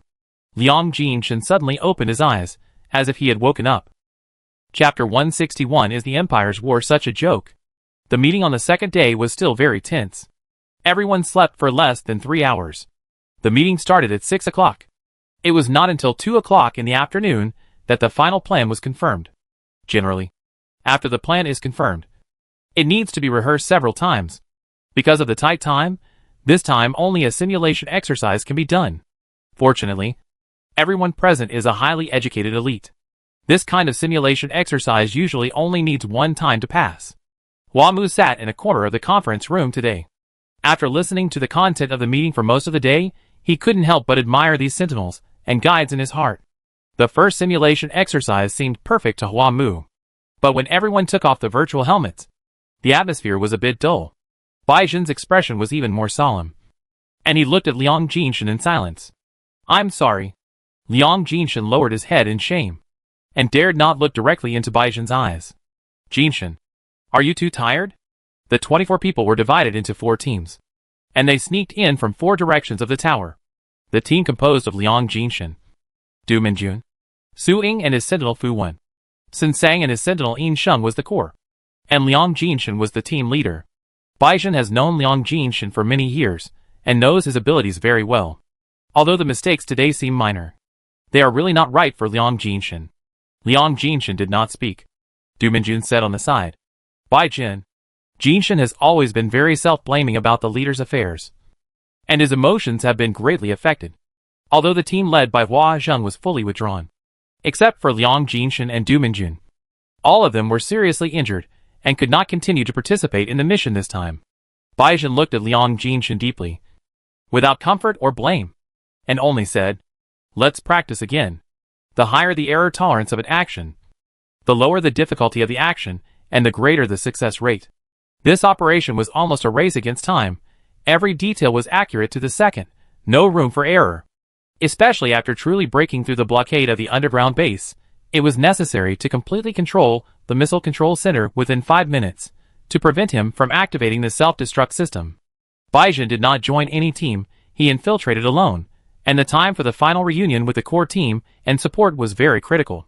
Hua Mu was so nervous just looking at the simulated 3D projection that he could not breathe, and after holding it in for most of the day, he could not help but turn around and leave for the time being. As soon as she went out, she saw Hua Jian and Hua Yuanziwei waiting outside. She was surprised and puzzled and asked, "Dad, why are you here? Little Grandpa?" Hua Yuanziwei was still holding the sleeping food reserve in his arms, and he didn't look nervous at all. His time on the front line was not in vain, because he had old friends with the Black-Eyed Clan. He went there in person to persuade them. Finally, the Black-Eyed Clan was persuaded to move out of the Hunan rainforest one after another during this period. Moo Moo, you really made us worry to death. This branch of the royal family is small. Except for Hua's son Derek. The only grandchildren now are Hua Mu and the one in Hua Siu's belly. Hua Yuanziwei's wife died early, and he was very open-minded about not having a son to inherit the title. He was only concerned about the children of his two brothers. He didn't expect that the eldest brother's son would rebel against the second brother's daughter. Being caught in the middle, his hair turned white with worry. Now he looks quite haggard. Little Grandpa, I'm back. As an ordinary person, Derek had no right to inherit the throne. Although he and Hua Mu were both nephews of Hua Yuanziwei, they were not as loved as his daughters. Hua Yuanziwei also doted on Hua Mu since she was a child. Hua Mu showed her affection when she saw his little daughter. You didn't come back alone this time. I heard what Jian said. Oh, you've grown up. Hua Mu felt shy after hearing this. She glared at her father and complained. And hasn't agreed yet. Hua Yuanziwei nodded her head. You are still very dissatisfied. Your aunt naturally has her own ideas. If I were to ask you, there is nothing good about getting married. He seemed to have thought of something and sighed heavily. Listen to Grandpa, getting married is not a good thing. Hua Mu didn't know why Grandpa spoke so heartfeltly when she just complained. She didn't know how to respond for a moment. When Hua Jian heard Hua Yuanziwei's incoherent words at a critical moment, he quickly interrupted him. Uncle, we are here for business. Oh, yes, for business. Hua Yuanziwei came back to his senses and hurriedly asked, how are Baizhen and his team going? They are conducting the second rehearsal. It seems that we are a little late. But it doesn't matter. There is still enough time. Hua Mu asked curiously. What time is enough? Do you have something to do with her? Meow. Hua Jian was about to explain, but the rusty-spotted cat in his arms smelled Hua Mu's scent and called out, meow meow. Hua Yuanziwei touched its head and said lovingly, didn't Baizhen bring back a light brain? The girl from the Shin family selected the information inside and sent it to me together with the physical examination report of this cat. I saw that it would be helpful for this operation. This Duke is a master in the field of biology and sentinel, and he also enjoys a high reputation internationally. This is good news, Hua Mu hurriedly said. Then let's tell Baizhen quickly. No hurry. Hua Jian saw her in a hurry and hurriedly stopped her. You can talk to Baizhen alone later. Anyway, she is also sneaking in alone, and it will not affect the actions of others much. This sounds reasonable, but it is strange when you think about it carefully. Hua Mu was concerned and said, let's go to the lounge next door and wait. The lounge was also a silent room with good sound insulation. As soon as the door closed, Hua Mu looked anxious and couldn't wait to ask, Dad, what did you mean just now? Hua Jian put his hands behind his back and said solemnly, there may be someone from Hua Su in the meeting room. Ah? Who is it? Although Hua Mu was not familiar with these people, he had read their information, and at least on the surface, no one seemed suspicious. Even Du Minjun, whom he hated the most. Although the failure of the leader's previous action was due to the sudden appearance of the sentinels and guides. If no one in the team passed on the message, it would not have failed so thoroughly. Hua Mu was so anxious that he didn't want to hear the explanation and just wanted to know who it was. But aren't these people selected by the leader himself? The most trustworthy people? Hua Yuanziwei said. The Sentinel Circle has 1,000 connections with the major families. My eldest brother was a faceless man in the past. Now this leader has only been in office for 12 years. It is not impossible to infiltrate if he really wants to. Then, who could it be? In this case, isn't Baizhen also in danger? Hua Jian said. We have suspects, but we are not sure yet. Moreover, he is good friends with Baizhen, and is one of the main forces in this operation. If he is wrongly accused, it will be a big loss. Hua Mu subconsciously said. Is it Du Minjun? Hua Jian was so angry that he couldn't help laughing. How could you suspect Minjun? He is Du Huan's son. And he has been playing with you since he was a child. It's not his turn. Why not? Hua Mu felt that he was sinister and calculating. If it's not him, who else could it be? Baizhen is related to him. Ah. Hua Jian saw that she had guessed it. And nodded. It was Minjun who told me that he was abnormal. So I paid attention to him. I think he has been in Hezhou for several years. His family background is not deep. So he may be bribed by Hua Su. But, didn't Du Minjun also stay in Hezhou for so long? Hua Mu subconsciously felt that it was not that person. And he didn't think he would harm Baizhen. How can it be the same? The Du family is firmly tied to us. What good does he get from doing this? Besides, Minjun grew up under my watch. And it is impossible for him to do such a thing. Sometimes Hua Mu really doubted whether his eyes and his father's eyes were looking at different dimensions. Obviously, Du Minjun was full of bad water. Why did he say everything was good? Well, although the other party has not done anything particularly bad to this day, but the bad character is real. Okay. Then what evidence do you have for suspecting that person? There is no evidence at the moment. But there will be soon. Your little grandfather and I will also participate in this operation. Hua Mu was shocked. Dad, you are the commander-in-chief. And your little grandfather. Hua Jian waved his hand. If he is really a spy, Baizhen will lose a great helper. I have arranged everything else. Even if I... Children speak without restraint. Hua Yuanziwei stroked the cat's head for a long time, and felt that he was talking unlucky. So he interrupted him quickly. What nonsense are you talking about? Although our uncle and nephew are not the top sentinels and guides, the two swords combined can be as good as Hua Yuan Jiangke. Can't they deal with that little bastard Hua Se? The direct line members of the royal family can almost reach S level after they get married. But Hua Jian has never got married. And Hua Yuanziwei has lost his partner. So they are all quasi-S level now. Uncle is right. Hua Jian also felt that what he said was wrong. But he didn't know why he felt something. So he said it naturally. Hua Yuanziwei said to Hua Mu. Mu, don't worry. Grandpa will not let your father get into trouble. Nor will your lover get into trouble. As long as you have this little cat. Oh! Mua. As he said this, he picked up the rusty spotted cat and kissed it hard, which made the grain reserve turn its head and keep using its claws to resist. Since the grain reserve came back, it has been scattered everywhere. Before it was warmed up in Hua Mu's arms. It was taken away by someone else for research. It has seen more people, and gradually become bolder.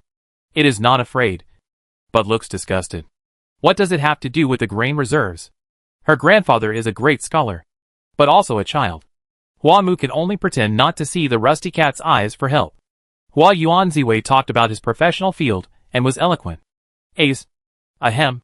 I mean that the sentinels and guides that Huasa's nephew used to deal with the leader are all the legacy of the original Angel Hand plan. They are not very strong. But 8 people can join hands to deal with a dozen S-level sentinels and guides. Not to mention the leader, who is specifically restrained by them. A dozen. 12 S-level sentinels and guides. Either the whole country is devoted to it, or the International Sentinel Alliance can do it. Are they that powerful? Hua Mu really had no idea about these things. Hua Yuanziwei said calmly. Not really that powerful. There are only 6 of them, and they are not complete. But their spiritual and physical invisibility characteristics are a bit tricky for us. He picked up the reserve food and took off the glasses-like device on its forehead. But it's okay. We now have a cat-shaped detector. Let Baizhen hold it on his head. Hua Mu. Is our empire's war so trivial? Chapter 162, Is the empire's war so trifling? It is not uncommon to use animals, or even intelligent creatures in military operations. Sentinels have the ability to empathize with spiritual bodies. With the help of special instruments, they can also communicate with them. It's just that Hua Yuanziwei's statement was too trifling. Hua Mu felt incredible for a moment. The second simulation exercise ended successfully after all. Baizhen gave everyone 2 hours of rest time. Hua Jian took the opportunity to call her to the lounge. Baizhen knew about the ability of the reserve food, but he was unwilling to take it with him. The opponent's spirit body should not be as strong as the leader. I can sense it even without the help of the reserve food. This operation is dangerous. The intensity of the battle can be imagined. Although the reserve food has special abilities and human nature, it is just a weak cat. It is still questionable whether it can survive the battle. Hua Yuanziwei is not unfamiliar with Bai Xin. Even more familiar with her than Hua Mu. He understands what she is worried about and comforts her. The abilities of the sentinel and the guide have no effect on it. I made a special combat suit for it, which can minimize the risk. Hua Jian also said, Bai Jin, it's safer for you to take it with you. Those people may not pose any threat to you. But others? Others? Hua Jian had already asked Hua Mu to leave. So the three of them did not hide their words. Bai Jin, since you went to the Frankenstein base and brought back the optical computer, you should know a lot of things. Right? Bai Jin nodded. Hua Yuanziwei's face was a little sad. I was also a participant in that plan back then. To be honest, with Hua Yuanziwei's expertise and relationship with the royal family, it's not surprising that he participated in it. At that time, I had no achievements in this field, and I was able to participate in that plan entirely because of my identity as a member of the royal family. At first, I was very proud to be involved in it. But later I gradually realized that the plan was more appropriate to be called the Devil's Gate, rather than the Angel's Hand. We opened the forbidden door and created countless tragedies. This Grand Duke was devoted to academic research and was known for his calm personality. He rarely participated in politics. Bai Jin looked at his sad face and didn't know how to comfort him. He could only nod silently. Hua Yuanziwei calmed down his emotions and then continued, I was the one who sent you to the Black Eye clan, and I was also the one who gave you a name. Wasa went to the Frankenstein base to pick up more than 800 laboratory subjects. And I settled some of them. But according to the records of the base's artificial intelligence, he should have taken over more than 1,000 experimental subjects. Hua Jian nodded. We also found it when we investigated the optical brain you brought back, which also explains where those sentinels came from. Wasa's main goal is to deal with the leader, and to study individual regeneration. Most of what is left is information and experimental subjects about them. It would not be difficult to deal with them with your current strength, but... He looked at Hua Yuanziwei, who touched the rusty spotted cat in his arms, and continued. But, you are not the only one I sent to the Black Eye tribe. The growth rate of the experimental subjects can be adjusted at will before leaving the incubator. So in order to avoid being too conspicuous, and to adjust the experimental subjects to the best state, we placed them in batches. We sent the only 2 people left in the Bazinga project to the Black Eye tribe, and let them live together. Bai Jin looked at him in shock, and opened his mouth as if he wanted to say something, but he didn't have the courage to speak. Bai Qin, your sister also awakened as a sentinel 6 years ago. After leaving Hunan, Bai Jin also wanted to contact her tribe members, but every time she communicated, it fell on deaf ears. When she thought of their views on her, she gradually dared not force it. Bai Qin was 6 years younger than her. When she left, she was just a little kid, but she never forgot her. So she is now. She is probably with Huasu, Bazinga Project number 302 individual Bai Qin, whose spirit body is a fire-attributed Black Panther. Bai Jin suddenly stood up, and the Super S-level Sentinel's aura made the 2 elders present breathless. Although it is not precisely customized, it is also a cruel selection. The Sentinels and guides born under this situation do have terrible strength. As a Sentinel, Hua Yuanziwei has a deeper experience of this overwhelming terror. If Hua Jian had not reacted quickly and opened a barrier for him, he might have fainted. Almost every royal family with a long history has more or less traces of selection. But the integration using new technology has surpassed the results of old technology in an instant, making these experimental subjects powerful and unstable. The leader has royal blood, and has been specially freed of emotions, so he is a relatively safe weapon. But what about Bai Xin? Hua Yuanziwei could sense her instability. There was only a difference between losing control 0 times and many times. This female sentinel had become a bomb. Bai Jin. Hua Mu suddenly felt Bai Jin's fluctuations outside the door, and ignored her father's orders and broke in without permission. Fortunately, Bai Jin had calmed down when she entered the door, and Hua Yuanziwei and Hua Jian were both fine. Hua Mu hurried to Bai Jin's side, and checked carefully. Bai Jin, are you okay? Hua Yuanziwei was helped up by Hua Jian, and shook her head at her nephew with a crooked elbow. Girls can't be kept when they grow up. Her father and grandfather looked even more embarrassed than Bai Jin. Hua Mu couldn't help blushing when she heard Hua Yuanziwei's nagging. Little grandpa, are you okay? Bai Jin lowered his head and said apologetically, I'm sorry, Grand Duke. Hua Yuanziwei waved her hand. Forget it. You two should take a rest first. Pay attention to the matter we talked about before. You don't know when he will take action. The two told Baizhen about the spy as soon as she entered the room. But she was ambiguous, neither refuting nor believing it. I understand. The two of them left the lounge. Hua Mu saw that Baizhen looked different and was very worried. Baizhen, it's still early, you should be able to sleep for a while. But Baizhen shook his head. I'll go over the plan again. Then I'll go with you. Miss, please leave me alone. The sentry's face was firm. Hua Mu had no choice but to agree. Okay, call me anytime if you need anything, take a break if you're tired, there are still 12 hours. Yeah. Baizhen returned to the meeting room alone, but saw that there was still someone sitting inside. Who else could it be but Liang Jinshin? The other party seemed to still be brooding over the mistakes made in the first drill, watching the previous simulation drill video over and over again. Jinshin, didn't you go to rest? Baizhen walked to him and sat down, staring at the projection, and said slowly, if you are not in good condition, it is okay to change people. No. Liang Jinshin looked at Baizhen's profile, and then suddenly turned his eyes away. The leader is in trouble for us. How can I retreat at the last minute? You don't have to blame yourself so much. Master knows what to do. Even if there are any mistakes, it has nothing to do with you. Liang Jinshin was silent for a while, and then asked, have you surpassed the S level now? Maybe. But there is still a big gap with Master. Is it because of the combination with Miss Hua Mu? Baizhen's face was slightly red, and it was a bit difficult to say. But Liang Jinshin and she have been friends for many years, and she didn't want to hide it from him after all. This is part of the reason. Liang Jinshin forced a smile. Then should I congratulate you? Baizhen thought he was talking about his entry into the Super S level field. Thinking of his loss of control just now, his expression dimmed a little. Actually, there is nothing to congratulate. Liang Jinshin's eyes flashed a cold light, and he whispered, is Miss Hua Mu not good to you? I occasionally heard that she often makes things difficult for you. What happened this year?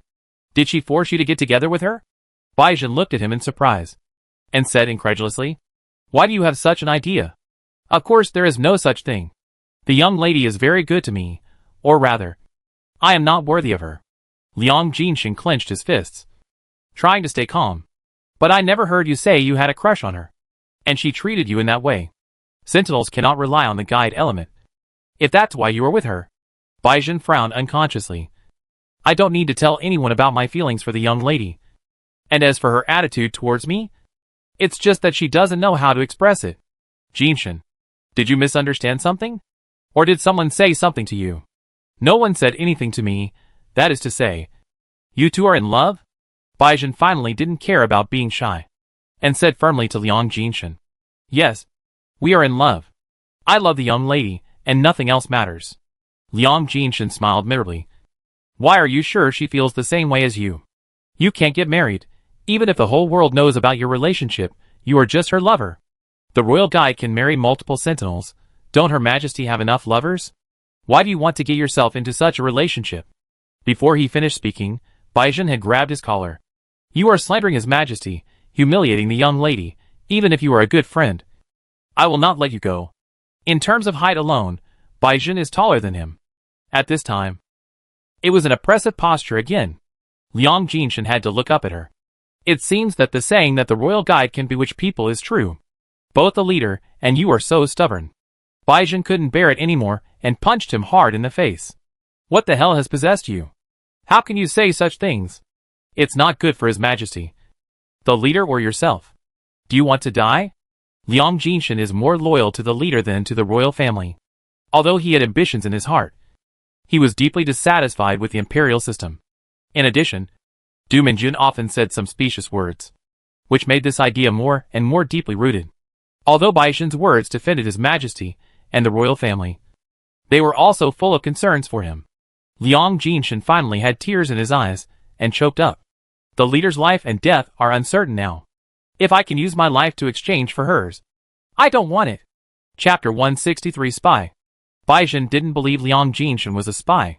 He was the most admired leader among the students. Although he was emotional sometimes, he would never betray his comrades and beliefs. Baizhen slowly calmed down, let him go and whispered, You are tired, go and rest first. This mission is very difficult. It is almost impossible to complete without you. I hope you can adjust your state by then. Liang Jinshan's griffin has 3 special skills: flight, sonic attack, and hunting lock. Although fighting indoors is somewhat disadvantageous for the flying griffin, the 2 skills of sonic attack and hunting lock are the key to this operation. The 6 members of the core team are the result of Bai Zhen's careful consideration. Liang Jinshan is indispensable. Otherwise the entire operation may fail. If possible, Bai Zhen would never want to replace him. Liang Jinshan left in despair, while Bai Zhen continued to study the plan. The addition of Hua Yuan Ziwei and Hua Jian added some variables, and she had to consider the possibilities mentioned by these 2 people. Time soon fell into the night, and the team began to make final preparations. Although the soldiers of the Empire were not as exaggerated as armed to the teeth, they were not far off. Every piece of equipment on their bodies had to be debugged and checked. Because of privacy, the male sentinels and female guides were checked in their respective dressing rooms, and Bai Zhen had a separate room because of his special status. Just after Bai Zhen checked the function of the tactical uniform, the door of the dressing room was suddenly knocked. Hua Mu had long been suppressed by Hua Jian and Hua Yuan Ziwei, and did not dare to disturb Bai Zhen. It was naturally impossible to knock on the door at this time. The person outside the door was Liang Jinshan, who was already fully equipped. Jinshan, what are you doing? Bai Zhen saw that his eyes were red and his face was not right, and she was startled. Liang Jinshan had already taken a step forward and pushed her into the room. Bai Zhen, I'm sorry. The push was not very heavy, but Bai Zhen almost didn't see his movements clearly. Since her ability was improved, she hadn't encountered such a situation for a long time. The sentry's intuition made her instantly alert, and she jumped back along with Liang Jinshan's force, and held a high-frequency vibration dagger across her chest. What are you going to do? Liang Jinshan's condition was obviously not right, and his ability suddenly improved to an abnormal level. He did not answer Bai Zhen's question. While pulling out a micro-tranquilizer gun from his uniform arm bag, he repeated, I'm sorry. Bai Zhen found that his body could no longer move. Liang Jinshan's hunting lock was a very fierce and domineering skill. Once used by him, it could make the enemy unable to move for up to 10 seconds. In the fast-paced sentinel confrontation, let alone 10 seconds, even 0.1 second was enough to decide the outcome. Bai Zhen always paid attention to this point in the battle with him, and he had long observed the necessary conditions for him to use it. This skill will only take effect when the enemy is around the midpoint of the straight line between him and the griffin. The conditions are almost harsh, but Liang Jinshan can often use this to settle the battle, and he has honed it to perfection. Even those predecessors, who are not inferior to him in qualifications and abilities, have to be vigilant. Bai Zhen, as Liang Jinshan's biggest opponent, certainly will not forget this. But now, the griffin was still attached to Liang Jinshan, but Bai Zhen had been caught in the hunting lock. Liang Jinshan didn't waste any time, and he had already pulled the trigger on the tranquilizer gun as he finished speaking. This was a series of tranquilizers specifically for sentinels. Even when facing a sentinel that was in a state of rampage, it could effectively reduce the opponent's reaction speed when it couldn't be effective with one strike. The dagger in Bai Zhen's hand suddenly formed frost flowers, and in a flash, a shield-like ice wall blocked her in front of her. At the same time, her body finally broke free from the lock and regained her freedom. Liang Jinshan failed to hit her, and seeing her erect her ice shield and rushing forward like an eagle, the two of them collided violently, inevitably entering the fighting stage. Since the sentinels have sharp 5 senses and quick reactions, shooting weapons are difficult to be effective without restraint. Therefore, their battles usually turn into close combat, and weapons that combine cold and hot weapons have become their first choice. The huge force of the collision of the daggers pushed the two away fiercely, but the two sides soon entangled again. Liang Jinshan was well equipped.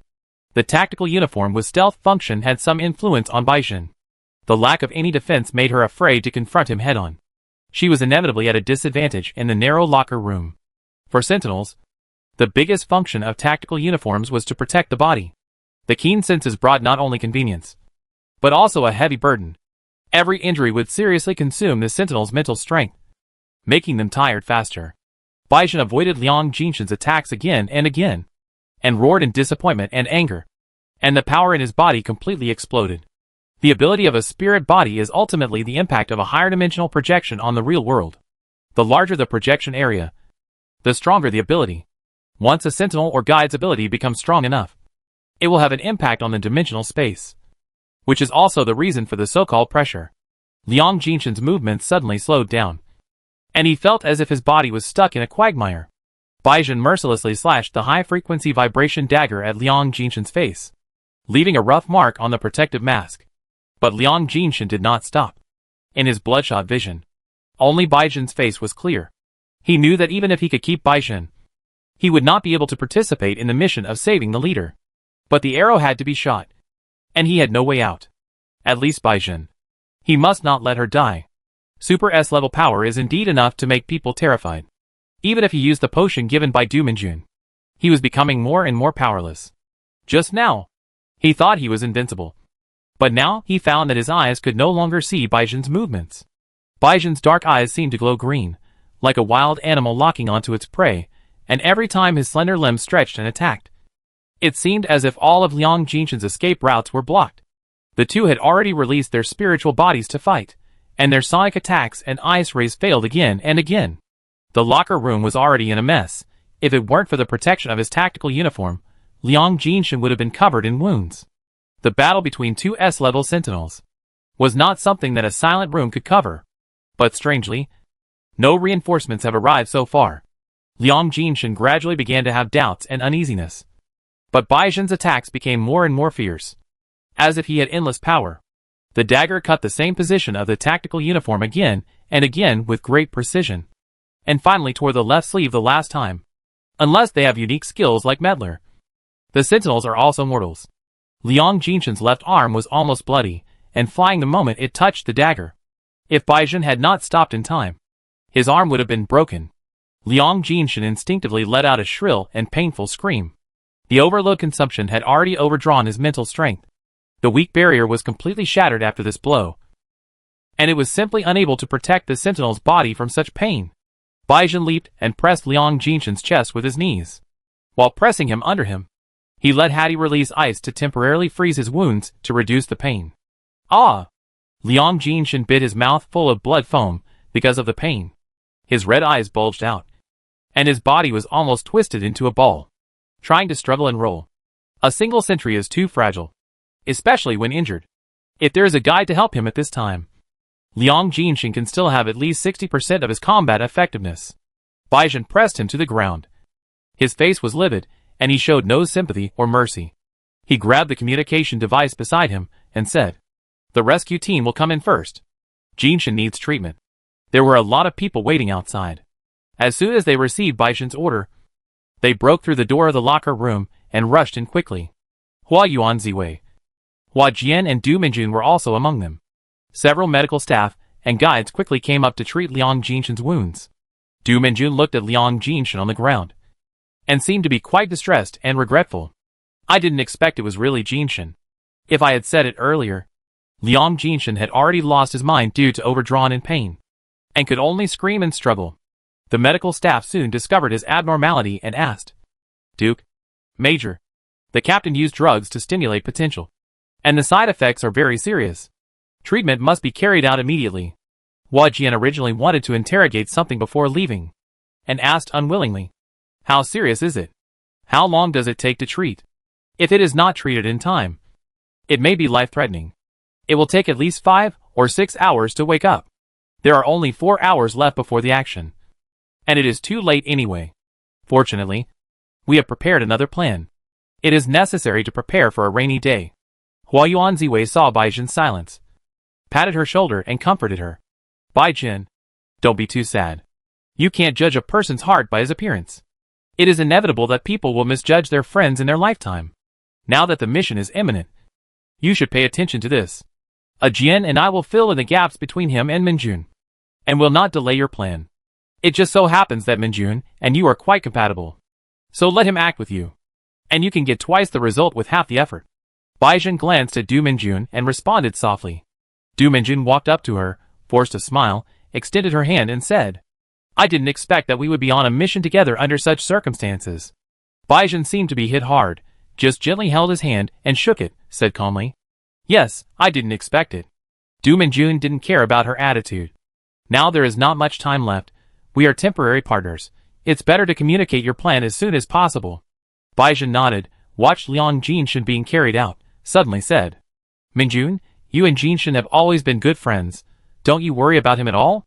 Du Minjun's expression did not change, with a little regret. She said softly. Of course I worry about him, but this may also be a kind of luck for him. Chapter 164 Spy. The huge transparent incubator stood quietly in the middle of the laboratory, and the floating body in it was even more incomplete than before. A young man with brown hair and brown eyes sat crookedly in front of the incubator, holding a cigarette in his mouth, and staring at the screen not far away. Derek exuded the temperament of a sloppy young man, and his uniform, which should have been solemn and straight, was also worn in a messy way. The images on the screen switched rapidly, occasionally flashing some battle scenes, and it was dazzling because the rhythm was too fast. Alas, a mortal like me really can't appreciate these battles. Derek shook his head and looked away from the screen. It's time to change shifts. Won't you take a break? A sentry and a guide stood on each side of the nutrition cabin, with half of their faces exposed without any trace of human breath, only dripping sweat showing their fatigue. Derek saw that they ignored him, but he didn't get angry, and said very kindly. Since you two are so tired, it won't make any difference if you continue to hold on. Why don't we take a break before we continue? I don't think she will recover in a short time. One of the sentinels finally spoke. His voice was calm. Master Derek, His Majesty has ordered us not to let down our guard. Derek seemed to have heard something funny, and laughed softly. Do you respect my father so much? Your Majesty? Ha ha ha. I thought you must want to kill him. Another guide said. We don't know what hatred is. Derek glanced at the leader in the cabin, and happened to meet her eyes. In that case, I envy you. He stood up and walked slowly to the nutrition cabin, walking around in circles and said. This leader, like you, doesn't know what feelings are, neither love nor hate. He put his hands behind his back, walked very slowly, paused slightly when passing by the sentinel, and then continued forward.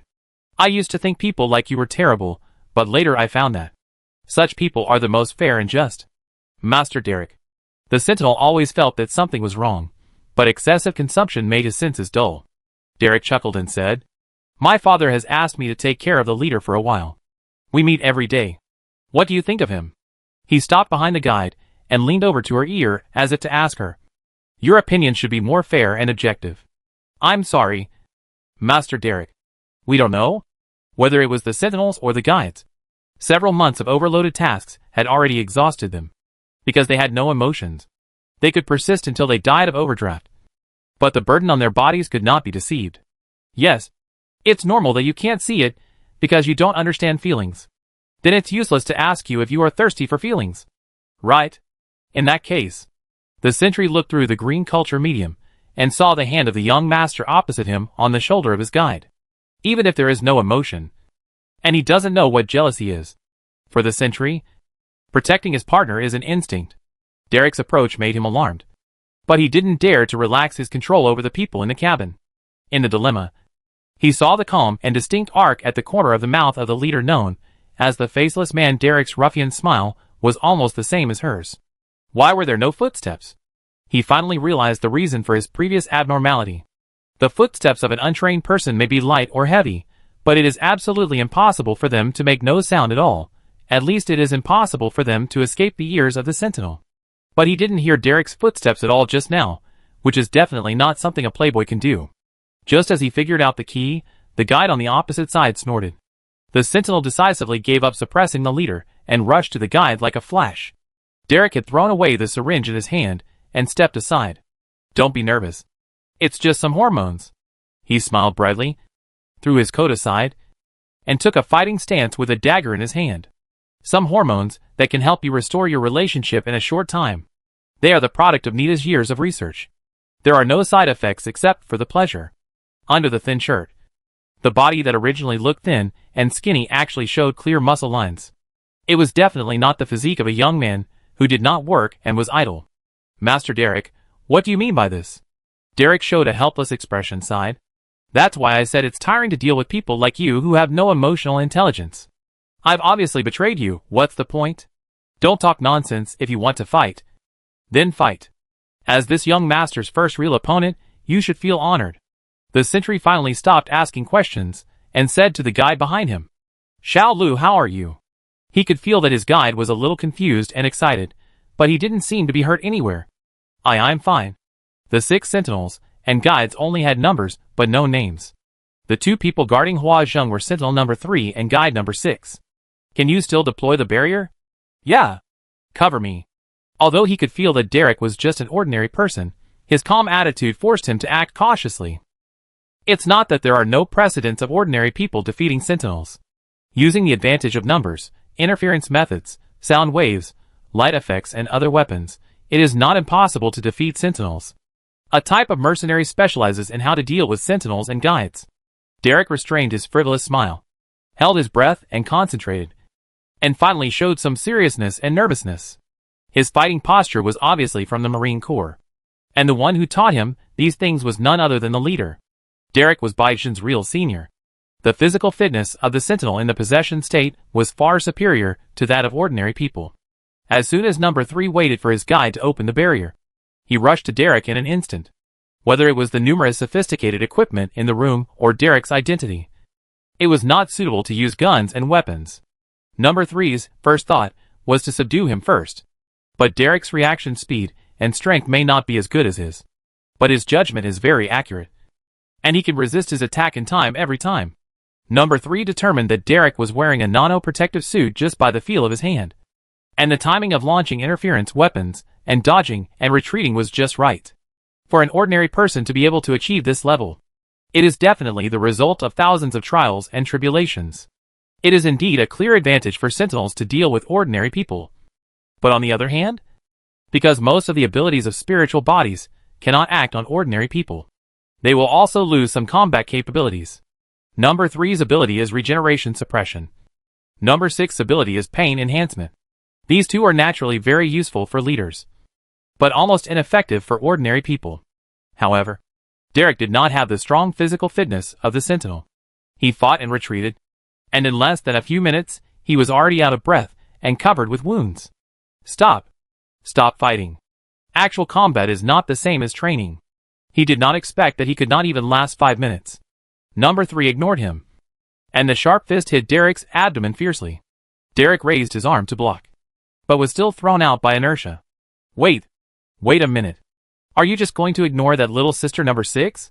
Derek spat out a mouthful of blood foam, turned over awkwardly, and pulled a chair to block in front of him. Number 3 thought he was trying to divert his attention, but after a short pause, the guide's feeling was also transmitted to him.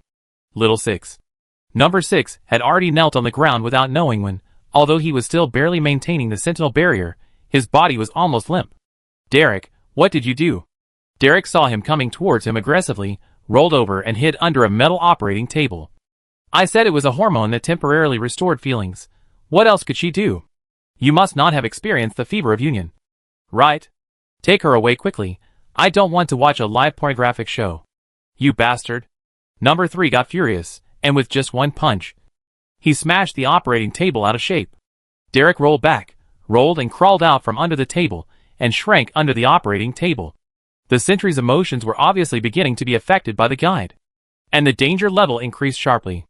The other party would not care whether he was Huasa's son or not, and he might kill him in one blow. It's useless even if you kill me. So take her away quickly. Derek claimed to be a gentleman, and he didn't want to do this to a girl. But the sentry was alert and reacted quickly. He was afraid that he couldn't succeed in one strike, so he had to settle for the next best thing. Third brother.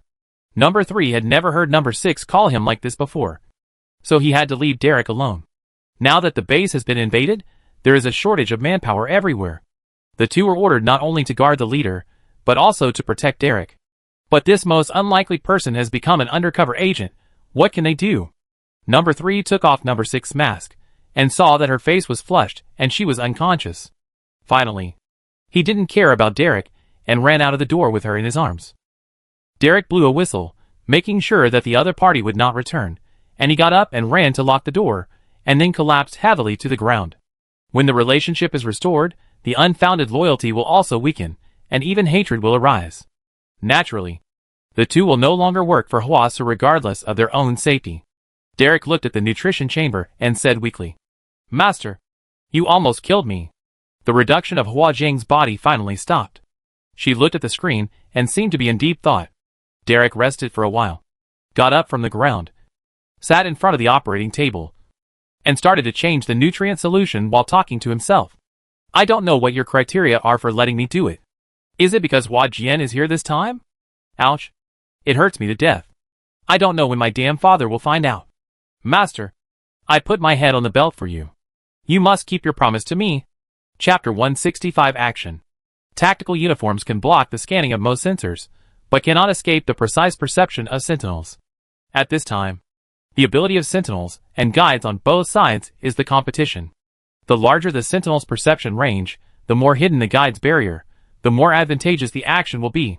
After Baizhen broke through the S level, the precise perception range has exceeded 1 square kilometer, and the fuzzy perception range has also reached the wide area search standard of special skills. Unless Hua Jian arranges the base like a copper wall, otherwise Baizhen can easily sneak into the base, and no one will know. Fortunately, Hua Su was short of manpower, and most of the sentinels and guides were arranged in the underground base. Several teams broke into the outer defense line of the subtower without encountering any obstacles. Hua Jian and Hua Yuan Ziwei were not inferior to Liang Jinshin in any other aspects except that their ability level seemed to be slightly inferior to Liang Jinshin. After the team led by Hua Wushang successfully seized the authority of the ground control tower, they also opened the door to the underground base. Baizhen and Du Minjun did not invade the foundation immediately, but went to the outside of the wall in the south direction of the foundation. The south of the Hezhou branch tower is close to the Hunan rainforest. Nearly a quarter of the base is covered by the jungle. The terrain here is complex and the vegetation is lush, which greatly reduces the sentinel's perception ability. The tropical jungle is pitch black in the middle of the night. Baizhen can still see the surrounding scenery clearly, but Du Minjun has to use low-light night vision goggles to move. The reserve grain is wearing a pair of small glasses, quietly lying on Baizhen's shoulder, and is fixed with a tactical sling. Ajin, why are we here? As a guide, Du Minjun is not as agile as Baizhen, and it is quite difficult to follow. The two had been wandering in the rainforest outside the wall for a quarter of an hour. But Baizhen had not yet told him the purpose of this trip. Looking for the entrance to the underground base, or the exit. Du Minjun was puzzled. Hasn't it been confirmed that there is only one entrance to the underground base? And we have searched here, and found nothing. There should be only one entrance and exit in the base. So there must be other exits here. Hua Su has been threatening to die together with nuclear bombs. But he is definitely not a person who disregards his life. You mean, he still has a way out? Henan Rainforest borders the Muta Principality, and because it has long been an autonomous region and protected area, no imperial defense posts have been set up.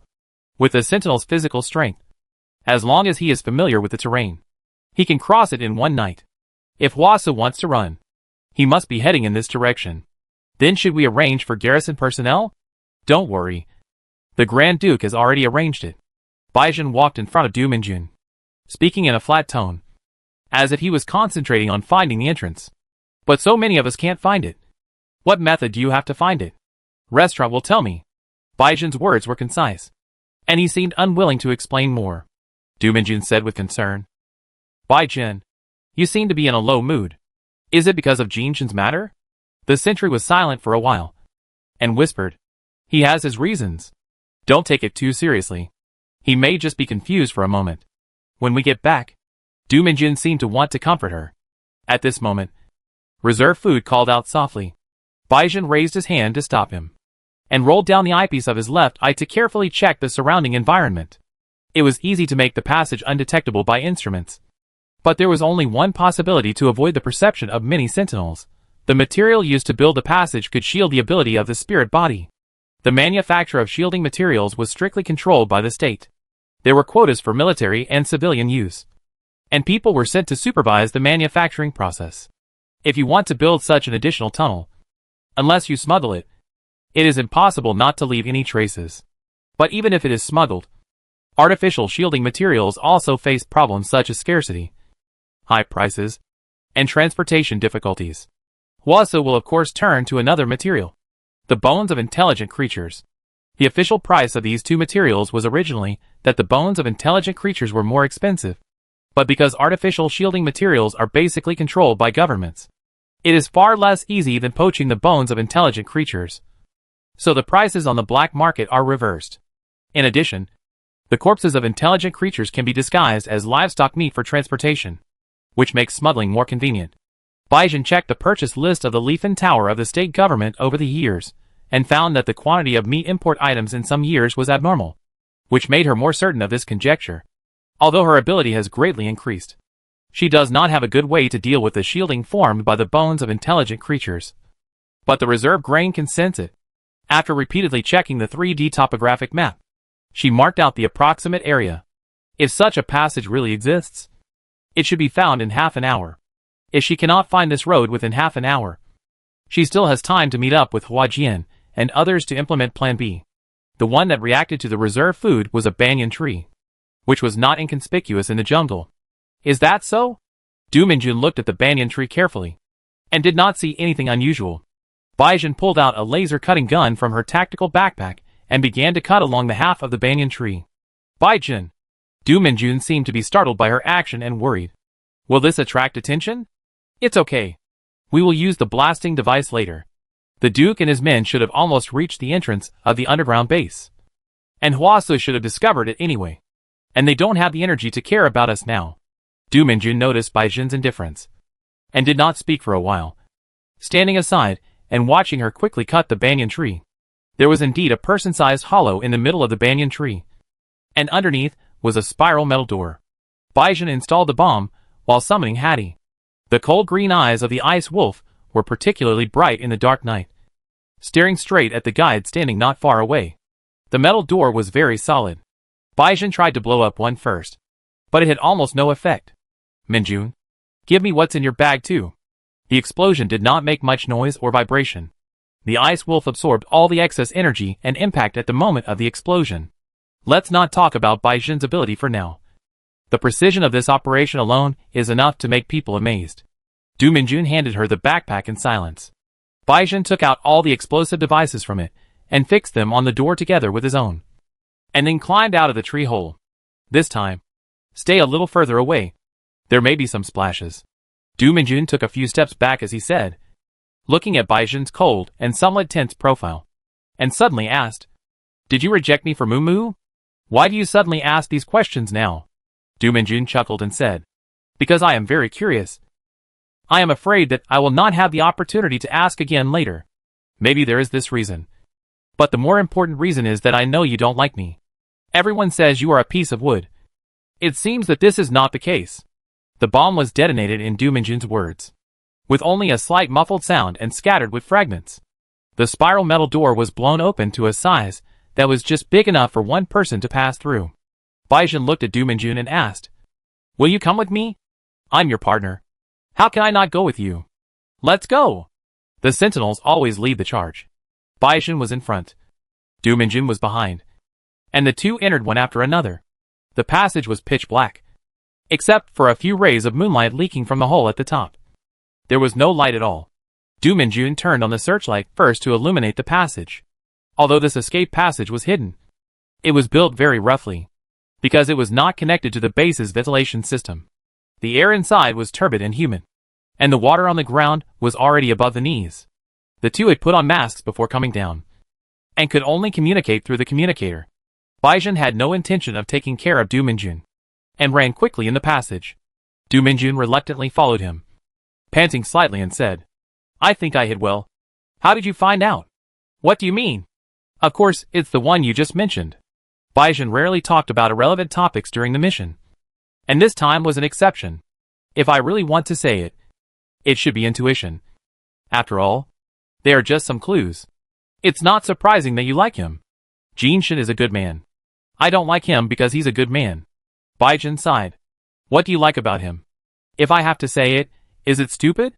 Whether it's the fact that he was implicated by Hua Mu's awakening, he was demoted to Hezhou, but still loyally worked for the leader, or the fact that he couldn't help liking you even though he knew it was impossible. It's all stupid. Isn't it? The same is true for this matter. You are not qualified to say that about him. Du Minjun sneered.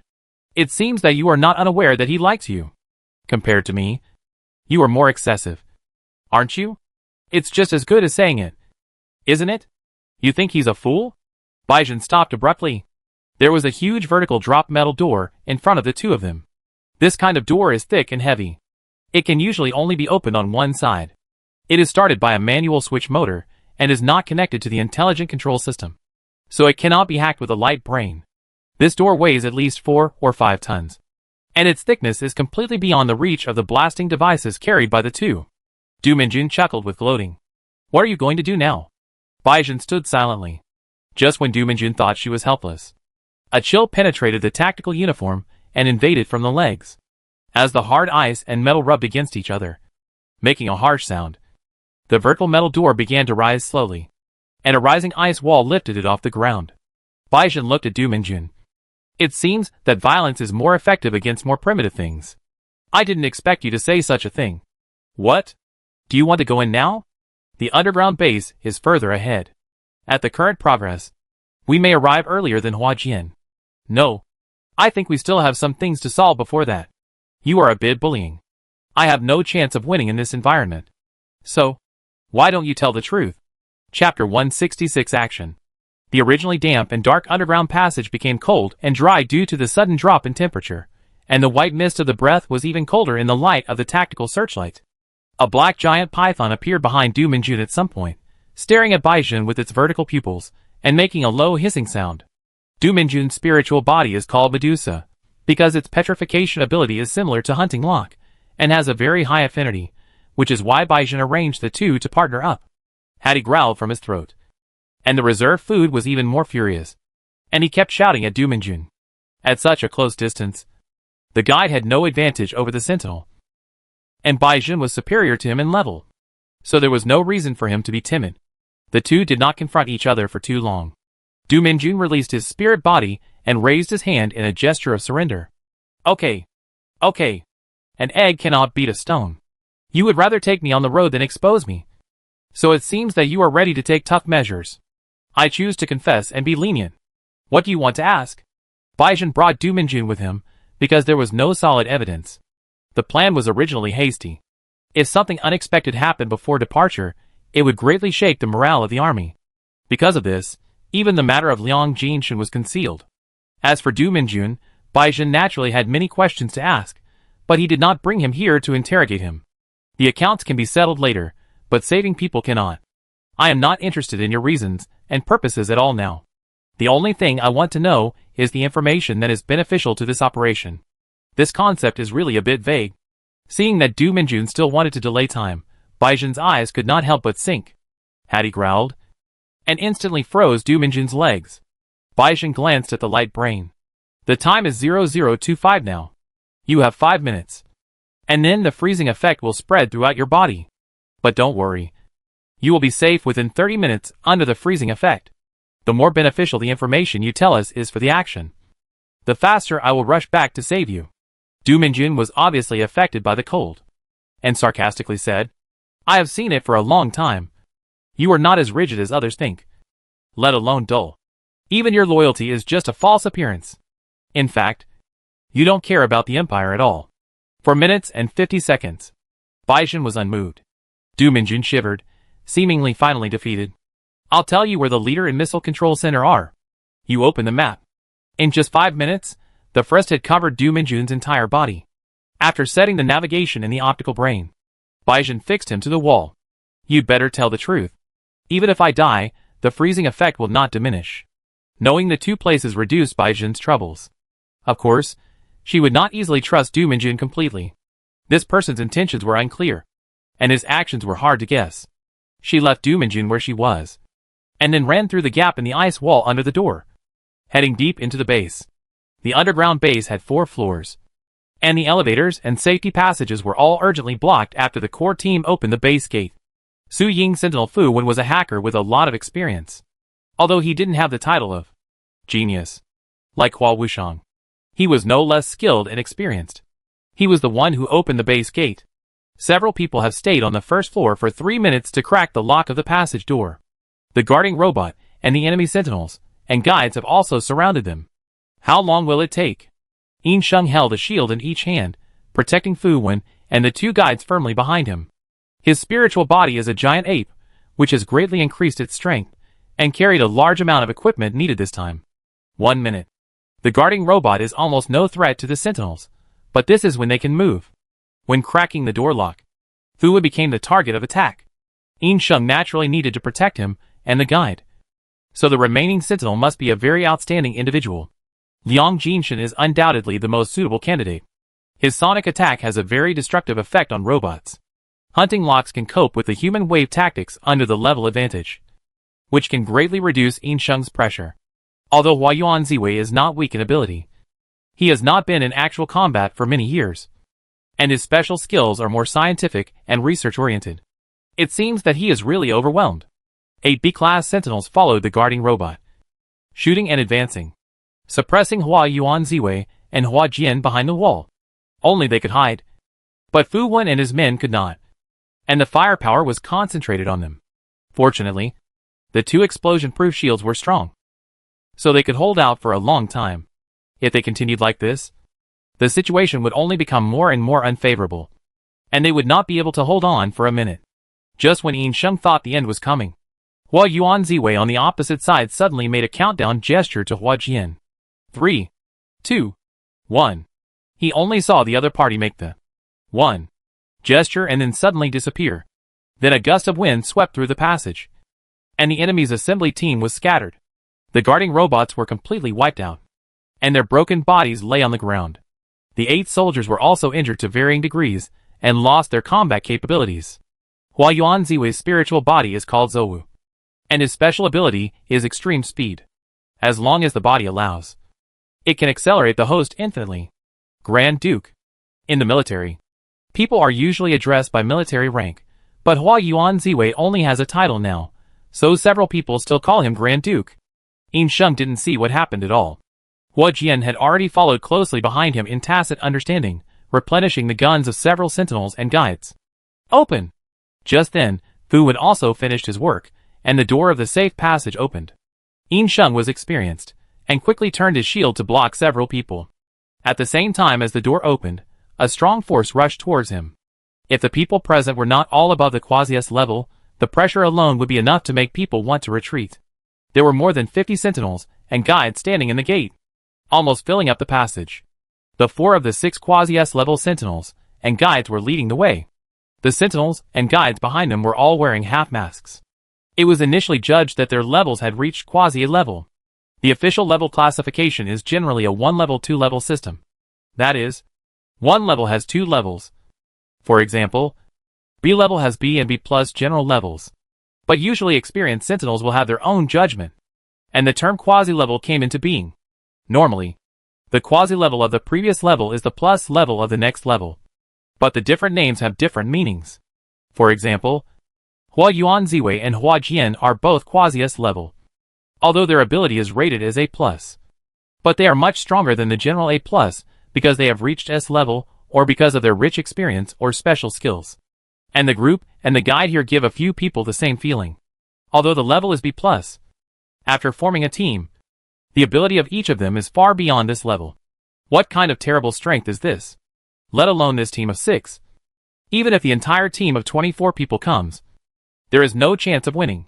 How many experimental subjects did Huasa, that bastard, create? Huayuan Ziwei had not yet fully recovered from the battle just now, when he saw this terrifying army. At first glance, he felt a tightness in his chest and almost vomited blood. Tactical retreat. No matter how reluctant he was, Hua Jian had to give this order. Huasa hid his strength too well. Until last time, he only sent out those few people. They didn't know that there were at least 50 quasi-level sentinels here. He calmly judged that his side had no chance of winning. The advantage of a small team with only elites was fully demonstrated at this time. As he gave the order, Fu Wen quickly closed the door. In Sheng put away his shield and carried his guide. Sun Sang's pink long-eared angel rabbit turned into a ball of pink mist that enveloped everyone. When it dissipated, the 6 people's figures also met the conditions for disappearing from people's sight. Sun Sang was a guide with very good compatibility. The special ability of the spirit body, pink intoxication, allowed her to shine as a public guide in the tower on weekdays. But in fact, Angel Rabbit's other skill, romantic fraud, is more valuable in mission operations. It is a precious group skill. This skill was awakened after Sun Sang and In Sheng combined. Her basic level also broke through the upper limit of Quasi-S level, and truly reach the threshold of S level. As long as the team members cooperate well and do not leave the range. Unless they are super S level sentinels or guides with expertise in seeing through S level or above. They will not be able to detect it. There happen to be no sentinels or guides of this level or skill among these 50 people. This is Su Ying's judgment. Her spirit body has the ability to see through. This is the team that Bai Jun has carefully considered. It is a team that was put together by transferring Su Ying and Fu Wen, who stayed in the inner tower. It can almost cope with various emergencies. If Liang Jinshan and Du Minjun were there, it should be like this. Under the wrapping of romance fraud, the team analyzed the situation while retreating slowly. This skill also has its disadvantages. One is that Sinsang will lose the ability to move when performing it, and the other is that it cannot move quickly. It is because of these two limitations that it was not used at the beginning. Admiral, should we go to the elevator shaft instead? Hua Jian is the team leader. If the plan needs to be changed, he needs to give the order. The time is 0043 now. Bai Jun should have found the entrance. Otherwise, she should have joined us at her speed. The entire tower is now without network and communication. Without communication, each team can only follow the established plan and calculate the time.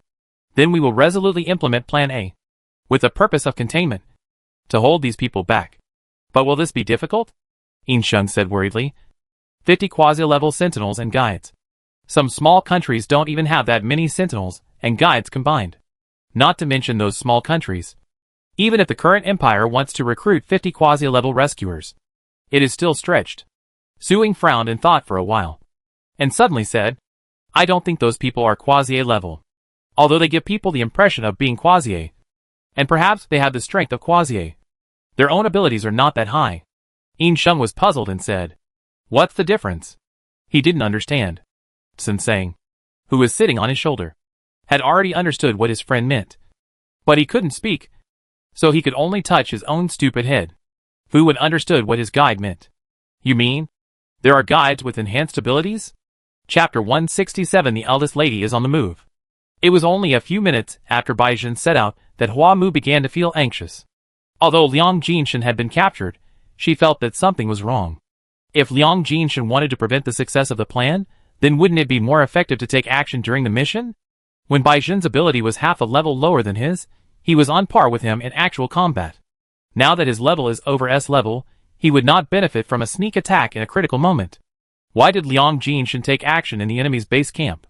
The more Hua Mu thought about it, the more puzzled she became. It happened that soon after, news came from the infirmary that Liang Jinshan had woken up. She immediately decided to interrogate him first.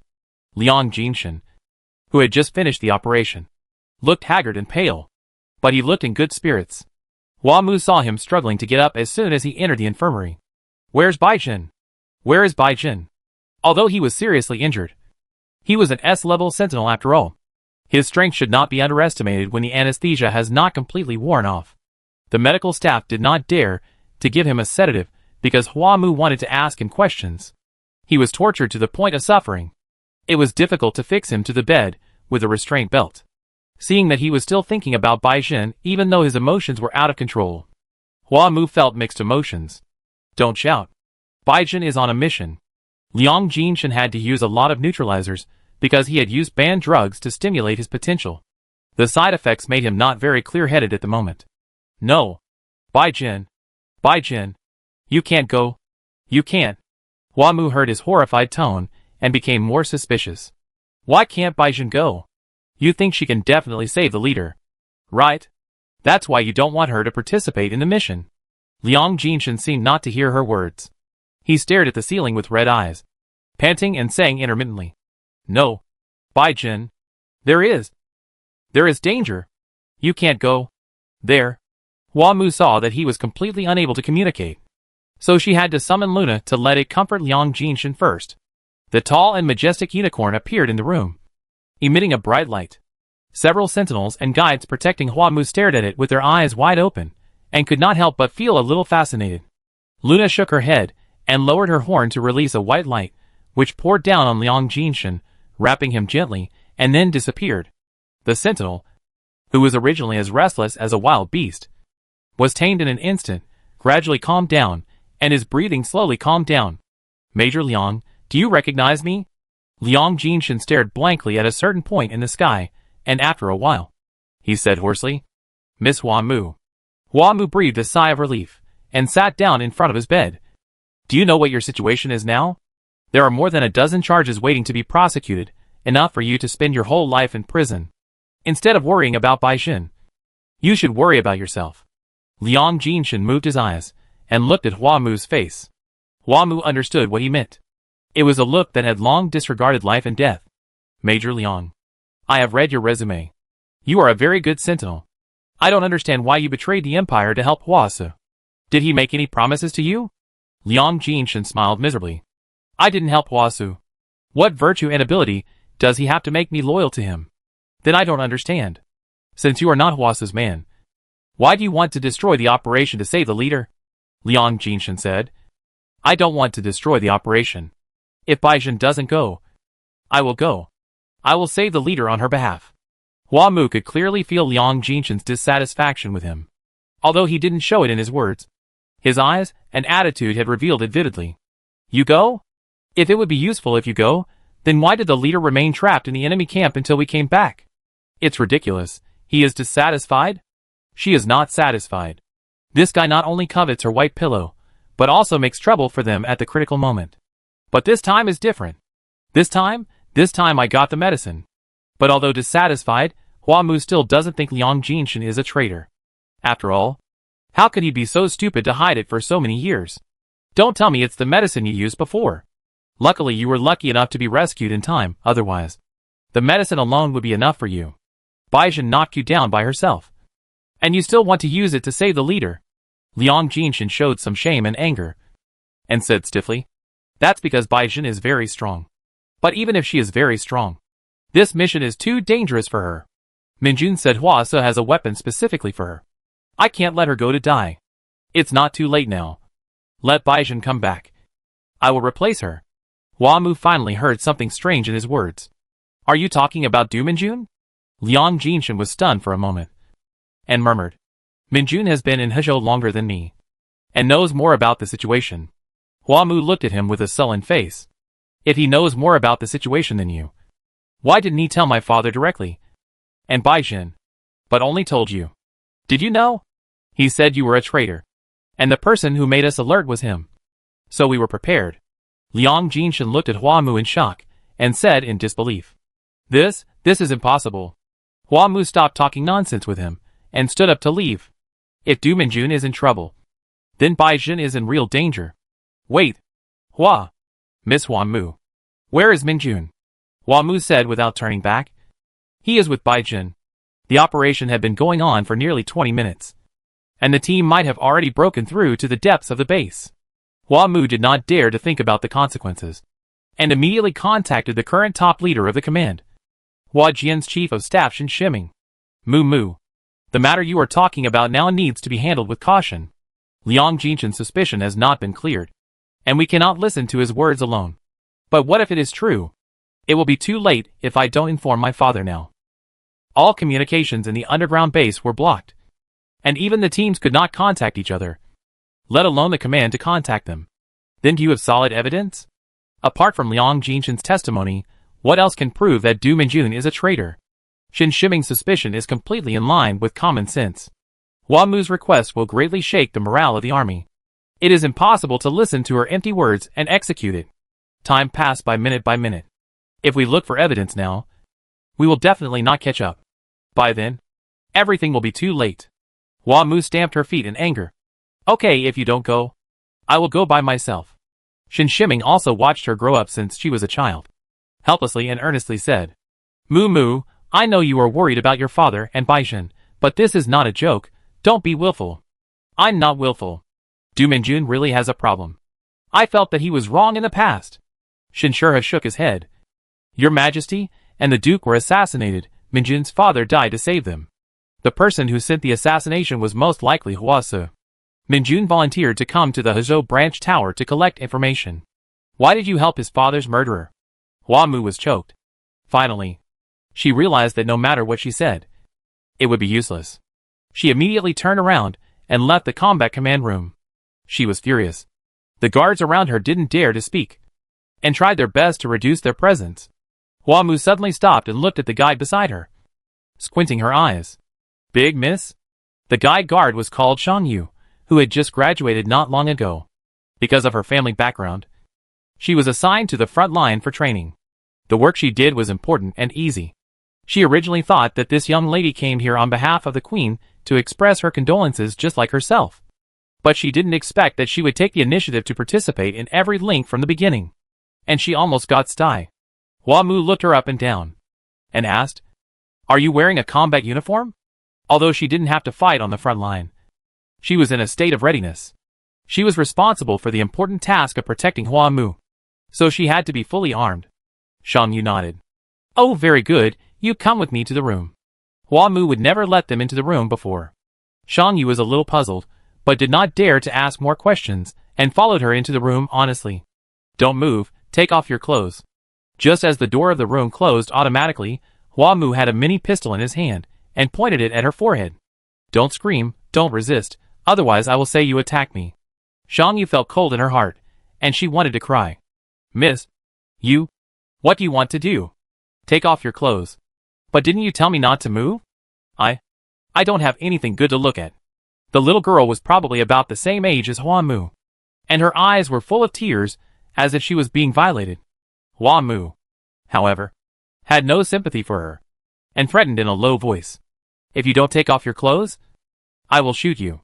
Shang Yu was not stupid after all, and had followed Hua Mu all the way and knew her plan, and begged, "Miss, you can't do this. It's too dangerous." "What are you talking about? Hurry up." Shang Yu looked like he was ready to die. "Miss, if anything happens to you, it will be my fault. You will die anyway. You might as well kill me now." Hua Mu was really angry to death, and simply took action herself.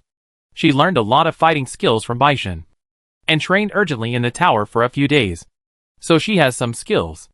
It just so happened that Shang Yu's fighting skills were not very good, and she didn't dare to resist after being threatened by her just now. She was pressed to the ground by her like a weak shrimp. "Miss, don't." Shang Yu would never have thought that this legendary lady would be so rude, violent, and tough. "Don't shout. Don't be coquettish. Don't say no." Hua Mu picked Shang Yu for a reason. This fair and tender young guide was obviously stuffed in by a family to gain experience. He was a typical person with high talent, but little experience. It's not a big deal to turn a blind eye to such a thing, not to mention that she can use it now, so she is even more thankful. The uniform is a bit difficult to take off, and Hua Mu took several minutes to take it off. Shang Yu was left with only her underwear, and had to shrink in the sheets that Hua Mu threw to her, but she saw this young lady change her clothes in front of her without any shame, and then jumped out of the window, and flew away on her unicorn. Chapter 168 by Quilt. The guide with the amplification skill must be among the 4 Quasi-S class, which is why they can fight against the leader. Hua Yuanziwei has a better understanding of the experimental subjects, and quickly came to the conclusion after listening to Su Ying's analysis. To contain them, it is ultimately necessary to contain these 4 Quasi-S class. But their mission is to guard the passage, they won't be so easily dispersed. "Right?" Hua Jian said. "Not necessarily, as long as the temptation is enough. It is still possible. Think about it, if Hua Se has this strength, why didn't they send out these sentinels and guides when they invaded before?" Su Ying had just arrived at the front line not long ago, and was not very familiar with the lineup and strength of the previous times, so she asked, "Is it because our invasion was not scary at that time?" Sun Sang shook his head. Hua Jian also said, "Except for the addition of Bai Xin, a Super S-level sentinel, there is actually not much difference in strength. But she didn't act with us, even if she was discovered. Hua Se would not send these people to intercept us, but should stop her." "Then why?" Yin Sheng was confused. Fu Wen said in surprise, "His target is the Grand Duke and the Duke." Hua Yuanziwei said angrily, "This bastard." Su Ying frowned, puzzled. "But this is not enough to explain why he did not let them participate in the exhibition before, is it to hide his strength? But we are already trapped in a jar, what's the benefit of him hiding his strength? I think there are 2 main reasons for this. One may be to hide his strength, to give us the illusion that there is hope of breaking through the base, so as to delay the time of the final action. Another reason is, these sentinels and guides can only be used once, and he will not use them unless it is a critical moment. Hua Jian and Hua Se grew up together, and they know his character very well. And now is the critical moment. The appearance of my uncle, and I told him one thing. This is the last action. If the action fails, the Empire will attack here at all costs. Then how did he know that you, the Duke, would join the war? After all, you were not on the list before. Because there is an insider. Huasa calculated all our combat power. If Liang Jinshan does not participate, we are the most likely to fill his vacancy temporarily. The Empire has only a handful of S-level sentinels, and only a few quasi-S-level ones. It is not impossible to calculate if you really want to. Self-destruction of the base and mutual destruction will always be Huasa's last choice. Before that, there are two better options, catching us to increase bargaining chips, or escaping from the secret passage that Baizhen mentioned. Su Ying hesitated and said, "What do you mean, Duke? I will be the bait, and you will act in secret." There was no figure on the screen. Before the battle, few sentinels would be captured by the monitor. Huasa sat in the main control room and looked at the screen. Behind him stood a tall female sentinel. The sentinel wore a black mask that was the same as the other sentinels and guides under Huasa, except that there was a bright fire pattern on the mask, which made her look particularly different. Report: Hua Jian and Hua Yuan Ziwei appeared in Area D. Shall we take action? The words coming from the communicator made Huasa smile. Bait capture operation started. So far, it was generally within Huasa's expectations, except for the fact that Hua Siyu did not come in person and Baizhen had returned. Hua Siyu couldn't give up Hua Zheng, and would definitely make a desperate struggle. Huasa guessed that she would most likely take action herself, so he saved all the means for the last. But it was the same if Hua Jian came. The two siblings were of similar importance. As for Baizhen, she was even less to be feared. When Hua Zheng began to focus on training her, he had kept a backup plan for her. Escaping from the base before the experiment was completely completed was the worst option. If necessary, he would rather destroy the secret passage and defend this place first. From the beginning to the end, both sides were playing a tightrope-like game. At the beginning, because he had nuclear weapons in his hands, the Empire sent Hua Zheng to deal with it in order to reduce losses. After he captured Hua Zheng, Huasa bet on how much Hua Siyu cared about her. The person who wanted him dead the most in the Empire was not Hua Siyu or Hua Jian. Those people would definitely put pressure on Hua Siyu to make her take action as soon as possible. But as long as Hua Siyu wanted to save Hua Zheng, she would not take too strong measures. The so-called rescue before was just a test again and again, and it was a preparation for this last action. The idea of dying together was not only the worst option for Huasa, but also for Hua Siyu. This was why Baizhen came alone even though he had found an escape route. They left him an escape route, so as not to force him into a dead end, in exchange for Hua Jiang's life and the safety of the Hezhou branch tower. He knew that although Hua Siyu would not give up the sovereignty of the country for Hua Zheng, he would definitely save his life for Hua Zheng. When he caught Hua Zheng, he was already in an immortal position, no matter how the Empire acted. It was just a superficial appearance. If Hua Jian is caught, the meaning is completely different. As the first heir, the big family that bet on him will never watch him get into trouble. By then, it will not be difficult for them to get Hezhou. What he wants is Hua Jian to use himself as bait. Even if he loses a low-quality test product, it will be worth it as long as he can catch him. As for Baizhen, Huasa was surprised that she was safe and sound. But she was just an A+ grade sentinel. How much trouble could she cause? Even if all this failed, he could still take Hua Zheng hostage and escape, hoping to make a comeback with the skills in his hands. 302, your sister is here. Go to your fateful duel. Sister? Bai Qing's skin color is not as dark as that of the other black-eyed people. Only her emotionless eyes are as dark as those of the black-eyed people. Half of her delicate face is covered by a mask, only her thin lips and slender jaw are exposed. Yes, it's the sister who abandoned you when you were 6 years old. Sister Baizhen. Bai Qing's ability is very strong, and can even reach the level of Super S level when in an explosive state. However, the stronger the ability of the experimental subject, the easier it is to lose control. This is why there is no S-level experimental subject except the leader. The mask that Huasa put on the experimental subject is an emotion inhibitor, so that the experimental subject will not self-destruct while ensuring the maximum combat power. However, when the experimental subject is in a fierce battle, this inhibitor will most likely fail, except for the experimental subjects used to deal with the leader. The experimental subjects are consumables, and can only be used once. Bai Qin was used as a spare chess piece, not only to prevent Bai Jin, but also to deal with the leader at a critical moment. The good show begins.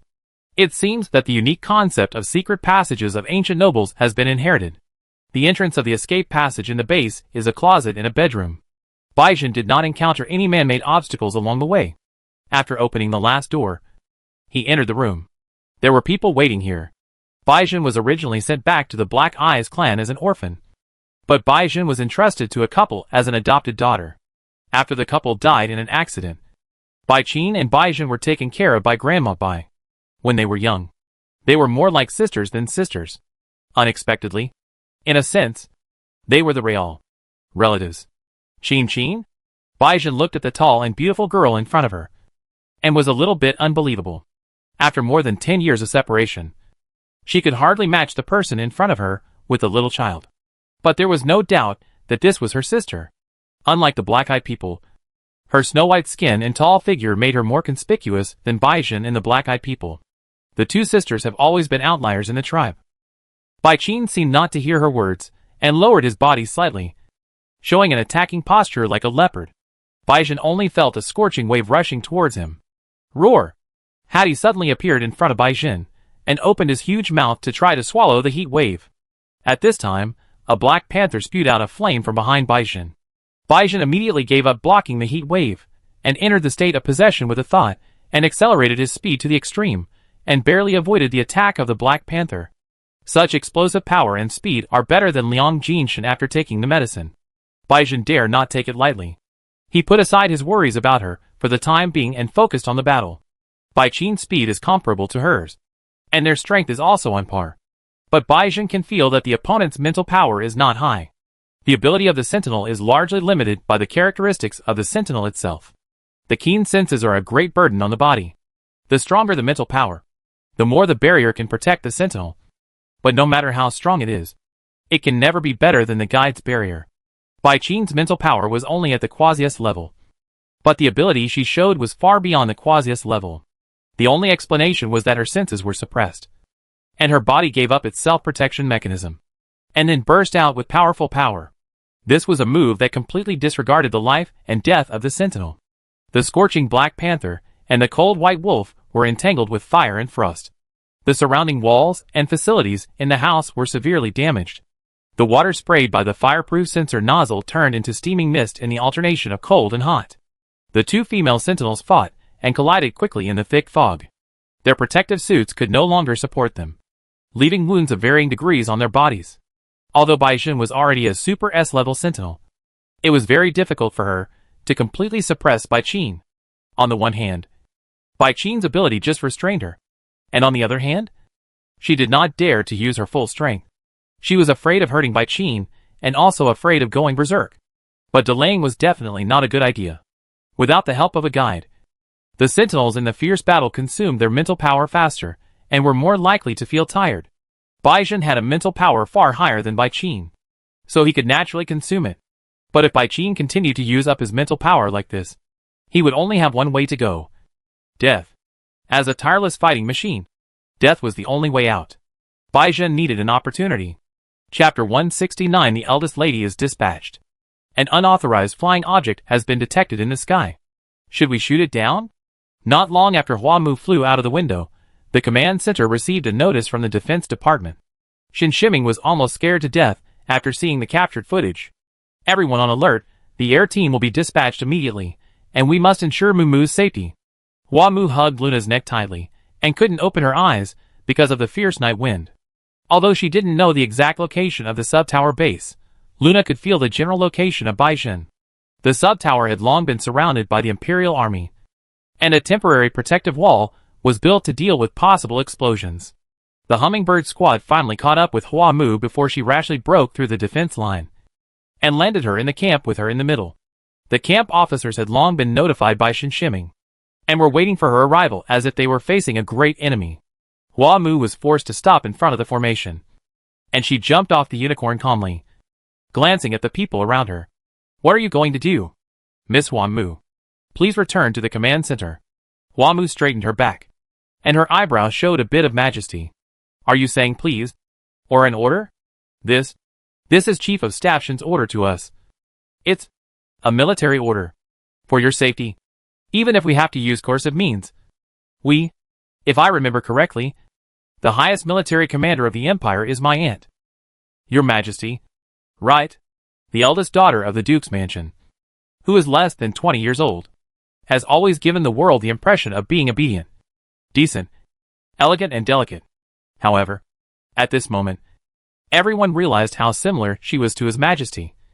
And the demeanor between her eyebrows did not disgrace her status as an heir. The captain of the Hummingbird squad was sweating profusely, and answered with difficulty. Yes. Then I am here to represent my aunt to the front line. Does it mean that she has also granted me this authority? Everyone felt that His Majesty had no such intention. But it seemed that it was not wrong to say so. Hua Mu didn't care what they thought. I received a report saying that there is an enemy inside the team. It is related to the success or failure of the operation and the safety of my father. I must go and inform him. She did so much. Not to mention that the captain of the team was unable to make a decision. Even Shin Shiming was undecided for a while. But time waits for no one. He knew he had to give Hua Mu a satisfactory reply. The captain turned on the communicator and let Hua Mu talk directly to Shin Shiming. Mu, I understand your feelings. Since you insist on doing this, I will send someone to pass the message to your father, but you can't go. You must realize how reckless your behavior is. Hua Mu did not refute him, but asked. Uncle Shin, who are you going to send? Shin Shiming sighed. Lieutenant Hua just sent a message, saying that the command center on the ground of the sub-tower has been seized, and the internal communication has been temporarily restored. I will let him handle this matter. Hua Mu calmed down and agreed. Okay. But I have a condition. I cannot go. But you have to allow me to send Luna. Shin Shiming was not worried about anything else. But there was a limit to the distance that the spirit could leave the host. Generally speaking, the stronger the host's ability, the farther the spirit could leave. And this distance would be greatly affected by the environment.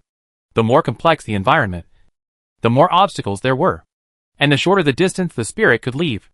In the sentry tower built with special materials, the spirit body usually cannot get too far away from the host. Hua Mu has made up his mind to stay here. Shin Shirha is worried that Luna will not be able to enter the underground base at all. Hua Mu will regret it and cause trouble again. Hua Mu saw through his thoughts and took the initiative to retreat. I promise to send only Luna. If it can't enter, I will wait here obediently and not cause trouble again. The two sides reached an agreement. Hua Mu was arranged to rest at the camp command post. And the black unicorn spread its wings and flew towards the branch tower. Sensory synchronization. Although it was not the first time that Hua Mu used this skill, this was the most nervous time for her. The view of the Hezhou branch tower at night was in full view, and the unicorn's perspective seemed to be unaffected by the dim light. Hua Mu relied on her memory of participating in the meeting, and flew towards the command tower where Hua Wushang was. The main reason why Shin Shiming chose Hua Wushang to perform this mission was that he was the best hacker in the team except Fu Huan, and another reason was that he was a rare veteran among the young sentinels. The truth of what Hua Mu said was unknown, and the situation inside was also unclear. There would be too many things that would require on-the-spot reactions, and he was the most suitable candidate. Hua Wushang made a decision immediately after receiving the mission. He would carry it out alone. Although the command tower had been controlled, the team had not occupied the entire ground area yet, and the team had to stay here to control the strategic location. He quickly arranged the work and walked out of the building alone. A black unicorn quietly stopped outside the door, as if it had been waiting for him for a long time. Hua Mu was surprised that he came out alone, and looked at the control tower with some uneasiness. Hua Wushang seemed to see what she was thinking, and said with a smile, "The control tower is related to the retreat warning, and it must be well guarded. It's okay. I can go alone. The camp has begun to send out elite teams to control more areas. But this also means greater risks. If Huasa chooses to perish together, the losses will be even more severe." Hua Mu no longer hesitated, and ran towards the entrance of the underground base with Hua Wushang. Because the lock of the entrance had been cracked by Fu Huan, Hua Wushang only took less than 10 seconds to completely open it this time. But he did not enter immediately, but released his spirit body. It was a spirit body that seemed to be made of liquid, without a specific shape, and it changed its shape at will in the air. Hua Mu only saw the spirit body flowing on the operating screen like a pouring stream. and then it disappeared like seeping in. Hua Wushang explained to her. Miss, this is my spirit body Troy, which can invade the optical computer and transmit all the information inside to me. Although the data inside cannot be destroyed or changed, it is possible to obtain surveillance images, which is very convenient to use when sneaking in. Hua Mu finally understood why Shen Shiming sent him, and why he dared to act alone. Hua Wushang looked up at the night sky, and suddenly felt a little emotional. To be honest, I was a little worried when I saw Ajin with you at first, but now it seems that you really care about her. As a brother, I can rest assured. Baizhen always thought that he looked up the information to help him, but only Hua Wushang himself understood why he took the initiative to look up these for the first time. After vaguely knowing that Baizhen had the same identity as himself, he treated her as his own sister. Hua Mu didn't know why she felt a strange atmosphere in the air, and Luna stamped her hooves anxiously. Hua Wushang laughed and said, Okay, you can't talk easily after entering. Just think of it as listening to the nagging of an old man. Alas, after completing this mission, should I also seriously consider my lifelong event? Baizhen was able to find such a good partner. Maybe he shouldn't be so obsessed with his background? This was Hua Mu's first time to participate in such an infiltration operation. Although she used Luna's body, she felt an invisible pressure as soon as she entered the gate of the base. Although it was a bit heavy, it was not unbearable. Luna shrunk her body to the size of a small dog. Although the surveillance could not capture the appearance of the spirit body, Hua Wushang said that the enemy had sent a large number of sentinels and guides to conduct a carpet search on this floor. So she had to be careful. Hua Wushang did not expect such a situation and showed a distressed expression. The level of any sentinel or guide of the enemy was higher than his. Although B+ would not necessarily lose to Quasier. There were more than 50 Quasier here. His only advantage was that he could see the surveillance footage. But due to his mental power, he could only see 5 places at most at the same time. The battles between sentinels were usually as fast as lightning, and they were fleeting. So he might miss the news of the dukes. Although it was not the first time that he felt annoyed about his B+ mental power, he still felt troubled every time he realized the gap between himself and others. His special skills were quite good, and they would surely be more useful if he had a high mental power. Right? Hua Wushang shook his head, trying to get rid of these distracting thoughts, but suddenly felt an indescribable force flowing into his body. His brain, which had been dizzy due to overconsumption, suddenly became clear, and his brain was like a long-dried land being watered with nectar. 10. No. Even 20 would be fine. He could clearly see all the surveillance images, and one of them immediately attracted his attention. Hua Jian and Hua Yuan Ziwei suddenly appeared in a surveillance image in Area D, and they were so dignified that they did not look like experienced sentinels and guides at all. Hua Wushang was experienced, and immediately realized what action they were going to take. So, Baizhen did not join them, but found the passage. Miss, go to Area D. He looked down at the unicorn at his feet, and found that it was indeed blessing him, and he immediately gained some confidence. Hua Wushang had never felt so energetic before, as if there was power flowing out of his body continuously, and he felt that he had crossed to the A level. No, even the A+ level. It was not uncommon to see guides who could enhance the sentinels, but the so-called enhancement refers to enhancing the combat effectiveness of a certain aspect of the sentinels during the battle. But the unicorn's ability is completely different. It directly raises the upper limit of the host's mental power by nearly 1 level. Not only that, it even considerably replenishes the originally insufficient mental power, eliminating the sentinel's fatigue. Although this is only temporary, it is already like a bug. Hua Wushang feels that he has nothing to fear anymore. Chapter 170 Strengthening. Hua Yuan Ziwei sat on the ground panting. Su Ying and Hua Jian were helping him comb his hair. As a sentinel in the bait, his burden was the heaviest. Not only did he have to lead the enemy into the trap, but he also had to protect the safety of the guide. In order to prevent being surrounded, every battle had to be fought quickly, usually in less than a few minutes. Hua Yuan Ziwei's consumption was huge, and he was already in a precarious situation. What was worse was that he did not match Su Ying and Hua Jian very well, and the only public guide Sun Sang could not move because he had to maintain his ability. Several people were injured to varying degrees. Sun Sang also consumed a lot of energy to maintain his abilities. Only Yin Sheng was in a slightly better condition. Not far from them were several corpses, and the masks on their faces were damaged to varying degrees. Fu Wen was holding a relatively intact mask in his hand, which was connected to his optical brain. Fu Wen, how is it? After several battles, several people had almost discovered the function of the mask. No, it's a dynamic human body code, and it will become invalid immediately if the wearer dies or takes it off. Unless you invade during a battle. There is no way to crack it. All suppression masks are connected to the local area network of the same optical computer, receiving unified commands. In theory, it is feasible to use the mask as a port to enter the reverse invasion, but it is very difficult to operate in practice. Then catch it alive next time, Yin Sheng suggested. It should be useless. It also has a self-destruct device that can kill the wearer. It is meaningless if it cannot be invaded instantly. The atmosphere fell into silence. Only 12 minutes had passed since the bait plan began, and the group had fought 3 battles, killing 13 enemies. This was definitely a proud achievement. But when one thought about the consumption of their own side and the number of the enemy, they could not help but feel a little desperate. With such a fast-paced battle, Hua Yuanziwei could only fight one more battle at most. Moreover, Sun Sang's ability was about to reach its limit, and even retreat would become a problem at that time. Su Ying looked at the time and asked, Baizhen should have arrived at the base. Right? If nothing unexpected happens, it should be like this. What if? What if these 50 or so sentinels and guides are not the entire enemy's combat power? Hearing her words, the group was stunned. Su Ying frowned tightly and analyzed. After the few battles just now, I understand one thing. These sentinels and guides are not specially cultivated, but are used as consumables. It's not that Huasa can't cultivate high-level sentinels and guides, but he didn't do so. The reason is very simple and understandable. It must be more convenient to cultivate consumables. After these battles, I think the other party should have understood our intentions. But they did not stop searching and fighting. And they didn't feel sorry for the loss of their own combatants.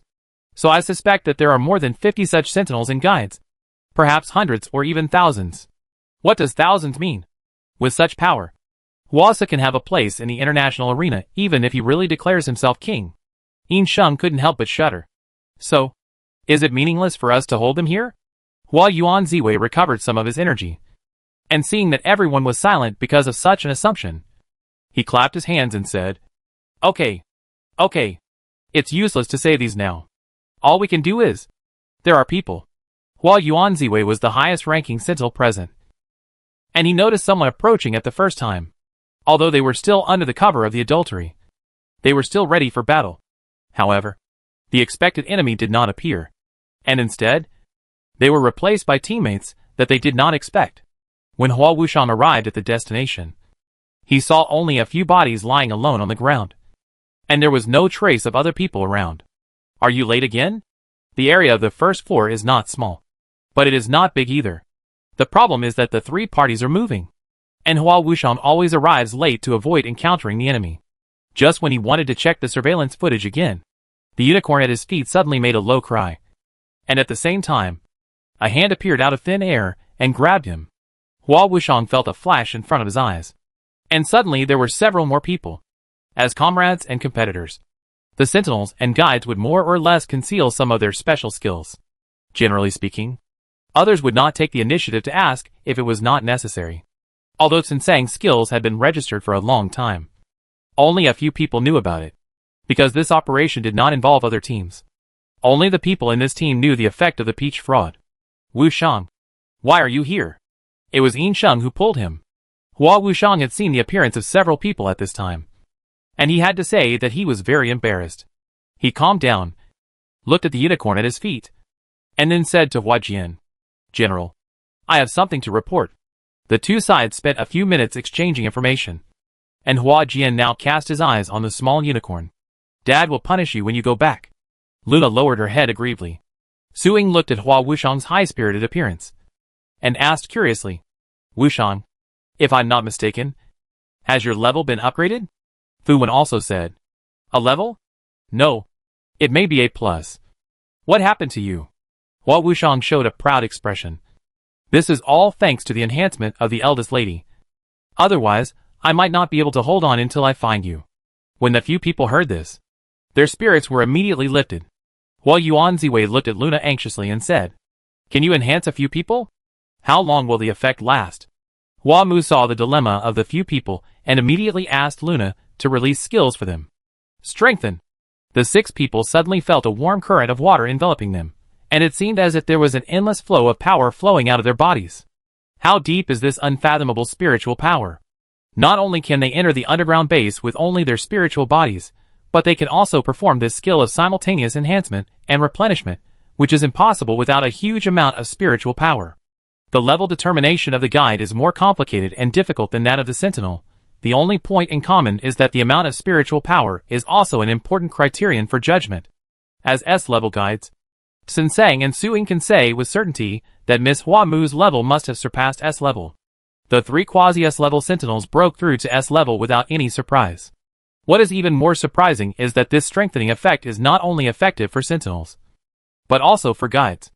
Hua Jian also broke through to S-level, although it seems that he has only broken through less than half a level on the surface, and has not benefited as much as Hua Wushang. The mental strength required to go from quasi-S level to S level is far from that of B+ to A+. Long-distance reverse possession and skill casting made Hua Mu inevitably feel a little tired. Luna tilted her body, and her figure seemed a little thinner. The team, composed of 6 S-level sentinels and guides, was fully capable of frontal assault. In addition, after Sinsang was enhanced, he could move freely when performing peach fraud. Hua Jian immediately changed the battle plan and prepared to launch a strong attack. The news brought by Hua Wushang made him a little uneasy. Although he wanted to believe Du Minjin privately, he couldn't ignore his daughter's firm attitude. The only way is to reunite with Baizhen as soon as possible. Hua So looked at the images on the monitor and gradually felt something was wrong. The number of people on his side was decreasing faster and faster. Hua Yuan Ziwei and Hua Jian, who should have been exhausted, were still full of energy. The opponent was not delaying consumption, but launching an attack. A dying struggle. Huasa held a small remote control in his hand and pressed one of the blue buttons while standing up. 50 is not enough. Then 100. And 100 is not enough. Then 1000. After all, it's a disposable consumable. If it's gone, just recreate it. He transferred the surveillance video to his optical brain while walking out of the main control room. There were 2 guards outside who respectfully called him, "Your Majesty." When they saw him coming out, Hua Su was not worried about what Hua Jian and Hua Yuan Ziwei could do. He still had a trump card to deal with these 2 people. But he suddenly remembered that he didn't know what was going on with Hua Zheng, and decided to go and see it himself. The only person he was afraid of from the beginning to the end was Hua Zheng. The 4th underground floor is a cradle for the cultivation of experimental subjects, with densely packed cultivation chambers and hibernation chambers. Because of Hua Su's order just now, many sentinels and guides have awakened from the hibernation chambers and rushed to the first floor combat area. But there is also a secret hut outside this large cradle, where his most valuable experimental subjects are placed. When Huasa walked to the door, he felt something was wrong. The door did not open automatically, but was locked from the inside. Derek? He quickly turned on the communicator to contact Derek, and he was slightly relieved when he saw his son's cynical face. "Why did you lock the door? How is Hua Zheng?" Derek smiled and said, "I'm just scared. As for the leader, she's fine." Huasa cursed inwardly for being useless, but his face was still full of fatherly expression. "Don't worry, Hua Jian and the others can't get in. Open the door." "Okay, father." As Derek spoke, the door of the laboratory slowly opened. Huasa walked into the room without thinking much, but the scene inside surprised him. Where are number 3 and number 6? The sentinel and guide who were supposed to restrain Hua Zheng had disappeared. Only Derek was sitting on the chair with his legs crossed. "I saw how hard they were working, so I let them rest. If the replacement doesn't come, I feel like they'll break down if they continue like this." "Idiot!" Huasa was furious. Seeing that Hua Zheng in the incubator only had 1 arm and 1 leg that hadn't recovered yet, he hurriedly contacted number 3 and number 6. But the news disappeared like a stone sinking into the sea. The 2 people who would never take off their glasses on their own initiative didn't even wear them. Huasa finally felt something strange. Seeing the signs of fighting in the room, he immediately became alert. "Derek, is that you?" Derek stood up and bowed exaggeratedly. "My beloved father, Your Excellency the Duke, let's have a fair duel." Chapter 171 Infection. Yin Sheng firmly set up the shield, guarding the 3 guides behind him. Hua Yuan Ziwei, Fu Wen and Hua Wushang quickly shuttled through the enemy crowd with overwhelming force. These were the last dozen people, with Luna's blessing. Even when facing the 4 Quasi-S level sentinels, they did not lose out. Although Hua Wushang was the only A+ level among the few people, he became more and more courageous as the battle went on, and he showed no signs of fatigue or retreat despite the multiple injuries on his body. Wushang, you go and rest first. Hua Wushang's desperate fighting style was not unfamiliar to his colleagues in the tower. Fu Wen couldn't stand it, and wanted him to leave for the time being. I'm fine. Hua Yuanziwei and Fu Wen each dealt with a Quasi-S level sentinel. If he didn't support them, he would probably be taken advantage of by other enemies. Moreover, this was the first time that his body could keep up with his mind, and he was able to use the fighting style that he could only imagine in the past. His brain was clearer than ever before, and his body was extremely light. The enemies fell one by one, and the resentment and dissatisfaction with his own incompetence disappeared. This was a realm that could only be achieved with the blessing of Miss Hua Mu, and it was an experience that could only happen once. He must make full use of it, without wasting a single cent. Wushang, get back.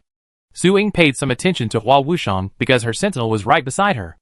Seeing him getting deeper and deeper into the enemy camp, she hurriedly spoke. Yee. Luna also made an anxious low sound at the same time, and the strengthening was about to reach the critical time. Each ability of the sentinel and the guide requires a long period of exploration to roughly determine its effect and function. And these effects and functions often vary depending on different people and different matching degrees, so it is difficult to describe them accurately. Hua Wushang was the first one to enter the enhanced state among the few people, and he consumed the most along the way. And now he has reached his limit.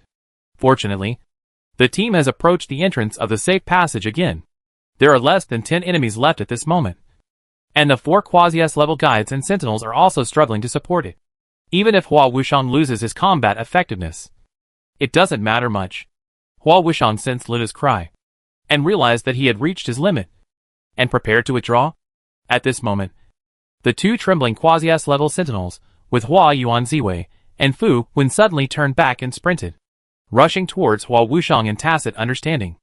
Hua Yuanziwei's heart was alarmed, and he immediately activated the acceleration skill to successfully intercept the number 1 sentinel. But Fu Wen did not have such a special skill, and was unable to stop him, allowing the number 2 sentinel to successfully approach Hua Wushang's body. It was too late to react. Although the gap between A+ and Quasi-S level was not big, Hua Wushang suddenly rose from B+ to this level, and his fighting instinct was weaker. The weapon of the second sentinel was a spiral gun, which pierced Hua Wushang's shoulder the moment it touched his body. Several guides immediately strengthened the barrier to isolate Hua Wushang from pain, but he still inevitably let out a tragic cry. The second sentinel succeeded in one strike, but did not attack again. He just grabbed Hua Wushang's collar and put the blade against his neck. Both sides stopped fighting at the same time, and the remaining few local remnants quickly surrounded Hua Wushang in the middle. At this moment, the door of the safe passage between the 2 opposing sides suddenly opened, making the already tense atmosphere even more tense. The scene inside was enough to make people despair. The sentinels and guides wearing masks were crowded in the passage like clones, and it seemed that there was no end in sight. Even if they had endless mental and physical strength to support them, it would take a long time to kill them all. Retreat? There is only one option left. Even Baizhen, there is probably nothing he can do in the face of these people. The rescue plan failed. While Hua Jian was feeling desperate, the number 2 sentry became calm. Because he realized that Hua Wushang in his hand was no longer useful, he was about to turn around and stab Hua Wushang's neck, but the other party suddenly raised the only hand that could still move. Hua Wushang recalled his life, and found that he had no regrets except that he did not find a partner. He had adoptive parents who treated him like their own son despite being poor, friends with whom he could have fun, and close comrades in arms who he could trust with his life. The time outside the tower was free and easy, and although there were many restrictions inside the tower, it also allowed him to find his own value. Although he was born in an indecent way, he lived his life as a human being. These bound people were his compatriots in a sense, and were even more pitiful than him, and perhaps they had never had a self from birth to death. At this moment, he suddenly understood his mission. Why was he given such an ability? Why did he have the opportunity to be strengthened? Everything was for him to complete the great feat of liberating his compatriots. The abilities of A+ level and above experimental subjects have a trait that cannot be eliminated even when the host dies, which is called Inhuman Curse. When he was strengthened to A+, his spirit body gained an additional skill. a skill that can only be used once, infection. Troy, who was originally only able to obtain information, has become a real virus, a weapon that is extremely deadly and dangerous to the optical brain. The scars on your body are the romance of the Sentinel. At the moment of piercing Hua Wushang's neck, his hand also touched the mask of the second Sentinel. In fact, Troy, no matter how powerful the force is, it is meaningless if it cannot hit the target. The battle between Bai Jin and Bai Qin is still in a stalemate, without a guide, or in other words, the disadvantages of Hua Mu's companionship are finally exposed. Bai Jin had super S-class strength, but she didn't dare to use it easily. Before releasing the leader, she had to keep her sanity. Although she couldn't do anything to Bai Qin for the time being, Bai Jin didn't feel tired. She could feel the difference between her and the other party's strength. So she was more worried about her sister's situation. There was no guide to help her either. In the battle against the Sentinel, who was one level higher than her, Bai Qin must have relied on something to hold on for so long. After careful observation, Bai Jin combined the information from the previous meeting and deduced that this should be related to the mask on her face. The role of the mask is certainly not to improve her ability, but to allow her to exert her maximum strength regardless of her own injuries, and become a machine that only knows how to fight. Bai Jin knew that if he continued like this, he might win. But the wasted time, and Bai Qin's life could not be saved. The room was already a world of ice and fire. If the fire and ventilation systems were not working rapidly, the room would have become uninhabitable. Bai Jin rushed towards Bai Qin again, and had he attacked from above, forming a pincer attack. Bai Qin was very calm. She did not let the Black Panther go to meet the enemy. Instead, she let it rush to Bai Jin's face.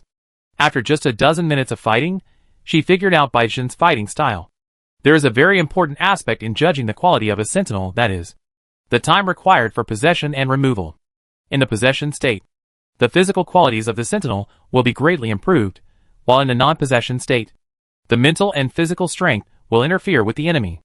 And the sentinels who can quickly switch between these two states often have richer fighting methods and more difficult offensive means. Bai Jin's original excellence was that she could switch between the two almost seamlessly, and the battle would not stagnate or be broken due to changes in physical fitness. This is why Bai Qin chose to let Black Panther attack Bai Jin. If Black Panther went to entangle Hattie, Bai Jin would definitely make it enter the possession state to speed up the attack. Bai Qin knew that he could not do it to her level, and after suffering a few losses, he changed his fighting style. The abilities of the two spiritual bodies were not simply to interfere with human senses, so the injuries they suffered were substantial. Bai Qin ignored the Ice Wolf and only asked the Black Panther to attack Bai Jin. Bai Jin had to either take back Hattie to defend, or both of them would be hurt. Her life-threatening style was the reason why she could fight with Bai Jin for so long. Bai Jin did recall Hattie, but this time he did not come back to defend, but possess Bai Jin. Bai Jin, who entered the possessed state, did not take the opportunity to avoid the Black Panther's attack, but instead faced it head-on. A huge ice shield suddenly formed on her left arm, and she rushed towards Bai Qin against the Black Panther's scorching breath. Bai Qin was unable to think for a moment, because she could not come up with an answer. The shield assigned to Bai Jin had been damaged in the previous battle. So where did this ice shield come from? It was made by the power of the Ice Wolf, and the crystal center was the left arm. How thick does it need to be to create an ice shield that can resist the breath of the Olmec? More than 5 centimeters. Then, what will be the consequences of a sentinel without the support of a guide creating such an ice shield in an instant? Falling into rampage or eternal night due to the loss of limbs? No, Bai Jin was calmly passing the Black Panther Olmec and attacking her. Countermeasures? Olmec, who was still releasing skills, needed 1.3 seconds to enter the possession state, and could not avoid the opponent's attack when not in possession. Bai Qin had to attack instead of defend, and block Bai Jin's most likely attack route with a laser sword. However, she misjudged again. Bai Jin did not use this opportunity to launch a fatal attack on her, but used the dagger in his right hand to block the hilt of the laser sword, and pressed directly towards her with the ice shield. The pure physical collision power of the Super S-Class Sentinel was terrifying enough. Bai Qin was directly pressed against the wall. The bodies of the two female sentinels were in close contact without any gap. Although Bai Qin made a mistake in judgment, he reacted quickly, and swung the laser sword in his hand towards Bai Jin again. However, in close contact, a long sword is always less dangerous than a short knife. Bai Jin blocked the attack of the laser sword with an ice shield in his left hand, and the vibration dagger in his right hand also slashed towards the mask on Bai Qin's face. Bai Qin wanted to block it with his left hand, but he couldn't catch up because of the difference in speed and strength. After a crisp sound, Bai Qin's mask shattered, revealing her face that had been hidden for many years. Ah! The moment the mask failed, the aftereffects of the overload finally fully reflected on her body. Bai Qin screamed in pain. Her beautiful and slightly profound face was almost distorted. Apart from her fair skin, she looked a bit like Baizhen. Baizhen quickly injected her with a powerful neutralizer that was originally prepared for him, which Shinshura had developed urgently before she came to Hezhou. Bai Qin quickly collapsed, and soon lost consciousness completely. The fierce battle ended, but Baizhen did not feel much relieved. She had wasted too much time, let alone Bai Qin's placement. The large number of sentinels and guides approaching the door were extremely difficult. She did not take any rest, hid Bai Qin and the food reserves in the escape passage, and then packed up and walked out of the room. There were countless sentinels and guides outside the door, completely blocking her way. They did not attack, and seemed to be waiting for her to act. Baizhen's heart sank, although her mental power was not consumed much. Her left hand had lost its skills due to the reckless action just now. Most of her equipment was also damaged in the battle just now, including the neutralizer used to prevent rampage. If she activated the final means here, she might not be able to hold on until she rescued the leader. Just when Baizhen was thinking about whether to take a gamble, the sentinels and guides suddenly fainted on the ground like robots that had lost power. Chapter 172 Father and Son and Master and Apprentice. As a human being, the only thing that you cannot choose is the family you were born into. Fortunately, although you cannot choose your parents, you can still choose the kind of life you want to live. Derek never believed in fate. Rebellious son. Wasa seemed to be extremely angry, staring at his son's face with a gloomy look. Derek waved his hands and said, "No. No. No, you are the one who betrayed the country. I call this a sacrifice for the greater good." Wasa knew that this son had no other skills, but he was very good at talking, so he did not argue with him, and was ready to deal with this unfilial son himself. But he encountered an obstacle as soon as he thought of it. He could not sense his spiritual body. Wasa glanced at the door calmly and found that his followers had been locked outside. "I locked the door and changed the password." Derek seemed to know his predicament. He folded his hands and said comfortably, "How does it feel to be an ordinary person?" "It's not that bad, my beloved father." Wasa finally panicked and said angrily, "What did you do?" "It's not me, but my master." "Oh, it's the leader. This is her ability. I call it the Godless Realm. Within her power range, sentinels and guides cannot use their spiritual powers, and are no different from ordinary people. The more troublesome thing is that once this power is activated, it does not distinguish between friend and foe, and even Hua Zheng herself will temporarily lose her power. For her, who has already stood at the top of the sentinels, it is really useless. So she rarely uses it." "Heh. Master, when did you collude with her?" Derek looked at him with pity. "That's why I think you are so pathetic." He didn't know when his son, who should be the closest to him, colluded with the enemy. There was no one trustworthy around him. All he saw were cold masks. "Shut up." Derek didn't listen to him. He continued, "Don't you realize that what I did was because I trusted me? No. It's just because you don't care about me. Look down on me, and only treat me as a poor subordinate." Derek. Ah. Poor Derek. Ordinary Derek. Derek who has no inheritance rights, and cannot be included in the family tree. I am a member of the royal family, but I have only received pity for so many years, because I have not awakened." Wasa said disdainfully. "Is your mind twisted because of your inferiority complex? Do you think you can prove your strength by teaming up with the enemy to deal with your father? Trash is trash wherever it goes. Do you think they will love you more than I do? After using you, you will be discarded like rags." Derek sighed helplessly. "So, you don't understand me at all. It may seem unbelievable to you, but I have never felt inferior because I am just an ordinary person. Yes, I did desire a stronger power, but it was my mother who gave me life, and I have never complained about it. You said you love me, but in fact you only love yourself, because I am the continuation of your bloodline. This is the value of my existence. Compared with anyone else, you look down on me more. You look down on me as an ordinary person. As for the deep affection you show to your mother, in my opinion, it is just to maintain your precarious humanity." Wassa seemed to have been unable to listen anymore. And he drew his weapon and said to Derek, "Don't think that I can't use my spiritual body. And you have one me." Derek finally stood up and said slowly, "You can try." The moment the bullet was fired, Derek's figure disappeared from his original position. After he rolled over to the nutrition cabin in a somewhat awkward manner, he quickly put on the tactical analysis eye mask. With the development of technology, the equipment of ordinary soldiers has become more and more advanced. It is not an exaggeration to say that they are armed to the teeth.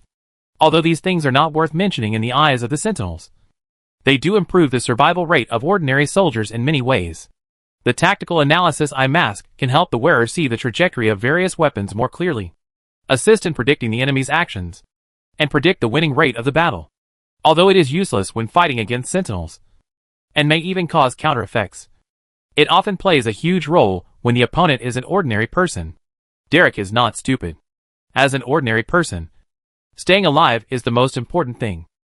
Whenever the military develops any advanced equipment, he will request his master to give him a copy first. Far infrared imaging has been turned on. The enemy is 2.28 meters ahead. Weapon: Alpha handheld electromagnetic cannon. No more information at the moment. We will analyze it for you in real time later. Wassa still doesn't believe how big a storm Derek can cause. He is most worried that after Hua Zheng completes self-repair, he will break free from the nutrition cabin. He glanced at Hua Zheng fiercely. "Don't think that this little trick can disturb me." In the not-so-spacious research room, the confrontation between the father and son ended with a gunshot. The primitive and fierce gunfight took place in this small room. This is a room specially built to imprison the leader, so even the powerful electromagnetic cannon can only leave shallow grooves on the wall surface. Derek came prepared, although Wassa also made some preparations for emergencies. They were all weapons suitable for Sentinels, and were aimed at Sentinels and guides. They were of no use to Derek. The bullets were soon exhausted. Wassa glanced at the optical computer, and saw that the Sentinels and guides had come out of the hibernation capsule, and were heading to the destination. He was slightly relieved. He had not lost yet. As long as he dealt with this unfilial son, everything would still be under his control. "Father, you can't be distracted." At the moment when he was distracted, Derek had quickly moved to shoot at him. The bullet left a mark on the metal table. Wassa barely avoided the attack, but he was completely exposed in the open. Wassa has been busy with his career for the past decade. Although he occasionally exercises, he rarely uses his sentinel abilities, perhaps because of the deep shadow left by the previous battle with Hua Zheng. After a long period of no actual combat, his body's reaction inevitably declines. If he fights Derek with an ordinary body, he will inevitably lose. But Derek did not shoot. Instead, he threw away his weapon and walked to him leisurely. "Okay, let's play a more intimate game between father and son." Wassa is only 50 years old, which is the prime of his life for a sentinel. But compared to the high-spirited Derek, he actually showed a bit of old age at this moment. Derek pulled Wassa's collar and punched him hard. Wassa staggered due to dizziness, and tasted a fishy and salty taste in his mouth. This is the power of ordinary people, the power that ordinary people gain through hard work.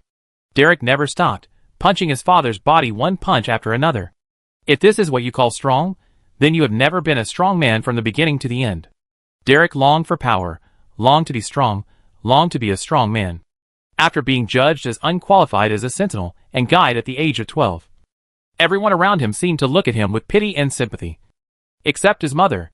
What made him even more incomprehensible and unacceptable was that his father, who had doted on him and had high hopes for him, looked at him like trash from then on.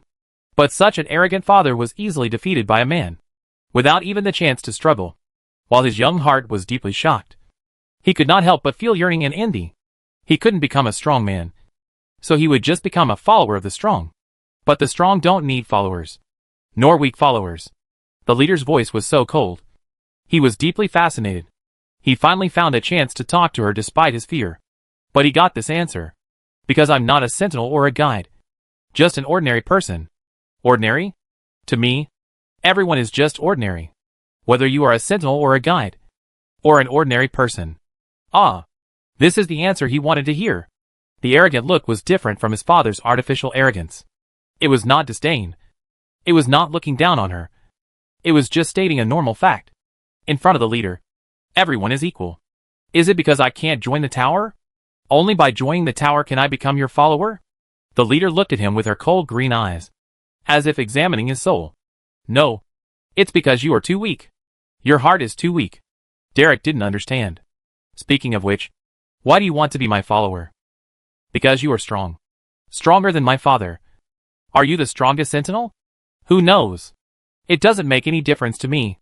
Why? If you are the strongest, then Huachu will definitely be able to ascend the throne. The leader suddenly reached out and touched his head. It seems that you are not completely ignorant. A 12-year-old royal child. It is impossible to be simple. The leader's hands were white and almost transparent.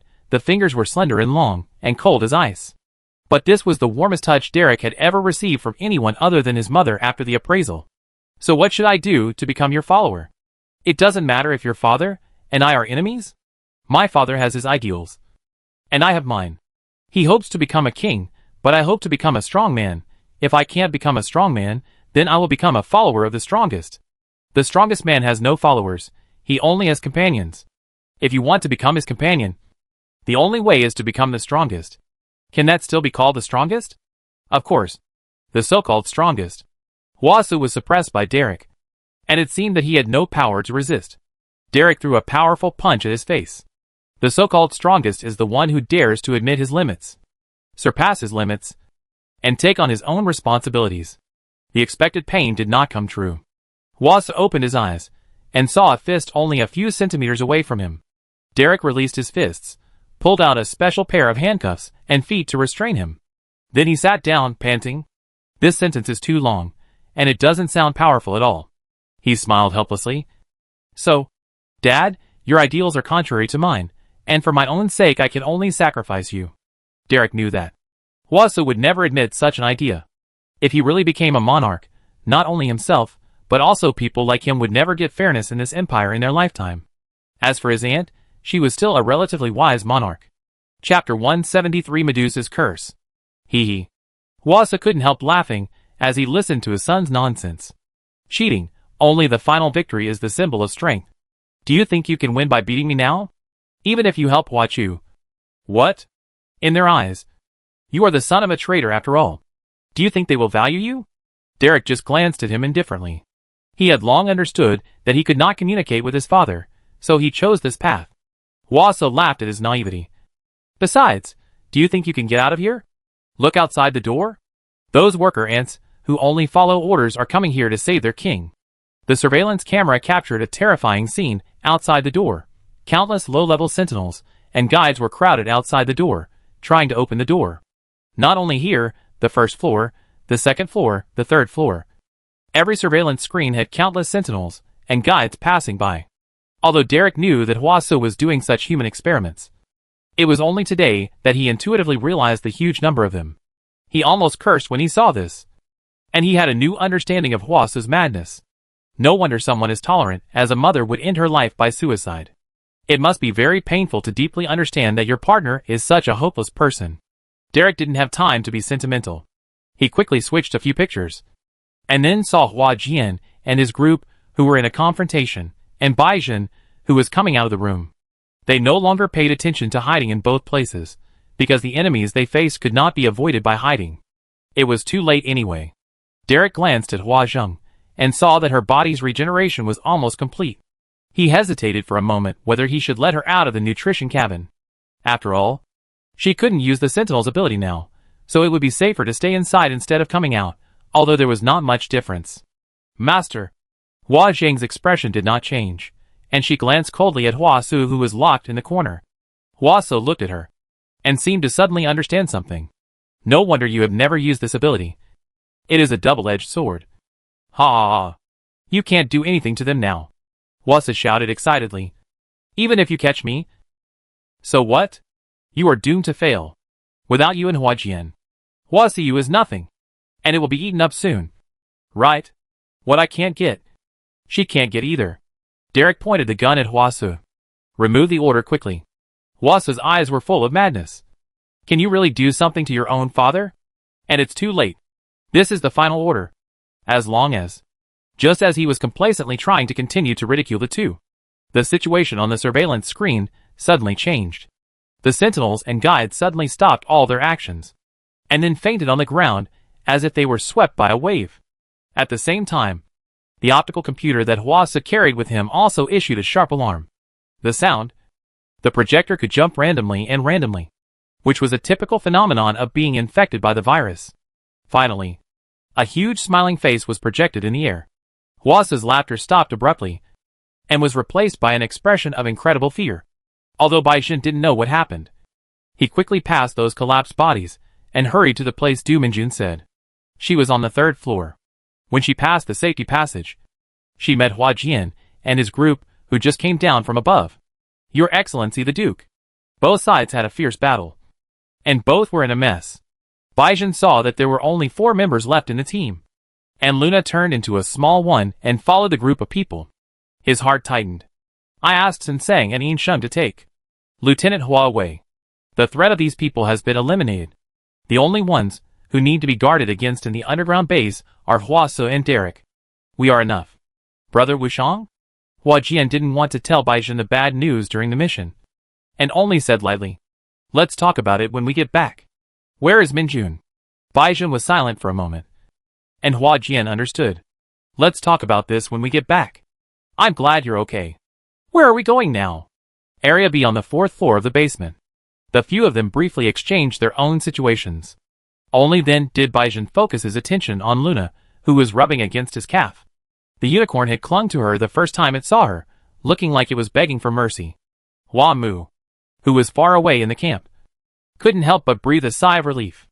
This was the first time she had faced the cruelty of war and the tragic death.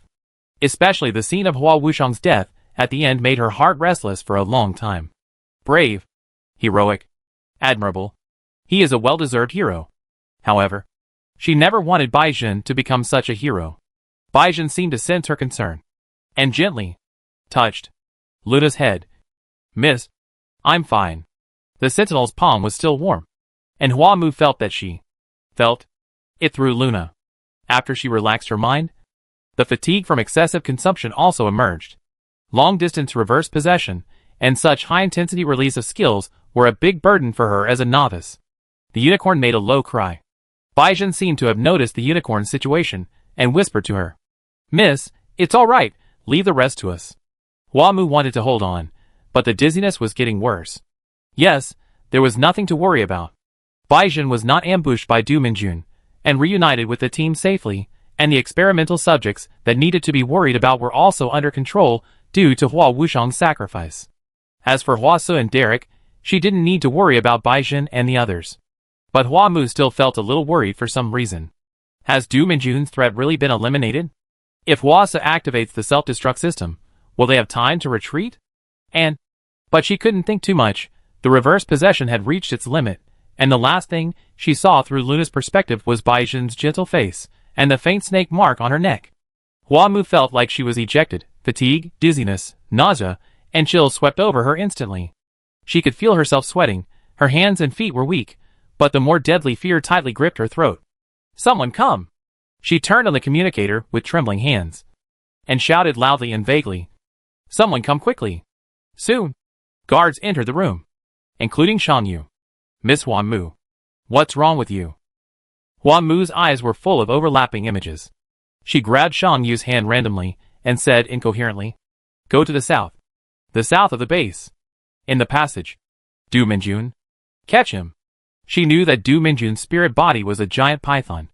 Several people watched Luna's small body disappear, and felt that their own levels had returned to their original levels, and they all felt a sense of loss. But now is not the time to be sentimental.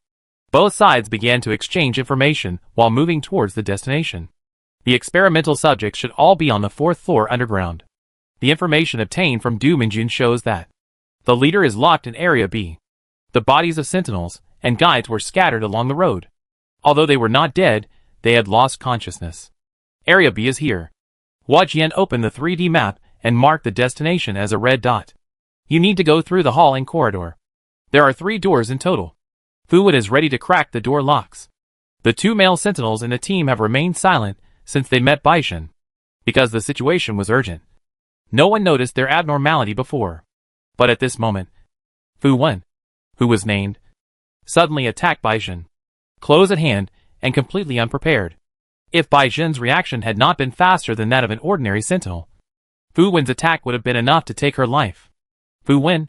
Not only Baizhen was slow to react, but Suing and Hua Jian were also caught off guard. But the more shocking thing was yet to come. Hua Yuan Ziwei also suddenly started to attack Baizhen. Uncle? Hua Jian screamed, and opened a barrier for Baizhen. Both of them were targeting Baizhen, and they were ready to fight to the death. Suing.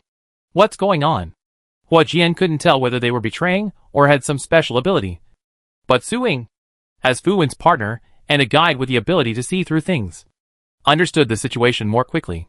It's not Fu Wen or the Grand Duke. It's Baizhen. Suing could sense Fu Wen's confusion, and it seemed that to him, Baizhen was as hateful as the enemy in this base. She just felt that something was wrong with Baizhen. But now she could clearly see the snake-like shadow behind her through the eyes of her spirit body. She was marked by some ability. And now she is an enemy to all the sentinels. In the dark passage, the guide who was supposed to be bound by ice had regained his freedom. He stretched his stiff hands and feet, and then walked out of the passage, as if talking to himself, or talking to someone. Du Minjun muttered incoherently. Wasa has come to an end. Cheap junk. I thought it could do something more shocking. That's not sentimental. This body is useless anyway. Isn't it? Why not happy? Seeing the royal family of Shengqiao Empire in turmoil is my greatest pleasure. Seeing them lose their loved ones is the most wonderful thing. Then Baizhen. Please enjoy the curse of Medusa before you die. 2 A+ level sentinels fought against the Super S level sentinels without the help of a guide. And the result was predictable. Hua Yuanziwei and Fu Wen didn't hold out for long, and were quickly defeated. Baizhen suppressed the two, and Hua Jian and Suing immediately injected them with neutralizers. The situation suddenly became a little tricky, and the four of them could no longer accompany Baizhen. Baizhen temporarily ignored what Suing said, and knew without thinking that something had happened to her during the confrontation with Du Minjun. But she didn't feel anything else wrong, and saving the master was much more important than these. It doesn't matter. I can go alone.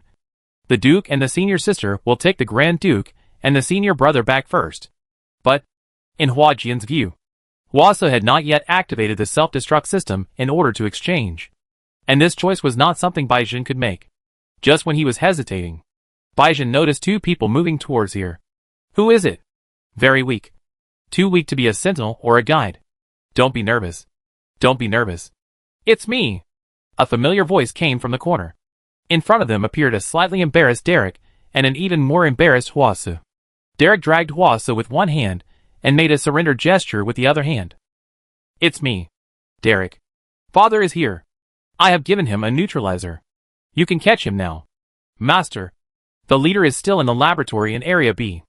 Except for the temporary inability to use his abilities. Everything else is fine. He smiled and said in a voice like a spoiled elder. As for the rest, Uncle, we still have time to talk about it when we go back. Chapter 174 Temptation. Derek came out on his own initiative based on Hua Jing's instructions. Although he didn't understand, he still obediently injected Huasa with a neutralizer and brought him out. Derek? Hua Jian was a little surprised. He never thought that he would announce his side's complete victory in the end. Derek raised his hand and said with a smile, Uncle, I haven't seen you for a while, and you still look so handsome. He was used to talking nonsense, and always made his elders happy. I didn't expect that he would still be stubborn even in such a situation. Hua Jian usually saw him in a state of confusion. But today, he couldn't laugh at all. He sighed helplessly. I'm glad you're okay. Your Majesty is also worried about you. Then, he looked at Huasu, who was lying on the ground in a state of disgrace, and had lost all his image. Huasu, General Hua Jian has arrested you for treason. Your Majesty, the Parliament, and the people will personally convict you. Huasa leaned on Derek, dragged his feet, and sneered. Hua Jian, are you really stupid? The throne belongs to your sister, and the daughter belongs to your sister. Now, in order to save her lover, you have to risk your life. Where is your lover? Where is your child? What will you end up with? Baizhen, Derek, and Suing all lowered their brows and eyes, as if they had not heard what he said at all. Hua Jian looked straight ahead. So, we will never understand each other. Baizhen, you go and bring the leader back, Suing and I will escort Huasa first. Yes. Baizhen did not dare to delay, and hurriedly ran to the laboratory in Area B. Since the main thief had been captured, his previous concerns were lifted. Hua Jian saw that Derek was injured. He and Su Ying had no way to take Hua Yuan Ziwei and Fu Wen back together, so he said to Su Ying, "Take Derek to get treatment first, and then contact the camp, saying that they can send troops. Let the ordinary soldiers come in first. I will give you the authority." After all, Baizhen's situation is still unclear, so for the time being, the sentinels can only avoid it. Fortunately, the leader has temporarily lost his ability, otherwise, even Hua Chu would have to go to rescue him personally. Then it's only you and... Su Ying was a little worried, but she did think it was not a good idea to leave Hua Yuan Ziwei and the others here alone. Derek was obviously also seriously injured, and it was very difficult for him to drag Hua Su. "Why don't I stay here?" "No, I'll stay here. Derek will be in your hands." Su Ying thought he had some plans, and finally nodded, and leaned her light computer against Hua Jian's light computer to get the order. Derek didn't care, and threw Hua Su to the ground, and shamelessly rubbed against Su Ying, and said affectionately, "Then I'll trouble this guy's sister." Su Ying didn't have the uncle-nephew relationship with Hua Jian, and said unhappily, "Go by yourself." She knew whether this guy really surrendered, but if it weren't for the things his father did, she wouldn't have lost so many comrades. Derek didn't mind her attitude, and he limped behind her obediently. Hua Jian saw the two people walking away, and then he looked at Hua Su, who was sitting quietly on the ground. "What is your purpose?" Hua Su laughed softly. "I know, Hua Jian. I know that no matter how pure you act, as long as Du Simin is involved, you will be full of desire and motivation." Hua Jian looked at him coldly, and kept silent. "You know why I study these things, right? Alyssa, Simin, and even my aunt will come back." "No. It's better to say that they have already come back. The Du Simin who has all the beautiful memories with you is here. Do you want to go and see it? The right to choose is in your hands." 18 years. It has been 18 years since Simin left him. Hua Jian still dreams of her youthful and beautiful face, her gentle and soft smile, and her sweet and beautiful voice. Clones cannot integrate memory ball technology at all. Don't lie to me. Memory ball technology refers to a technology that can preserve the memory of the dead, named because the storage device is spherical. This technology was initially developed for investigating crimes. But later, due to the high requirements for brain integrity and the method of obtaining memories by stimulating the brain of the deceased, it was accused by some people as inhumane. In addition, it was unable to specifically select memories that were beneficial to the case, and the later screening process was too large, and it was eventually abandoned by the judicial system. However, it is said that the technology is still being developed in NIDA, and it has been improved to the point where it is no longer necessary to remove the brain separately. That's right. Generally speaking, clones cannot bear the instantaneous input of memories, and the physical body will quickly collapse in a month or a year. But didn't I say it before? As long as you integrate into Hua Jian's cells, these are not a problem. Hua Jian's hand seemed to be shaking. "Where is it? Where is she?" Hua Su's voice was like the whisper of a devil. "The 5th floor, in a place only I know." This was a temptation that Hua Jian could not refuse, even if it was just to take another look, to see her face again. "Take me to see her. Don't you want to hear my conditions first? I won't let you go." Hua Su looked at his face, and smiled ugly. "My conditions are not this, Alyssa. Please don't get rid of Alyssa." Hua Jian finally saw his expression clearly. A downtrodden loser, a madman who had lost his soul, a husband who had lost his lover like herself. He sighed deeply. "I won't make any promises. Take me to see her." "Master." When Baizhen rushed to the laboratory, he saw Hua Zheng pulling out the trachea inserted in her throat. "I'll let you out right away." Hua Zheng's body had basically recovered, and the wound in her throat was healing rapidly. Although she couldn't use the Sentinel's ability for the time being, her body's regenerative ability was still there. While Baizhen drained the nutrient solution, he anxiously took off his coat. As the nutrient solution was drained, Hua Zheng's body became clearer. Baizhen opened the hatch in a hurry before all the liquid was drained, and covered Hua Zheng with his coat. "Master, are you okay?" The leader was 168 centimeters tall, and his figure was too slender to be a sentry. His wide coat just covered his hips, and he looked particularly petite when standing next to Baizhen. Hua Zheng raised her eyelids and glanced at Baizhen, whispering, "You and little sweetheart are together." Baizhen's face flushed, and he stammered, Master, I, I, I didn't say it was bad. Hua Zheng looked calm, and it was hard to tell what she was feeling. It seems that she can calm your out-of-control situation, which is better. Although she said so, the master didn't look happy. Baizhen had only seen Hua Zheng's face a few times, and her expression was always the same, as if she was not interested in anything. Master, can you walk? Let me carry you out. No need. I can walk by myself. Where is Du Minjun? Even though she still had no expression, Baizhen knew she was angry, because her tone was too flat. Even the slightest pause was particularly obvious. Master, do you know that he has a problem? I trapped him in the escape passage. Hua Zheng's mouth corners slightly lowered. This must be extremely unhappy. She also saw the same expression on her master's face when His Majesty was assassinated. Do you want me to take you to see him? Hua Zheng walked to a corner of the laboratory, opened the cabinet, and took out her clothes and equipment. He should be gone. But I already. He is not as simple as you think. A full set of clothes, masks, cloaks and hummingbirds were all placed here. Hua Zheng said to Baizhen while changing clothes. I can act on my own? Go and see where Hua Jian was taken by Hua Su. What? Baizhen was very surprised. Watch the surveillance. You are always so nervous in front of me. Will Master eat you? This has become a habit. Baizhen can't do anything about it. But how could the Grand Duke be with him? Hua Zheng sneered. After all, emotionality is the bad nature of human beings. You go and watch. Don't let him do anything stupid. What about you? I'm going to. Baizhen heard Hua Zheng pause for such a long time for the first time. Chase Du Minjun. Or Origin Gamma. But you can't use your ability now. Hua Zheng has quickly dressed. Yes. It is likely that. No. It is definitely impossible to catch up. But this is bad nature. Yes. Baizhen didn't understand what she meant for a moment, but thought that since he couldn't catch up, the master wouldn't be in danger. As Hua Zheng said, she was always very nervous in front of her, and the guilty conscience and the difference in level made her obey orders. After running out of the laboratory, Baizhen realized what Hua Zheng's bad nature meant. The master was very angry, so angry that he had no place to vent, so he had to do this even though he knew he couldn't catch up with her. Because they are human. They would do those unreasonable things. Could the master also be emotional?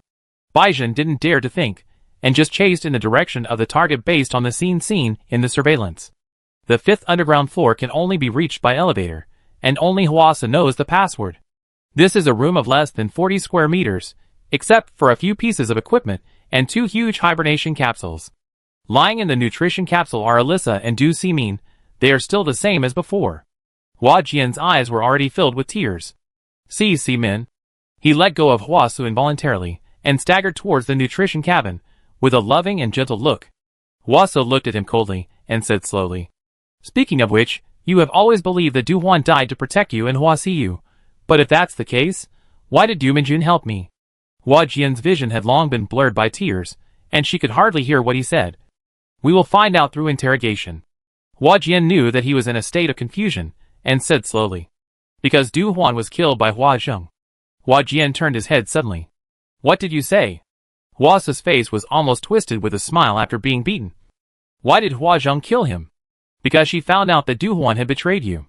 Du Huan would send some local products to Du Simin every year. Right? Simin was weak, and coupled with a loss of production, no one would doubt the cause of her death, except Hua Zheng. Chapter 175 The End. Hua Jian blamed herself for not stopping Du Simin from getting pregnant for more than 10 years, but she never thought that there might be a conspiracy behind her lover's death. Impossible. Du Huan is Simin's brother, why would he? And why didn't Sheng tell me? I don't believe it. Hua Su had said long ago that Hua Siyu and her brother were not fit to be monarchs, and were not even suitable to be born in the royal family. Being too naive and emotional, what could he do? He is just a brother who has nothing to do with the family division, and it is precisely because of this identity that he can attack Du Simin. The Du family is prominent, but unfortunately has few descendants. Simin is the only daughter of the family. The old marquis once thought of cultivating Du Huan with all his strength. But if Du Simin gave birth to a child, what do you think would happen? As for Hua Zheng, how can ordinary people guess her thoughts? Impossible. You can ask Hua Zheng in person. I think she will not hesitate to tell you. Hua Jian's expression was full of pain. Hua Su looked at him. and his twisted face gradually turned bitter, as if he felt the same way. Ajian. Who is the person who understands you the most? Is it Hua Zheng? No. She has no feelings at all. Is it your sister? No. She has the love of your father, the protection of her lover, and a grown-up daughter. I am the one who understands you the most. And I understand your pain. Alyssa. My Alyssa also. No. You brought it upon yourself. Alyssa ended her life by her own will. But Simin? Simin died because of me. Because of me. Yes. Simin died because of your mistake. But you can make up for this mistake now. Just press the red start button, and she will come back to you. Just let Hua Zheng provide you with a little serum extract every month, and she will always be with you. Think about it, what a great discovery this is. Hua Zheng is just a monster, an immortal body, a life with no end in sight. What does a little blood mean to her? But this can save a lonely soul, a life full of regrets and remorse, a living life. No, not just one, she can. This technology can help thousands of people. It will be the greatest invention of this century. Hua So has seen his vision, and is almost incoherent. How could he fail? As long as Hua Zheng doesn't mess things up, this pair of siblings will never be his opponents. Hua Jian looked at him with tears in her eyes. Her eyes were full of emotion. Are you serious?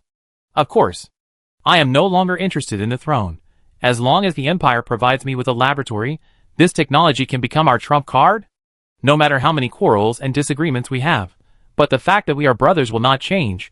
The fact that we are for the good of the Empire will not change. Jian. Hua Jian wiped her tears and walked towards him. Brother Hua Su. Hua Jian called him like this when she was a child. Hua Su knew that he was going to succeed. Hua Jian must have. And her tightly clenched fist suddenly hit his cheek without any warning. Hua Su was hit by a huge force and hit the locker beside him. The shock made the pain seem insignificant. You are really hopeless. Hua Jian was indeed moved. The moment he saw Du Simin, his mind was full of desperate and crazy desire. Don't care about national justice, don't care about human ethics, and don't care about responsibilities and obligations. He didn't have the ideal of achieving great things, just wanted to live his life in peace. But he is more than Simin, more than love. He has a sister, a younger sister, and a daughter. His sister and the people. His daughter will also become the ruler of a country. He will keep the peace for them. Simin said that her lover should be kind, honest, and responsible. He has tried hard to be such a person, and will be such a person for the rest of his life. Hua Su looked at him incredulously. Hua Su, you are good at calculations. We are on guard against you. But you can still build such a secret base, which is enough to prove your ability. But you are always like this. You think you can see through people's hearts, and you think everyone is the same as you. The eyes of the mean are full of meanness. This is why you failed. The eyes of the mean are full of meanness. Hua Su didn't understand. He didn't understand. It was such a simple choice. It was such a matter of course. Why did the whole world go against him in the end? What did I do wrong? He looked at Hua Jian's calm face, looking at Du Simin who seemed to be alive not far away, and Alyssa who was calm in another hibernation capsule beside her, suddenly remembered something. That year he married Alyssa, which was equivalent to giving up the right to inherit the throne. Hua Jian was also confined by Hua Yuandu, because of his relationship with Du Simin, and could only rely on Alyssa and Hua Chu to communicate. He took his wife to visit in the name of visiting. Du Simin pretended to be Alyssa's maid, and the four of them spent a peaceful and calm afternoon in the garden together. The sun was very warm that day, and Alyssa, who was always gentle and elegant, and Du Simin, who looked quiet and elegant, said a lot of witty words, and their faces were full of happiness. Hua Jian felt like he had found a comrade in arms. He confided his dissatisfaction with his father to him, and he, as an elder brother and a person who had experienced it, helped him solve his problems. Do they have such a past? It must be an illusion. Right? Not only that past, but everything now is just false. This world is not real, otherwise why would he be wrong? Why would he be a loser? Why did he lose Alyssa? It must all be false. He wants to leave here and go to his real country. Hua Su. Hua Jian saw him suddenly turn around and open the door of the locker, which was filled with weapons. He subconsciously wanted to dodge, but he saw Hua Su directly raise the gun barrel and pointed it at his throat. At the moment of shooting, his eyes met Hua Jian's, calm as annihilated ashes. There was no hope. The gunshot sounded, Life ended, leaving only a sigh. Grand Duke. Baizhen finally cracked the elevator code. And this was the scene he saw when he came down. Hua Jian stood in front of Hua Se. And the Duke Hua Se, who was once arrogant, lonely and known as the most royal member, was now a corpse. The body was still warm, and it seemed that he committed suicide. Hua Jian looked over after a while, smiled faintly at Baizhen's face, and said, "I don't know how to explain to my sister when I go back." Baizhen saw grief and relief in his eyes. Grand Duke. She was always tongue-tied, and didn't know how to comfort him. Hua Jian said, "Help me take him up. The war is over. The base has begun to clean up after the war, and countless soldiers and tanks have entered here." When Baizhen and Hua Jian brought Hua's body to the ground, the base was full of floating stretchers. Hua Jian requisitioned a stretcher to transport Hua's body, and Suing also rushed over after hearing the news. She was surprised for a moment when she saw Hua's body, but quickly concealed it. Grand Duke, the eldest lady has always wanted to come to the scene. Hua Jian said helplessly. She is the only one who makes trouble. He glanced at Baizhen, and his eyes signaled, "You go back and appease that little ancestor first." Baizhen had his own worries. Grand Duke, my sister is still in the escape passage. I have sent people there. Don't worry. Now the communication has been restored. They said they have found the person, and the little cat. Baizhen felt a little relieved. But the young lady must have sentinels guarding her. I am now. Grand Duke, you should go back and comfort the young lady first. I will escort him. Hua Jian thought it made sense, and he had to go back and make some arrangements. Okay, I will ask someone to send the sealed cabinet over. You don't have to worry too much. The excellent researchers in the tower will definitely find a solution. I understand. Hua Mu sent people to search the escape passage, and Du Minjun had disappeared long ago. All the soldiers received the news of the end of the war, and began to clean up and carry away the bodies and the injured. Hua Mu couldn't wait to see Baizhen as soon as she got the news. But she had a strong reaction after using her ability before, and the doctor had forbidden her to move. She could only lie on the suspended stretcher and wait. Seeing that Baizhen was about to return triumphantly, her worries gradually subsided, and she only waited for the joy of her lover's return. But at this moment, a strong light suddenly flashed in the sky above the foundation. The highest altitude that a hummingbird can reach is 1,300 meters. Having temporarily lost its sentinel ability, Hua Zheng can only rely on its own search system to search for Du Minjun. It is normal that it cannot find her.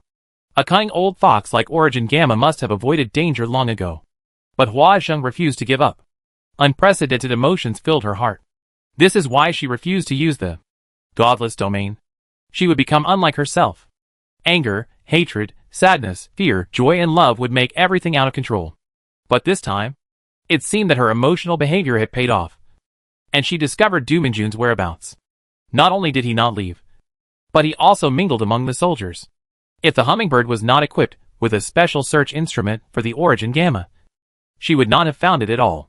This is why Huachu almost never suspected Du Minjun. He had appeared in the search range of the hummingbird many times, but never triggered the alarm. But this time, he did not escape, and Gamma's sentinel ability was detected. Hua Jing's heart suddenly accelerated its beating rate. One of Gamma's abilities is to turn the marked human body into a mobile nuclear weapon. The child who appeared at the meeting was his work. This is also the more important reason why Hua Zheng is eager to invade Hezhou. He thought Gamma was here with Hua Se.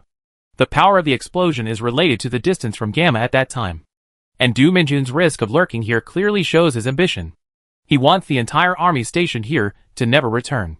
This was worse than the worst outcome everyone expected. Hua Zheng flew the hummingbird at a low altitude, searching for Du Minjun, and then saw Baizhen coming out of the gate of the underground base, Hua Se, who was already dead on the stretcher, and the target figure approaching the two. The soldiers underground found her, and saluted. It couldn't be Baizhen. The marking process was very complicated. She would not give the other parties such a chance. So, Baizhen, be careful. Baizhen heard the master's voice, although it was not his real voice, but it was also the voice she was used to. She looked up at the sky and saw Hua Zheng flying fast. Be careful? Be careful about what? She subconsciously looked to her side, and suddenly some images flashed in her mind. A flash of white light, a deafening roar, and desolate ruins. The passage of time seemed to have suddenly stopped. She saw that everyone seemed to be still. including Hua Zheng. She caught a glimpse of a familiar figure in the crowd. But the feeling of him made her feel very strange. Moreover, why was he here? Didn't he say he had already run away? Why on earth? Baizhen followed his line of sight, and saw Hua So on the stretcher. For a corpse? Or? She looked at Hua So with great concentration, and every detail gradually became clear. The stronger ability than before allowed her to enter the trance state faster. Her guide element had been used up, and the neutralizer was also given to Bai Qin. In her eyes, she saw Hua So's skin, hair, blood vessels, cells, elements, molecules, ions. That was not Hua So. That was a huge energy, a terrible weapon, a demon that could take the lives of countless people at any time. Energy and matter were rapidly pouring in from the void, or from the higher dimension, which was almost identical to her ability. But this was more terrifying than her ability. After being sealed and compressed, it would become a disaster. No one could escape. Hattie! The scars on the body were the romance of the sentinel. Baizhen pressed his arm, which had already lost its function, onto Hua So's body, and the same ice flowers quickly formed on it as when he fought with Bai Qin. But this time, it not only covered his arm all day, but also immediately climbed onto Baizhen's body. Using oneself as a medium is the fastest way to release power. A huge white wolf flashed from behind her, and its huge mouth, like a black hole, seemed to swallow Hua So's body. Baizhen's dark and deep eyes suddenly looked into the distance, where the camp was, and Hua Mu was there. Frost condensed on her jaw, and Hua So's body had become a destructive energy. The so-called strongest person is the one who dares to surpass his own limits.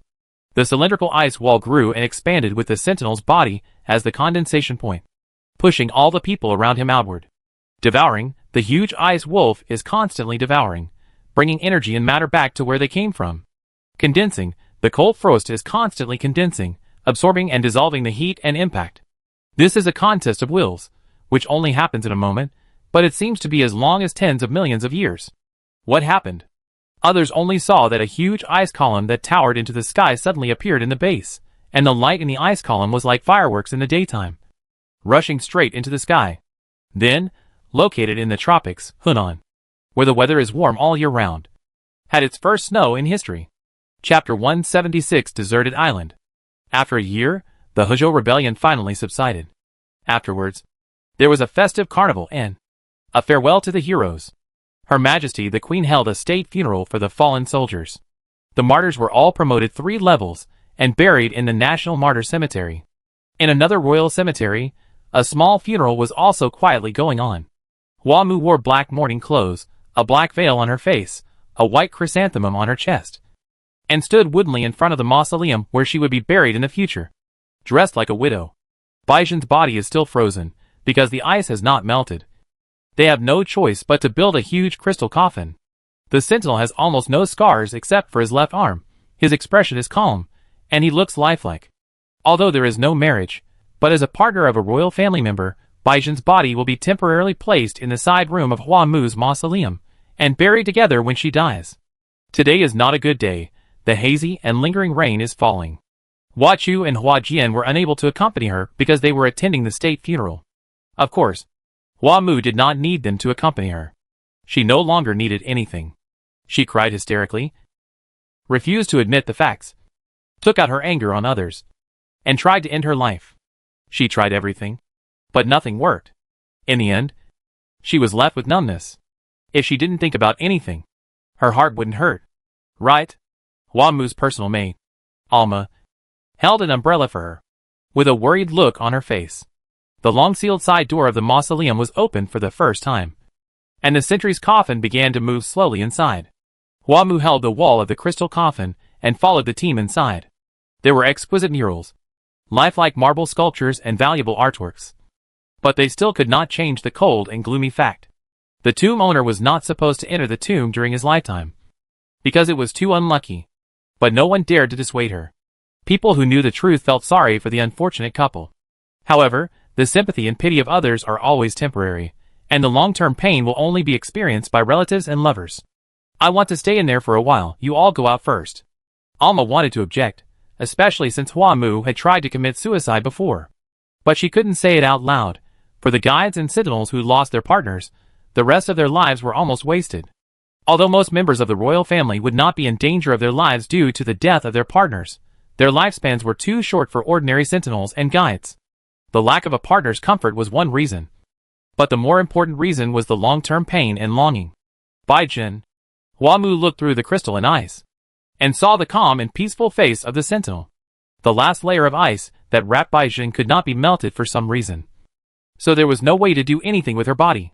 Hua Mu couldn't even touch her for the last time. Baijin. She murmured the sentinel's name. With attachment, reluctance, and a bit of resentment. Hua Mu's heart was filled with pain and hatred, not directed at anyone. If she had to say it, it was probably dissatisfaction with her fate. She recalled the past, recalling the joy and expectations in her heart, recalling those innocent expectations. Her heart was as painful as being tortured. Memories were sharpened into a dagger, mocking her ignorance. Just over a year ago, love was still far away from her.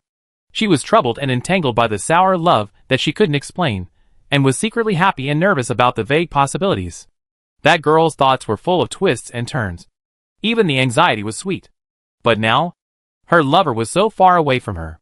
Her lover was a sentinel who saved countless lives, and was called a martyr. He was the youngest major general in the empire. Like every soldier who died in this cruel war, he was a well-deserved hero. What a painful fact is this. When Hua Wushang passed away, Hua Mu was deeply shocked. But she felt nothing when she lost Baijin. She could only see the white light in front of her, could only hear the rumbling sound, and could only feel the coldness around her. What happened? When Hua Mu was lying on the suspended stretcher, she had only one thought in her mind. What on earth happened? She had never felt this way before. Is her body cold or hot? Is her heart beating fast or slow? Did time stop or speed up? All her senses suddenly lost control, and she tasted the taste of her soul turning upside down. Ah, this is death. In the spring of her 19th year, Hua Mu knew the feeling of death. Because of the spiritual connection. Because of the connection of souls. Her partner's death experience was clearly transmitted to her body. This is also the reason why sentinels and guides often cannot live alone after forming a partnership. Since they have experienced the pain of death, how can they live on?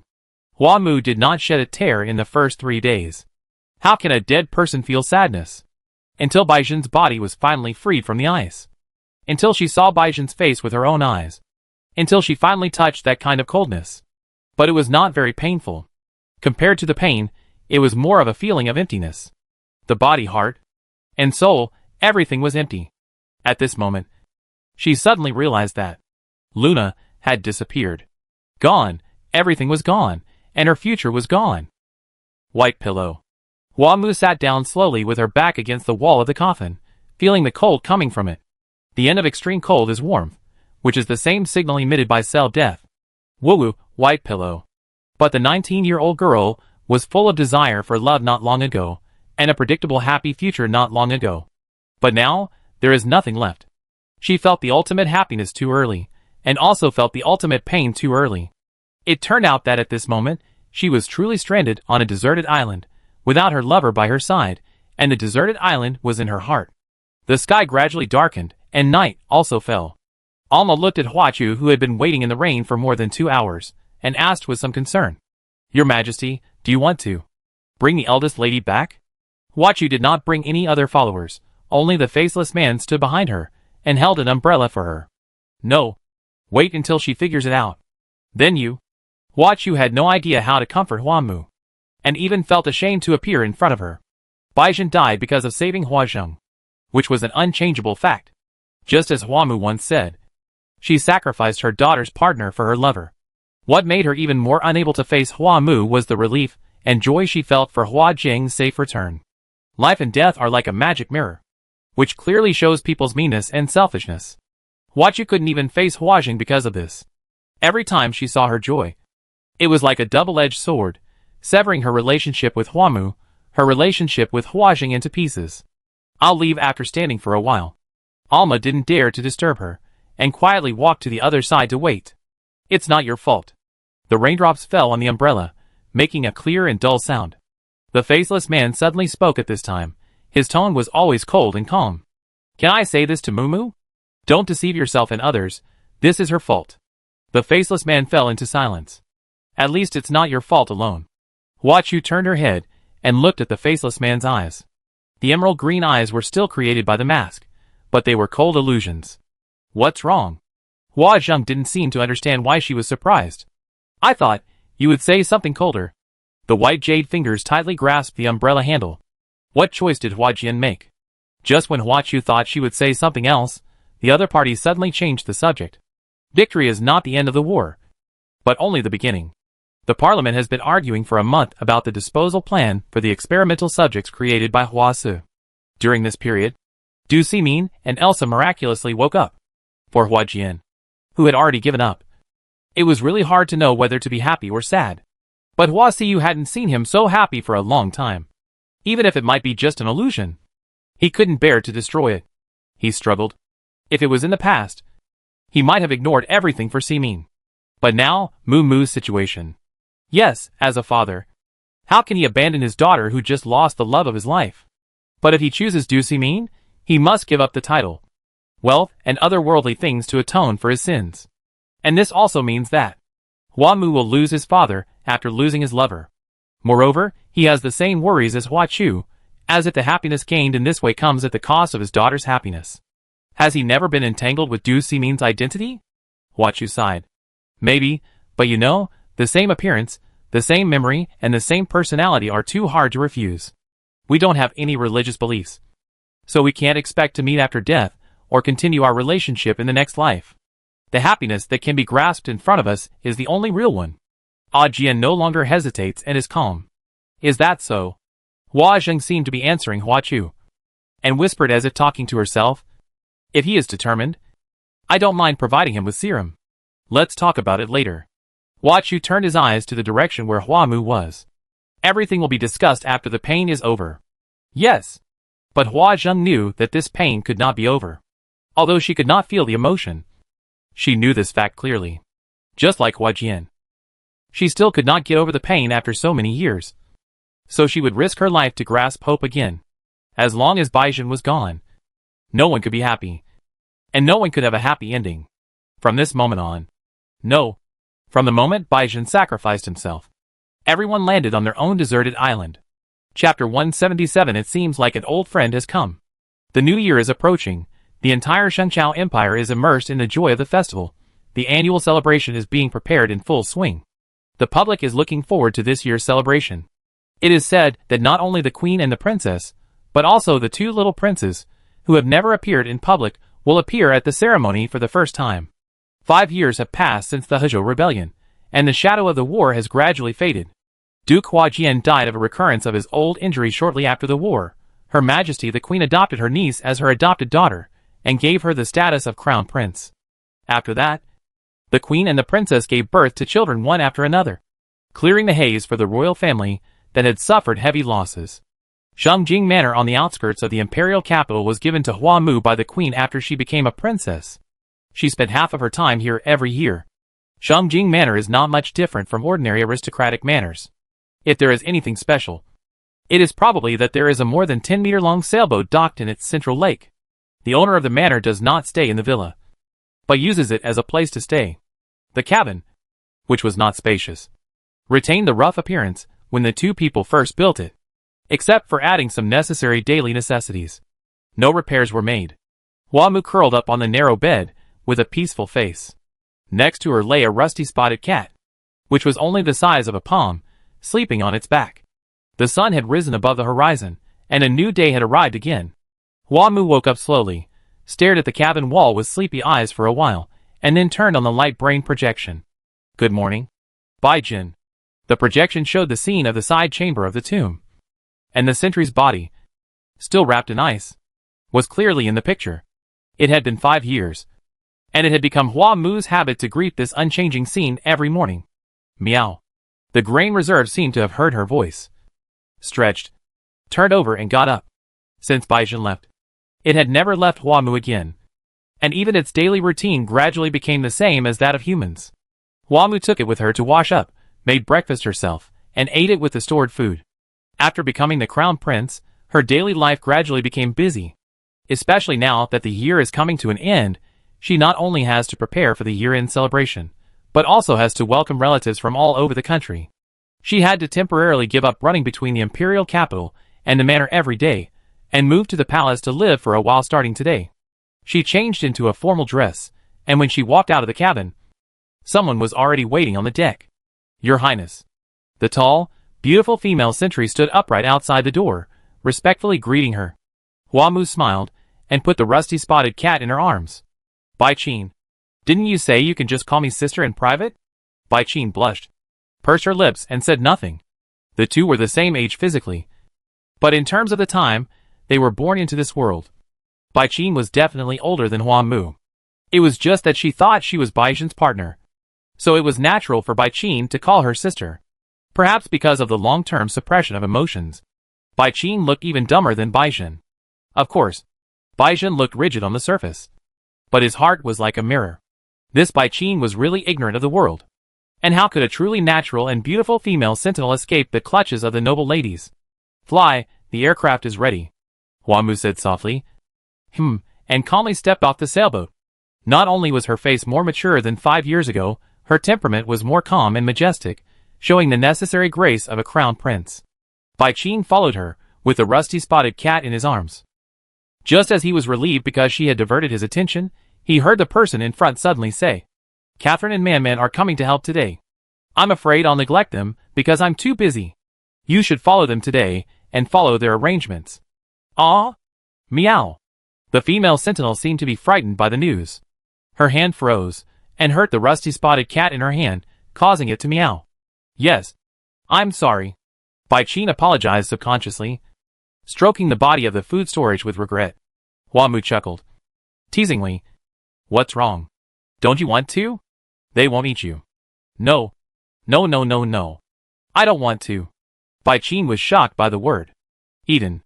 And blushed. At a loss. That's good. I thought you had some opinions about my two friends. Bai Qin was even more flustered, and shook his head repeatedly. No. It's not like that. Miss Catherine and Miss Man are both very good. Very good. Both are very good. Which one is better? Ah? Hua Mu walked onto the plane, pretending to think. Catherine is warm and generous. Man is gentle and lovely. Of course they are both very good. But which one do you think is better? This. Bai Qin was so anxious that he was sweating profusely. It took him a lot of effort to think of a more appropriate statement. How can someone like me comment on the two ladies? Seeing that her reaction was almost the same as Bai Qin's, Hua Mu softened his heart and stopped forcing her. Okay. It seems that you and Zun Chong are both good friends. I am relieved to leave them to you. You must serve them well. I mean, work matters. Yes. Your Highness. Bai Qin obviously did not understand her implication and smiled brightly. Bai Jin's name was not on the list of martyrs. In the eyes of the public, the only change was that the princess had a new guard. As a female sentinel, with a beautiful face and a tall figure, Bai Qin quickly became a new target of pursuit, and the trend of female sentinels was pushed to a new height. But Hua Mu no longer paid attention to these things. She devoted herself to work and life, shouldering the responsibilities of the crown prince and the mother. In the 3rd month after Bai Jin left, Hua Mu was forced to undergo a comprehensive physical examination due to poor physical condition. In addition to malnutrition and other symptoms, the more important news was pregnancy. Calculating the time, it should be the time when the two people were spiritually united. Hua Mu also rekindled her hope for life, and a small flower of hope began to bloom on the deserted island. Mom. The 5-year-old girl has already shown excellent physical qualities. Her tall figure and handsome and deep facial features make her look much more mature than other children of this age. Hua Mu was almost knocked off balance by her daughter's extraordinary strength. It was hard for her to pull her away from him. Bai Huang, be careful.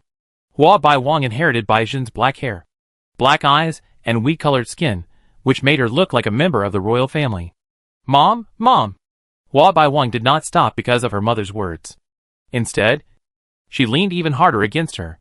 I miss you so much. Hua Mu had no choice but to wink at the sentry beside her. Bai Qin received the order and pulled Bai Huang out of her arms. And Bai Qin. Bai Huang immediately changed his target and clung to Bai Qin. This daughter is too clingy. Hua Mu was a little helpless. Bai Huang, where is your aunt? Momo is being held by Mian Mian. Unlike the overly energetic Hua Bai Huang, Hua Mo has been weak since birth. Not only can she not see, hear, speak, she can't even walk alone. Therefore, the two were raised together. Although Hua Imo is a little older, and a generation older, it has always been Hua Baiwang who has taken better care of her. Before Bai Huang finished speaking, Hua Mu saw the faceless man holding Hua Imo and walking towards her. They were obviously here to greet her. If Hua Baiwang didn't look like a member of the royal family, Hua Imo didn't look like an ordinary person. In addition to her white eyebrows and hair, her pupils were also a chaotic white, and she looked like a doll. Nian Nian. Hua Mu greeted the faceless man, and then gently touched Hua Mo's cheek. Hua Imo originally leaned timidly in Hua Jing's arms, but as if she felt Hua Mu's touch, she showed a clear and happy face. Although she could not feel the outside world by herself, Hua Imo was not completely isolated from the world with the help of the optical brain developed by Nita. Mian, let me hug Momo. Let me hug you. Hua Baiwang immediately let go of the white quilt when he saw Hua Imo, and threw himself on Hua Jing's thighs. Although she was young, she was stronger than a teenager. In addition, Hua Imo was thin, so she was often carried around by her. Hua Zheng saw that the little girl was so anxious that she had to hand her little daughter over. Hua Imo was well behaved, and leaned into Hua Baiwang's arms affectionately. Hua Baiwang once again showed her amazing physical fitness and super clinging ability, and easily hugged Hua Imo and kissed her non-stop. When children are affectionate, adults are also happy to see it happen. Hua Mu was even a little glad that her daughter was distracted by her sister. Your mother is waiting for you. Hua Mu was a little puzzled. She was originally going to go directly to her workplace, but she received a message from Hua Chu on the way, and asked her to come to the palace first. Is there something urgent? Why didn't you say it on the intercom? Hua Yuan Jiankei and Hua Jian are back. Dad and Grandpa Jiankei? Although he already knew his life story, Hua Mu still regarded Hua Jian as his father. Both of them were royals who gave up their titles and retired. Usually, they would not return to the imperial capital even at the end of the year. This is a rare opportunity. You should go and see them. I know. It is always a happy thing to meet old friends. Hua Mu showed a happy smile. Bai Qin, you should go and meet Catherine and the others first. I will go later. Yes. I want to go too. I want to see Aunt Catherine. Hua Baiwang was still restless even when holding Hua Imo. Hua Zheng picked her up together with Hua Imo, and said coldly, You haven't finished your homework yet. Don't forget what you promised. Hua Baiwang immediately hung his head, and said weakly, I will do my homework seriously when I see my mother. Just remember, come back with me. Yes. Hua Zheng was very strict in educating Hua Baiwang, so strict that Hua Mu felt pity for her. She had never suffered such oppression when she was a child. However, thinking of her daughter's unusually vigorous energy, she felt that it was not bad to be strict. The few people separated here, and Hua Mu also walked towards Hua Siyu's study. Hua Jian looked very good, and Hua Yuan Jiankei was still energetic. The two now lived in Hua Yuan Ziwei's fiefdom, and often visited each other on weekdays. I brought someone with me this time. The few people chatted for a while, and Hua Yuan Jiankei seemed to remember something and suddenly said, She is nominally my adopted daughter, but she is still very young, and it is not a good idea for her to follow us old men. I heard that Derek's kids' Sentry Response Department is still short of help. Xiao Chu, why don't you arrange a position for her there? Hua Siyu glanced at Hua Mu. Uncle, I have handed this over to Mumu now. I wonder where this sister is now. Why not meet her first, and let Mumu take her to a field trip? I understand, she should be here soon. Then I'll ask someone to pick her up. No need, after all. The Sentinel Response Department is not something that ordinary people can enter. I have to let her show you some skills. Hua Yuan Jiankei and Hua Yuan Ziwei are cousins, as the strongest sentinels of that generation. Even now they still have influence in the empire. Hua Mu saw his mischievous expression, and subconsciously looked outside the door. At the same time, the door of the study was knocked. Hua Yuan Jiankei laughed. Here you are. Baijin. Chapter 178. This test is nothing. Please come in. Compared to Hua Mu's stunned expression, Hua Siyu just frowned slightly. Excuse me. The door was open from the outside, and the person outside the door also appeared in front of the few people. The figure of the person who came was very tall compared to the average woman, and her wheat-colored skin and long black hair made her look heroic and different from the soft beauty. Baijin, come quickly, meet Her Majesty the Queen and Her Royal Highness the Princess. Hua Yuan Jiankei greeted her affectionately, and said to Hua Siyu and Hua Mu, "The child has never seen the world, and is a little nervous. Come and say hello." Baizhen stood straight, and his actions had very obvious military characteristics. She bowed to Hua Chu and Hua Mu, and said respectfully, "Your Majesty, Your Highness. Good day." Hua Mu's mind had long gone blank, and Hua Chu was just trying to maintain a smile. If it was a resurrection, then who was the person she saw in the projection every day? If it was a completely unrelated person, then why was the name, appearance, and even actions exactly the same as hers? But if it was Baizhen, why did he seem to have no memory of her at all? "Ah Jian, this is Baizhen?" Hua Chu looked at Hua Jian, but Hua Jian looked away as if she was guilty. I just found out about this." Hua Yuan Jianke patted Baizhen's back, and said to Hua Chu with some pride, "Although she is a guard without a spiritual body, her ability is much better than that of ordinary sentinels. Guardians refer to people who have only awakened their senses, but have no spiritual body, or have only 1 to 4 senses. They are stronger than ordinary people, but have not reached the level of true sentinels. This kind of people are classified as E-level among sentinels, and are generally not called sentinels, but guards." Hua Jian refused. And Hua Yuan Jianke, the old fox, simply played dumb, which made Hua Chu unable to ask any more questions. She looked at Hua Mu with some concern, but she looked normal and smiled naturally. Mu, this matter," Hua Mu said, "since it is somewhat introduced by Grandpa Jianke. His strength is naturally reassuring. I will arrange for someone to take this white guard to Derek to take a look, but Derek will make the final decision." So, Hua Yuan Jianke was obviously very confident in Baizhen. "It's okay. It's a matter of course. Come to think of it, I haven't seen Derek for a long time. I didn't expect that he is doing so well now. Baizhen, why don't you thank the princess?" Baizhen seemed to be stunned by Hua Mu. He only reacted after hearing Hua Yuan Jianke's words, and said respectfully, "Thank you, Your Highness." Hua Mu smiled, but did not meet her eyes. "It's just a piece of cake." Hua Yuan Jianke and Baizhen didn't stay for long. Hua Jian even left the palace like a refugee. "Mom, I'm leaving first. Catherine and Man Man are still waiting for me." After they left, the atmosphere in the study became obviously strange. Hua Chu racked her brains to explain, but Hua Mu spoke first. "Well, okay then." Hua Chu looked at Hua Mu, who seemed unaffected, and didn't know how to start. But she knew that Hua Zheng must be involved in this matter, and no one except her could ask Hua Yuan Jianke. "Miss Catherine, please don't do this." Bai Qin was trying to free his arm from Catherine's arms in a hurry, but Hua Manman came up from the other side with a red face. Miss Manman?" Catherine has always been bold, but Hua Manman has always been shy and introverted. Such a proactive look really caught people off guard.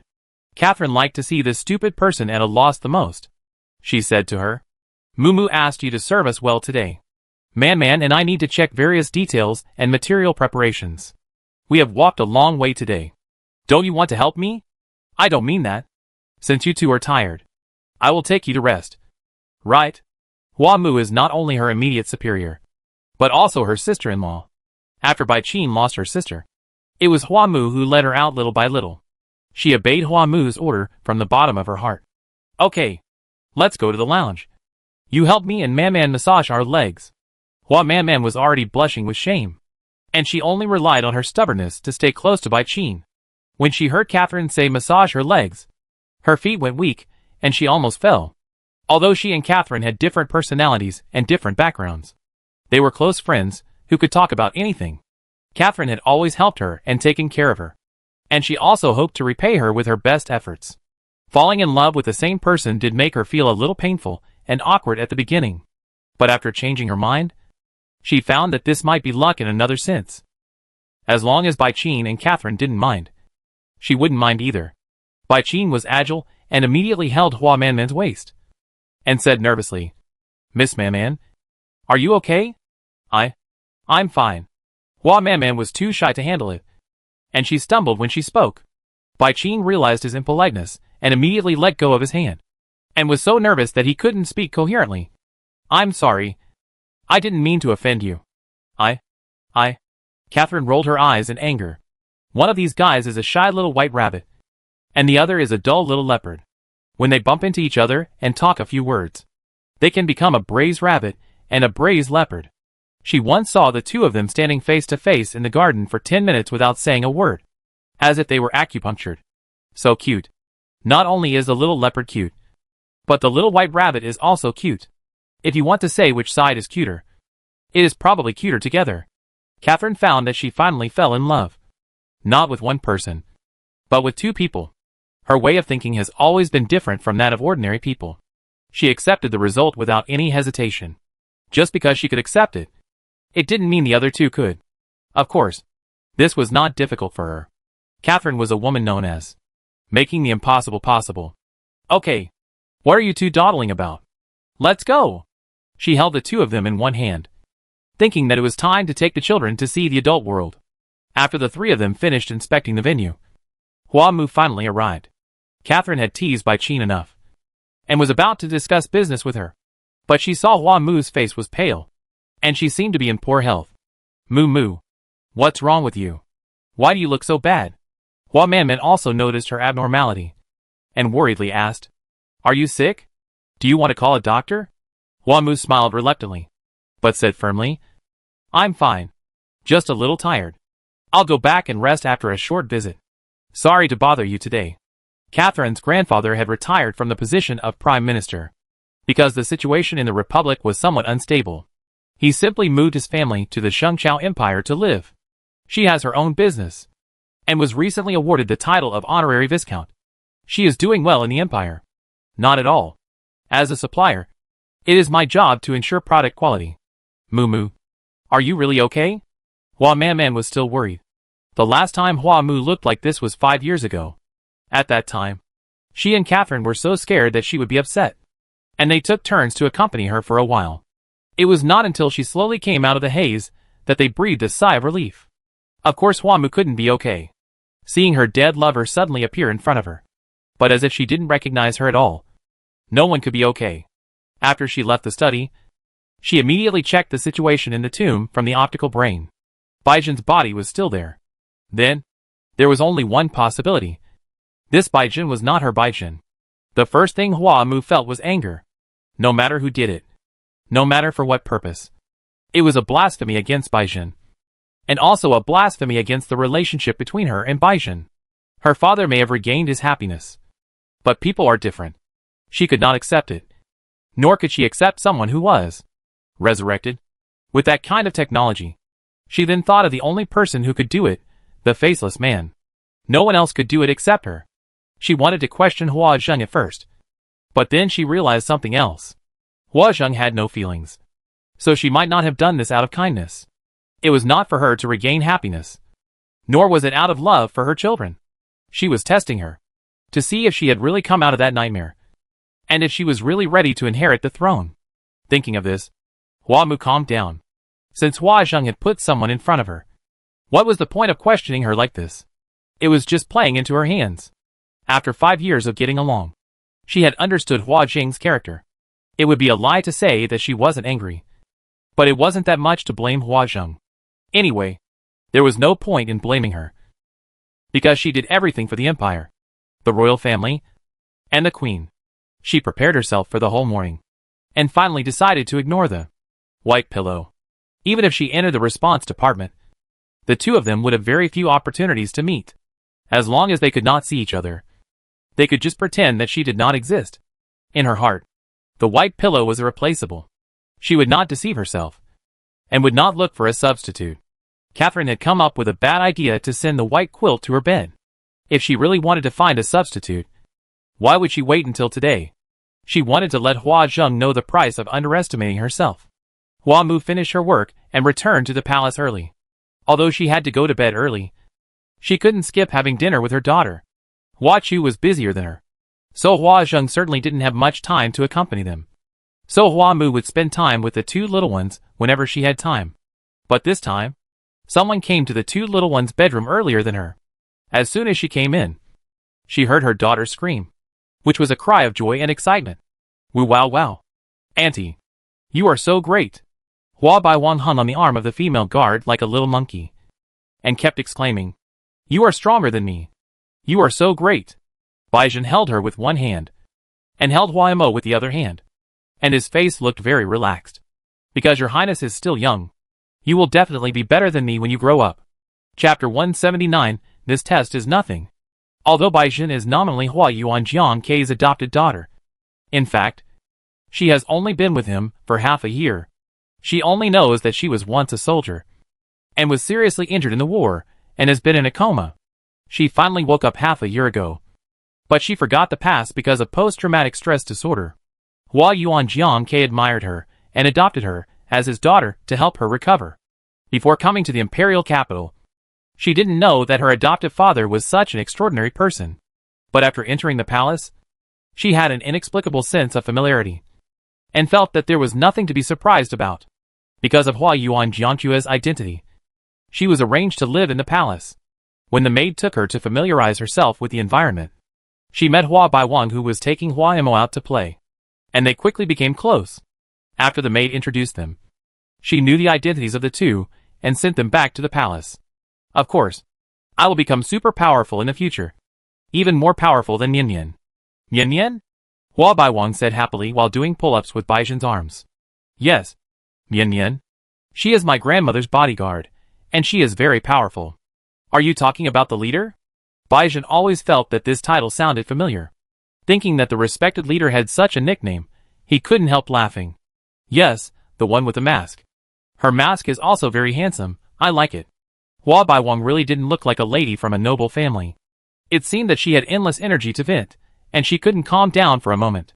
Hua Imo, on the other hand, was so quiet that she seemed to be non-existent.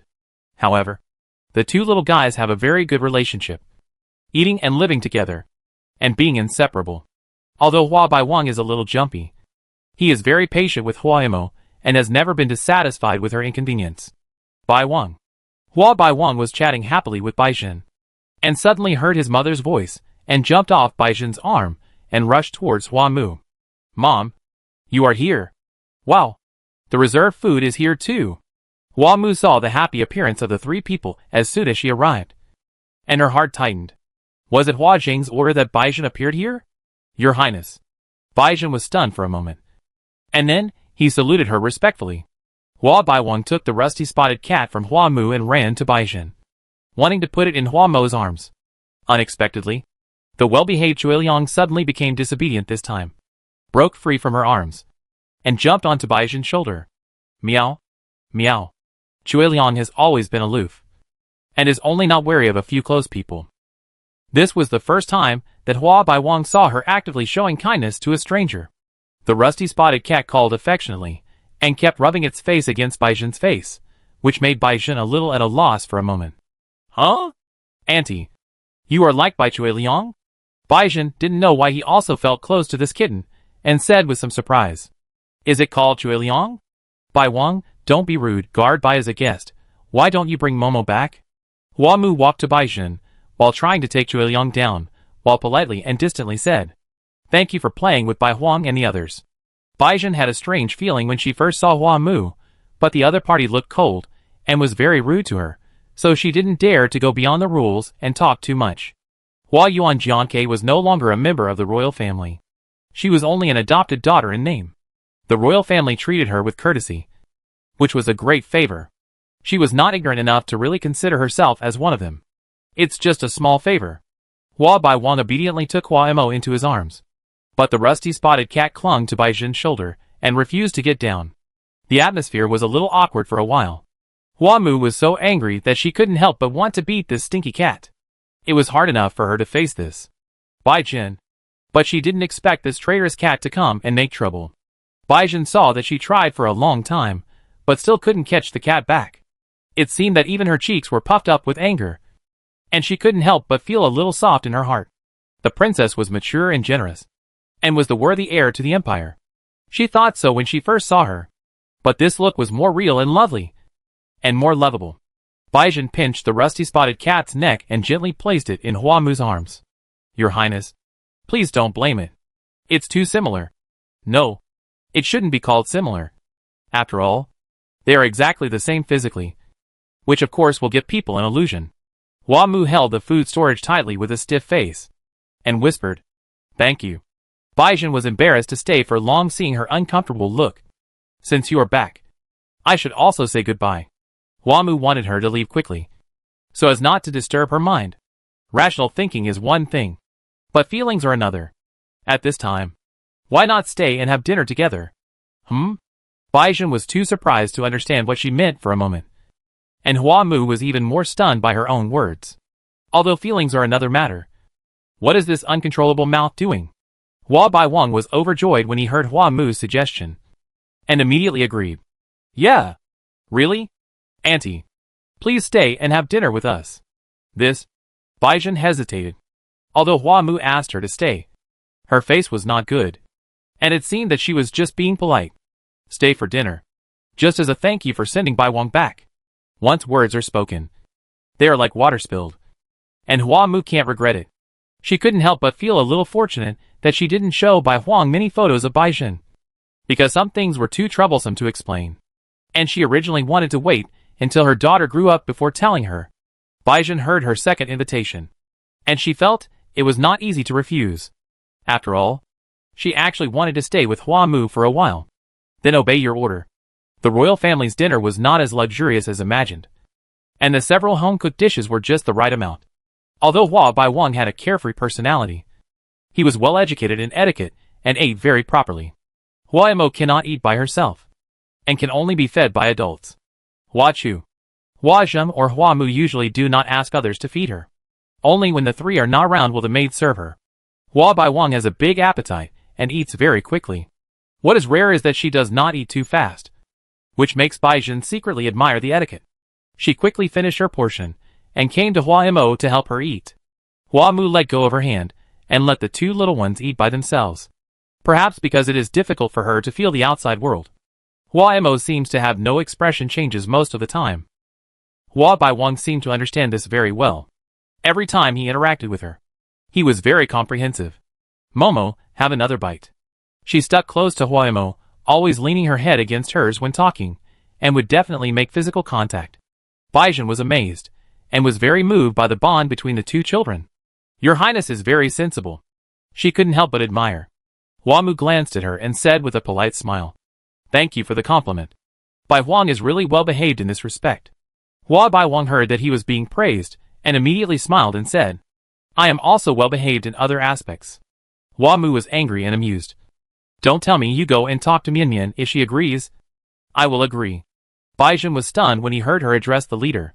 She originally thought that this was a nickname that Hua Baiwang came up with, because he was still young and ignorant. But she didn't expect that this was learned from Hua Mu. However, this was not a strange thing, as the leader had also watched the princess grow up. Because there were children, the dinner was not boring. But Baizhen noticed that Hua Mu didn't really want to talk to her, so she resisted the urge to chat. She didn't think Hua Mu was like this to everyone, but she couldn't remember how she had offended her, so she could only attribute it to her embarrassing identity. Hua Yuan Jianchu's adopted daughter, 1 generation older than her, although she herself did not dare to have such extravagant thoughts. But perhaps it was quite uncomfortable for the princess. She said goodbye after dinner, thinking that it would be better to appear less in front of her in the future. Hua Mu almost fainted after finishing this dinner. It was not easy to accompany the two children to take a bath and tell stories. When she returned to her room, she was exhausted, although it was meaningless to blame the face. It was indeed too much this time. She turned on the projection of the light brain. The mausoleum at night looked even colder and more desolate. The Baizhen in the picture was quiet and lifeless. Overlapping with the lively face not long ago, it made Hua Mu feel even sadder. Baizhen, good night. In the next few days, Hua Mu was very busy. She had to coordinate the celebration, the party and the guest settlement. For the time being, she had no time to think about those troublesome things. Baizhen successfully entered the sentry response department, moved from the palace into the dormitory, and never met Hua Mu again. But after she entered the inner tower, she always felt that everyone looked at her strangely. Was it a former colleague? She also thought about finding an opportunity to learn about her past, but these people always talked about other things, so she couldn't find out anything about herself. Of course, she was not in a hurry. Some things can be hidden for a while, but not forever. She could feel that Hua Yuan Jianke had other considerations for sending her to the imperial capital, and as long as she waited patiently, the truth might come to light in the near future. Compared with these, there was another thing that bothered her more. She would think of Hua Mu from time to time during this period. and the frequency had reached an abnormal level. As the crown prince of the empire, he was such a high-ranking existence, and the two of them had only met once or twice. She really shouldn't have reacted like this. But she always thought of him inadvertently, thinking of her smiling but extremely stiff expression, thinking of her cold eyes, and thinking of her real annoyance.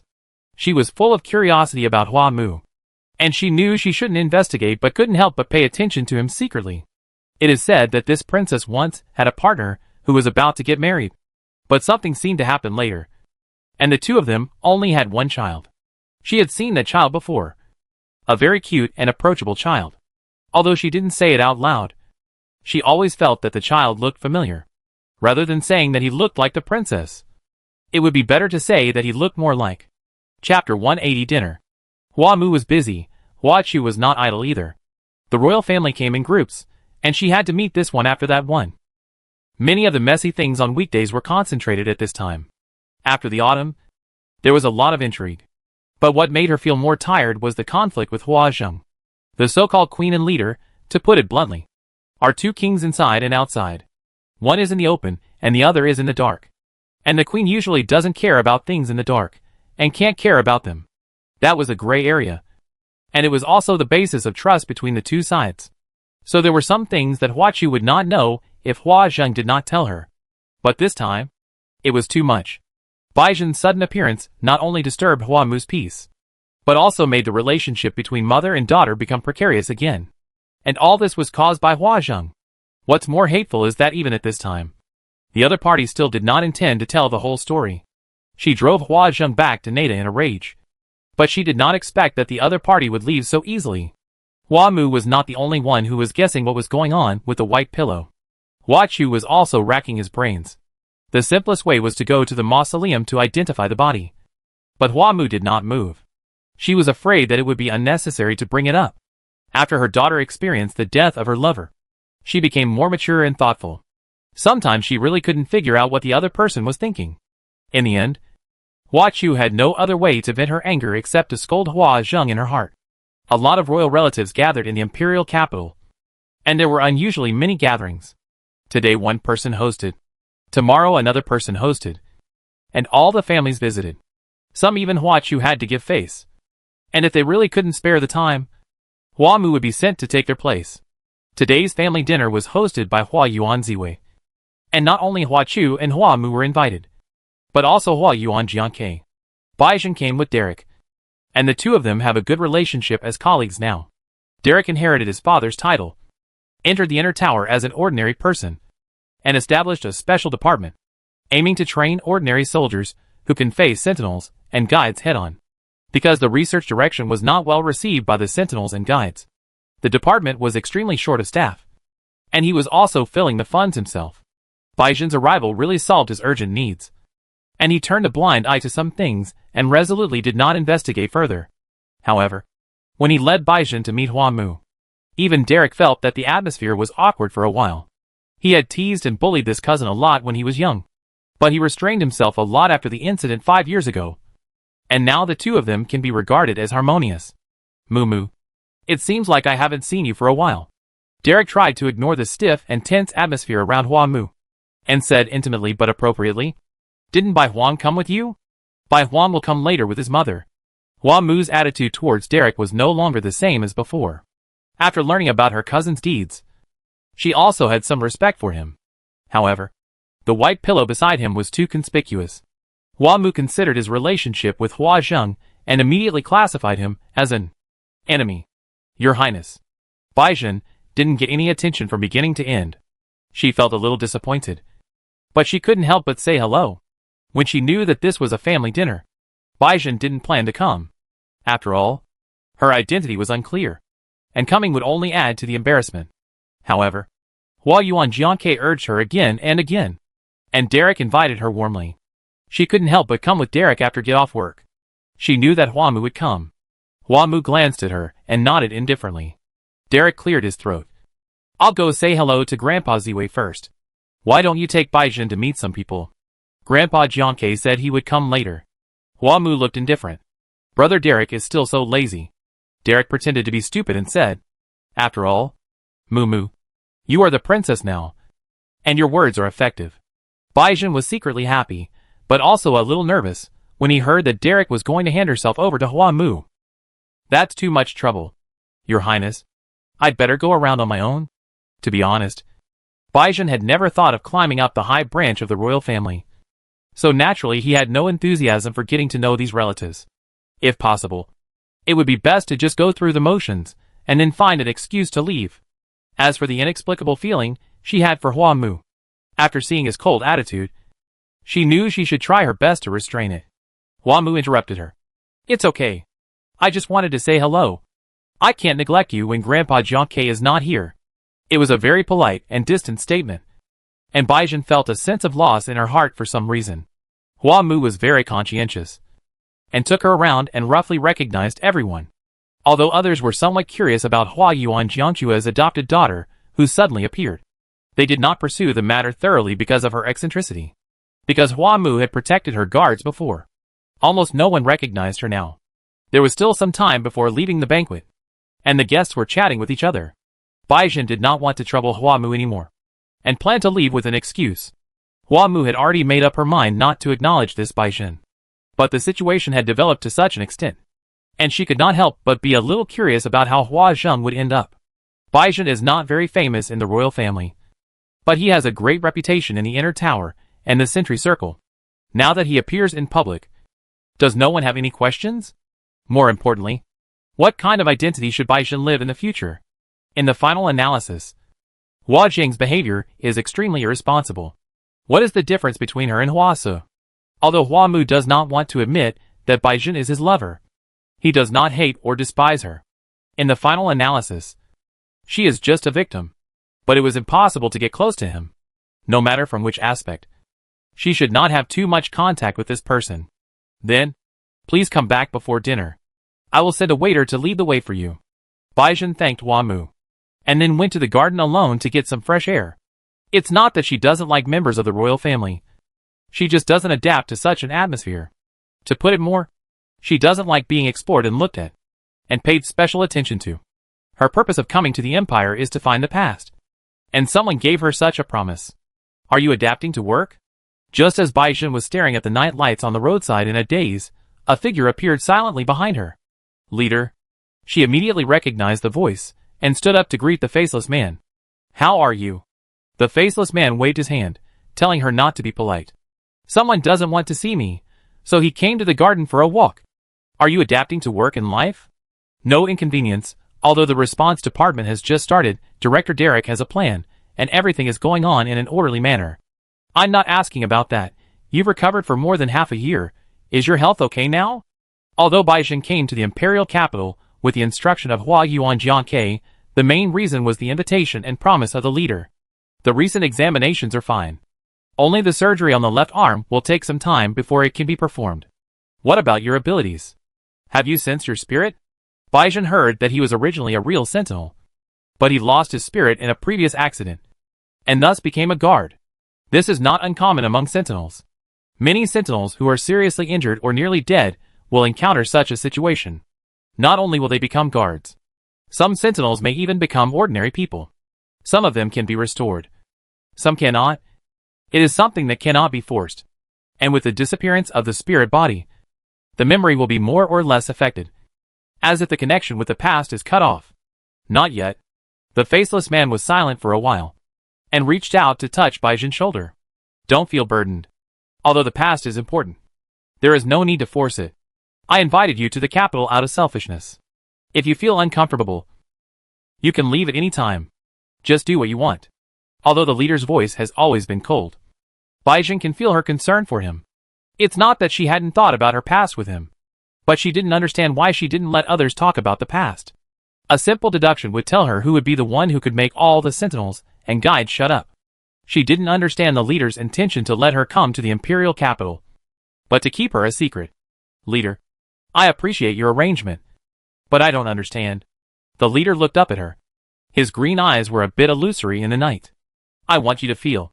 Not just here. People are creatures that change. Time is the most terrible killer. Death is the sharpest blade. If some connections are severed, they may never be reconnected. I want you to let you make your own choice. Choice?